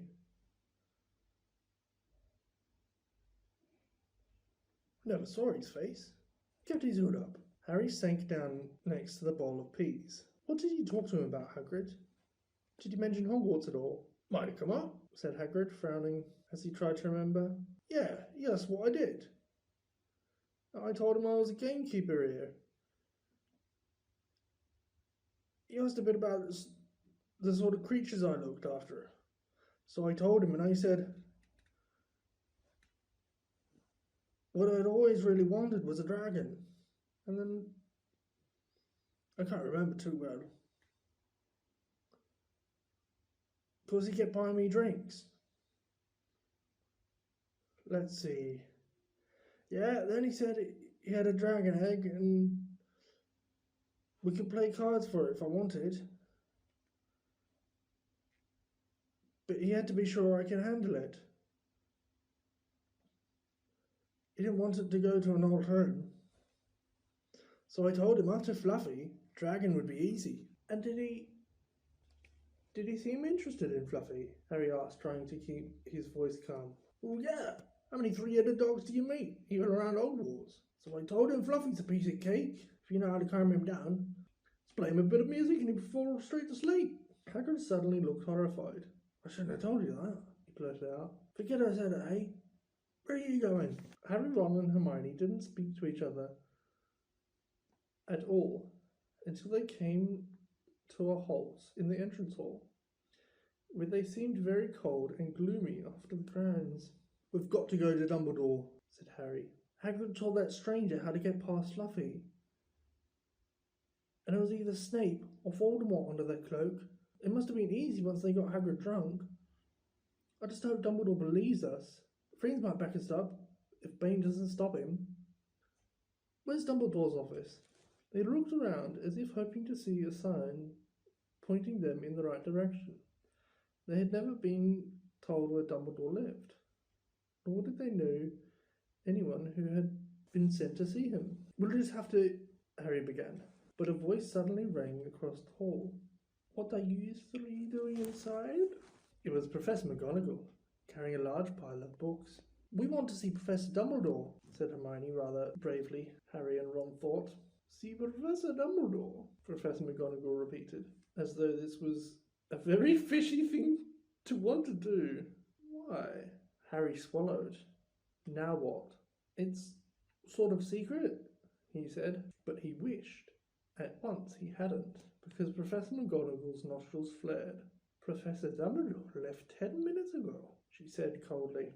"He received an urgent hour from the Ministry of Magic and flew off for London at once." "He's gone?" said Harry frantically. "Now?" "Professor Dumbledore is a very great wizard, Potter. He has many demands on his time." "But this is important." "Something you have to say is more important than the Ministry of Magic, Potter." "Look," said Harry, throwing caution to the wind. "Professor, it's about the Philosopher's Stone." Whatever Professor McGonagall had expected, it wasn't that. The books she was carrying tumbled out of her arms, but she didn't pick them up. "How do you know?" she spluttered. "Professor, I think I know that someone's going to try and steal the stone. I've got to talk to Professor Dumbledore." She eyed him with a mixture of shock and suspicion. "Professor Dumbledore will be back tomorrow," she said finally, "and I don't know how you found out about the stone." But rest assured, no one can possibly steal it. It's too well protected. But Professor Potter, I know what I'm talking about, she said shortly. She'd bent down and gathered up the fallen books. I suggest you all go back outside and enjoy the sunshine. But they didn't. It's tonight, said Harry, once he was sure Professor McGonagall was out of earshot. Snape's going through the trapdoor tonight. He's found out everything he needs to know. He's got Dumbledore out of the way. He sent that note. I bet the Ministry of Magic will get a real shock when Dumbledore turns up. But what can we? Hermione gasped. Harry and Ron wheeled round. Snape was standing there. Good afternoon, he said smoothly. They stared at him. You shouldn't be inside on a day like this, he said with an odd twisted smile. Harry began without any idea what he was going to say. You want to be more careful, said Snape. Hanging around like this, people will think you're up to something. And Gryffindor can't really afford to lose any more points, can they? Harry flushed. They turned to go back outside, but Snape called them back. Be warned, Potter. Any more nighttime wanderings, and I will personally make sure you are expelled. Good day to you. He strode off in the direction of the staff room. Out on the stone steps, Harry turned to the others. Right. Here's what we've got to do, he whispered urgently. One of us has got to keep an eye on Snape. Wait outside the staff room, and follow him if he leaves. Hermione, you better do that. Why me? It's obvious, said Ron. You can pretend to be waiting for Professor Flitwick, you know? He put on a high voice. Oh, Professor Flitwick, I am so worried.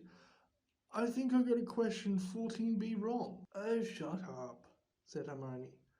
But she agreed to go and watch out for Snape.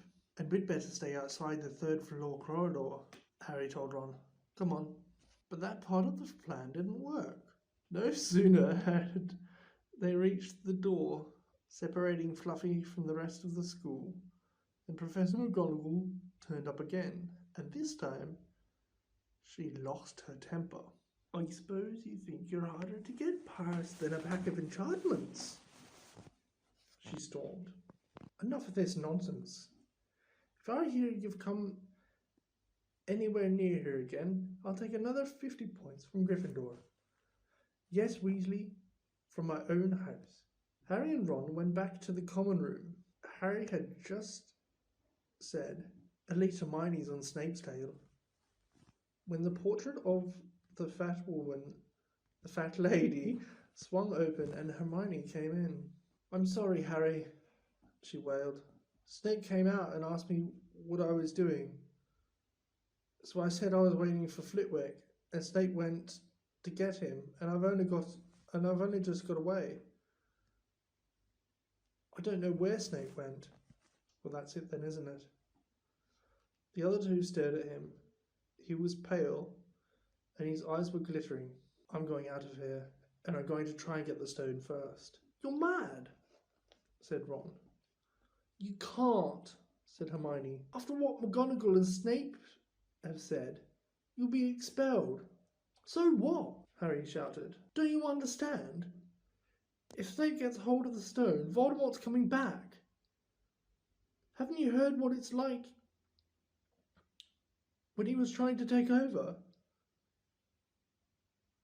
There won't be any Hogwarts to get expelled from. He'd flatten it, or turn it into a school of dark arts. Losing points doesn't matter anymore. Can't you see? Do you think he'll leave you and your families alone if Gryffindor win the House Cup? If I get caught before I can get to the stone, will I have to go back to the Dursleys and wait for Voldemort to find me there? It's only dying a bit later than I would have done, because I'm not going over to the dark side. I'm going through that trapdoor tonight, and nothing you two say is going to stop me. Voldemort killed my parents, remember? Harry glared at them. You're right, Harry, said Hermione in a small voice. I'll use the invisibility cloak, said Harry. It's just lucky I got it back. But will it cover all three of us? Said Ron. All three of us? Oh, come off it. You don't think we'd let you go alone? Of course not, said Hermione briskly. How do you think you'd get to the stone without us? I'd better go and look through my books. There might be something useful. But if we get caught, you two will be expelled too. Not if I can help it, said Hermione grimly. Flitwick told me in secret that I got 112% on his exam. They're not throwing me out after that. After dinner, three of them sat nervously apart in the common room. None of the Gryffindors had anything to say to Harry any more, after all. This was the first night he hadn't been upset by it. Hermione was skimming through all her notes, hoping to come across one of the enchantments they were about to try and break. Harry and Ron didn't talk much. Both of them were thinking about what they were about to do. Slowly, the room emptied as people drifted off to bed. Better get the cloak, Ron muttered, as Lee Jordan finally left. Stretching and yawning, Harry ran up to their dark dormitory. He pulled out the cloak, and then his eyes fell on the flute Hagrid had given him for Christmas. He pocketed it to use on Fluffy. He didn't feel much like singing. He ran back down to the common room. We'd better put the cloak on here and make sure it covers all three of us. If Filch spots one of our feet wandering along on its own, what are you doing? Said Neville from the corner of the room. Neville appeared from behind an armchair, clutching Trevor, the toad, who looked as though he'd been making another bid for freedom. Nothing, Neville, nothing, Harry said hurriedly, putting the cloak behind his back. Neville stared at their guilty faces. You're going out again, he said. No, said Hermione. No, we're not. Why don't you go to bed, Neville?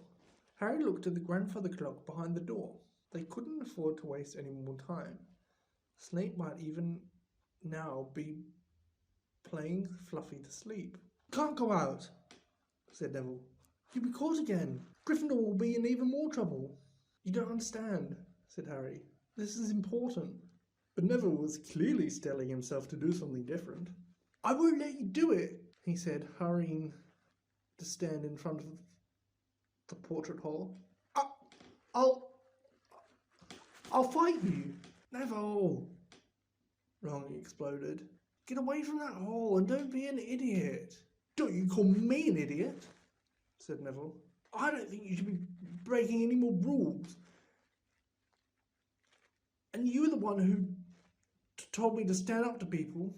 Yes, but not to us, said Ron in exasperation. Neville, you don't know what you're doing. He took a step forward, and Neville dropped Trevor the toad, who leapt out of sight. Go on then, try and hit me, said Neville, raising his fist.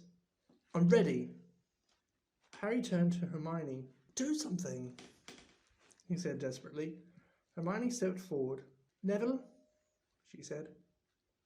I'm really sorry about this. She raised her wand. Pontificus Totalis, she cried, pointing it at Neville. Neville's arms snapped to his sides. His legs sprang together, his whole body rigid. He swayed where he stood and then fell flat on his face, stiff as a board. Hermione ran to turn him over. Neville's jaws were jammed together, so he couldn't speak. Only his eyes were moving, looking at them in horror. What have you done to him? Harry whispered. It's the full body bind, said Hermione miserably. Oh, Neville, I'm so sorry. We had to, Neville. No time to explain.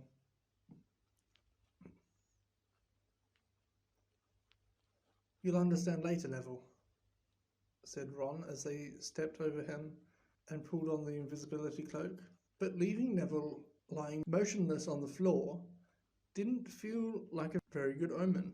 In their nervous state, every statue's shadow looked like Filch. Every distant breath of wind sounded like Peeves swooping down on them. At the foot of the first set of stairs, they spotted Mrs. Norris, skulking near the top. "Oh, let's kick her, just this once," Ron whispered in Harry's ear, but Harry shook his head as they climbed carefully around her. Mrs. Norris turned her lamp-like eyes on them. They didn't meet anyone else until they reached the staircase up to the third floor. Peeves was bobbing halfway up, loosening the carpet so that people would trip. "Who's there?" he said suddenly as they climbed toward him. He narrowed his wicked black eyes. "Know you're there, even if I can't see you. Are you a ghoulie or a ghostie, your wee student beastie?" He rose up in the air and floated there, squinting at them. "Should I call Filch? I should. If something's creeping around unseen." Harry had a sudden idea. "Peeves," he said in a hoarse whisper, "the bloody Baron has his own reasons for being invisible." Peeves almost fell out of the air in shock. He caught himself in time and hovered about 30 centimeters off the stairs. "Oh, sorry, your bloodiness, Mr. Baron, sir," he said greasily. My mistake, I didn't see you. Of course I didn't. You're invisible. Forgive old Peeves' little joke, sir." "I have business here, Peeves," croaked Harry. "Stay away from this place tonight." "I will, sir, I most certainly will," said Peeves, rising up in the air. "Hope your business goes well, Baron. I'll not bother you." And he scooted off. "Brilliant, Harry," whispered Ron. A few seconds later, they were there, outside the first floor corridor, and the corridor was already ajar. "Well, there you are," said Harry quietly. "Snape's already got past Fluffy." Seeing the door open somehow seemed to impress upon all three of them what was facing them. Underneath the cloak, Harry turned to the other two. "If you want to go back, I won't blame you," he said. "You can take the cloak. I won't need it now." "Don't be stupid. We're coming." Harry pushed the door open. As the door creaked, low rumbling growls met their ears.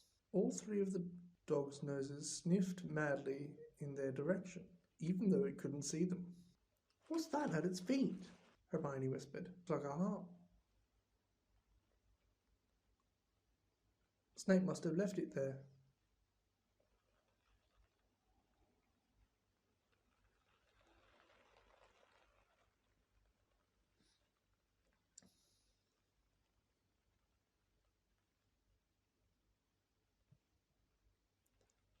"You must wake up the moment you stop playing," said Harry.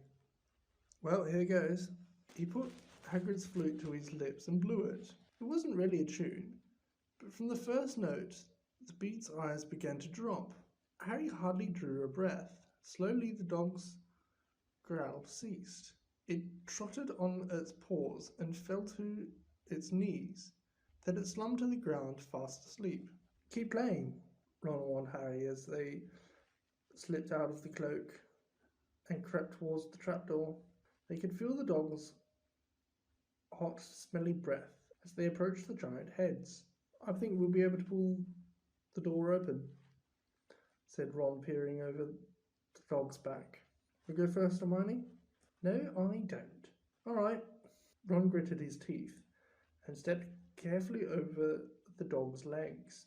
He bent and pulled the ring off the trapdoor, which was swung open. "What can you see?"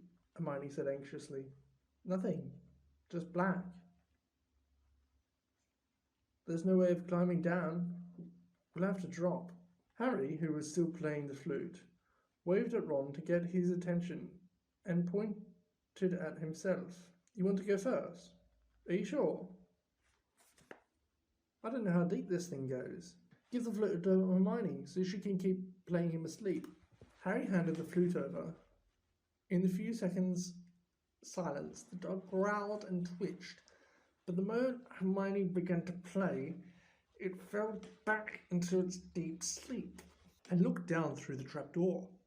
There was no sign of the bottom. He lowered himself through the hole until he was hanging on by his fingertips. Then he looked up at Ron and said, "If anything happens to me, don't follow.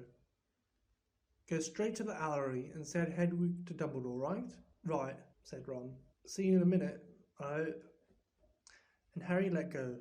Cold, damp air rushed past him as he fell down, down, down, and thump.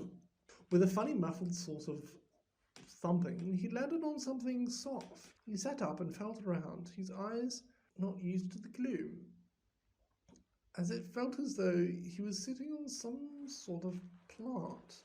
"It's okay," he called up to the light, the size of a postage stamp, which was the open trapdoor.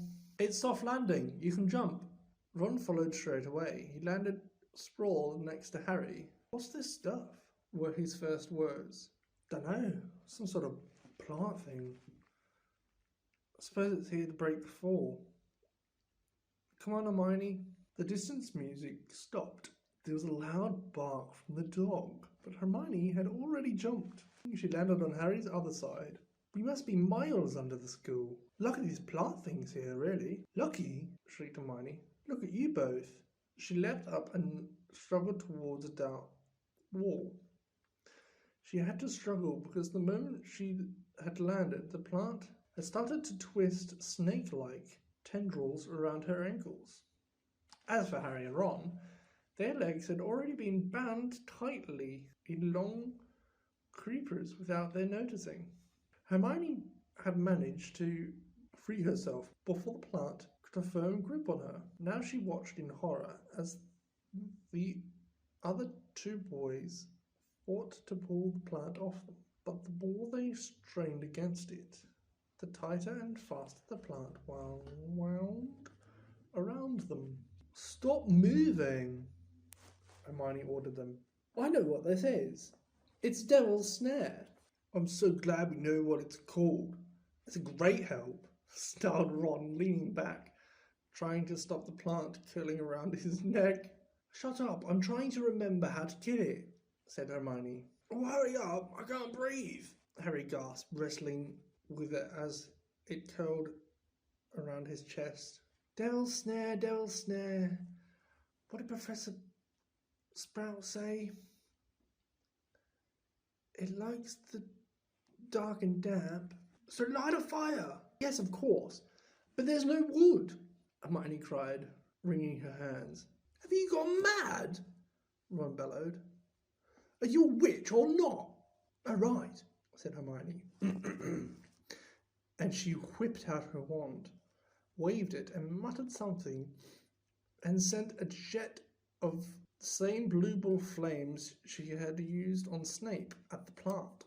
In a matter of seconds, the two boys felt it loosening its grip as it cringed away from the light and warmth. Wriggling and flailing, it unraveled itself from their bodies, and they were able to pull free.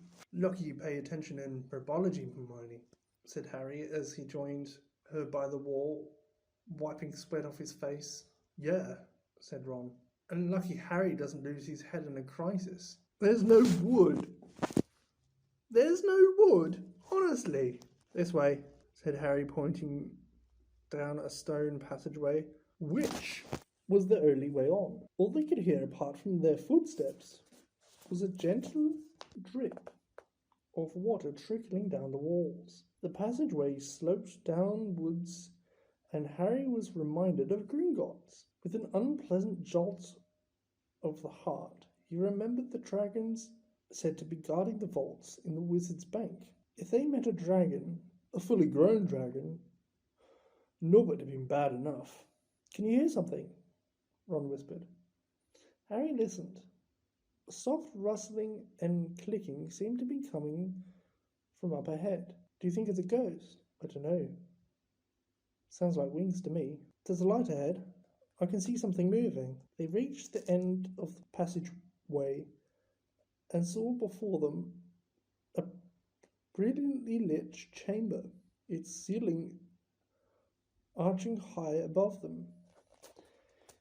It was full of small, jewel bright birds, fluttering and tumbling all around the room. On the opposite side of the chamber was a heavy wooden door. Do you think they'll attack us if we cross the room? Said Ron. Probably, said Harry. They don't look very vicious. But I suppose if they all swoop down at once, well, there's nothing for it. I'll run. He took a deep breath, covered his face with his arms, and sprinted across the room. He expected to feel sharp beaks and claws tearing at him any second, but nothing happened. He reached the door untouched. He pulled the handle, but it was locked. The other two followed him.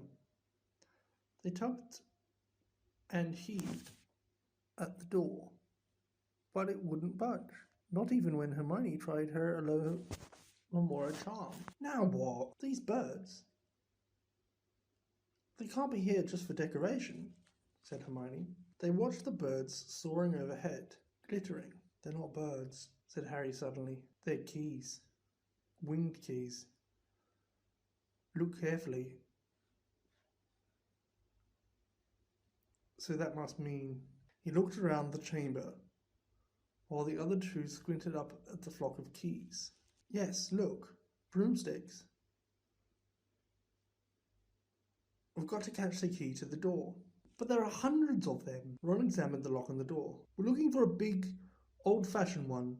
Probably silver like the handle. They seized a broomstick each and kicked off in the air, soaring into the midst of the cloud of keys. They grabbed and snatched, but the bewitched keys darted and dived so quickly it was almost impossible to catch one. Not for nothing, though, Harry was the youngest Seeker in a century. He had a knack for spotting things other people didn't.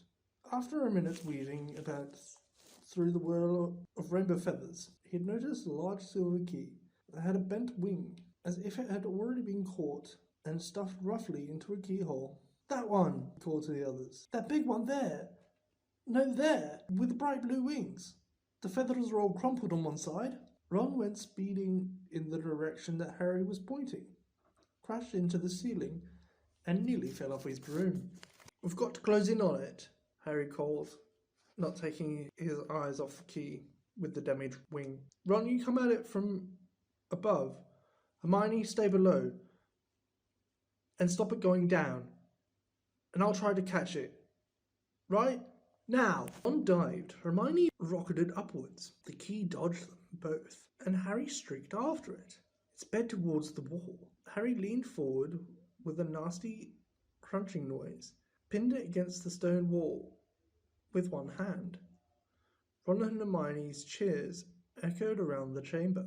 They landed quickly, and Harry ran to the door, the key struggling in his hand. He rammed it into the lock and turned it. It worked. The moment the lock clicked open, the key took flight again, looking very battered now that it had been caught twice. Ready? Harry asked the other two, his hand on the door handle. They nodded. He pulled the door open. The next chamber was so dark they couldn't see anything at all. But as they stepped into it, light suddenly flooded the room to reveal an astonishing sight. They were standing on the edge of a huge chessboard. Behind them, the black chessmen, which were all taller than they were, and carved from what looked like black stone. Facing them, way across the chamber, were the white pieces. Harry, Ron, and Hermione shivered slightly. The towering white chessmen had no faces. What do we do now? Harry whispered. It's obvious, isn't it? Said Ron. We've got to play our way across the room. Behind the white pieces, they could see another door. How? Said Hermione nervously. I think, said Ron, we're going to have to be chessmen. He walked up to the Black Knight and put his hand out to touch the knight's horse. At once the stone sprang to life. The horse pawed the ground, and the knight turned his helmeted head to look down at Ron. Do we have to join you to get across? The Black Knight nodded. Ron turned to the other two. This wants thinking about, he said. I suppose we're going to take the place of 3 of the black pieces. Harry and Hermione stayed quiet, watching Ron think. Finally, he said, Now, don't be offended or anything, but neither of you are that good at chess. We're not offended, said Harry quickly. Just tell us what to do. Well, Harry, you take the place of the bishop, and Hermione, you go there instead of that castle.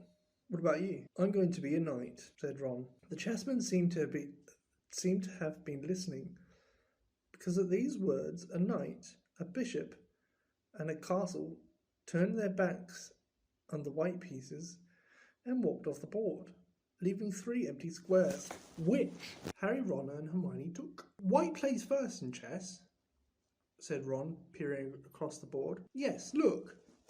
A white pawn had moved forward 2 squares. Ron started to direct the black pieces. They moved silently where he set them. Harry's knees were trembling. What if they lost? Harry, move diagonally 4 squares to the right. Their first real shock came when their other knight was taken. The White Queen smashed him into the floor and dragged him off the board, where he lay quite still, face down. Had to let that happen, said Ron, looking shaken. Leaves you free to take that bishop, Hermione.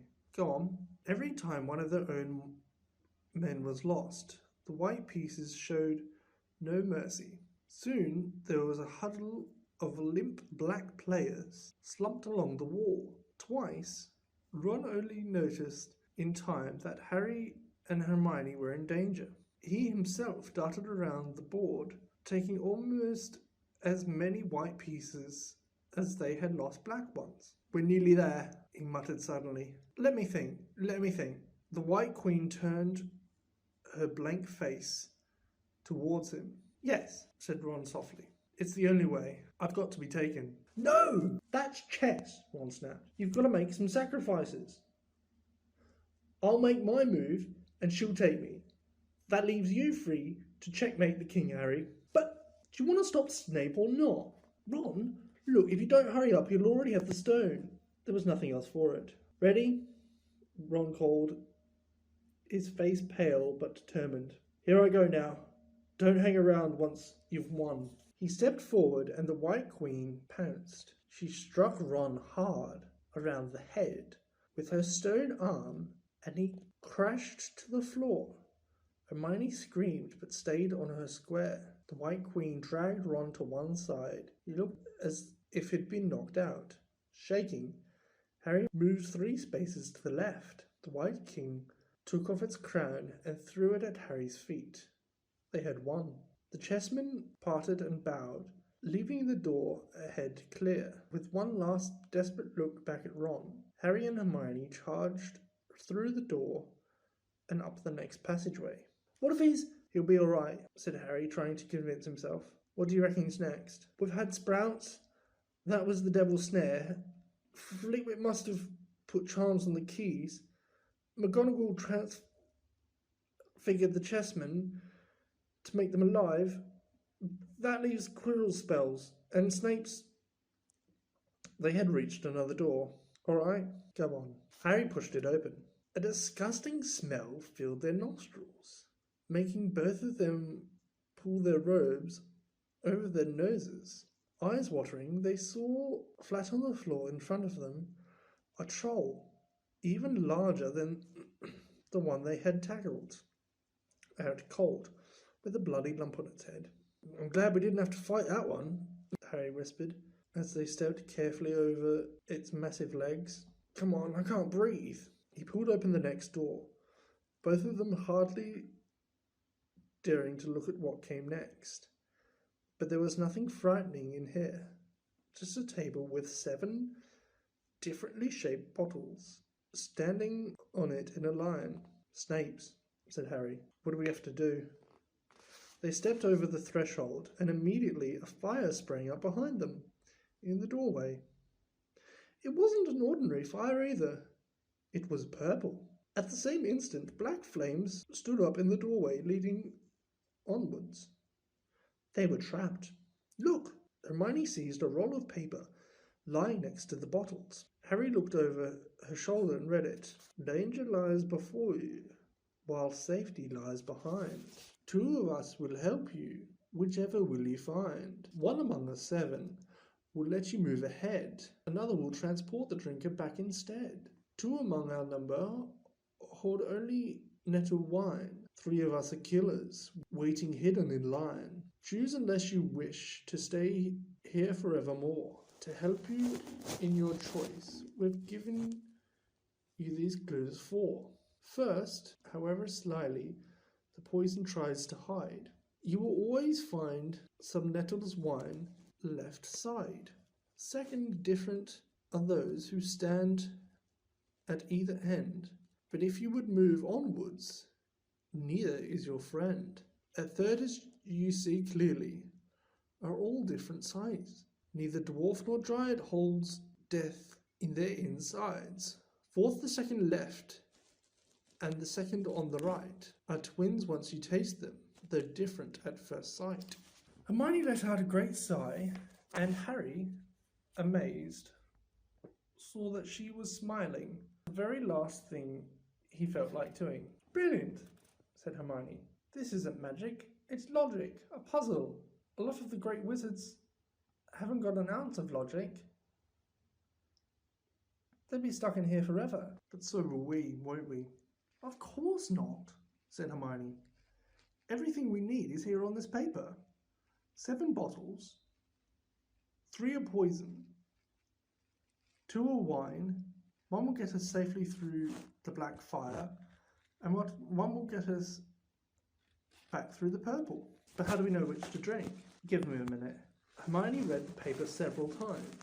Then she walked up and down the line of bottles, muttering to herself and pointing at them. At last she clapped her hands. Got it. The smallest bottle will get us through the black fire towards the stone. Harry looked at the tiny bottle. There's only enough for 1 of us, he said. That's hardly 1 swallow. They looked at each other.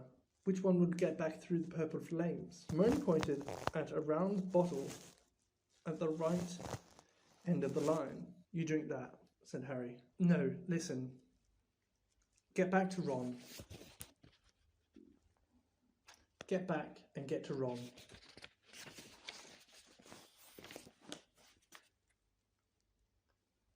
Grab the brooms from the flying room. Then you get out of the trapdoor, past Fluffy, go straight to the owlery, and send Hagrid to Dumbledore. We need him. I might be able to hold off Snape for a while, but I'm no match for him really. But Harry, what if you know who's with him? Well, I was lucky once, wasn't I?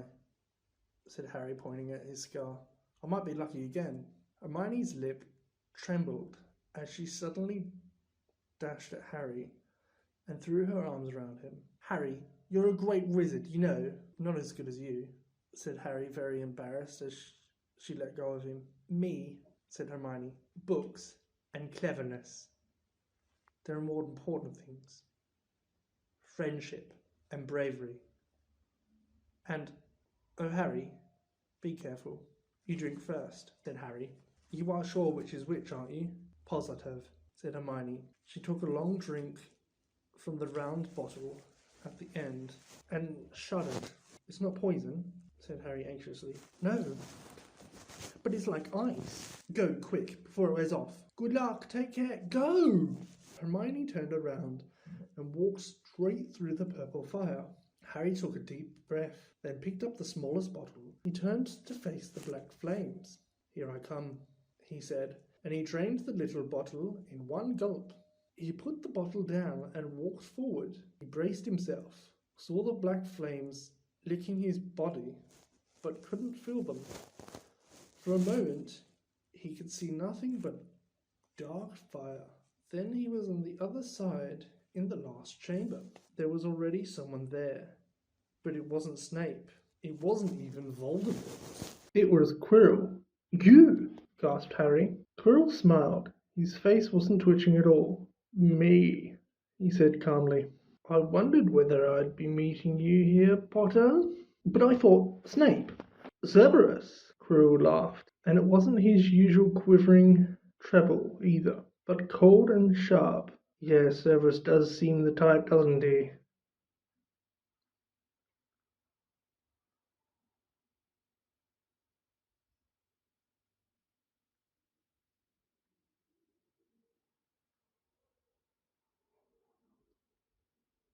So useful to have him swooping around like an overgrown bat.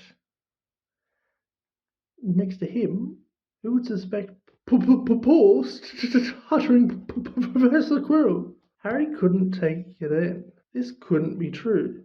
It couldn't. But Snape tried to kill me. No, I tried to kill you. Your friend Miss Granger accidentally knocked me over as she rushed over to set fire to Snape at the Quidditch match. She broke my eye contact with you. Another few seconds and I'd have got you off that broom. I'd managed it before then if Snape hadn't been muttering a counter curse to save you. Snape was trying to save me. Of course, said Quirrell coolly.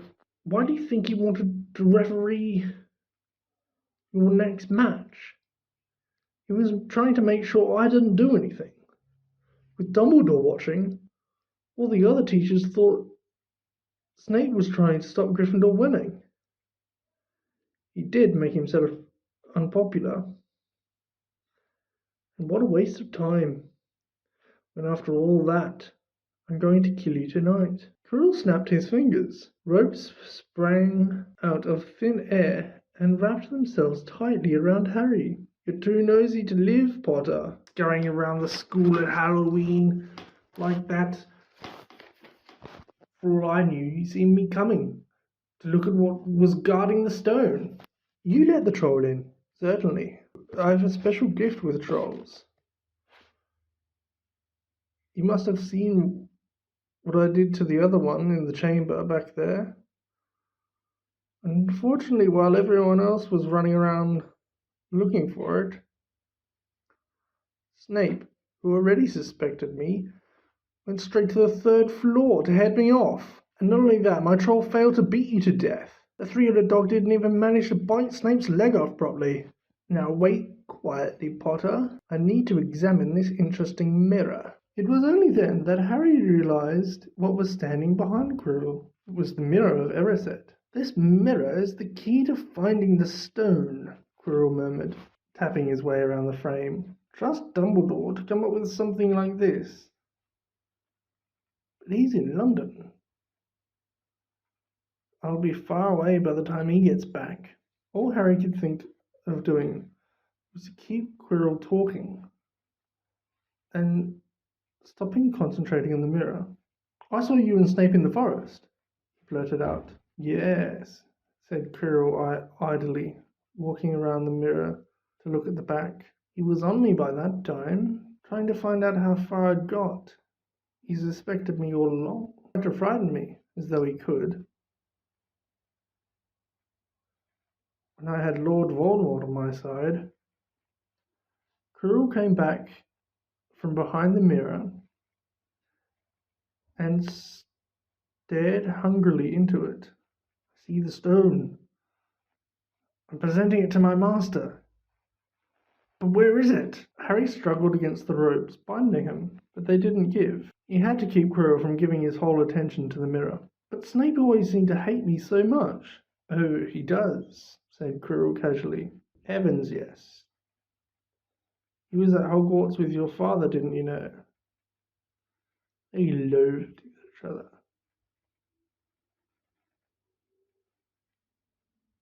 But he never wanted you dead. But I heard you a few days ago, sobbing. I thought Snape was threatening you.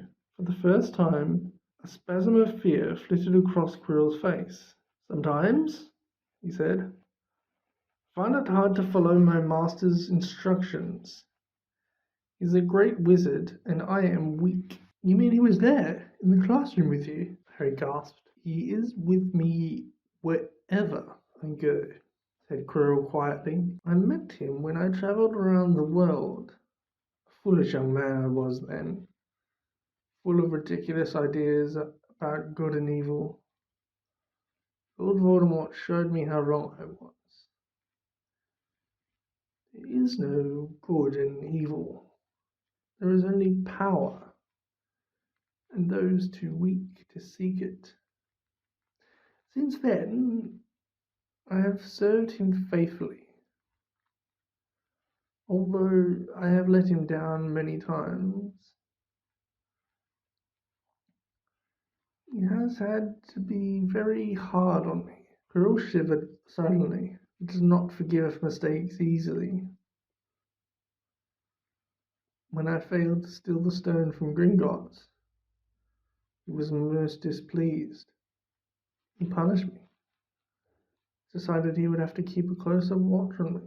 Quirrell's voice tailed away. Harry was remembering his trip to Diagon Alley. How could he have been so stupid? He'd seen Quirrell there that very day, shaking hands with him in the leaking cauldron. Quirrell cursed under his breath. Don't understand. Is the stone inside the mirror? Should I break it? Harry's mind was racing. What I want more than anything else in the world at the moment, he thought, is to find the stone before Quirrell does. So if I look in the mirror, I should see myself finding it, which means I'll see where it's hidden. But how can I look without Quirrell realizing what I'm up to? He tried to edge to the left to get in front of the glass without Quirrell noticing, but the ropes around his ankles were too tight. He tripped and fell over. Quirrell ignored him. He was still talking to himself. What does this mirror do? How does it work? Help me, master. And to Harry's horror, a voice answered, and the voice seemed to come from Quirrell himself. Use the boy! Use the boy! Quirrell rounded on Harry. Yes, Potter! Come here! He clapped his hands once, and the ropes binding Harry fell off. Harry got slowly to his feet. Come here! Quirrell repeated. Look in the mirror and tell me what you see. Harry walked towards him. I must lie, he thought desperately. I must look and lie about what I see. That's all. Quirrell moved close behind him. Harry breathed in the funny smell that seemed to come from Quirrell's turban, closed his eyes, stepped in front of the mirror, and opened them again. He saw his reflection, pale and scared-looking at first, but a moment later the reflection smiled at him. It put its hand into its pocket and pulled out a blood-red stone. It winked and put the stone back in its pocket, and as it did so, Harry felt something heavy drop into his real pocket. Somehow, incredibly, he'd got the stone. Well, said Quirrell impatiently, what do you see? Harry screwed up his courage. I see myself shaking hands with Dumbledore, he invented. I've won the House Cup for Gryffindor. Quirrell cursed again. Get out of the way, he said as Harry moved aside. He felt the Philosopher's Stone against his leg. Dare he make a break for it? But he hadn't walked 5 paces before a high voice spoke, though Quirrell wasn't moving his lips. He lies! He lies! Potter, come back here! Quirrell shouted. Tell me the truth! What do you see? The high voice spoke again. Let me speak to him. Face to face. Master, you're not strong enough. I have strength enough for this. Harry felt as if Devil's Snare was rooting him to the spot. He couldn't move a muscle. Petrified, he watched as Quirrell reached up and began to unwrap his turban. What was going on? The turban fell away. Quirrell's head looked strangely small without it. He turned slowly on the spot. Harry would have screamed, but he couldn't make a sound. Where there should have been the back of Quirrell's head, there was a face, the most terrible face Harry had ever seen. It was chalk white, with glaring red eyes and slits for nostrils, like a snake. Harry Potter, it whispered. Harry tried to take a step backwards, but his legs wouldn't move. "See what I have become?" The face said. "Mere shadow and vapor. I have form only when I can share another's body. But there have always been those willing to let me into their hearts and minds. Unicorn blood has strengthened me these past weeks. You saw faithful Quirrell drinking it for me in the forest. And once I have the elixir of life, I will be able to create a body of my own. Now, why don't you give me that stone in your pocket?" So he knew. The feeling suddenly surged back into Harry's legs, stumbled backwards. "Don't be a fool," snarled the face. "Better save your own life and join me, or you'll meet the same end as your parents. They died begging me for mercy." "Liar!" Harry shouted suddenly. Quirrell was walking backwards at him, so Voldemort could still see him. The evil face was now smiling. "How touching," it hissed. "I always value bravery. Yes, boy, your parents were brave. I killed your father first, and he put up a courageous fight. But your mother needn't have died. She was trying to protect you. Now give me the stone, unless you want her to have died in vain." "Never!" Harry sprang towards the flame, but Voldemort screamed, "Seize him!" and next second Harry felt Quirrell's hand close on his wrist.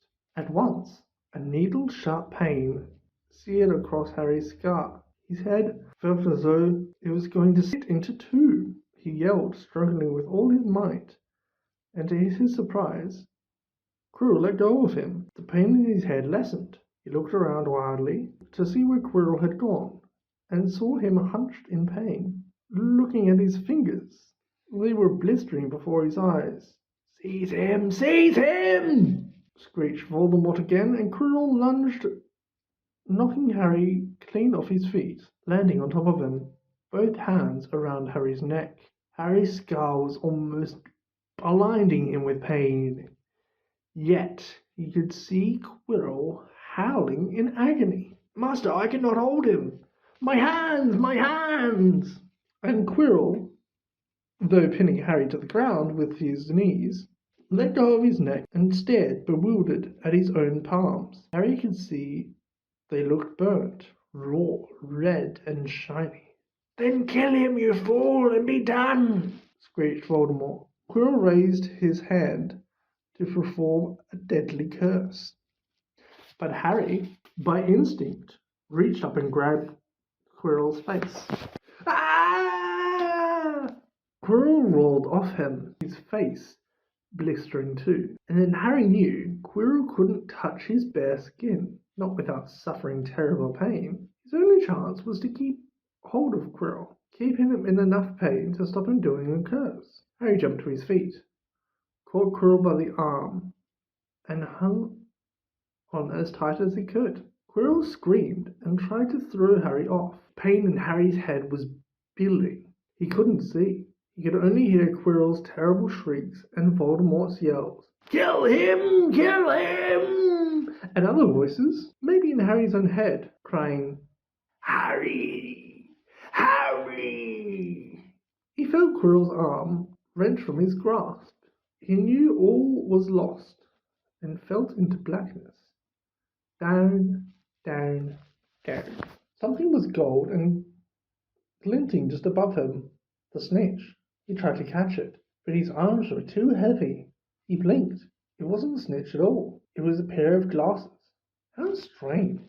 He blinked again. The smiling face of Albus Dumbledore swam into view above him. "Good afternoon, Harry," said Dumbledore. Harry stared at him. Then he remembered. Sir, the stone! It was Quirrell, he's got the stone! Sir, quick! Calm yourself, dear boy. You're a little behind the time, said Dumbledore. Quirrell does not have the stone. Then who does, sir? Harry, please relax, or Madame Pomfrey will have me thrown out. Harry swallowed and looked around him. He realized he must be in the hospital wing. He was lying in bed with white linen sheets, and next to him was a table piled high with what looked like half the sweet shop. Tokens from your friends and admirers, said Dumbledore, beaming. What happened down in the dungeons between you and Professor Quirrell is a complete secret. So, naturally, the whole school knows. I believe your friends, Misters Fred and George Weasley, were responsible for trying to send you a lavatory seat. No doubt they thought it would amuse you. Madame Pomfrey, however, thought it might not be very hygienic and confiscated it. How long have I been in here? 3 days. Mr. Ronald Weasley and Miss Granger will be most relieved you have come round. They have been extremely worried. But, sir, the stone. I see you are not to be distracted. Very well, the stone. Professor Quirrell did not manage to take it from you. I arrived in time to prevent that. Although you were doing very well on your own, I must say. You got there. You got Hermione's owl. We must have crossed in mid-air. No sooner had I reached London than it became clear to me that the place I should be was the one I had just left. I arrived just in time to pull Quirrell off me. It was you. I feared I might be too late. You nearly were. I couldn't have kept him off the stone much longer. Not the stone, boy. You. The effort involved nearly killed you. One terrible moment there, I was afraid it had. As for the stone, it has been destroyed. Destroyed? Said Harry blankly. But your friend, Nicholas Flamel. Oh, you know about Nicholas, said Dumbledore, sounding quite delighted. You did do the thing properly, didn't you?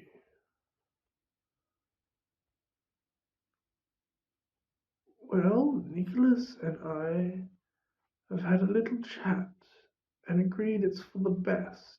But that means he and his wife will die, won't they?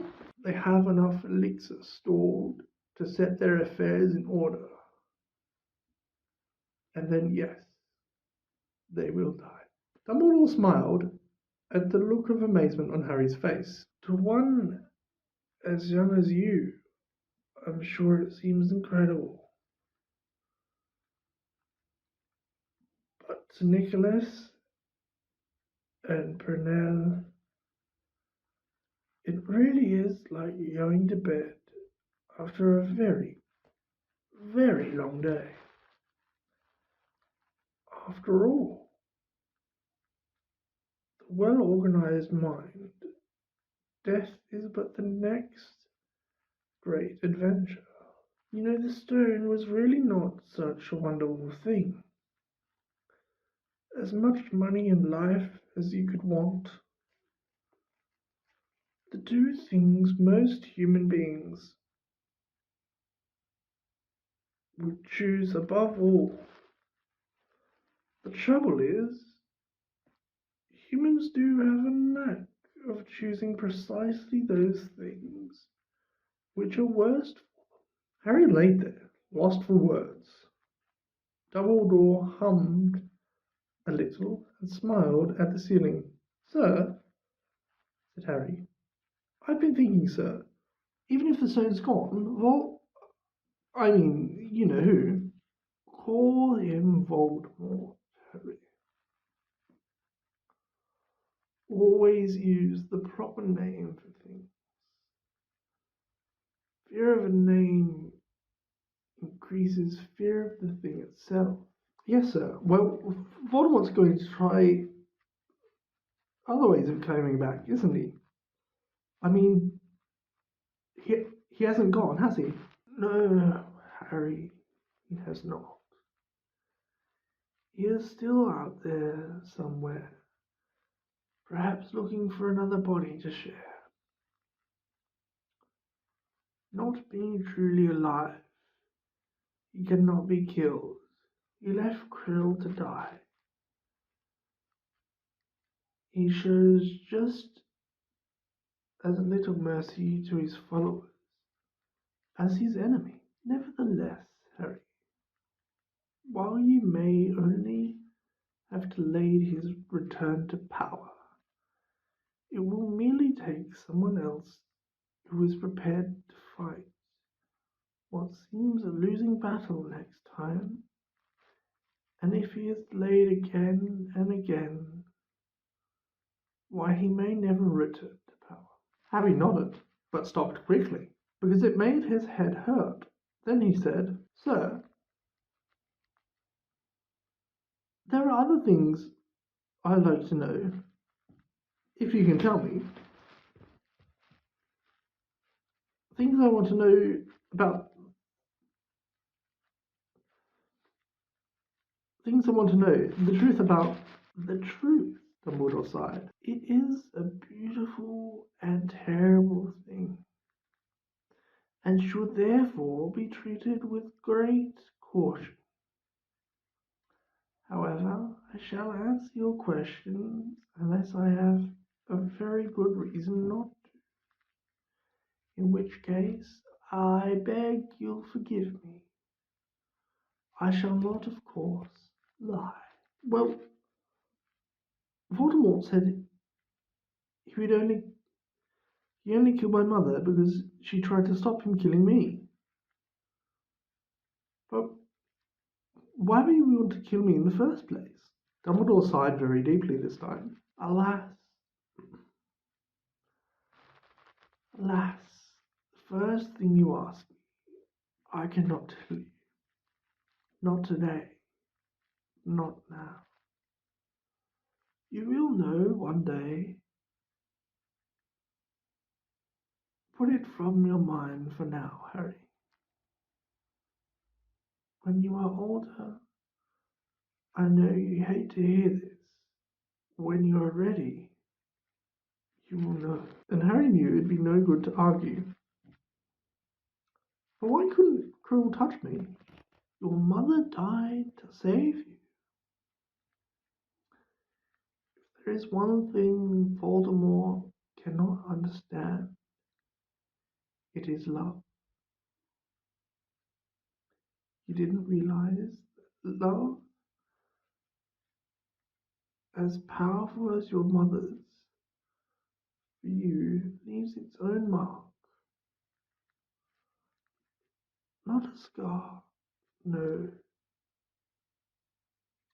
not a scar, no visible sign to have been loved so deeply, even though the person who loved us is gone, will give us some protection forever. It is in your very skin. We're all full of hatred, greed, and ambition, sharing his soul with Voldemort. Could not touch you for this reason. It was agony to touch a person marked by something so good. Dumbledore now became very interested in a bird out on the windowsill, which gave Harry time to dry his eyes on the sheets. When he had found his voice again, Harry said, And the invisibility cloak? Do you know who sent it to me? Ah, your father happened to leave it in my possession, and I thought you might like it. Useful thing.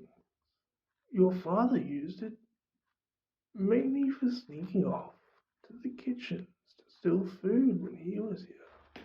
And there's something else, far away. Quirrell and Snape. Professor Snape. Harry. Yes, him. Quirrell said he hates me because he hated my father. Is that true? Well, they did rather detest each other, not unlike yourself and Mr. Malfoy.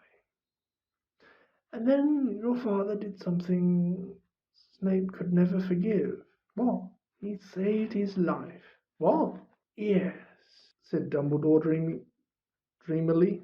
Funny the way people's minds work, isn't it? Professor Snape could not bear being in your father's debt. I do believe he worked hard to protect you this year because he felt that that would make him and your father quits. Then he could go back to hating your father's memory in peace. Harry tried to understand this, but it made his head pound, so he stopped. And so there's one more thing. Just the one? How did I get the stone out of the mirror? Ah, now, I'm glad you asked me that. It was one of my more brilliant ideas. And between you and me, that's saying something. You see, only one who wanted to find the stone, find it, but not use it, would be able to get it. Otherwise, they'd see themselves making gold or drinking elixir of life. My brain surprises me sometimes. Now, enough questions. I suggest you make a start on those sweets. Ah, Bertie Potts, every flavored beans. I was unfortunate enough in my youth to come across a vomit flavored one. And since then, I'm afraid I've rather lost my liking for them. But I think I'll be safe with a nice toffee, don't you? He smiled and popped the golden brown bean into his mouth. Alas, earwax.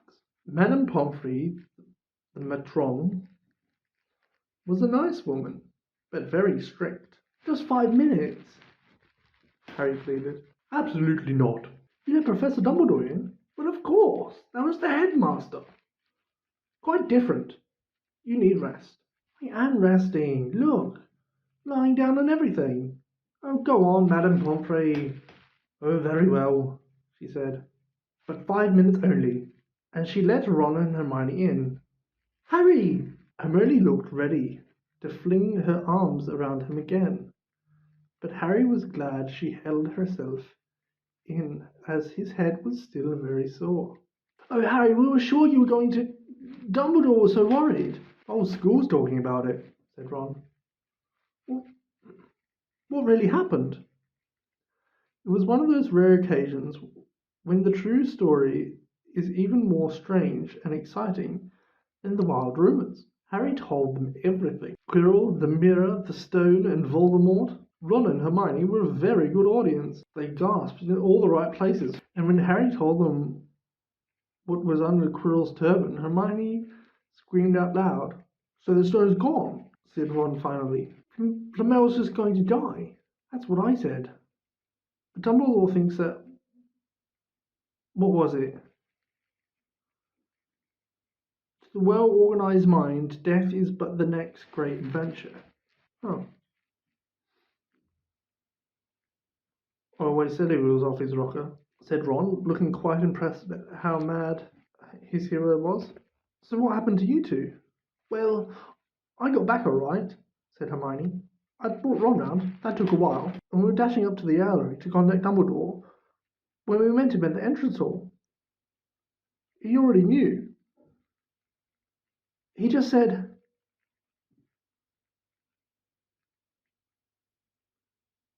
Harry's gone after him, hasn't he? And hurtled off to the third floor. Do you think he meant you to do it? Said Ron. Sending you your father's cloak and everything. Well, Hermione exploded. If he did, I mean to say, that's terrible. He could have been killed.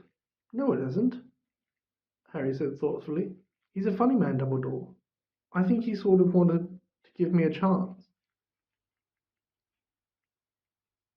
I think he knows more or less everything that goes on here, you know? I reckon he had a pretty good idea we were going to try, and instead of stopping us, he just taught us enough to help. I don't think it was an accident. He let me find out how the mirror worked.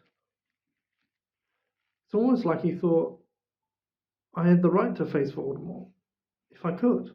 Yeah, Dumbledore's barking all right, said Ron proudly. Listen, you've got to be up for the end of year feast tomorrow. The points are all in, and Slytherin have won, of course. You missed the last Quidditch match. We were steamrolled by Ravenclaw without you. But the food will be good. At that moment, Madame Pomfrey bolstered over. You've had nearly 15 minutes, now out, she said firmly. After a good night's sleep, Harry felt nearly back to normal. I want to go to the feast, told Madame Pomfrey. She straightened his many sweet boxes. I can, can't I? Professor Dumbledore says you're allowed to go, she said sniffly, as though in her opinion Professor Dumbledore didn't realize how risky feasts could be. And you have another visitor.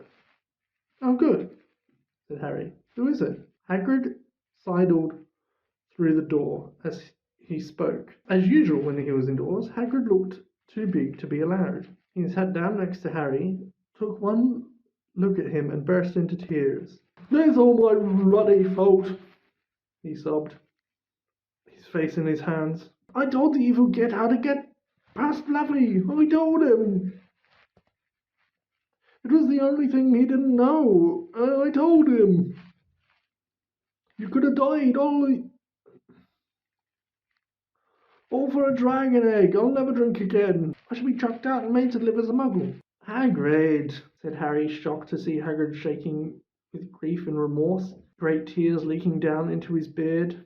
Hagrid, he would have found out somehow. This is Voldemort we're talking about. He'd have found out even if you hadn't told him. He could have died, sobbed Hagrid. I don't say that name. Voldemort, Harry bellowed, and Hagrid was so shocked he stopped crying. I've met him, and I'm calling him by his name. Please cheer up, Hagrid. We saved the stone. He can't use it. Have a chocolate frog. I've got loads. Hagrid wiped his nose on the back of his hand and said, That reminds me, I got you a present. It's not a stove sandwich, is it? Said Harry anxiously. And at last Hagrid gave a weak chuckle. Dumbledore gave me the day off yesterday to fix it. Of course, he should have sacked me instead. Anyway, got you this. It seemed to be a handsome leather-covered book. Harry opened it curiously. It was full of wizard photographs. Smiling and waving at him from every page were his mother and father. Send ours off to all your parents' old school friends. Asking for photos. Knew you didn't have any. Do you like it? Harry couldn't speak, but Hagrid understood. Harry made his way to the end of down to the end of year feast alone that night. He had been held up by Madame Pomfrey's fussing about, insisting on giving him one last checkup, so the great hall was already full. It was decked out in Slytherin colours, green and silver, to celebrate Slytherin's winning the House Cup for the 7th year in a row. A huge banner showed a slithering serpent covered the walls behind the high table. When Harry walked over there in a sudden hush, and then everybody started talking loudly at once. He slipped into a seat between Ron and Hermione at the Gryffindor table and tried to ignore the fact that people were standing up to look at him. Fortunately, Dumbledore arrived moments later. The babble died down. "Another year gone," Dumbledore said cheerfully, "and I must trouble you with an old man's wheezing waffle before we sink our teeth into our delicious feast. What a year it has been! Hopefully your heads are all a little fuller than they were. You have the whole summer ahead to get them nice and empty before next year starts."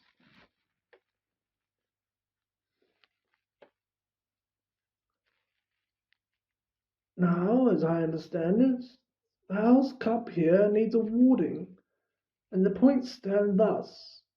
In fourth place, Gryffindor with 312 points.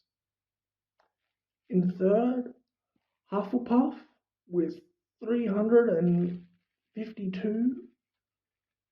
Ravenclaw have 426, and Slytherin 472. A storm of cheering and stamping broke out from the Slytherin table. Harry could see Draco Malfoy banging his goblet on the table. It was a sickening sight. "Yes, yes, well done, Slytherin," said Dumbledore. "However, recent events must be taken into account." The room went very still. Slytherin's smiles faded a little. I have a few last-minute points to dish out.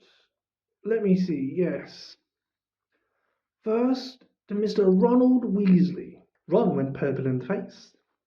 He looked like a radish with a bad sunburn. "For the best played game of chess Hogwarts has seen in many years, I award Gryffindor House 50 points." Gryffindor cheered, nearly raised the bewitched ceiling. The stars overhead seemed to quiver. Percy could be heard telling the other prefects, "My brother, my youngest brother, got past McGonagall's giant chess set." At last there was silence again. "Second, to Miss Hermione Granger,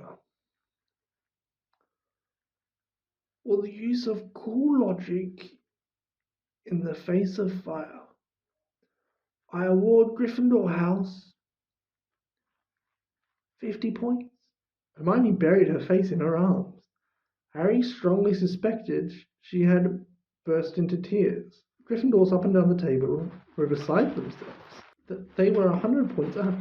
"Third, to Mr. Harry Potter," said Dumbledore. The room went dead quiet. "For pure and outstanding courage, I award Gryffindor House 60 points." The din was deafening. Those who could add up while yelling themselves hoarse knew that Gryffindor now had 472 points, exactly the same as Slytherin. They had drawn the house cup. If only Dumbledore had given Harry just one more point. Dumbledore raised his hand. The room gradually fell silent. "There are all kinds of courage," said Dumbledore, smiling. "It takes a great deal of bravery to stand up to your enemies, but just as much to stand up to our friends. I therefore award 10 points to Mr. Neville Longbottom." Someone standing outside the Great Hall might well have thought some sort of explosion had taken place. So loud was the noise that erupted from the Gryffindor table. Ron, Harry, and Hermione stood up yelling and cheers. Neville, white with shock, disappeared under a pile of people hugging him. He had never won so much as A point for Gryffindor before. Harry, still cheering, nudged Ron in the ribs and pointed at Malfoy, who couldn't have looked more stunned and horrified if he'd just had the body bind curse put on him. Which means Dumbledore called over the storm of applause, where even Ravenclaw and Hufflepuff were celebrating the downfall of Slytherin. We need a little change of decoration. He clapped his hands, and in an instant the green hangings became scarlet and silver became gold. The huge Slytherin serpent vanished and a towering Gryffindor lion took its place. Snape was shaking Professor McGonagall's hand, and with a horrible forced smile, he caught Harry's eye.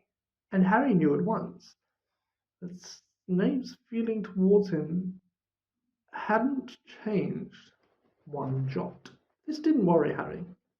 It seemed as though his life would be back to normal next year, or as normal as it ever was at Hogwarts.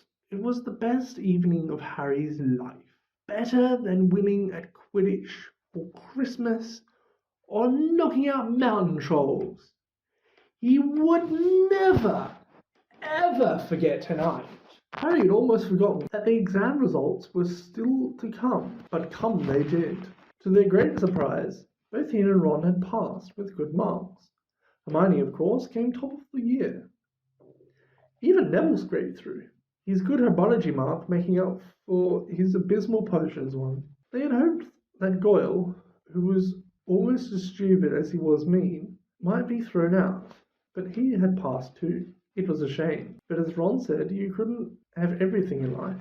And suddenly, their wardrobes were empty. Their trunks were packed. Neville's toad was found lurking in a corner of their toilets. Notes were handed out to all students warning them not to use magic over the holidays. I always hope they'll forget to give us these, said Fred Weasley sadly.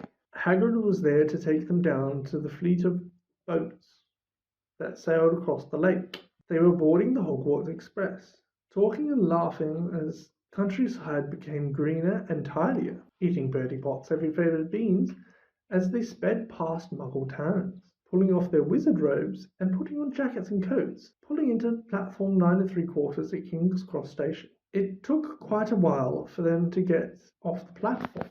A wizened old guard was up by the ticket barrier, letting them go through the gate in twos and threes so they didn't attract attention by all bursting out of a solid wall at once and alarming the Muggles. You must come to stay this summer, said Ron. Both of you. I'll send you an owl. Thanks, said Harry. I need something to look forward to. People jostled them as they moved forward towards the gateway back to the Muggle world. Some of them called, "See you, Harry." Still famous, said Ron, grinning at him. Not where I'm going, I promise you, said Harry. He, Ron, and Hermione passed through the gateway together. There he is, Mum. There he is, look. It was Ginny Weasley, Ron's younger sister, but she wasn't pointing at Ron. Harry Potter, she squealed. Look, Mum, I can see. Be quiet, Ginny. And it's rude to point. Mrs. Weasley smiled down at them. Busy, yeah? Very, said Harry. Thanks for the fudge and the jumper, Mrs. Weasley. Oh, it was nothing, dear. Ready, are you? It was Uncle Vernon, still purple-faced, still mustached, still looking furious at the nerve of Harry carrying an owl in a cage in a station full of ordinary people. Behind him stood Aunt Petunia and Dudley, looking terrified at the very sight of Harry. You must be Harry's family, said Mrs. Weasley. In a manner of speaking, said Uncle Vernon. Hurry up, boy, we haven't got all day. He walked away. Harry hung back for a last word with Ron and Hermione. See you over the summer then. Hope you have a good holiday, said Hermione, looking uncertainly after Uncle Vernon, shocked that anyone could be so unpleasant. Oh, I will, said Harry. And they were surprised at the grin that was spreading on his face. They don't know we're not allowed to use magic at home. I'm going to have a lot of fun with Dudley this summer. Seems to have saved.